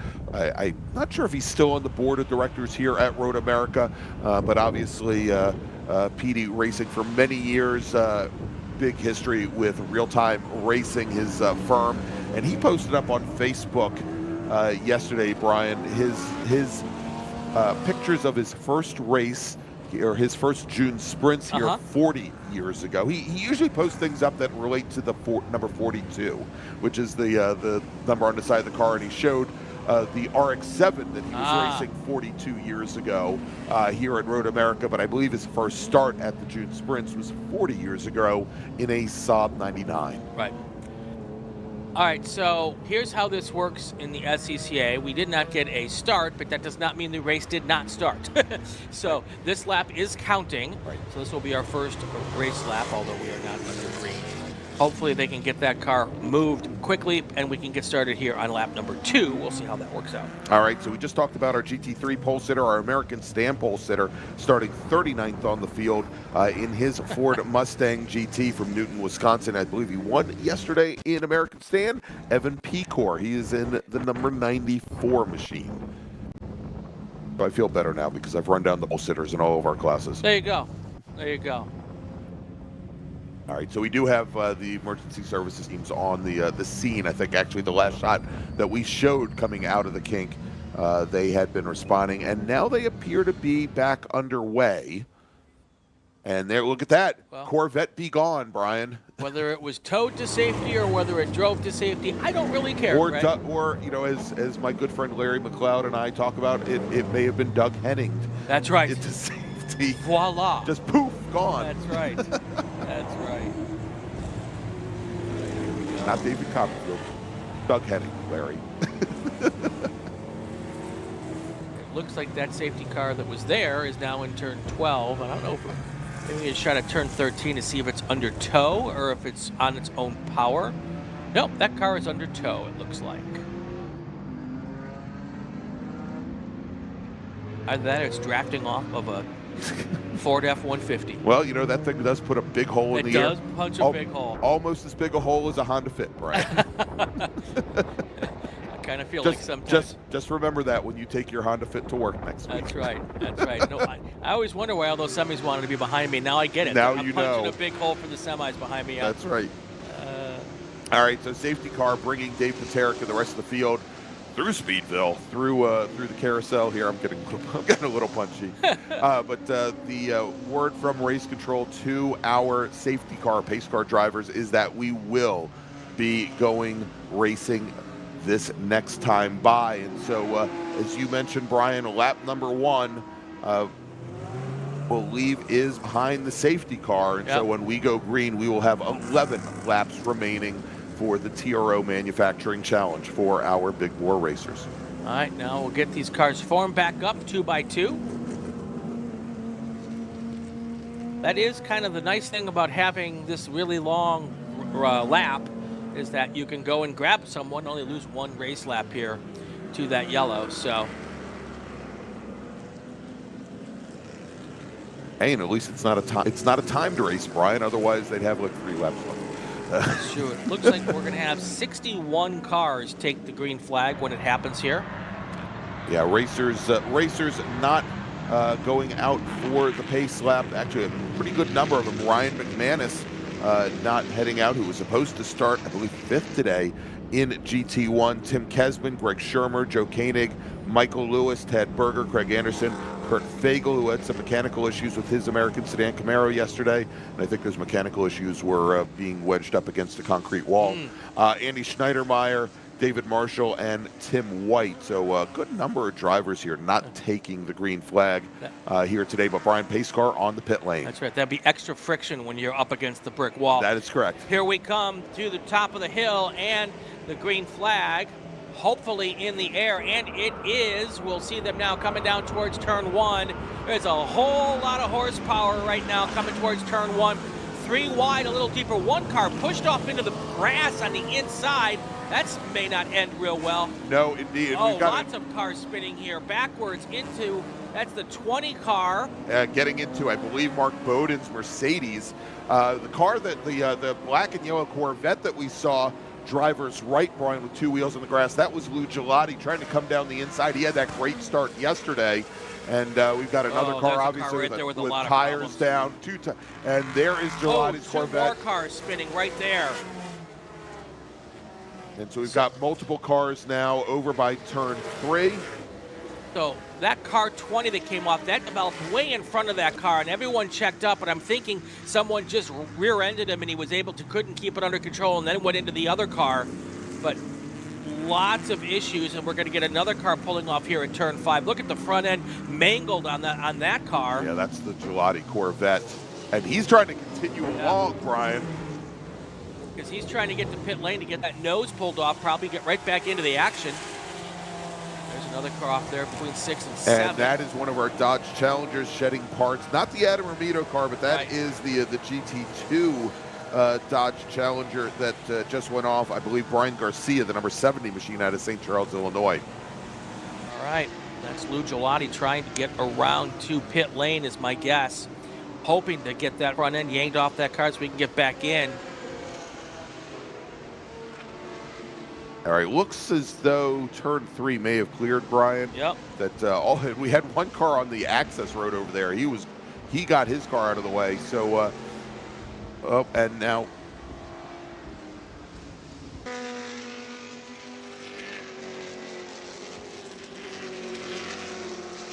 And Brian, it sounds like we've got a car off. There it we go, is, right there. And is that the Paterick Mustang? Brian, let me take a look here. Is our driver? Like it could be. That is Dave Paterick, the number 57 Ford Mustang, or 2017 GT1 national champion. That's going to move Adam Romito to the lead with Dave Rullo, Matt Butts in the top 3 in GT1. But we're getting word that car hit the concrete wall there fairly hard.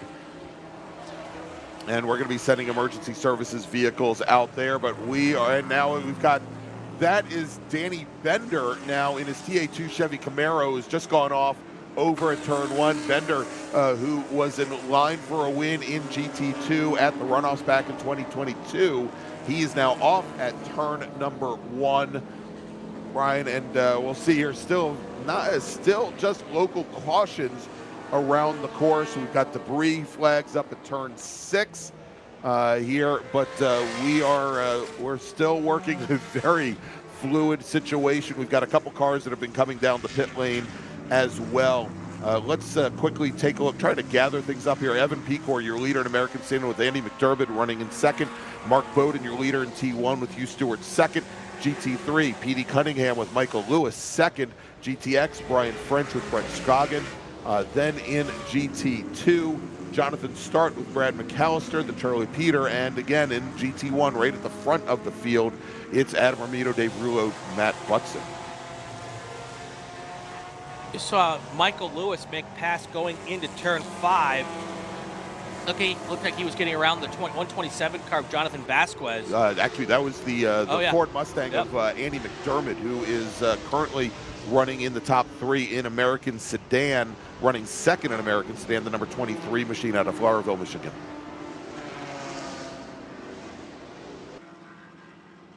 Here comes your leaders now down through the kink, heading up towards turn 13, or heading down towards Canada Corner. The next time we will see them is in turn 13.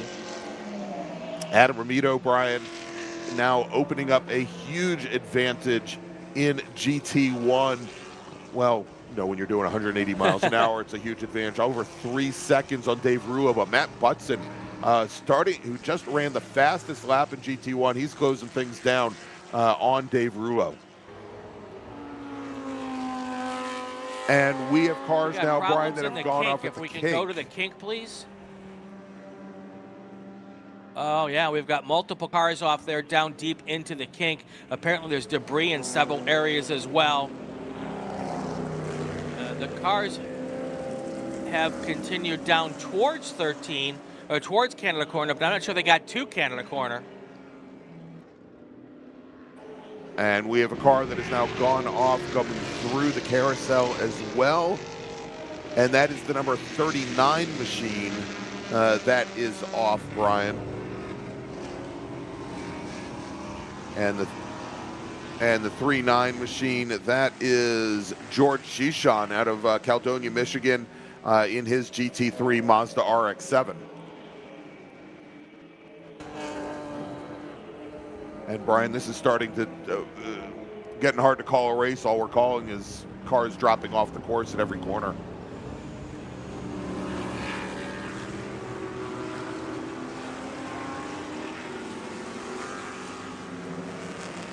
And the 21 car now, Brian, at the entrance to the carousel, sounds as though he is now dead stick.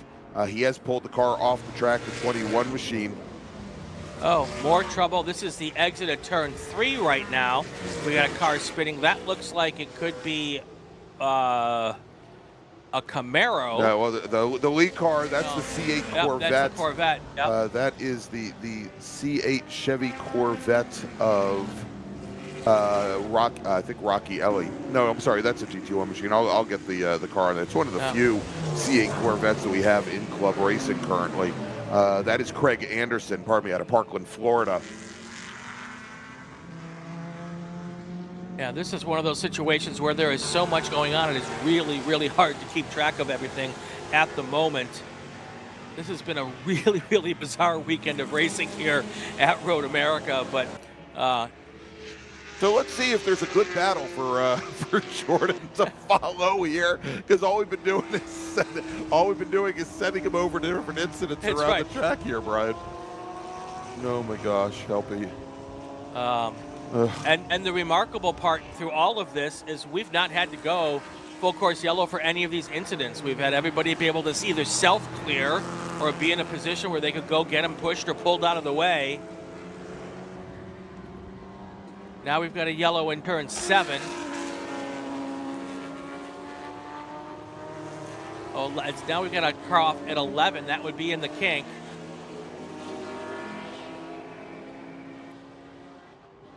It's car 10 blue. And that is Griffin Fuji out of Chicago, Illinois, in his GT2 Porsche 911.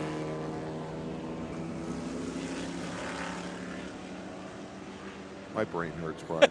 Now, Brian, we are going to a full course caution. Go full course yellow. And with that full course caution, we'll reset the field here, Brian.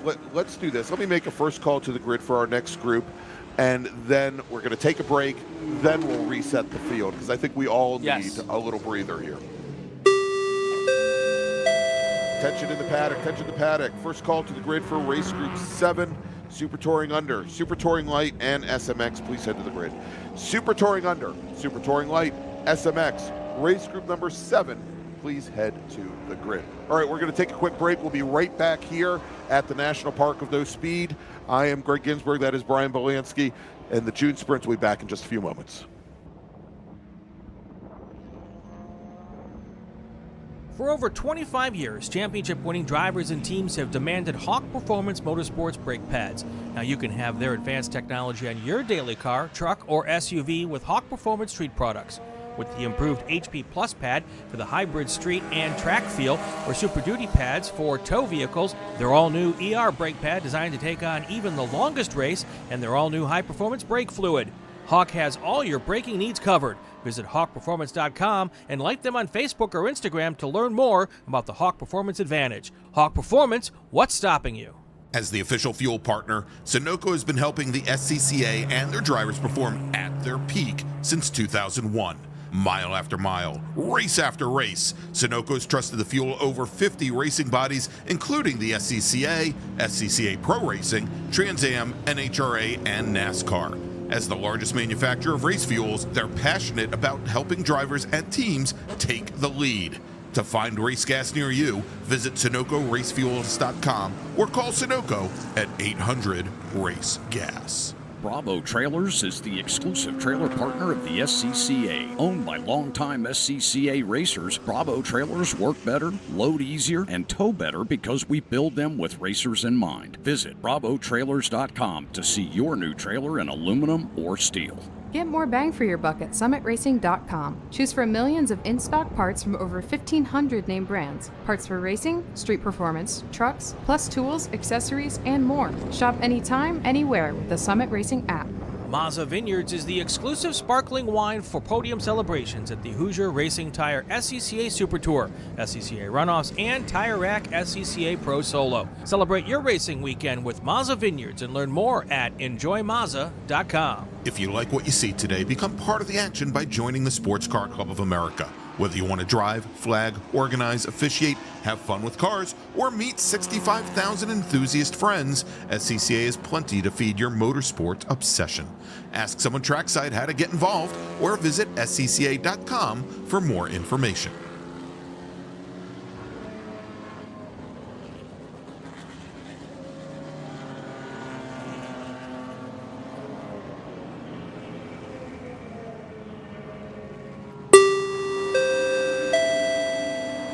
Attention to the paddock, attention to the paddock. We have several cars at impound that need to be taken from impound. If you need them towed, please go to impound and let them know that. And if you don't need them towed, go to impound and get your car. Car number 71, Spec Racer Ford, Mark Brebb. Car number 33, Spec Racer Ford Halleck. Car number 79, Spec Racer Ford Grant. Car number 02, Spec Racer Ford Jace Petty. If you own or are part of those teams for those cars, please go get your cars from the impound. And if you need a tow from impound, that can be arranged at impound. Please go get your cars. Russ Lundberg in the chat has our chimes on his phone, and he says when it goes off, he says, attention in the paddock, attention in the paddock. Russ, we need to have a talk. You and I need to sit down and have a chat. I do love it, though. I do love it.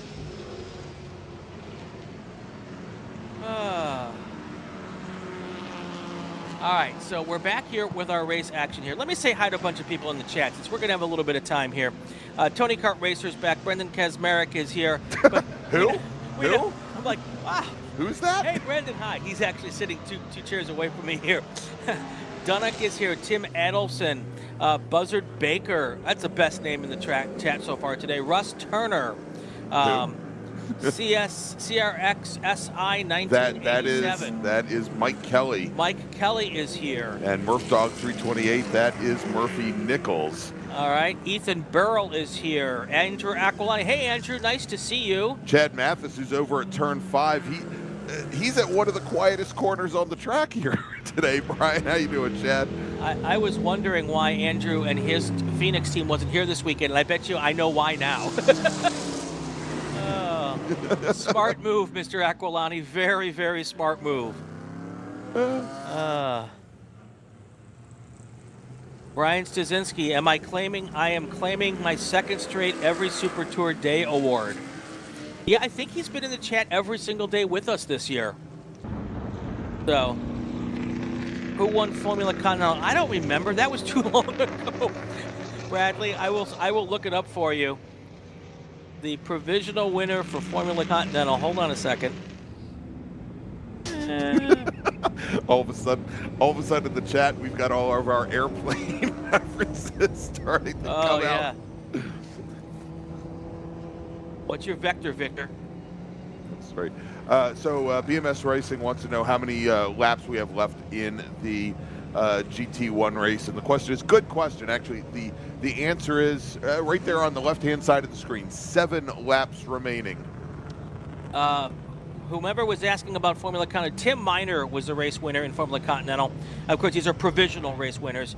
Michael Verensens finished second, and Jean LaRue was third. All right, here we go, Brian. Checkered flag now being displayed, or no, it is not being displayed. Well, sounded like it was going to be displayed.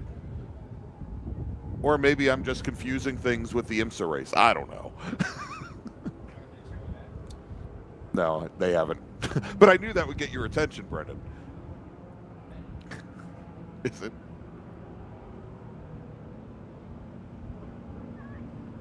All right, so Brian, Looks we've like reset we've got the... another car who has stopped on the track.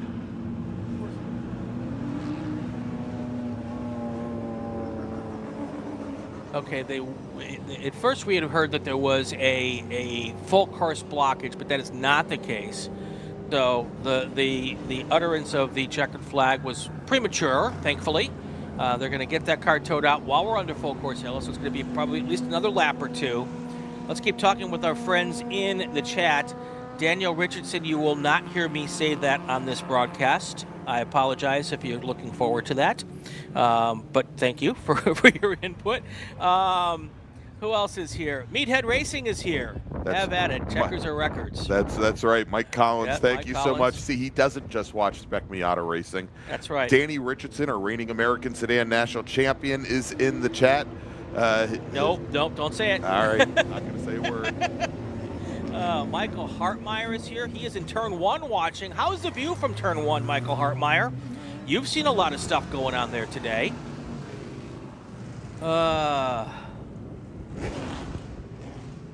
Reports of this great race's early demise have been greatly exaggerated. So very, very true. That was just another one of my many mistakes. No, but we actually heard that in our headset. So yes, thankfully that we were able to pull back on that. The president of the Dave Hooker fan club, Ethan Burrell, is here. Oh my gosh. Bradley Warner. That's a huge fan club, by the way. Yeah. Russ Turner, turn 1 has been exciting. Taylor, anyone in DC region doing anything other than watching this broadcast today? Well, at least we know. At least we know she's watching over Mike Kelly watching this broadcast. That's right. That's right. Hey Taylor, and by the way, Taylor, we missed it because we had just gone to break afterwards. She wanted to thank Lynn St. James and we for shared appearing that with today. Lynn. Okay, we did. Taylor, Good. So.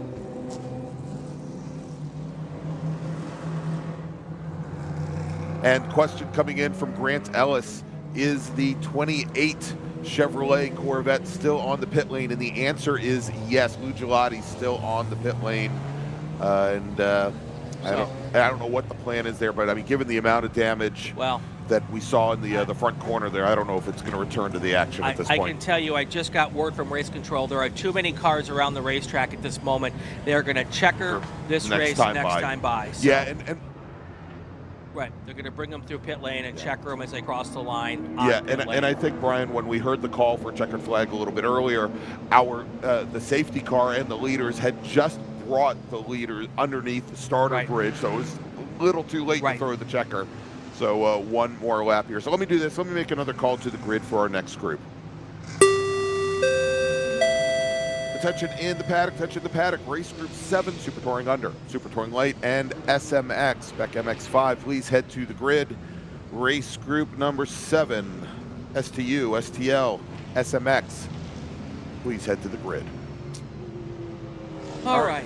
All right, so I guess, Brian, I'm afraid to do this yet, given the way this race has turned out, but why don't we run down the podium finishers here in our different classes, or do we risk doing that, or do we wait till they actually all come across the start-finish line? Well, let's wait till they're across the start-finish line. Let's tell them what's coming up next. Once we get this thing restarted, we got another race coming. Actually, three more to go. We have 3 races remaining here, as you've heard. Our Super Touring racers and the ever-popular brand-new Class 2 SCCA Majors and Super Tour Racing Spec MX5. Then we will have Formula Enterprises 2, along with Prototype 1 and Prototype 2, and we will wrap up the afternoon and the 69th consecutive running of the WeatherTech Chicago Region SCCA June Sprints with our touring cars, Touring 2, Touring 3, and Touring 4, wrapping up our 10-race day here at Road America. All right, so Ethan Burrow, do they have to pace the entire race lap distance? Yes, there's really no way to take the whole field on a shorter lap here. Look at the back of that Mustang. It is absolutely destroyed. And that is Andy McDermott's American sedan Ford Mustang, and that is all kinds of ugly. The back of that Mustang looks like my kitchen after making Christmas dinner. I don't want to hear about your chicken.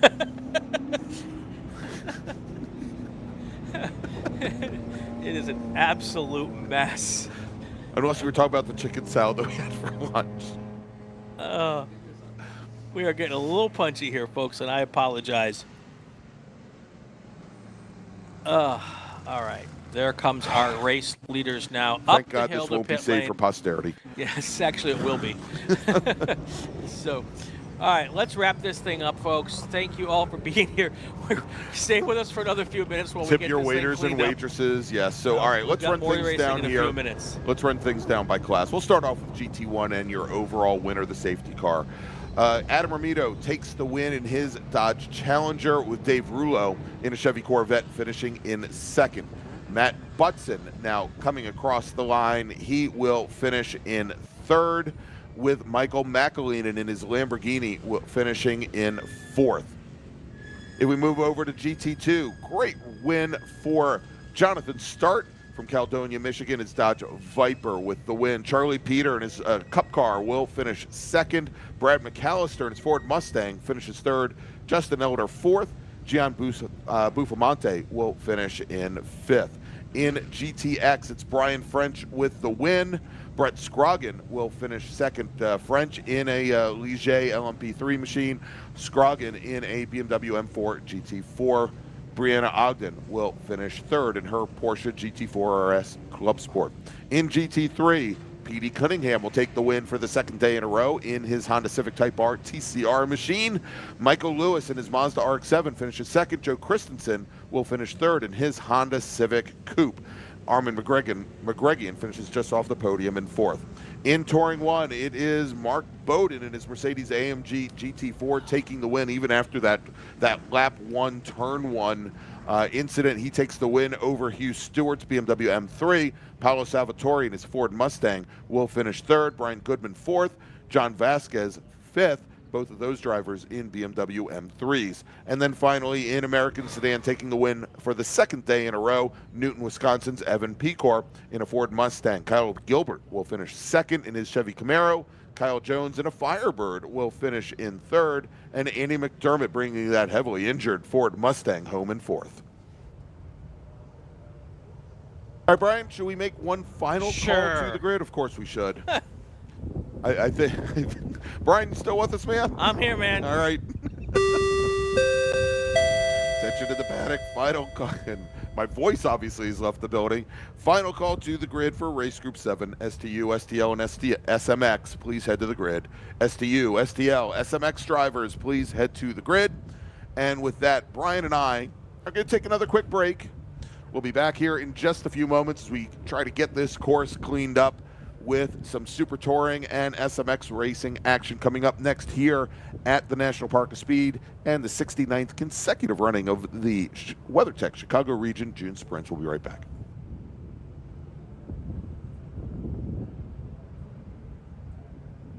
Hoosier Racing Tire is proud to be the presenting sponsor of SCCA Super Tour. Hoosier's mission is to be the dominant customer-driven provider of tires to race teams domestically and internationally. At Hoosier, we know that our success is dependent on how well we meet our customers' expectations by providing the safest, most reliable, high-quality race tires that put you in the winner's circle.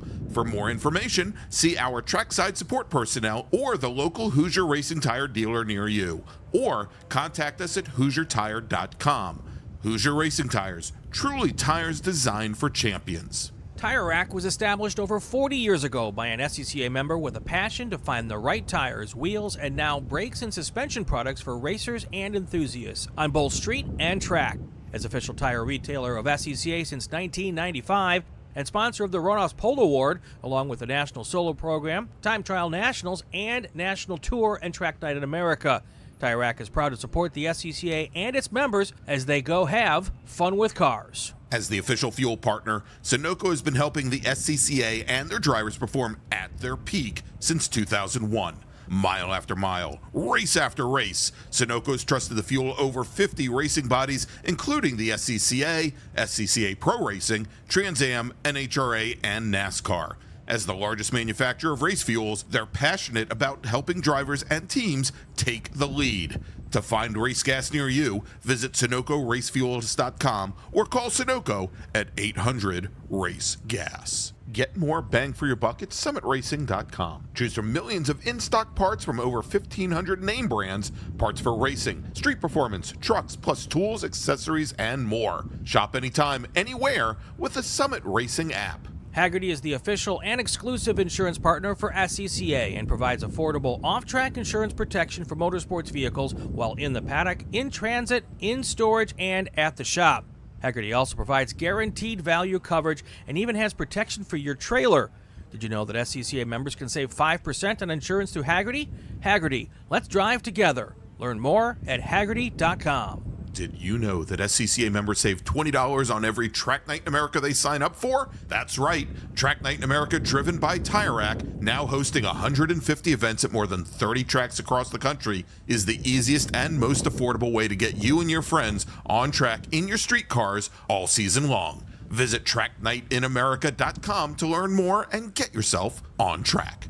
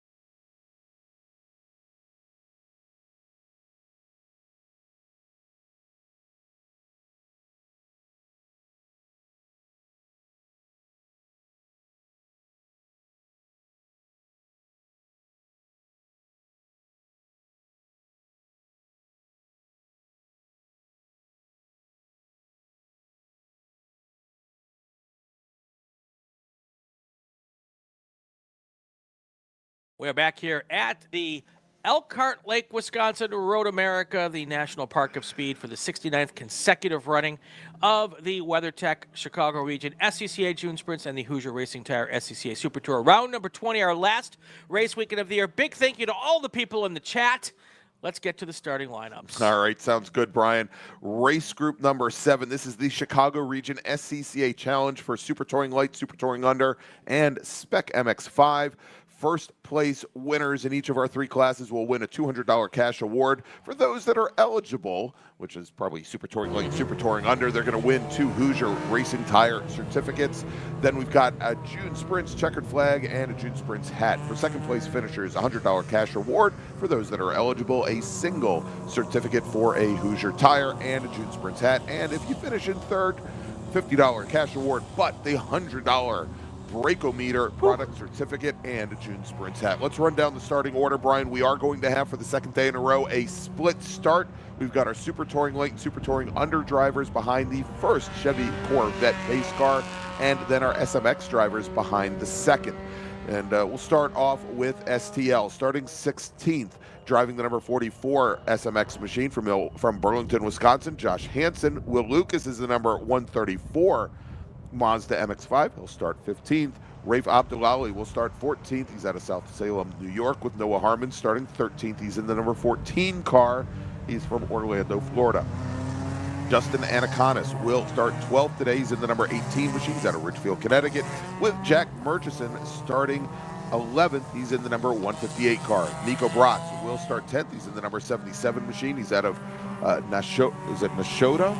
Wisconsin. I wasn't looking. Sorry. All right, that's okay.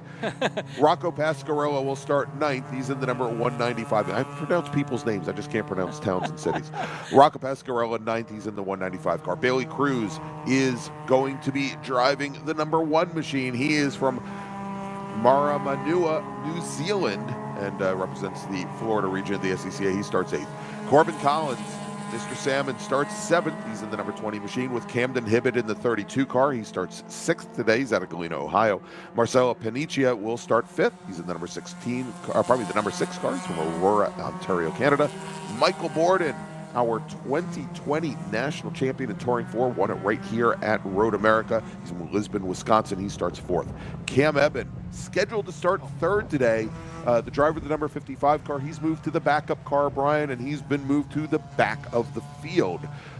Starting on the front row in SMX, driving the number 198 Mazda from Boca Raton, Florida, it's Max Schweid, and your pole sitter, Matthew Novak, out of Bartlett, Illinois. The number 11 car had a qualifying time of 2:42.689. Now let's move over to Super Touring Light, where we had 25 drivers set qualifying times. I'm going to give you the first 8 rows here. Starting 16th in the number 118 STL Mazda Miata to Adam Sargis. Sean Duncan is starting 15th. He's in the number 142 Honda Civic VX hatchback. He's out of Kalamazoo. Jake Anton is going to start 14th. Jake's driving the number 59 Mazda Miata. He's out of Bellevue, Nebraska, with John Sewell starting 13th. John's in the number 48 Acura Integra. He's from Tallahassee, Florida. Then we got Mikey Taylor out of Cumming, Georgia. He's also in an Acura Integra. He's in the number 39 machine, starting 12th. Jim Schlechter is going to start 11th. Jim's in the number 175 STU Nissan 300ZX. He's now calling Moab, Utah his home. Rylan Hazelton, not in a turbocharged Honda CRX. He is in the number, probably not in a turbocharged Honda S2000. He's in the number 49 STU naturally aspirated Honda S2000. He starts 10th. Caleb Patry is going to start 9th. He's in the number 98 STL Honda Civic SI. He's out of Waukesha, Wisconsin. Did I get that? Yes. Thank you. Got it right. Starting 8th, driving the number 40 STL Mazda MX-5 from Miami, Florida, David Palfinier. Danny Stain is your STL pole sitter today. He starts 7th overall. He's in the number 09 Mazda MX-5. He's from Fort Lauderdale, Florida. All the remaining cars in STU. Starting 6th, driving the number 121 Toyota GR86. It's Fred Cook, with Jorge Nazario in the number 165 Mazda Miata out of San Juan, Puerto Rico. Jorge Nazario, he starts 5th. Joe Moser, driving the number 36 STU Honda CRX SI out of Dallas, Texas, starts 4th, with Sean Lovett out of Santa Rosa, California, in an E46 BMW. He starts 3rd in the number 37 car. And now your front row, starting second. In the number 190, Ford Mustang from Coppell, Texas, David Fiorelli, and your pole sitter from Minneapolis, Minnesota, driving a BMW 330i. The number 172 car is driven by Thomas Noble.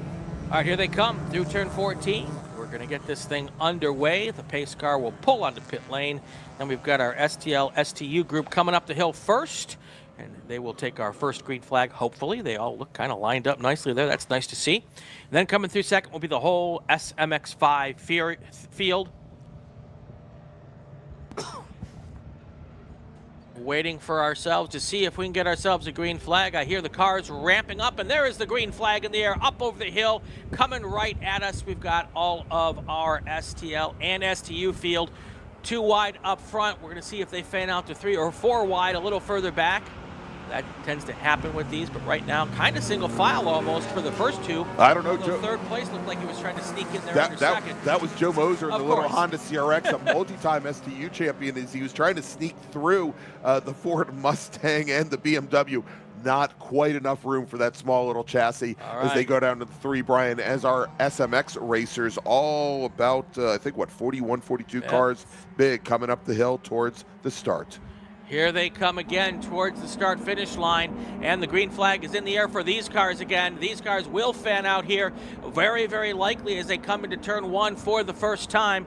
This was not the easiest turn 1 yesterday. Let's see if they can get through it clean this time. A little bit of jockeying, 2 wide mostly, no 3 wide to get deeper into the field. 1 car goes way wide, 2 cars wide, several cars wide, all of them able to get themselves back into line and onto the track before the grass. That was about as clean as we can expect probably from Spec MX5. Yeah, and I believe that was Max Schweid in the Flat Out Motorsports car running very wide coming out of turn 1.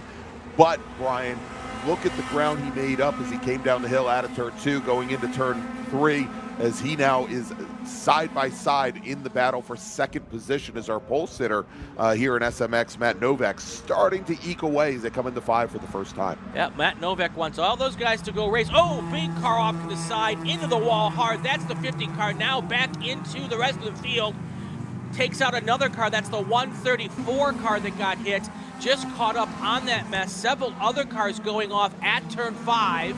Yeah, it looks like we have 2 cars off drivers right. We've got 1 in the gravel trap. Obviously, the 134 car is involved. That is Will Lucas.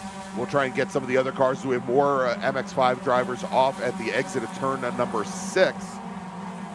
And we'll try to get some more information here as we get more word from our corner stations. But we are, at least for the time being, under a local caution over at turn 5, and we'll pick up that front field, our Super Touring drivers here now as they're coming into 14 for the first time, Brian. Yep, Super Touring cars coming up over the top of the hill. That looks like Joe Mosier is your leader right now in that Honda CRX as he comes across the line for the first time.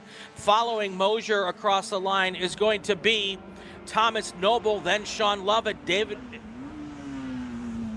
All right, and Brian, it looks like we've got a car that's a couple cars possibly that are off in the kink now. This is our SMX field once again.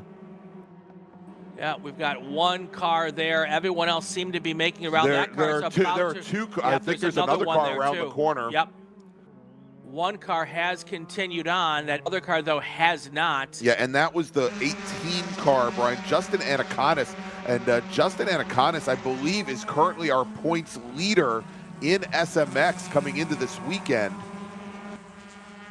That he had an 11-point advantage, and we've got 198, I think, is one of the. That was Max Schweid. He started on the outside of the front row, Brian, and he now is going to fall very far back into the field. Yeah, he's going to fall all the way back 20, 25 positions possibly. And now here comes the rest of our Spec MX5's cars down to turn number 1 for the second time here. Oh, that was actually the back of the Super Touring field, I think, with Spec MX5 now coming out way wide. Several of these cars. Again, opening things up, Brian, opening up that turn 1 as much as possible using all the concrete. And with all the rain last night, they're finding there's not a lot of grip out there. In SMX, as we completed lap number 1, Matt Novak, your leader, Marcelo Panicia, who started 5th, he's now worked his way up into 2nd. Michael Borden, who started in 4th, and remember, Michael Borden was a driver coach in the previous iteration of the series, the Spec MX5 Challenge. He is now sitting in third position. This is home track. He won an SCCA national championship here. And if you look, all of those cars who were off there in turn 5 have basically driven into the cutoff or driven away. So that cleared itself right there. And we're waiting to see what the situation was in the kink to see if that other car in the kink was able to clear there as well. But right now we are pretty much back to green flag action almost around the track. We do have one slower car, and that might be the car coming around. That's Atticatus. Right. In his machine. That was the car that went off at the kink, and obviously Right. looking a little bent. Now we know about the 134 car that went off over at over at turn 5 on the opening lap. Oh. Jack and yeah, we've got another car off coming out of turn 6. Real quick, Brian, Jack Murchison, Justin Mason took the green, did not complete the first lap. All right, we're hearing that car made a hard impact there between 6 and 7. So we'll keep a watch on that as well. Here comes our Spec MX5 now field going through the kink here. And it looks like that car that was off in the distance has driven away there. That was just around the corner at the kink. I think you're right. That was Atticatus. All right, so Jordan, if we can possibly move over for a little bit over into our STL battle for a second. We've got Mike Taylor, who started off this race, I believe, back in 4th position in STL. He's now up to 2nd. He's in the white Acura Integra with Union Jack on the hood. He's got David Paulfinier, who started 2nd, and here they are now coming out of turn 3, Brian, and it is a real horse race now as they're coming down into turn number 5. There's Danny Stain in the orange and blue Mazda MX-5. He is your STL leader. He is already right in the middle of some STU traffic, but a great battle now for 2nd as that Acura Integra of Mike Taylor has gotten around Paul Finier, and Taylor's teammate is in that light blue Acura Integra. That is Sewell, who is closing things down as well. Might be able to help run some interference for him. Yeah, that is Taylor right there. Just went through our string. Right behind Taylor is Pelfiner as they go through 6 and 7 and head down towards Speedville now. So it's the white car here is Taylor. Right behind him is Pelfiner. That is the battle for 2nd place in STL. Yes, STL. All right, and getting word that the car that's over at the exit of turn 6, Brian, that is the 15 machine of Justin Mason, the SMX driver out of Kansas City, Missouri.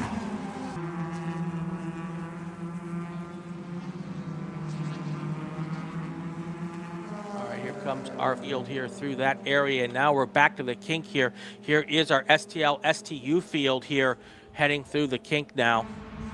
Joe Moser still your race leader. He is in that Honda CRX.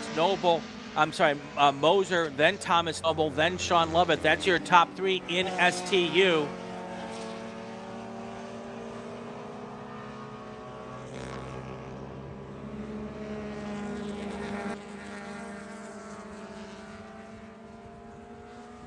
Here we go up the hill now with our STU field. And Brian, we saw Joe Moser start on the 2nd row in STU today in that little orange Honda CRX. Yep. He has just absolutely checked out at this point. Well, he's almost 4 seconds up on the rest of the STU field on Noble and Lovett, who's was our pole sitter in the class. And I believe that is a borrowed race car because No, it's a backup car? No, that is his STU car. Okay. That he has won national championships in. It was the F-Prod car that was a backup car that he ran a little bit earlier today. We are in our 17th or 18th race of the weekend here. They all start to sometimes they all come together.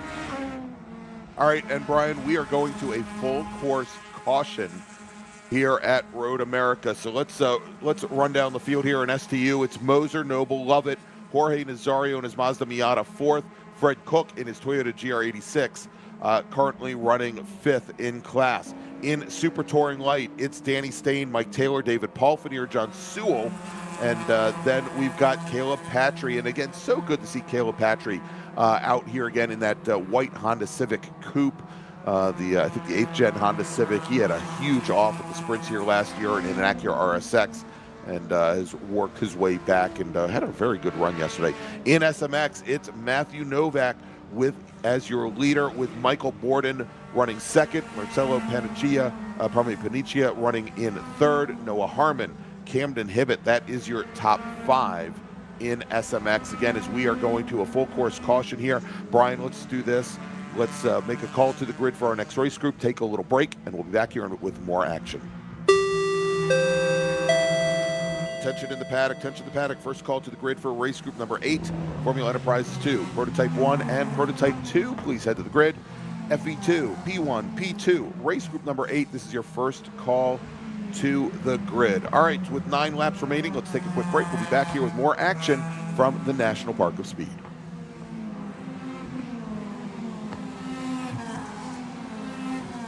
For over 25 years, championship-winning drivers and teams have demanded Hawk Performance Motorsports brake pads. Now you can have their advanced technology on your daily car, truck, or SUV with Hawk Performance Street products. With the improved HP Plus pad for that hybrid street and track feel, or Super Duty pads for tow vehicles, their all-new ER1 brake pad designed to take on even the longest race, and their all-new high-performance brake fluid, Hawk has all of your braking needs covered.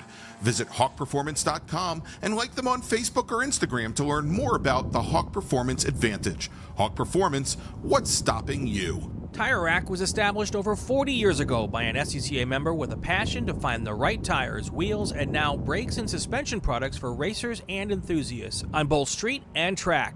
As official tire retailer of SCCA since 1995 and sponsor of the Runoffs Pole Award, along with the National Solo Program, Time Trial Nationals, and National Tour and Track Night in America. Tire Rack is proud to support the SCCA and its members as they go have fun with cars. As the official fuel partner, Sunoco has been helping the SCCA and their drivers perform at their peak since 2001. Mile after mile, race after race, Sunoco has trusted the fuel of over 50 racing bodies, including the SCCA, SCCA Pro Racing, Trans Am, NHRA, and NASCAR. As the largest manufacturer of race fuels, they're passionate about helping drivers and teams take the lead.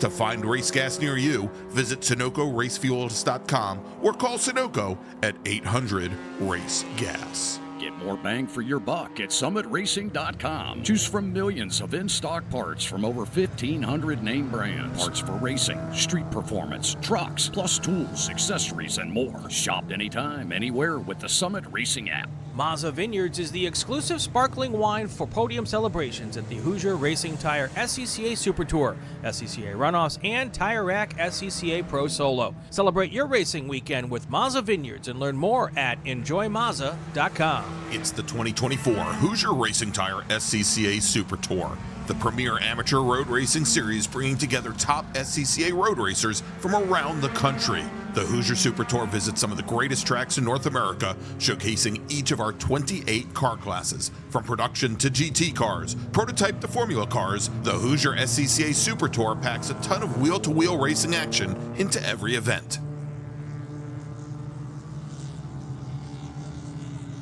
And we are back here at Road America, and we do a lot of skiing up in this area, Greg. Yes. And if you ever skied when someone crashes and loses all of their poles and their skis, we call it a yard sale. We got ourselves a yard sale right here in Turn 5. We've got bits and pieces and parts of cars all over the place there. We'll get those cleaned up probably after the session. They're off the racing line, so that's good. But we've got a little bit of stuff going on here.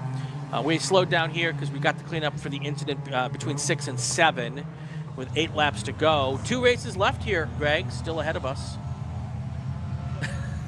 Those 2 races. What is your piece of paper there saying? Formula Enterprises 2 with our 2 prototype classes, and then we're going to round out with what was actually a very good race yesterday, Brian. Touring 2, 3, and 4. Exactly.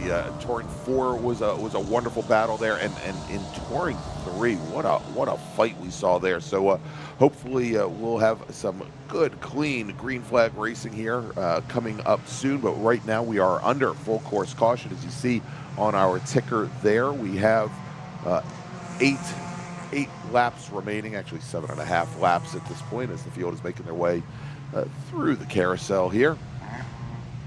And again, to recap, in STU, Joe Moser, your leader, and that 4-second advantage he had opened up on Thomas Noble and Sean Lovett, that of course now is gone as we see them and a good portion of the Super Touring underfield right behind the safety car. Notable is that the STL leader, that is Danny Stain in the blue with orange striped Mazda MX-5. He is running, looks like 5th overall.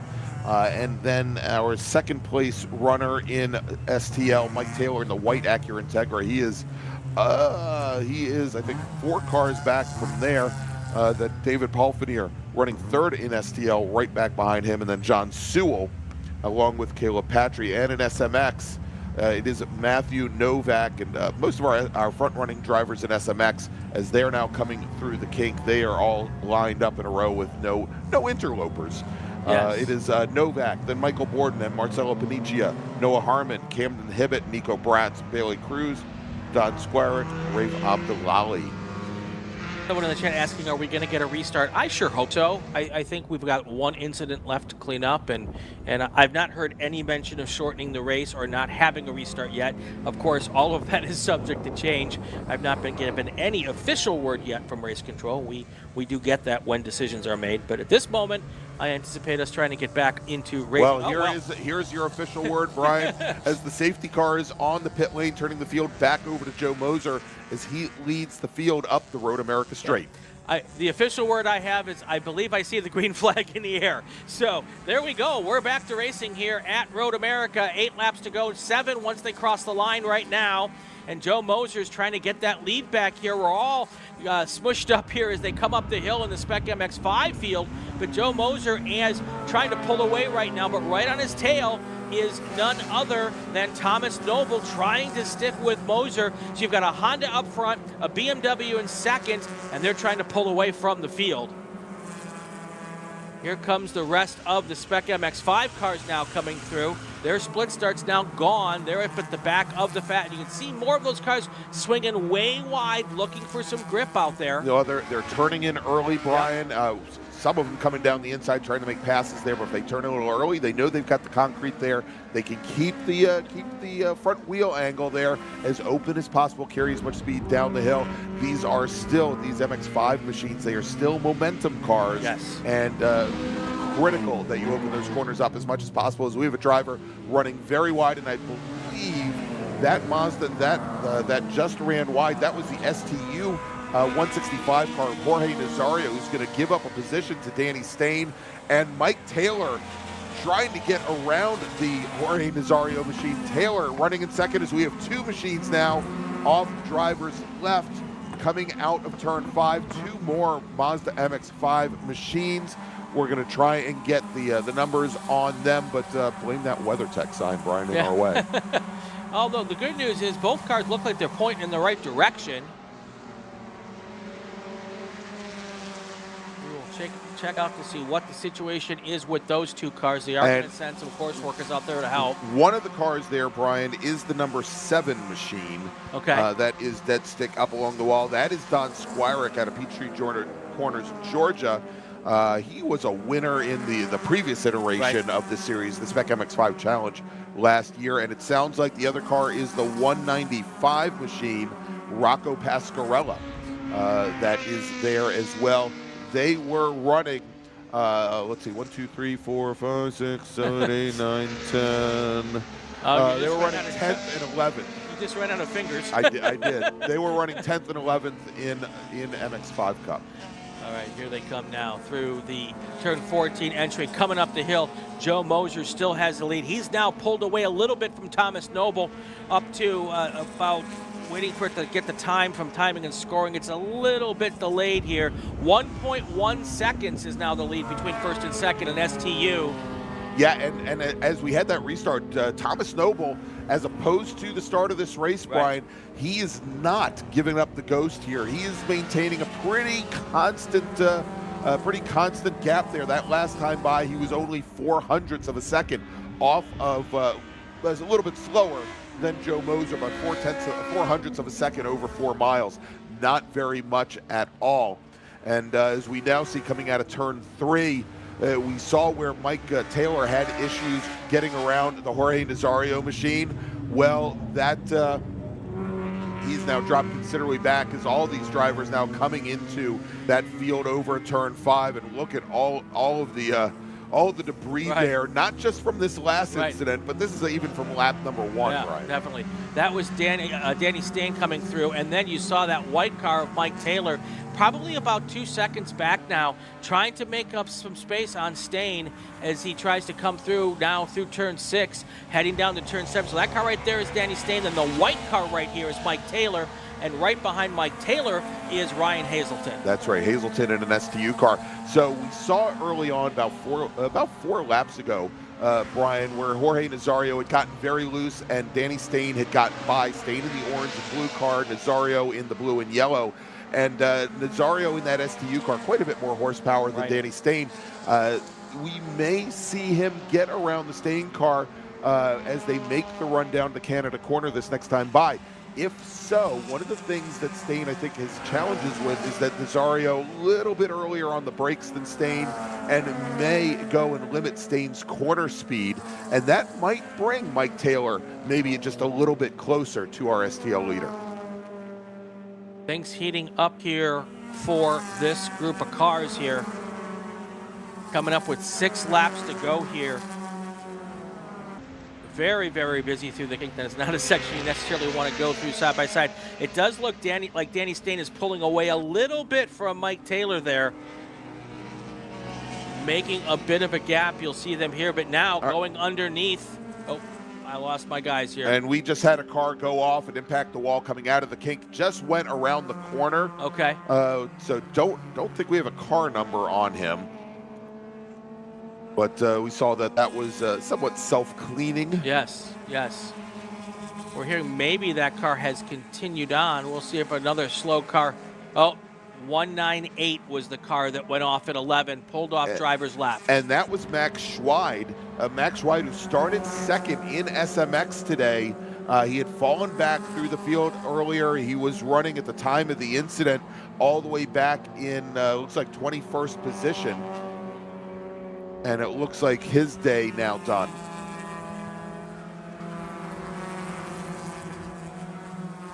All right, we've got more action here. This is coming out of turn 1, side by side, going into turn 1. Different several cars trying to make the move here. One of the decent. Oh wow, that car went way. We've seen a lot of cars go. He was almost in Plymouth, Brian. Right. We've seen a lot of cars go wide and make it look like that was their plan. That looked like that car was that plan too, but it was so wide. I think that car has a problem. Yeah, I think there's maybe a tire going down. Maybe a right, probably a left-hand tire down. Left front, left rear, maybe, because it is now slowing. All the cars are going around it. Maybe the left rear on that car. As we have another driver go off wide coming out of turn 3. And Brian, we have now 5 laps remaining. Let me make another call to the grid for our next group. Attention in the paddock, second call to the grid for race group number 8. Formula Enterprises 2, Prototype 1, and Prototype 2, please head to the grid. Race group number 8, FE2, Prototype 1, and Prototype 2, please head to the grid. All right, coming up now, 5 to go. Right now, we're working 5 to go. There will be 4 to go next time by. Joe Mosier now opened up a 2.076 lead, second lead over Thomas Noble. And there he is. There is Joe Moser in that red CRX, and then that BMW right behind him. That is Thomas Noble. And then you want to go all the way back 8 seconds to third place will be Sean Lovett in another BMW, followed by David Fiorelli, your pole sitter. In that Ford Mustang. Down to 4. Yeah, Fourth, that dark Ford Mustang that leads this trio through here. That's Fiorelli, then right behind that is Jorge Nazario, and then we've got our STL leader. Yep, Danny Stain, our STL leader, pulling away now from Mikey Taylor, a 9.8 second lead between first and second place in STL. I'm sorry, in STL. Yes.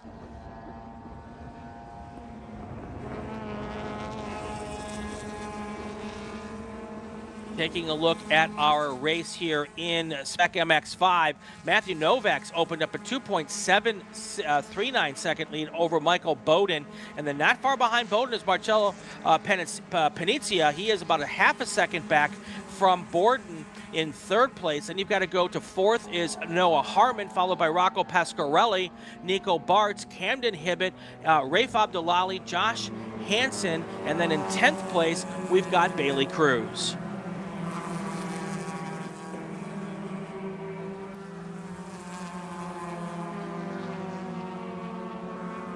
Got all of our cars now. We've got a Spec MX5 field heading on to turn 1 and through turn 1 side by side way back into this field.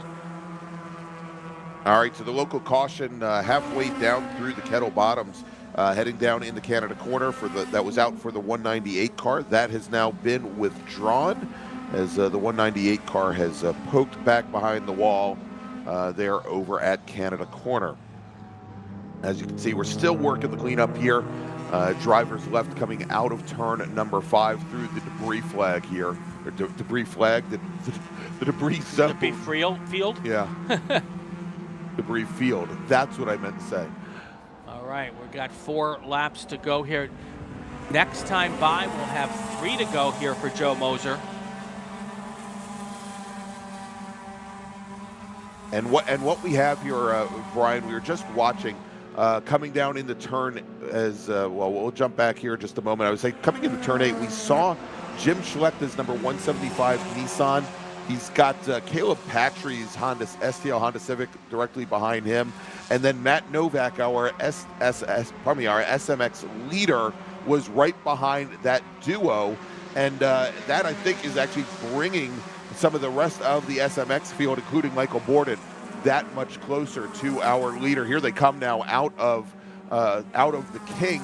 The 4th car in line now is actually make that the 2nd car in line is Matt Novak, as Novak, our SMX leader, has gotten around Caleb Patry, gave himself a little bit of a buffer now back to Michael Borden, who's running 2nd in SMX. Got a bunch of people rooting for Rylan Hazelton in the chat. Let's give you an update on him. He's in the STU car number 49 out of Suquel, California. He is running in 6th place right now behind Jorge Nazario and in front of Ford Koch in that Toyota GR86. So that's an update on Ryan Hazelton for all of his fans in the chat. That's right, and you see Ryan quite often racing out of Buttonwillow there with Cal Club. I've known Ryan now since 1999, as he used to run the web forum specifically for early S2000 owners called S2KI. And I sold that a number of years ago. And yes, Ryan, I know that your car is not turbocharged. It is naturally aspirated. It's Rylan. Rylan Hazelton. Rylan, yep. 3 to go here. Joe Moser's trying to take this one home and take the STU win. Opened up a 5-second lead now over Thomas Noble. And now Thomas Noble has a 10-second lead over Sean Lovett. So that's the way it looks in STU. Looking at STL, Danny Stain, he has got a pretty decent lead and a 2-car gap over Mike Taylor in 2nd place. And right behind Mike Taylor is John Sewell. He is your 3rd place car in STL.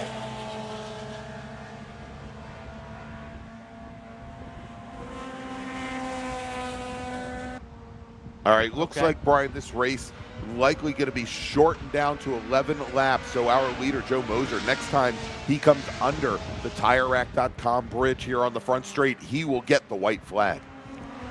All right, so that is the good news for Joe Moser. All he's got to do is keep it going now for about another 6 miles, and he's going to take the win here at the June Sprints. And here he is, coming up the hill from 13, heading towards turn 14, then up the big hill to the start-finish line, and he will see the white flag. 4 miles to go for June Sprint's victory. All right, should note we talked about Cam Eben, who started at the tail end of the SMX field here today. Now, we've seen a lot of attrition in SMX, Brian. Eben, who was part of a rather large incident yesterday, came out in his backup car. He is now up to 9th after having started at the tail end of the SMX field here. So a good run for him. Of course, I think we were all looking to see Cam have a good, clean race today. Absolutely. All right, here they come. I don't know which group that was that came through. I was looking at my timing and scoring grid at the time. There is Danny Stain there, and Nazario has gotten past Fiorelli for 4th place in STU. So move that Mustang that started off on the front row, started off 2nd today, Brian. Move him now back into, that would move him back into back in the 5th position, back behind Jorge Nazario. Nazario up in the 4th. Timothy Elliott in the chat. Say hi to Timothy. He's local to this area. He's a Volkswagen Rabbit driver. Oh, yep, there is a car off on the driver's right between 12 and 13. I'm going to try and get that number. I believe, Brian, that may be the number 6 machine that is over there, and that's Marcelo Paniccia. Oh, boy. Who was running in the top 5 in SMX as he, indeed, as I now see him falling down through the order as our drivers complete lap number 10, start their final lap, lap number 11 in SMX, where it's still Novak and now Noah Harmon getting around Michael Borden. So move Harmon up to 2nd, Borden down to 3rd, Pasquarella running in 4th. Camden Hibbett just sets a personal best. He is now 5th in SMX. All right, Joe Borden should be making his way probably down towards Speedville right about now. He is on his final lap here as we get going.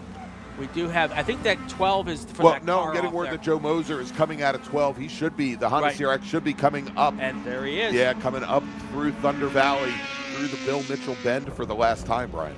All right, here he comes one final time through turn 12. All he's got to do is drag race himself up the hill to get to the checkered flag.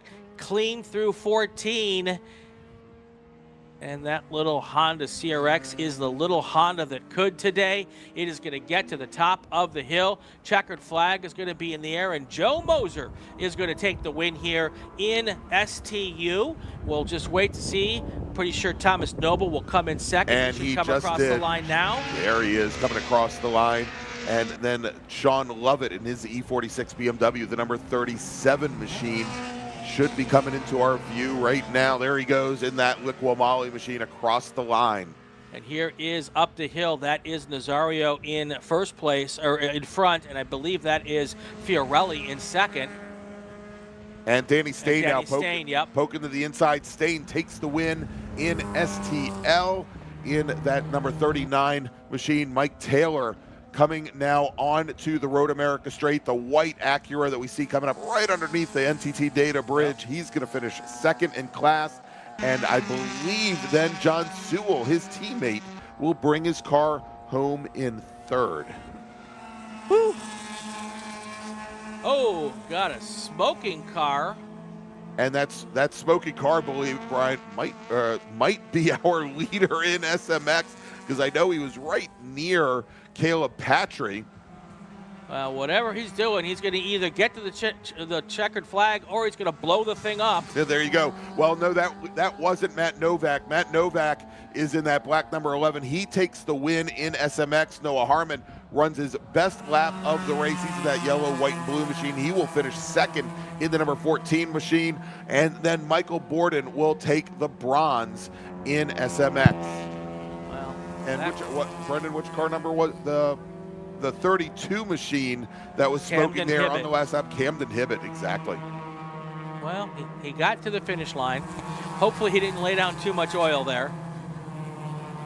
And it smells like oil. That's what I'm hearing from our quarter workers. So, oh boy. All right, so there you go in STU. Again, your winner, Joe Moser, Tom Noble, Sean Lovett, your top 3 in the Chicago Region SCCA Challenge. Danny Stain, Mike Taylor, John Sewell, your top 3, and Matthew Novak, Noah Harmon, and Michael Borden, your podium in SMX. All right, Brian, let's make a final call to the grid for our next group.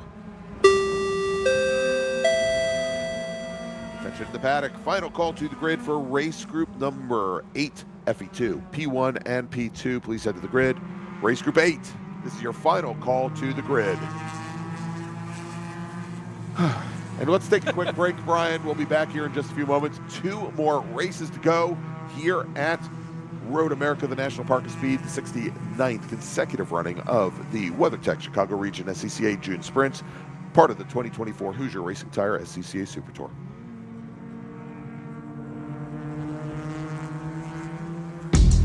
We're not supposed to be out here. Outside expectations. Built for the outdoors. With the capability to climb this high We're not supposed to be out here. Which is exactly why we are. The off-road ready Mazda CX-50. We're looking for outsiders.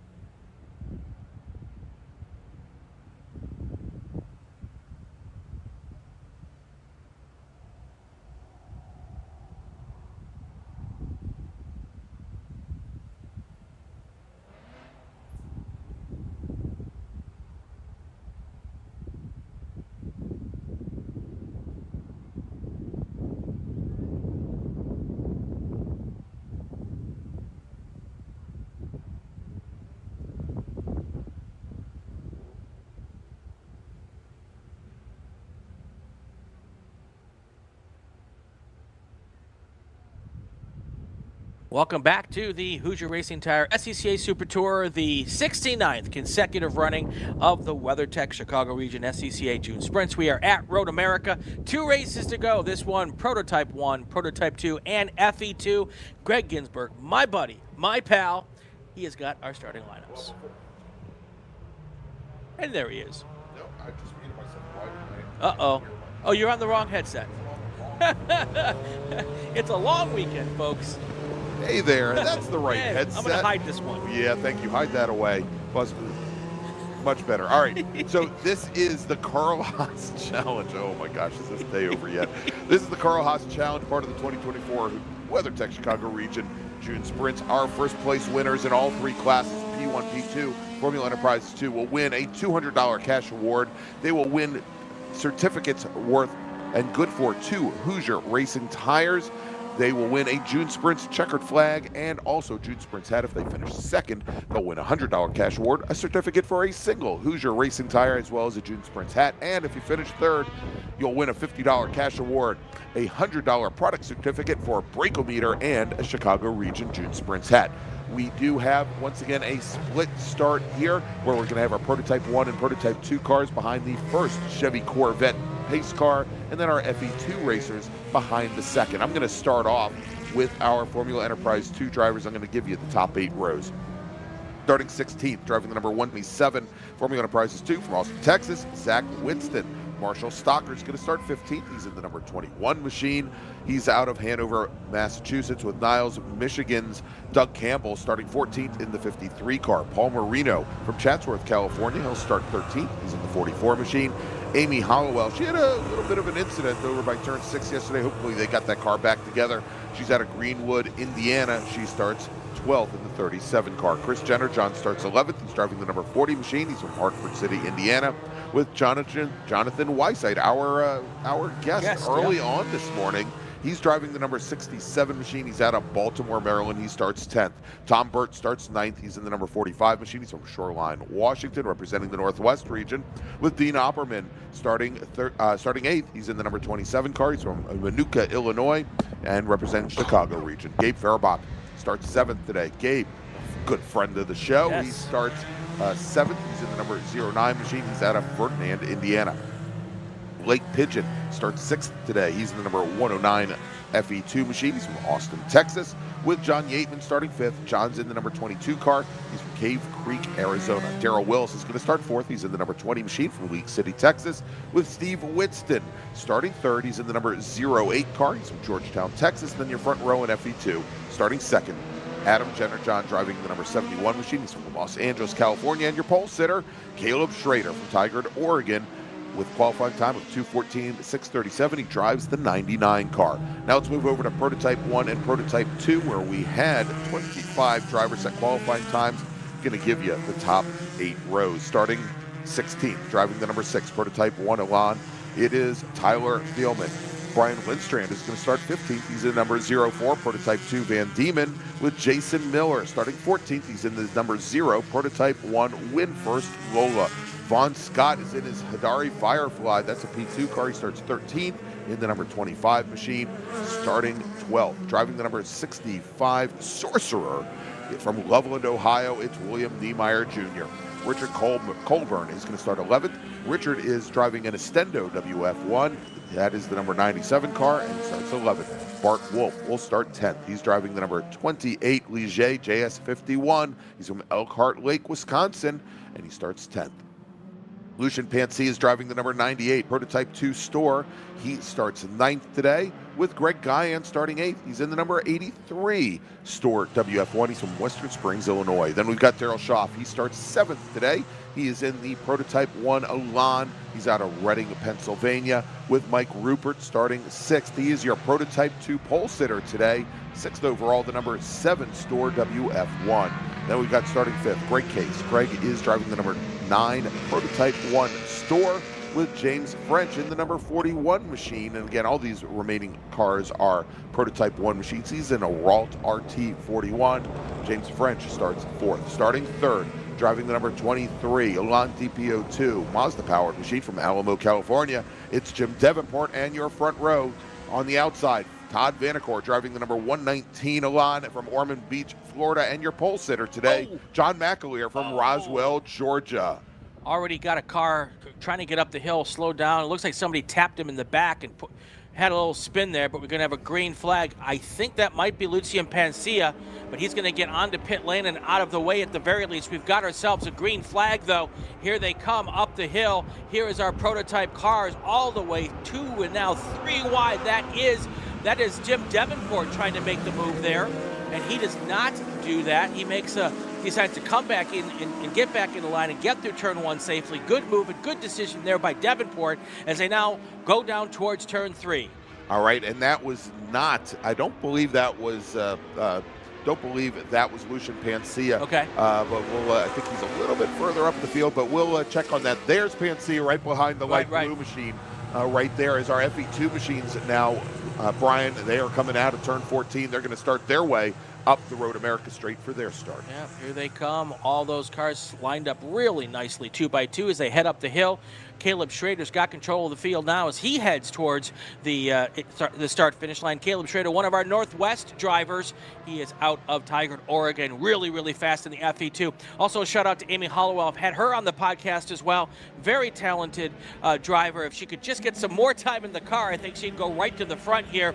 Green flag is now in the air for FE2, and here they come towards the line and down towards turn 1 for the first time. 3 wide deeper into this field. Caleb Schrader's right in the middle of the track, being a little bit defensive going into turn 1 for the first time, but that's a good move for him as he leads the pack through 1 and down towards turn 3. Yeah, Brian, as Caleb had drivers to the left of him and to the right of him, best place to be, right in the middle. There in the center of the track, was able to get a great exit down the hill, and he is going to lead the field now out of turn 3 and onto the run down to turn 5, down the moraine sweep underneath that Sargento Bridge. As our first pack now, we should start to see them coming up through Thunder Valley and onto the front straight here in just a moment. Still trying to get a read on that car that went off into the wall before the start of our prototype race. We'll get that number in just a moment as our leaders now coming underneath the NTT Data Bridge. Here they come across the line for the first time. Your race leader, Jim Davenport, with a 2:10.867 first lap. John McAleer, I believe, was second, but we're going to wait for the line. Yep, there is now everyone's updating on the timing and scoring screen. So it's Davenport, McAleer, Vanacore, Greg Case, and Mike Rupert. That's your top 5 after lap number 1. All right, here as they now make their way down the hill, and we saw where Davenport here opened up about a 1 second advantage over McAleer. Now, yesterday, Brian, it all turned for naught for both Jim Davenport and Todd Vanacore. Almost, I like to say, almost a replay of what we saw at the National Championship Runoffs this last year, where Davenport and Vanacore got together going into turn 8 at the Hurry Downs. That pretty much, and that was on the very last lap, gifting the win to John McAleer in the number 68 machine.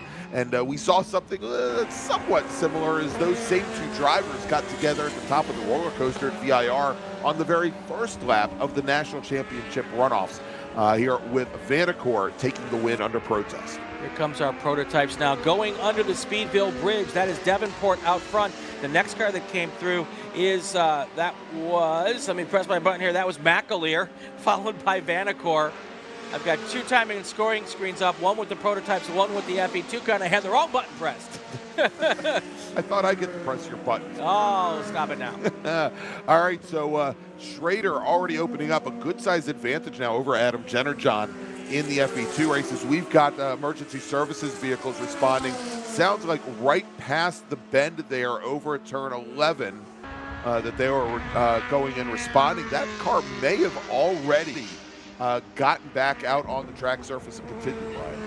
Well, we will keep an eye on that as they come through here. There is your leaders now moving through 14, heading on to the front straight. Look at the lead that Jim Davenport has already opened up. 3 or 4 car lengths over John McAleer early in this race.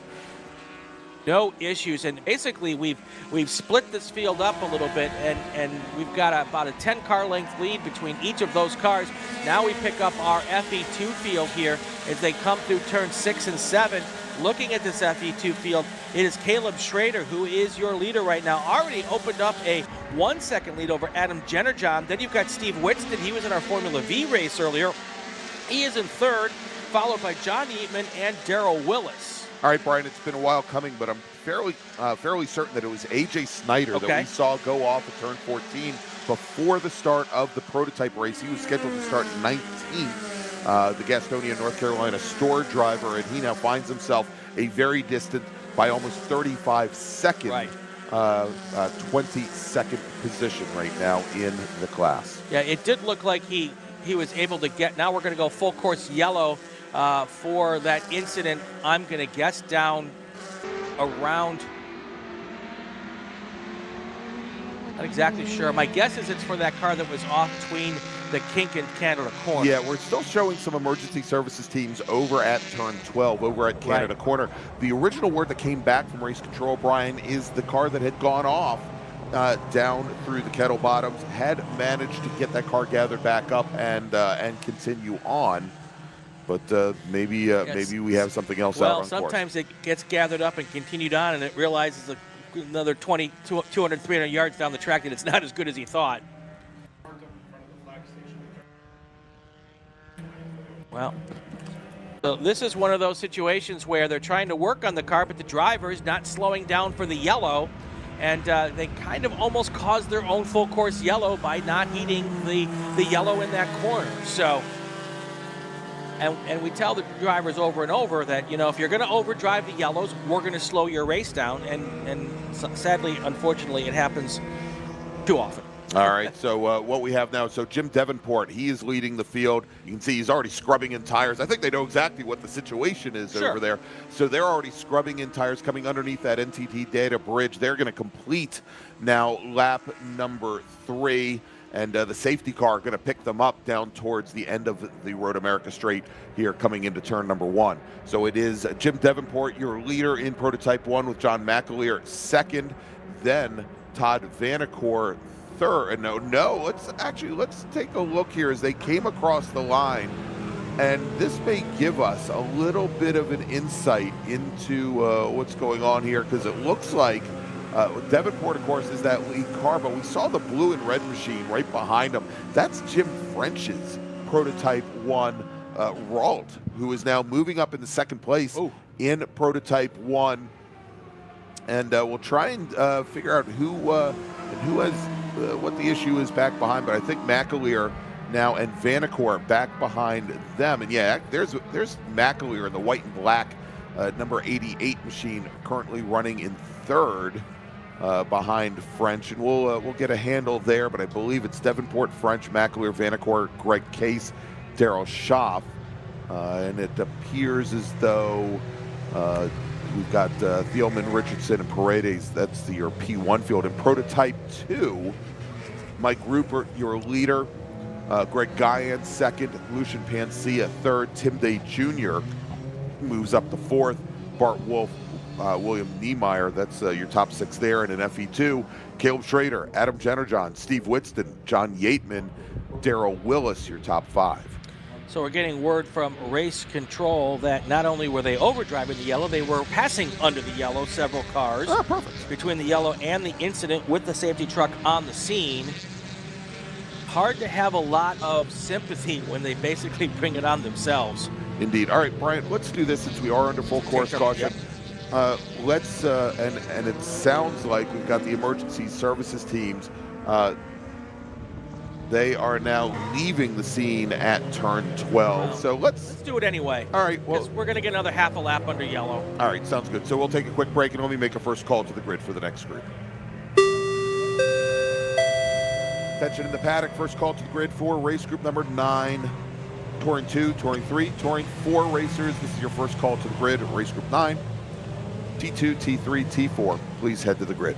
All right, Brian, let's take a quick break. We'll bring you back with more action here from Road America and the 69th consecutive running of the WeatherTech Chicago Region SCCA June Sprints.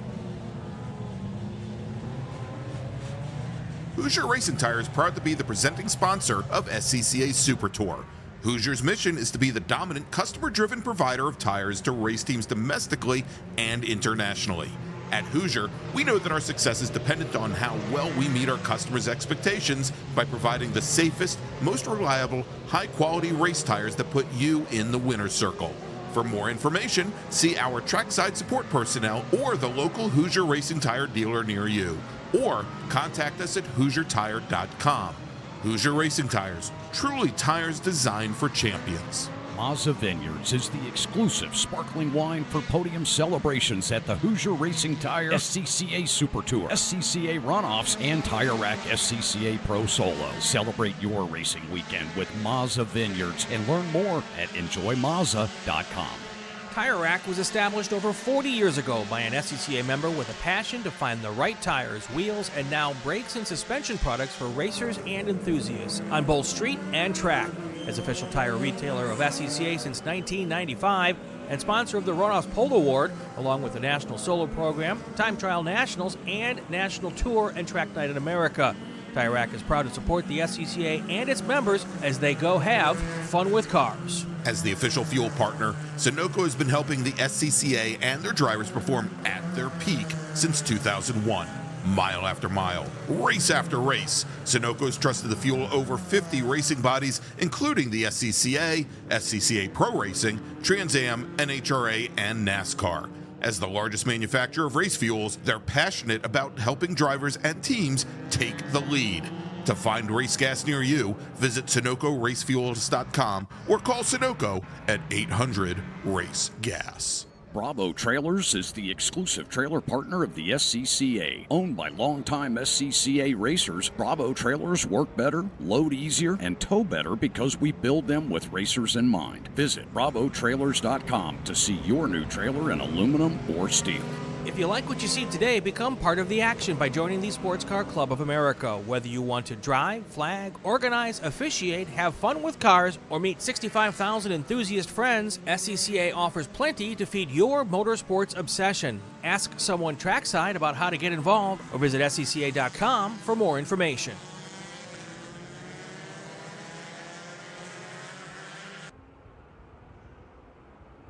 Green flag is in the air. We are back to racing action here at Road America for the June Sprints. 3 wide now going into turn 1. Jim Davenport trying to defend as all of these prototype cars come through, making it through clean for the first, all of the prototypes actually. Well, I hope I not speak too soon. Many, oh, we got cars going on. Multiple Spinner number 22 Yep. is definitely spun here, and it might be a couple more, but that 22 car looks like the wheels are pointing in the right direction. There he goes, pops the clutch in, and back and off is on his way. I don't know if there's any other cars. And there's the 22 car. That is John Yateman out of Cave Creek, Arizona. And Yateman was running, I think, in the top 5. He was actually running 4th when he went around, Brian, on that restart. Obviously, he's going to be quite a bit further back. We got a little bit more information about the incident that we had down at Canada Corner. That was Jason Miller, who's racing in a backup car. Had an incident on the test day on Thursday, and brings the backup car out. He did race yesterday, and sounded like he had some mechanical issues there. They have removed that car and brought it back to the paddock.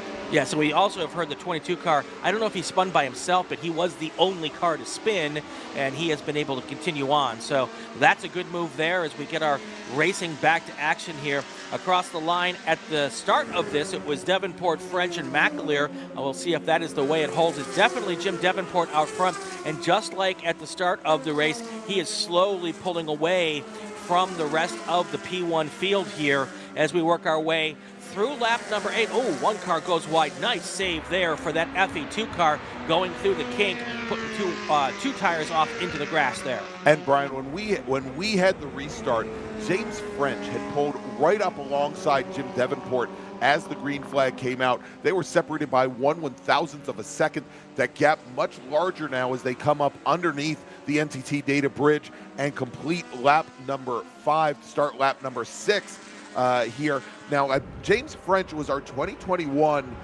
Formula Atlantic national champion, and he took that championship in a Ralt RT41. And I'm wondering, much like we saw Jacek Muka do back in the early 2000s, where they essentially grafted side pods onto the Formula Atlantic cars and turned them into prototypes, I'm wondering if this is the same chassis and hopefully maybe somebody will know in the chat here whether or not this is the same chassis that he took that Formula Atlantic win a couple years ago. Right, so the problem now, we had a great split start here, and that was good at the start, but now at this full course yellow, all the FE2 cars are right at the back of the prototype field, and lots of the FE2 cars are faster than some of the prototype 2 cars. So now with 7 to go, they're having to negotiate their way around the slower P2 cars, and that can end up being a bit problematic, as you can see them starting to back up here, coming out of 3 and heading down the hill towards turn 5. It's going to take some real patience, which is not really what you have as a race car driver, to make your way around these cars safely and not have any problems. But so far, you can see there's an FE2 working around a P2 car right now as well. So far, everybody is playing like good boys and girls out there. Appreciate that at this point. Want to just stay green as long as possible. Looking at the lead now. First time by start finish here after the restart.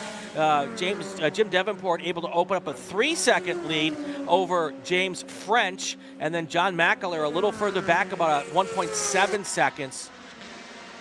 Here is our FE2 field. Let's look at this right now. Caleb Schrader, he has opened up a 4-second lead over Steve Whitston. That may have something to do with all of the traffic that's out there. Indeed. Dean Opperman in third, followed by Darrell Willis and Chris Jennerjohn.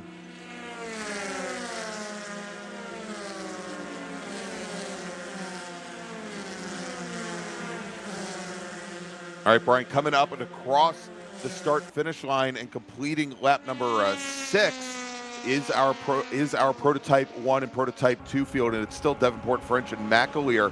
Gonna have to see here, great start from Tim Day Jr. in prototype 2. Tim Day started off, I believe, all the way back in 6th spot in prototype 2. This group had some issues in qualifying with mixed weather, what have you. But he is now moved up to join the other Store WF1s, Mike Rupert and Greg Guyan, at the front of the P2 field. Jesse Jurgensen and Chris Lesperance have told us the FA and the P1 cars at James French are different cars. It's 2 different chassis. He actually ran the FA car a couple of weeks ago at Blackhawk Farm. So, gotcha. So he's still running both those cars through the field here. All right, here is Davenport. Unlike last time, James French is not letting Jim Davenport pull away so much. He is able to keep right there, only a half a second back. So James French doing a much better job of keeping Jim Davenport in his sights here as we work into with 5 to go next time by. This is more of a race today than we've had here in P1 yesterday. And we will see if this continues to be the case for the rest. But this is shaping up to be a good one, Greg. Yeah, indeed it is, as they come out of the kink. And the top 3 racers here, Davenport, French, and Vanacore, as John McAleer has fallen off the pace here. But this is where McAleer was yesterday. That's right. As well, when he had all that excitement happen in front of him. Of course, James French was not part of that yesterday. But see here, great run. As we see a little bit of a puff of smoke there, a little bit, maybe a little brake lock up there could be.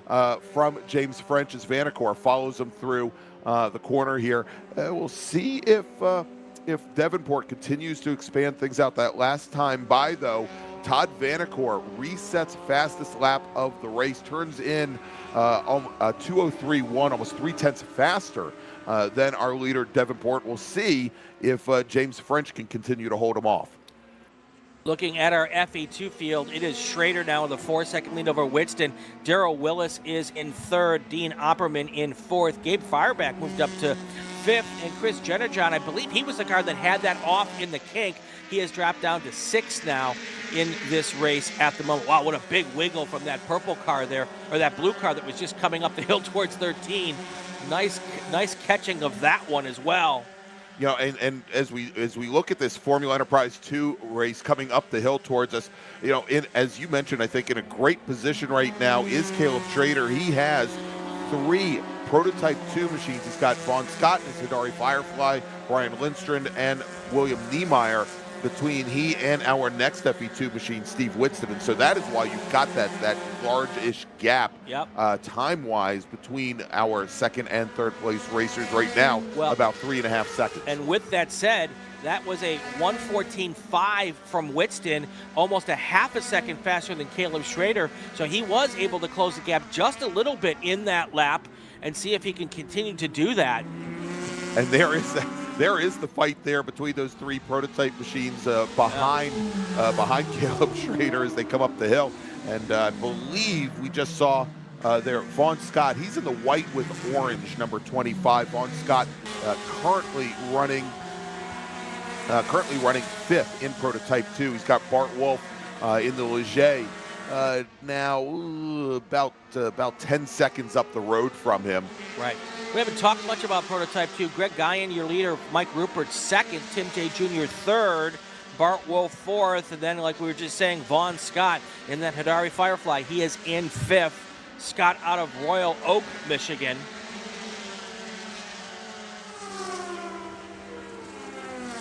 We've had two cars that have come together just a little bit, but both cars looks like both cars have continued. Oh, was an FE2 car trying to get on a prototype car that came together. Both cars moved on.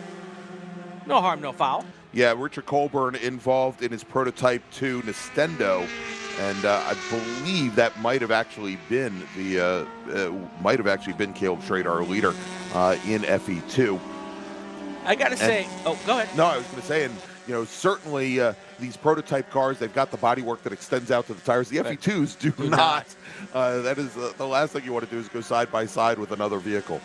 I will say, after yesterday's dreary weather and me coming from the West Coast, where most of our racetracks are really, really brown this time of year, it is gorgeous to see Road America here with the beautiful green turf around this racetrack. Absolutely looking awesome with all the rain we've had.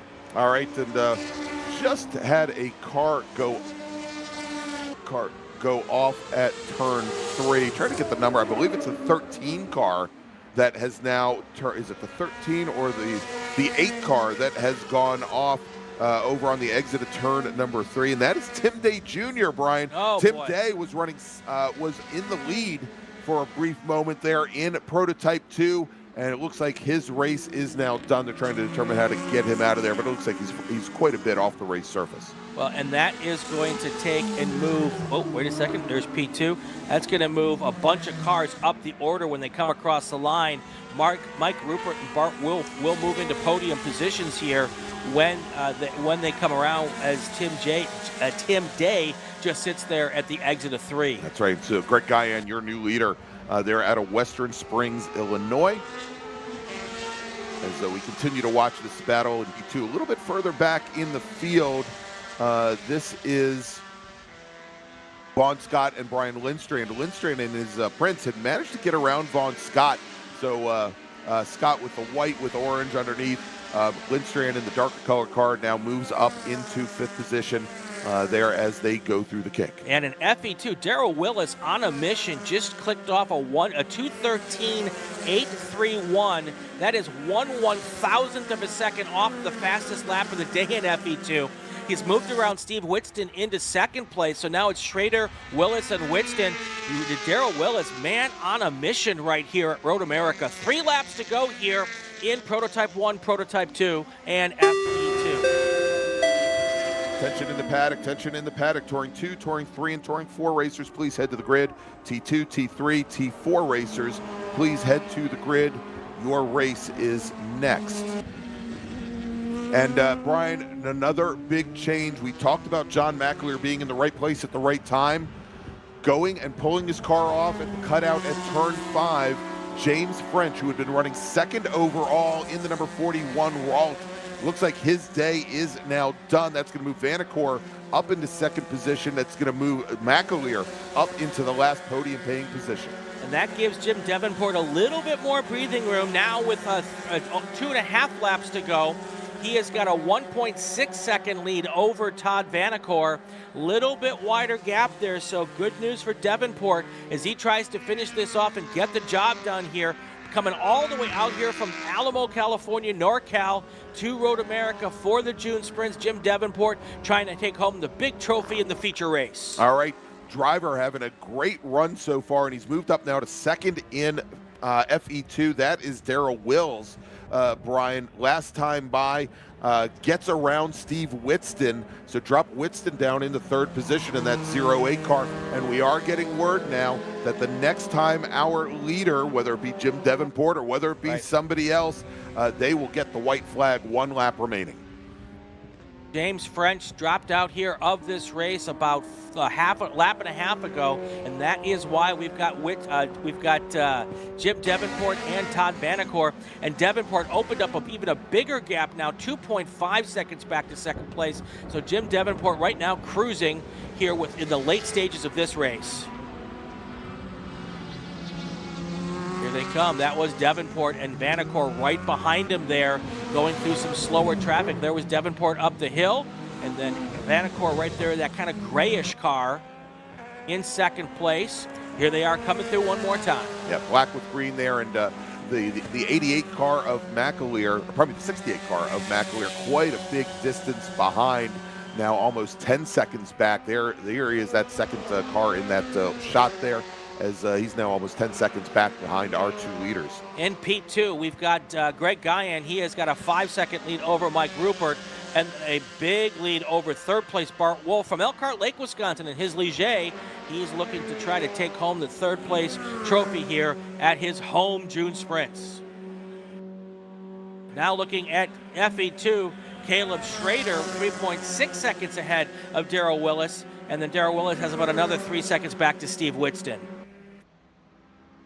Yeah, and right now Schrader still with 3 prototype 2 cars, Brian, between he and our second place FE2 machine. So he's got a huge buffer at the moment. The gap between those 2 racers at about 3.6 seconds, but more importantly, 3 chassis between the 2.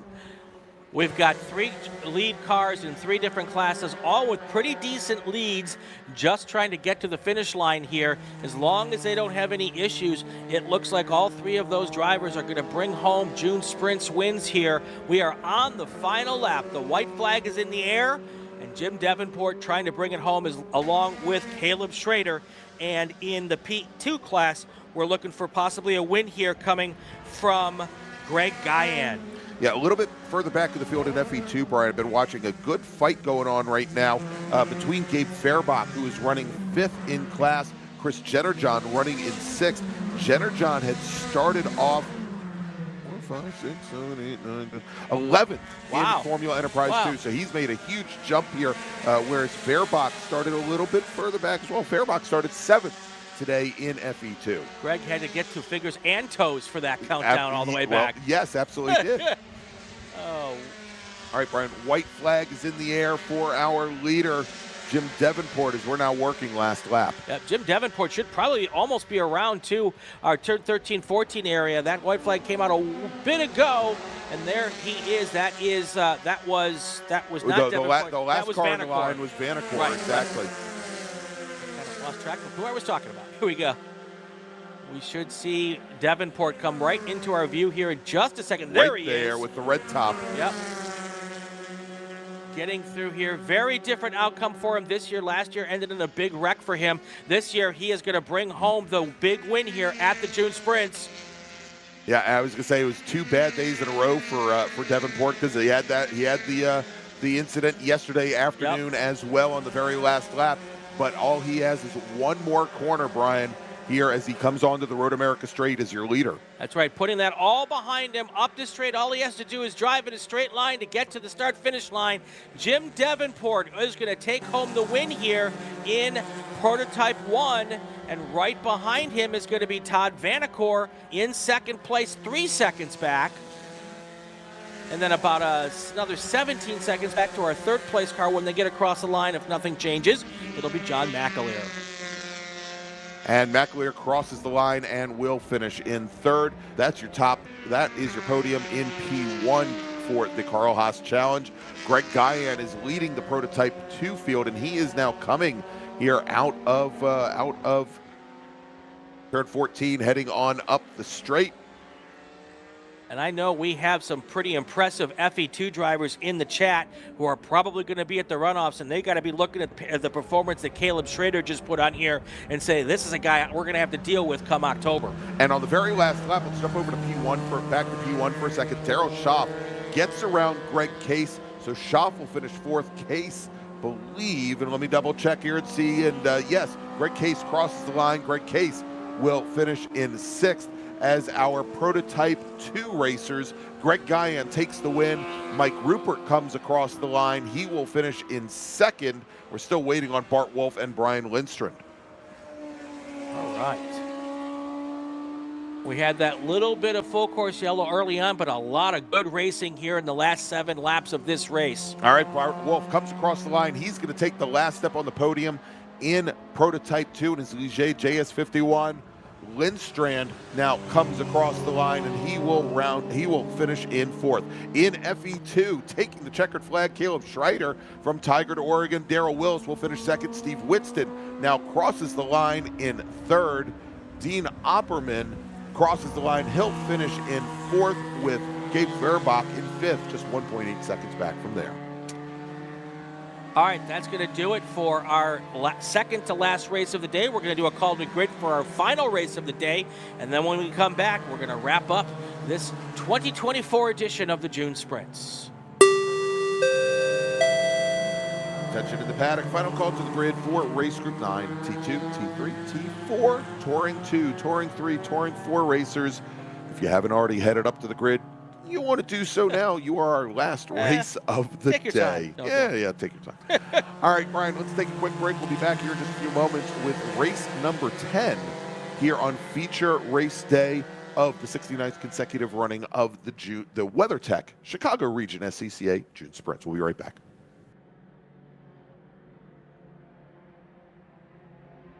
For over 25 years, championship-winning drivers and teams have demanded Hawk Performance Motorsports brake pads. Now you can have their advanced technology on your daily car, truck, or SUV with Hawk Performance Street products. With the improved HP Plus pad for the hybrid street and track feel, or Super Duty pads for tow vehicles, their all-new ER brake pad designed to take on even the longest race, and their all-new high-performance brake fluid. Hawk has all your braking needs covered. Visit hawkperformance.com and like them on Facebook or Instagram to learn more about the Hawk Performance Advantage. Hawk Performance, what's stopping you? Tire Rack was established over 40 years ago by an SCCA member with a passion to find the right tires, wheels, and now brakes and suspension products for racers and enthusiasts on both street and track. As official tire retailer of SCCA since 1995 and sponsor the Runoffs Pole Award, along with the National Solo Program, Time Trials Nationals and National Tour, and Track Night in America, Tire Rack is proud to support the SCCA and its members as they go have fun with cars. Mazza Vineyards is the exclusive sparkling wine for Podium celebrations at the Hoosier Racing Tire SCCA Super Tour, SCCA Runoffs, and Tire Rack SCCA Pro Solo. Celebrate your racing weekend with Mazza Vineyards and learn more at enjoymazza.com. Get more bang for your buck at summitracing.com. Choose from millions of in-stock parts from over 1,500 name brands. Parts for racing, street performance, trucks, plus tools, accessories, and more. Shop anytime, anywhere with the Summit Racing app. Hoosier Racing Tire is proud to be the presenting sponsor of SCCA Super Tour. Hoosier's mission is to be the dominant customer-driven provider of tires to race teams domestically and internationally. At Hoosier, we know that our success is dependent on how well we meet our customers' expectations by providing the safest, most reliable, high-quality race tires that put you in the winner's circle. For more information, see our trackside support personnel or the local Hoosier Racing Tire dealer near you, or contact us at HoosierTire.com. Hoosier Racing Tires, truly tires designed for champions.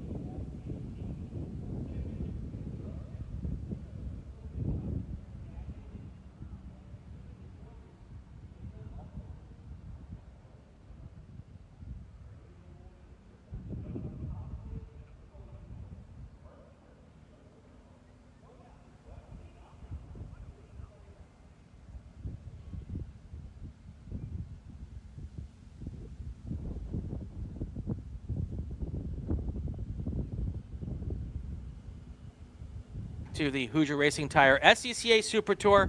We are in our 20th race of the year, our 40th race over 2 years, and we are getting ready to wrap up another great Super Tour season. I'm Brian Bielanski.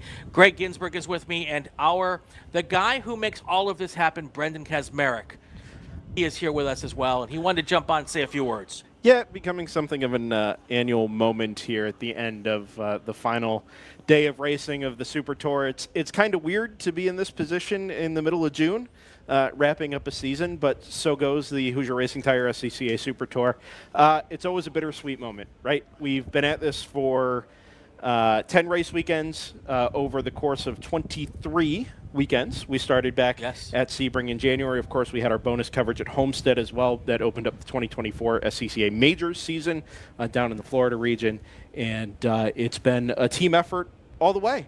The three of us, yourself, Brian Bielanski, Gregg Ginsberg to my right, myself in the middle here, have been on site. Ryan West filled in for me at Portland. But it's a lot of hours away from home. It's a lot of hours at racetracks, watching some really good days and some more challenging days.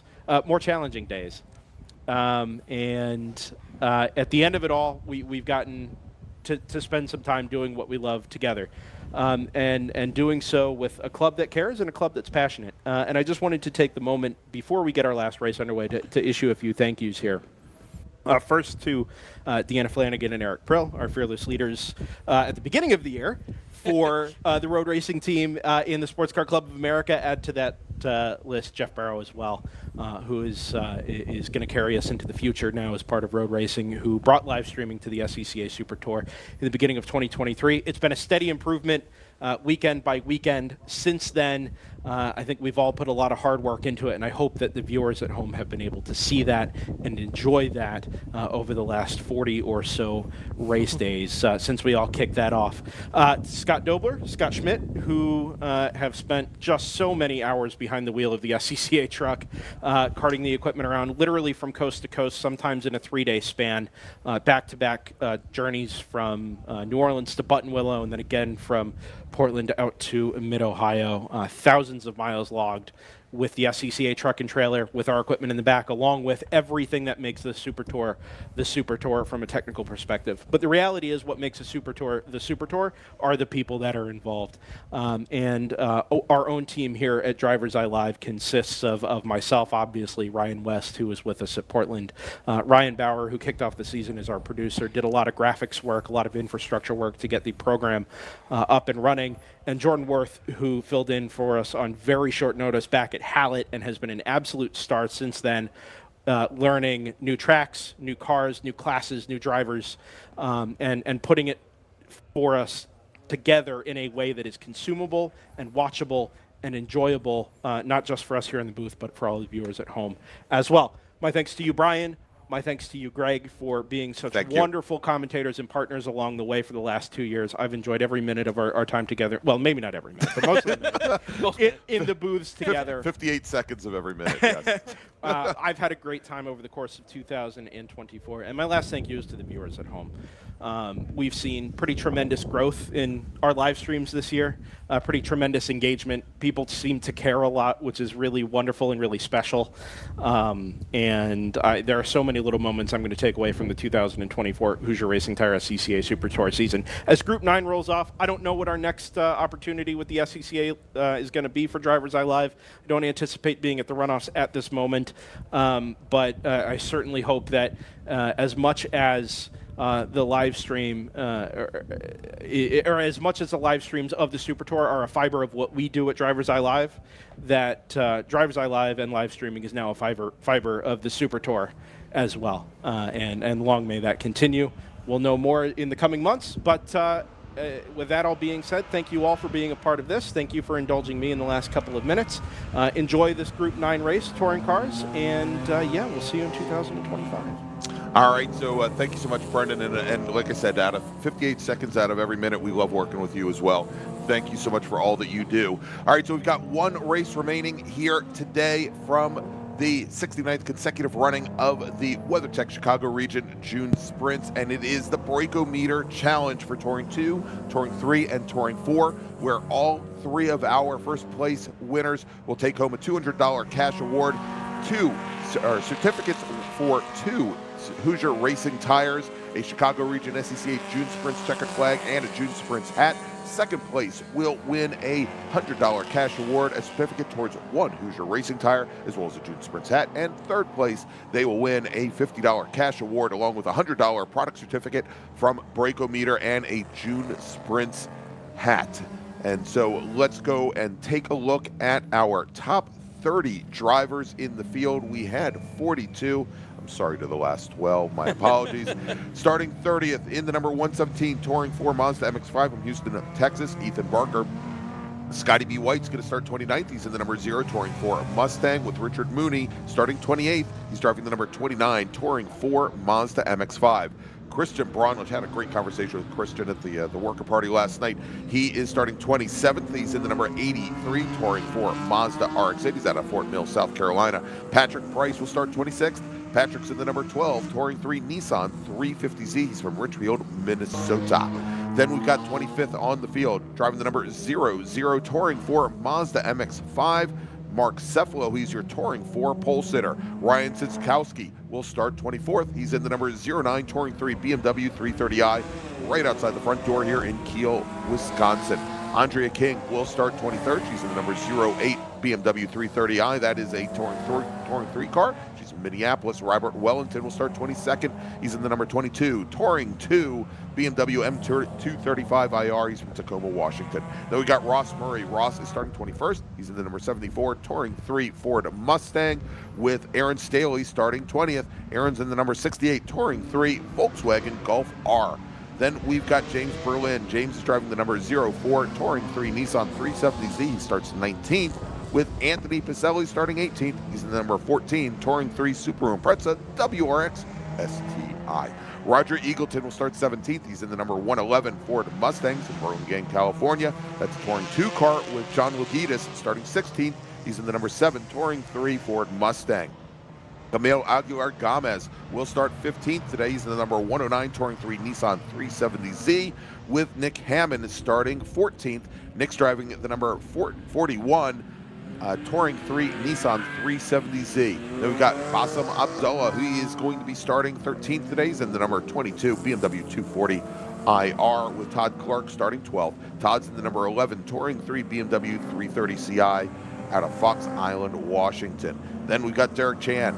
He is in a Touring 3 Nissan 350Z. He starts 11th, with Tom O'Toole starting 10th. Tom's in the number 34 Touring 2 BMW M2 Club Sport Racer. He's out of Wilmette, Illinois. Starting 9th, driving the number 122 Touring 3 BMW 330. Derek Wagner out of Jordan, Minnesota, with Robbie Eglin starting in 8th position. He's in the number 06 Chevrolet Corvette.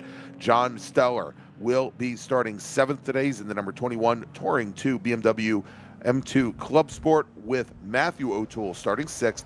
Matt's in the number 3 Touring 2 Porsche 911. Starting in 5th, he is your Touring 3 pole sitter today, driving the number 37 BMW E46 from Santa Rosa, California, Sean Lovett.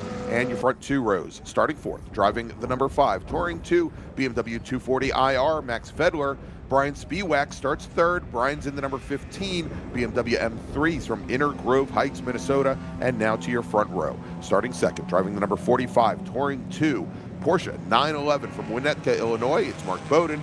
And your pole sitter today, driving the number 66 BMW M2 Club Sport from Olathe, Kansas. It is Charlie Peter. Our final grid call of 2024, Greg. You did a great job. Do a great job with that every weekend, and I appreciate you doing it for us. Thank you. Here we come up the hill, looking for a green flag to come in the air. Really well lined up field here as they come up the hill towards the start-finish stand. There is the green flag in the air, and here they come, coming down towards turn 1, the last first turn 1 of the season here for the 2020 Super Tour. And here comes all of our touring cars. Here they come, pretty much single file until you get a little bit deeper into the field here. Not too many issues up front as they come through just fine. We got a lot of cars to come through at the backside of this field, and all of them seem to be handling it just good enough to be on the track between the white lines, mostly between the white lines. Brian, sometimes it's not good enough to be just good enough. Wow, here. Look at the lead already early. Yeah, Charlie Peter there with that BMW M2 jumping out to, what, a 10-car length lead just coming out of turn 3 as he was shot out of a Bavarian cannon. That is crazy. Almost like a U2. He has got a big lead. I think he just wants to get back to Olathe, Kansas as quick as possible here. Look at that whole group of cars coming down through turn 5, really taking their time and not doing anything too crazy as I say that. Well, as you say that, Brian, and getting a great jump, Matt O'Toole in that bright yellow Porsche 911. He gets around Max Fedler, so move him up in the 3rd position. We've got one of our drivers going off. That is one of our Nissans running a little wide there. And I believe that was James Berlin in the 04 machine running wide coming out of turn 6. He is now rejoined. All right, everyone seems to be making it through just fine early in this race. I have to make another announcement here if you could give me some tones. Oh, well, we have a little bit of debris. Let me talk about that for just a second. Little bit of debris, it's a tire. Yeah, that is a tire. Oh, it is from that Mustang right there. The 142 car, and he is able to pull behind the wall. Great to see that. Paulo Salvatore out of San Antonio, Texas, in his Touring 4 Ford Mustang had that tire go away. Brian, you want me to hit the tones Let's again? hit the tones one more time. Oh, I'm having so much fun pushing this button this weekend. Sorry, Eric. Attention in the paddock, attention to the paddock. If you are a driver with a signed probation letter, please pick it up in race control and do it within 15 minutes of the last checkered flag. If you have a signed probation letter up in race control, come get it now if you're done.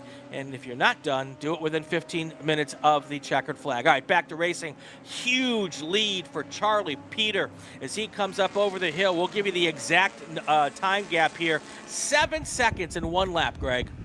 All right, that is the case. So with 1 lap now in the books, it's Charlie Peter, Max Fedler, Matt O'Toole, your top 3.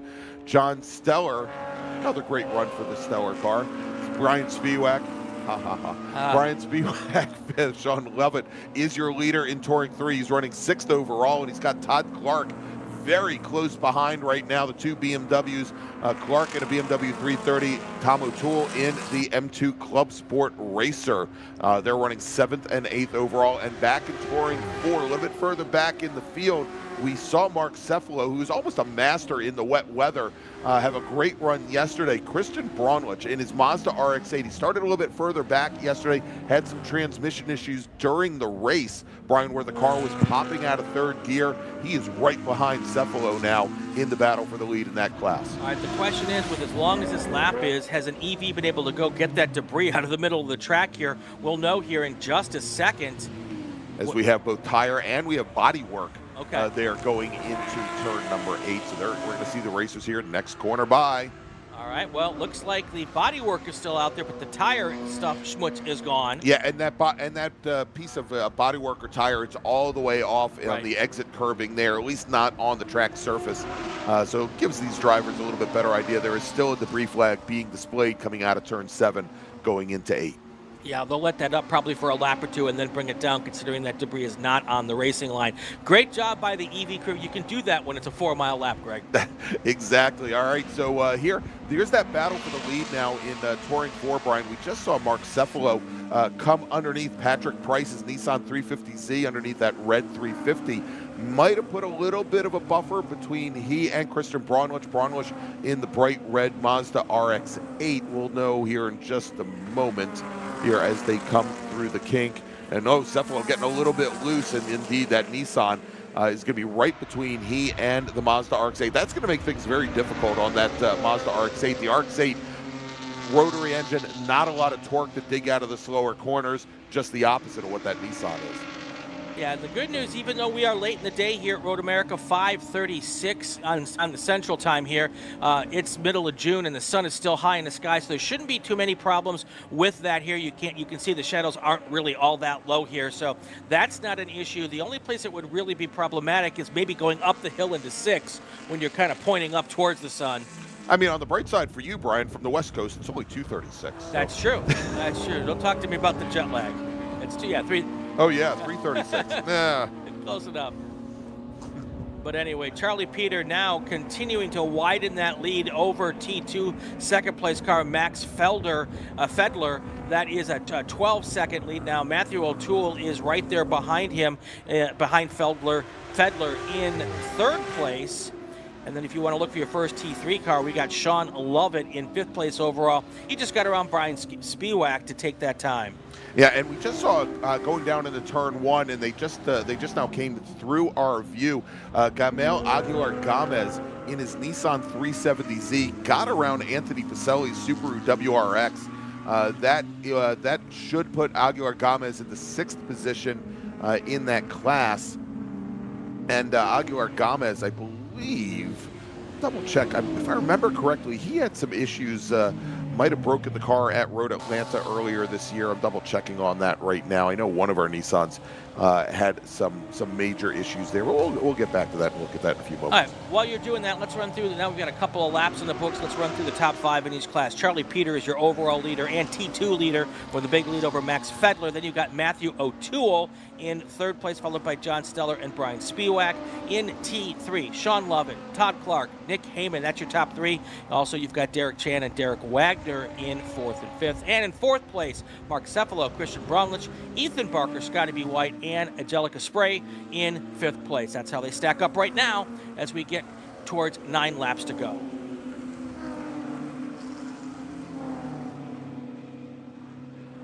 And all of these cars starting to, some of these cars taking the kink here a little bit wide and still trying to get off just past that red and yellow curbing.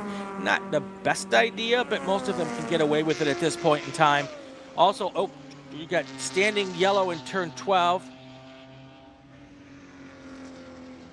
And the number 22 machine down at Canada Corner, that was Bassem Abdullah in the BMW 240i, the Touring 2 machine out of Austin, Texas. Apparently has impacted the tire wall down there at Canada Corner.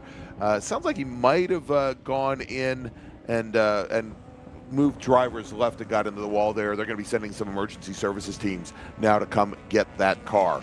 Chris DeShong telling us Gamma had electrical gremlins at Sebring, at Road Atlanta. I think the podium in both races. Yeah. He says he can't remember. He Exactly. hasn't slept. Chris hasn't slept since then. I think Chris, besides racing in a Touring 3 BMW, right, he has been driving a truck for the Skip Barber Racing School around the country. Can't blame him for not having a lot of time to sleep there.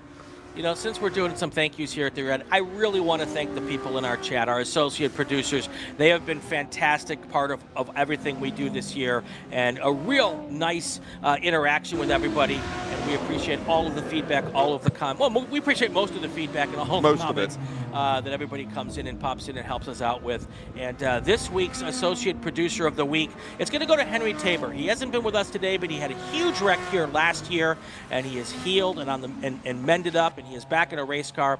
But it was great to get his perspective yesterday. So Henry Tabor is going to be our associate producer of the weekend here for our final event of 2024. Yeah, and you know, I love having people in the chat here. Gina Kaczmarek, who is Babyface. From Babyface Fabrications there. Josh Schmidt's lovely wife, checking in from the road. Hopefully he's driving and she's not. But Gina and I went to college together. That's absolutely right, and I won't hold that against her in one little bit. But she wanted to make sure that we were watching both Nick Hammond, who's in his Touring 3 Nissan 370Z Nismo, and we talked a little bit about Nick yesterday, the Nissan GT Academy winner. For those of you, there was a neat movie about that first GT Academy program a couple of years ago, and how they came out for putting real-life Gran Turismo racers behind the wheels of real race cars. And then, of course, Kristen Braunlich, who is out of the South Carolina region as well. 9 laps to go here as we start coming up the line. Next time by, there'll be 8 to go as we... All right, and taking a look here, Brian, as we do have some emergency equipment on scene back over between turns 8 and 9, and trying to check and see as we're rolling the equipment. I believe that is likely equipment that is being deployed to go over to Canada Corner to look after the 22 machine. And look at this, just as I'm talking about Nick Hammond making a great pass there on, I believe that was on Todd Clark. That may be for second place, Brian, in Touring 3. Okay. And and Nick Hammond now has given up the position once again. Yeah, that is Todd Clark. We can pick out Todd Clark. He's got the green and black, or kind of day glow green, yellow Spec E46 machine with just a single headlight working like any other German car that I've ever seen. He was Todd Clark, he was a winner of the 25 hours of Thunderhill endurance race here with his son and friends. Also has done some racing in SRO GT4, and so he was able to hold off the Hammond machine. But there's another Nissan on the march, Brian, in Touring 3. That is Derek Chan, also in a as I said, in the 370Z out of Rosemont, Minnesota. And again, that'll be for a podium position between those two Nissans. Yep, I think it may be a 350Z, but that's those are two. Chan's is a 350 and Hammond's is a 370. Yep, so that will be Lovett, Clark, Ham, and Chan. And then Derek Wagner is in 5th in T3. Looking at T2, it's Charlie Peter, not Charlie Parker. That's a different. That's a different guy. Great saxophone player, though. Max Fedler is in 2nd, John Steller 3rd, Matthew O'Toole 4th, Brian Spiewak 5th, and taking a peek here at T4 right now as we get to at-laps to go. Mark Cephalo, your race leader right now, 2.2 seconds ahead of Christian Braunlich. Ethan Barker, Scotty B. White 4th, and Angelica Spray in 5th. All right, I was going to say, Brian, we are going to a full course caution, and just as I was watching the battle for second in Touring 2 between Fedler, Steller, and O'Toole, there are now coming underneath the NTT data bridge. That was Max Fedler and John Steller with Matt O'Toole, probably about 10 car lengths back from there. Now they are going to compress. They are going to be right back behind Charlie Peter in the number 66 BMW M2 Club Sport, as we are now under full course caution, and we're under full course caution with 7 laps to go. Let's do this, Brian. We have not taken a break yet, our last break of the day. And of the year. Of the season, absolutely. That's right. Going to thank some of our partners and sponsors, and when we come back, we're going to take you to the checkered flag for the very last race of the 2024 Hoosier Racing Tire SCCA Super Tour, the 69th consecutive running of the WeatherTech Chicago Region SCCA June Sprints. We'll be right back.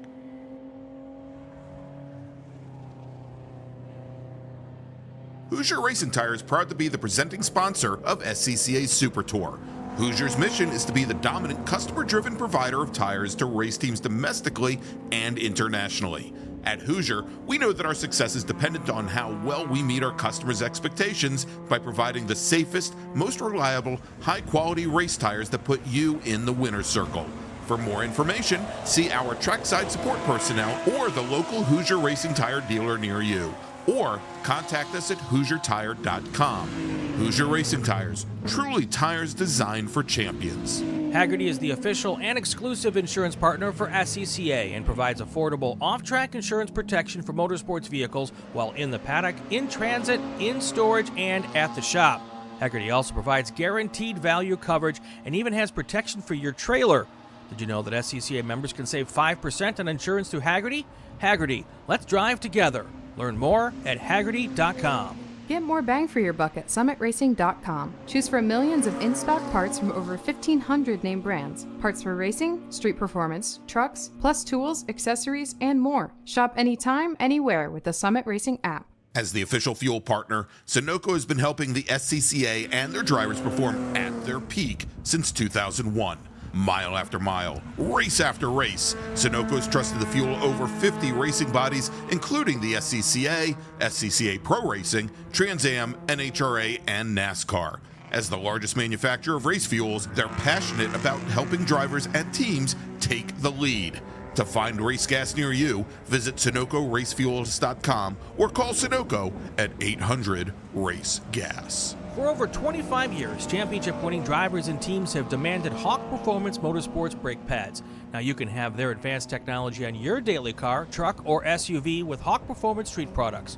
With the improved HP Plus pad for the hybrid street and track feel, or Super Duty pads for tow vehicles, their all-new ER brake pad designed to take on even the longest race, and their all-new high-performance brake fluid.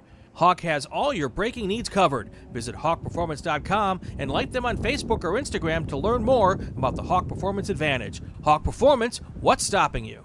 If you like what you see today, become part of the action by joining the Sports Car Club of America. Whether you want to drive, flag, organize, officiate, have fun with cars, or meet 65,000 enthusiast friends, SCCA has plenty to feed your motorsport obsession. Ask someone trackside how to get involved or visit scca.com for more information.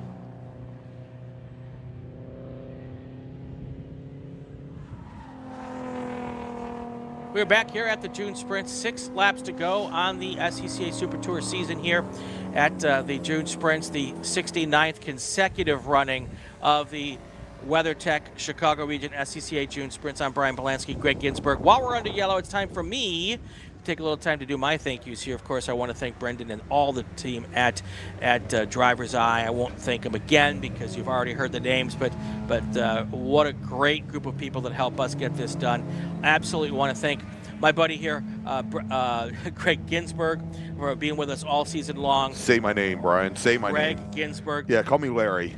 Also want to thank Larry Lefty McLeod. He was our fill-in for a couple of races, and of course, Rusty Bell, and I cannot remember. Tom Michaels. Oh my gosh, I'm so sorry, Tom. Well, Tom's got a different name on Facebook. That's why it was hard. Tom Michaels was with us at Mid-Ohio. Thanks to those guys for being in the booth with us.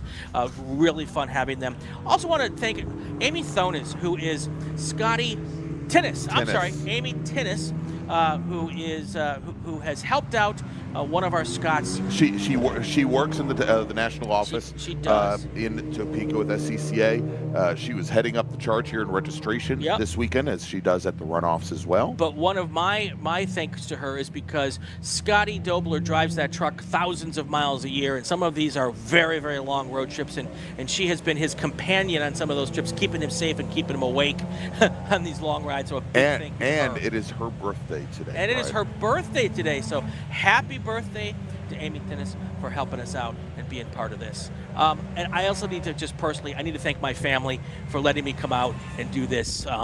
It's hard to go away from home all these times, and it's harder on them than it is on me, but they give me the opportunity to come out here and do what I love, and I couldn't do without them. So, and of course, as I said earlier, thank you to the people in the chat.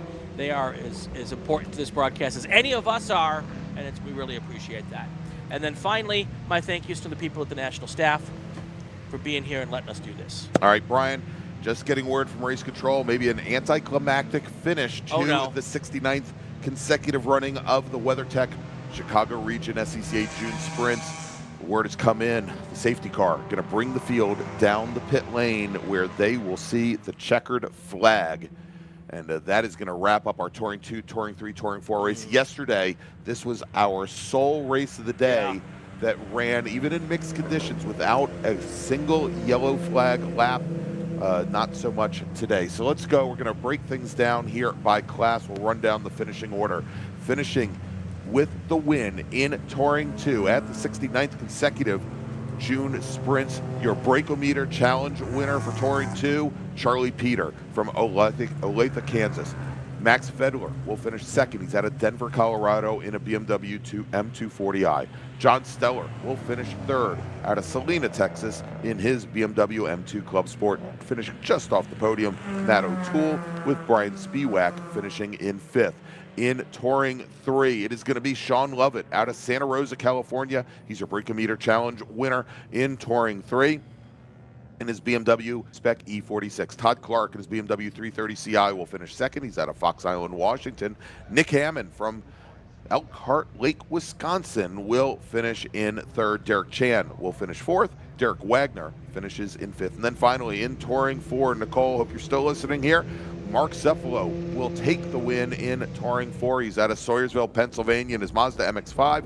Kristen Bronlich will finish in second. He's out of Fort Mill, South Carolina. Ethan Baker from Houston, Texas in a Mazda MX-5 will finish third. Scotty B. White, Angelica Spray finishing 4th and 5th. All right, so our full course yellow came out because drivers were over driving the yellow again.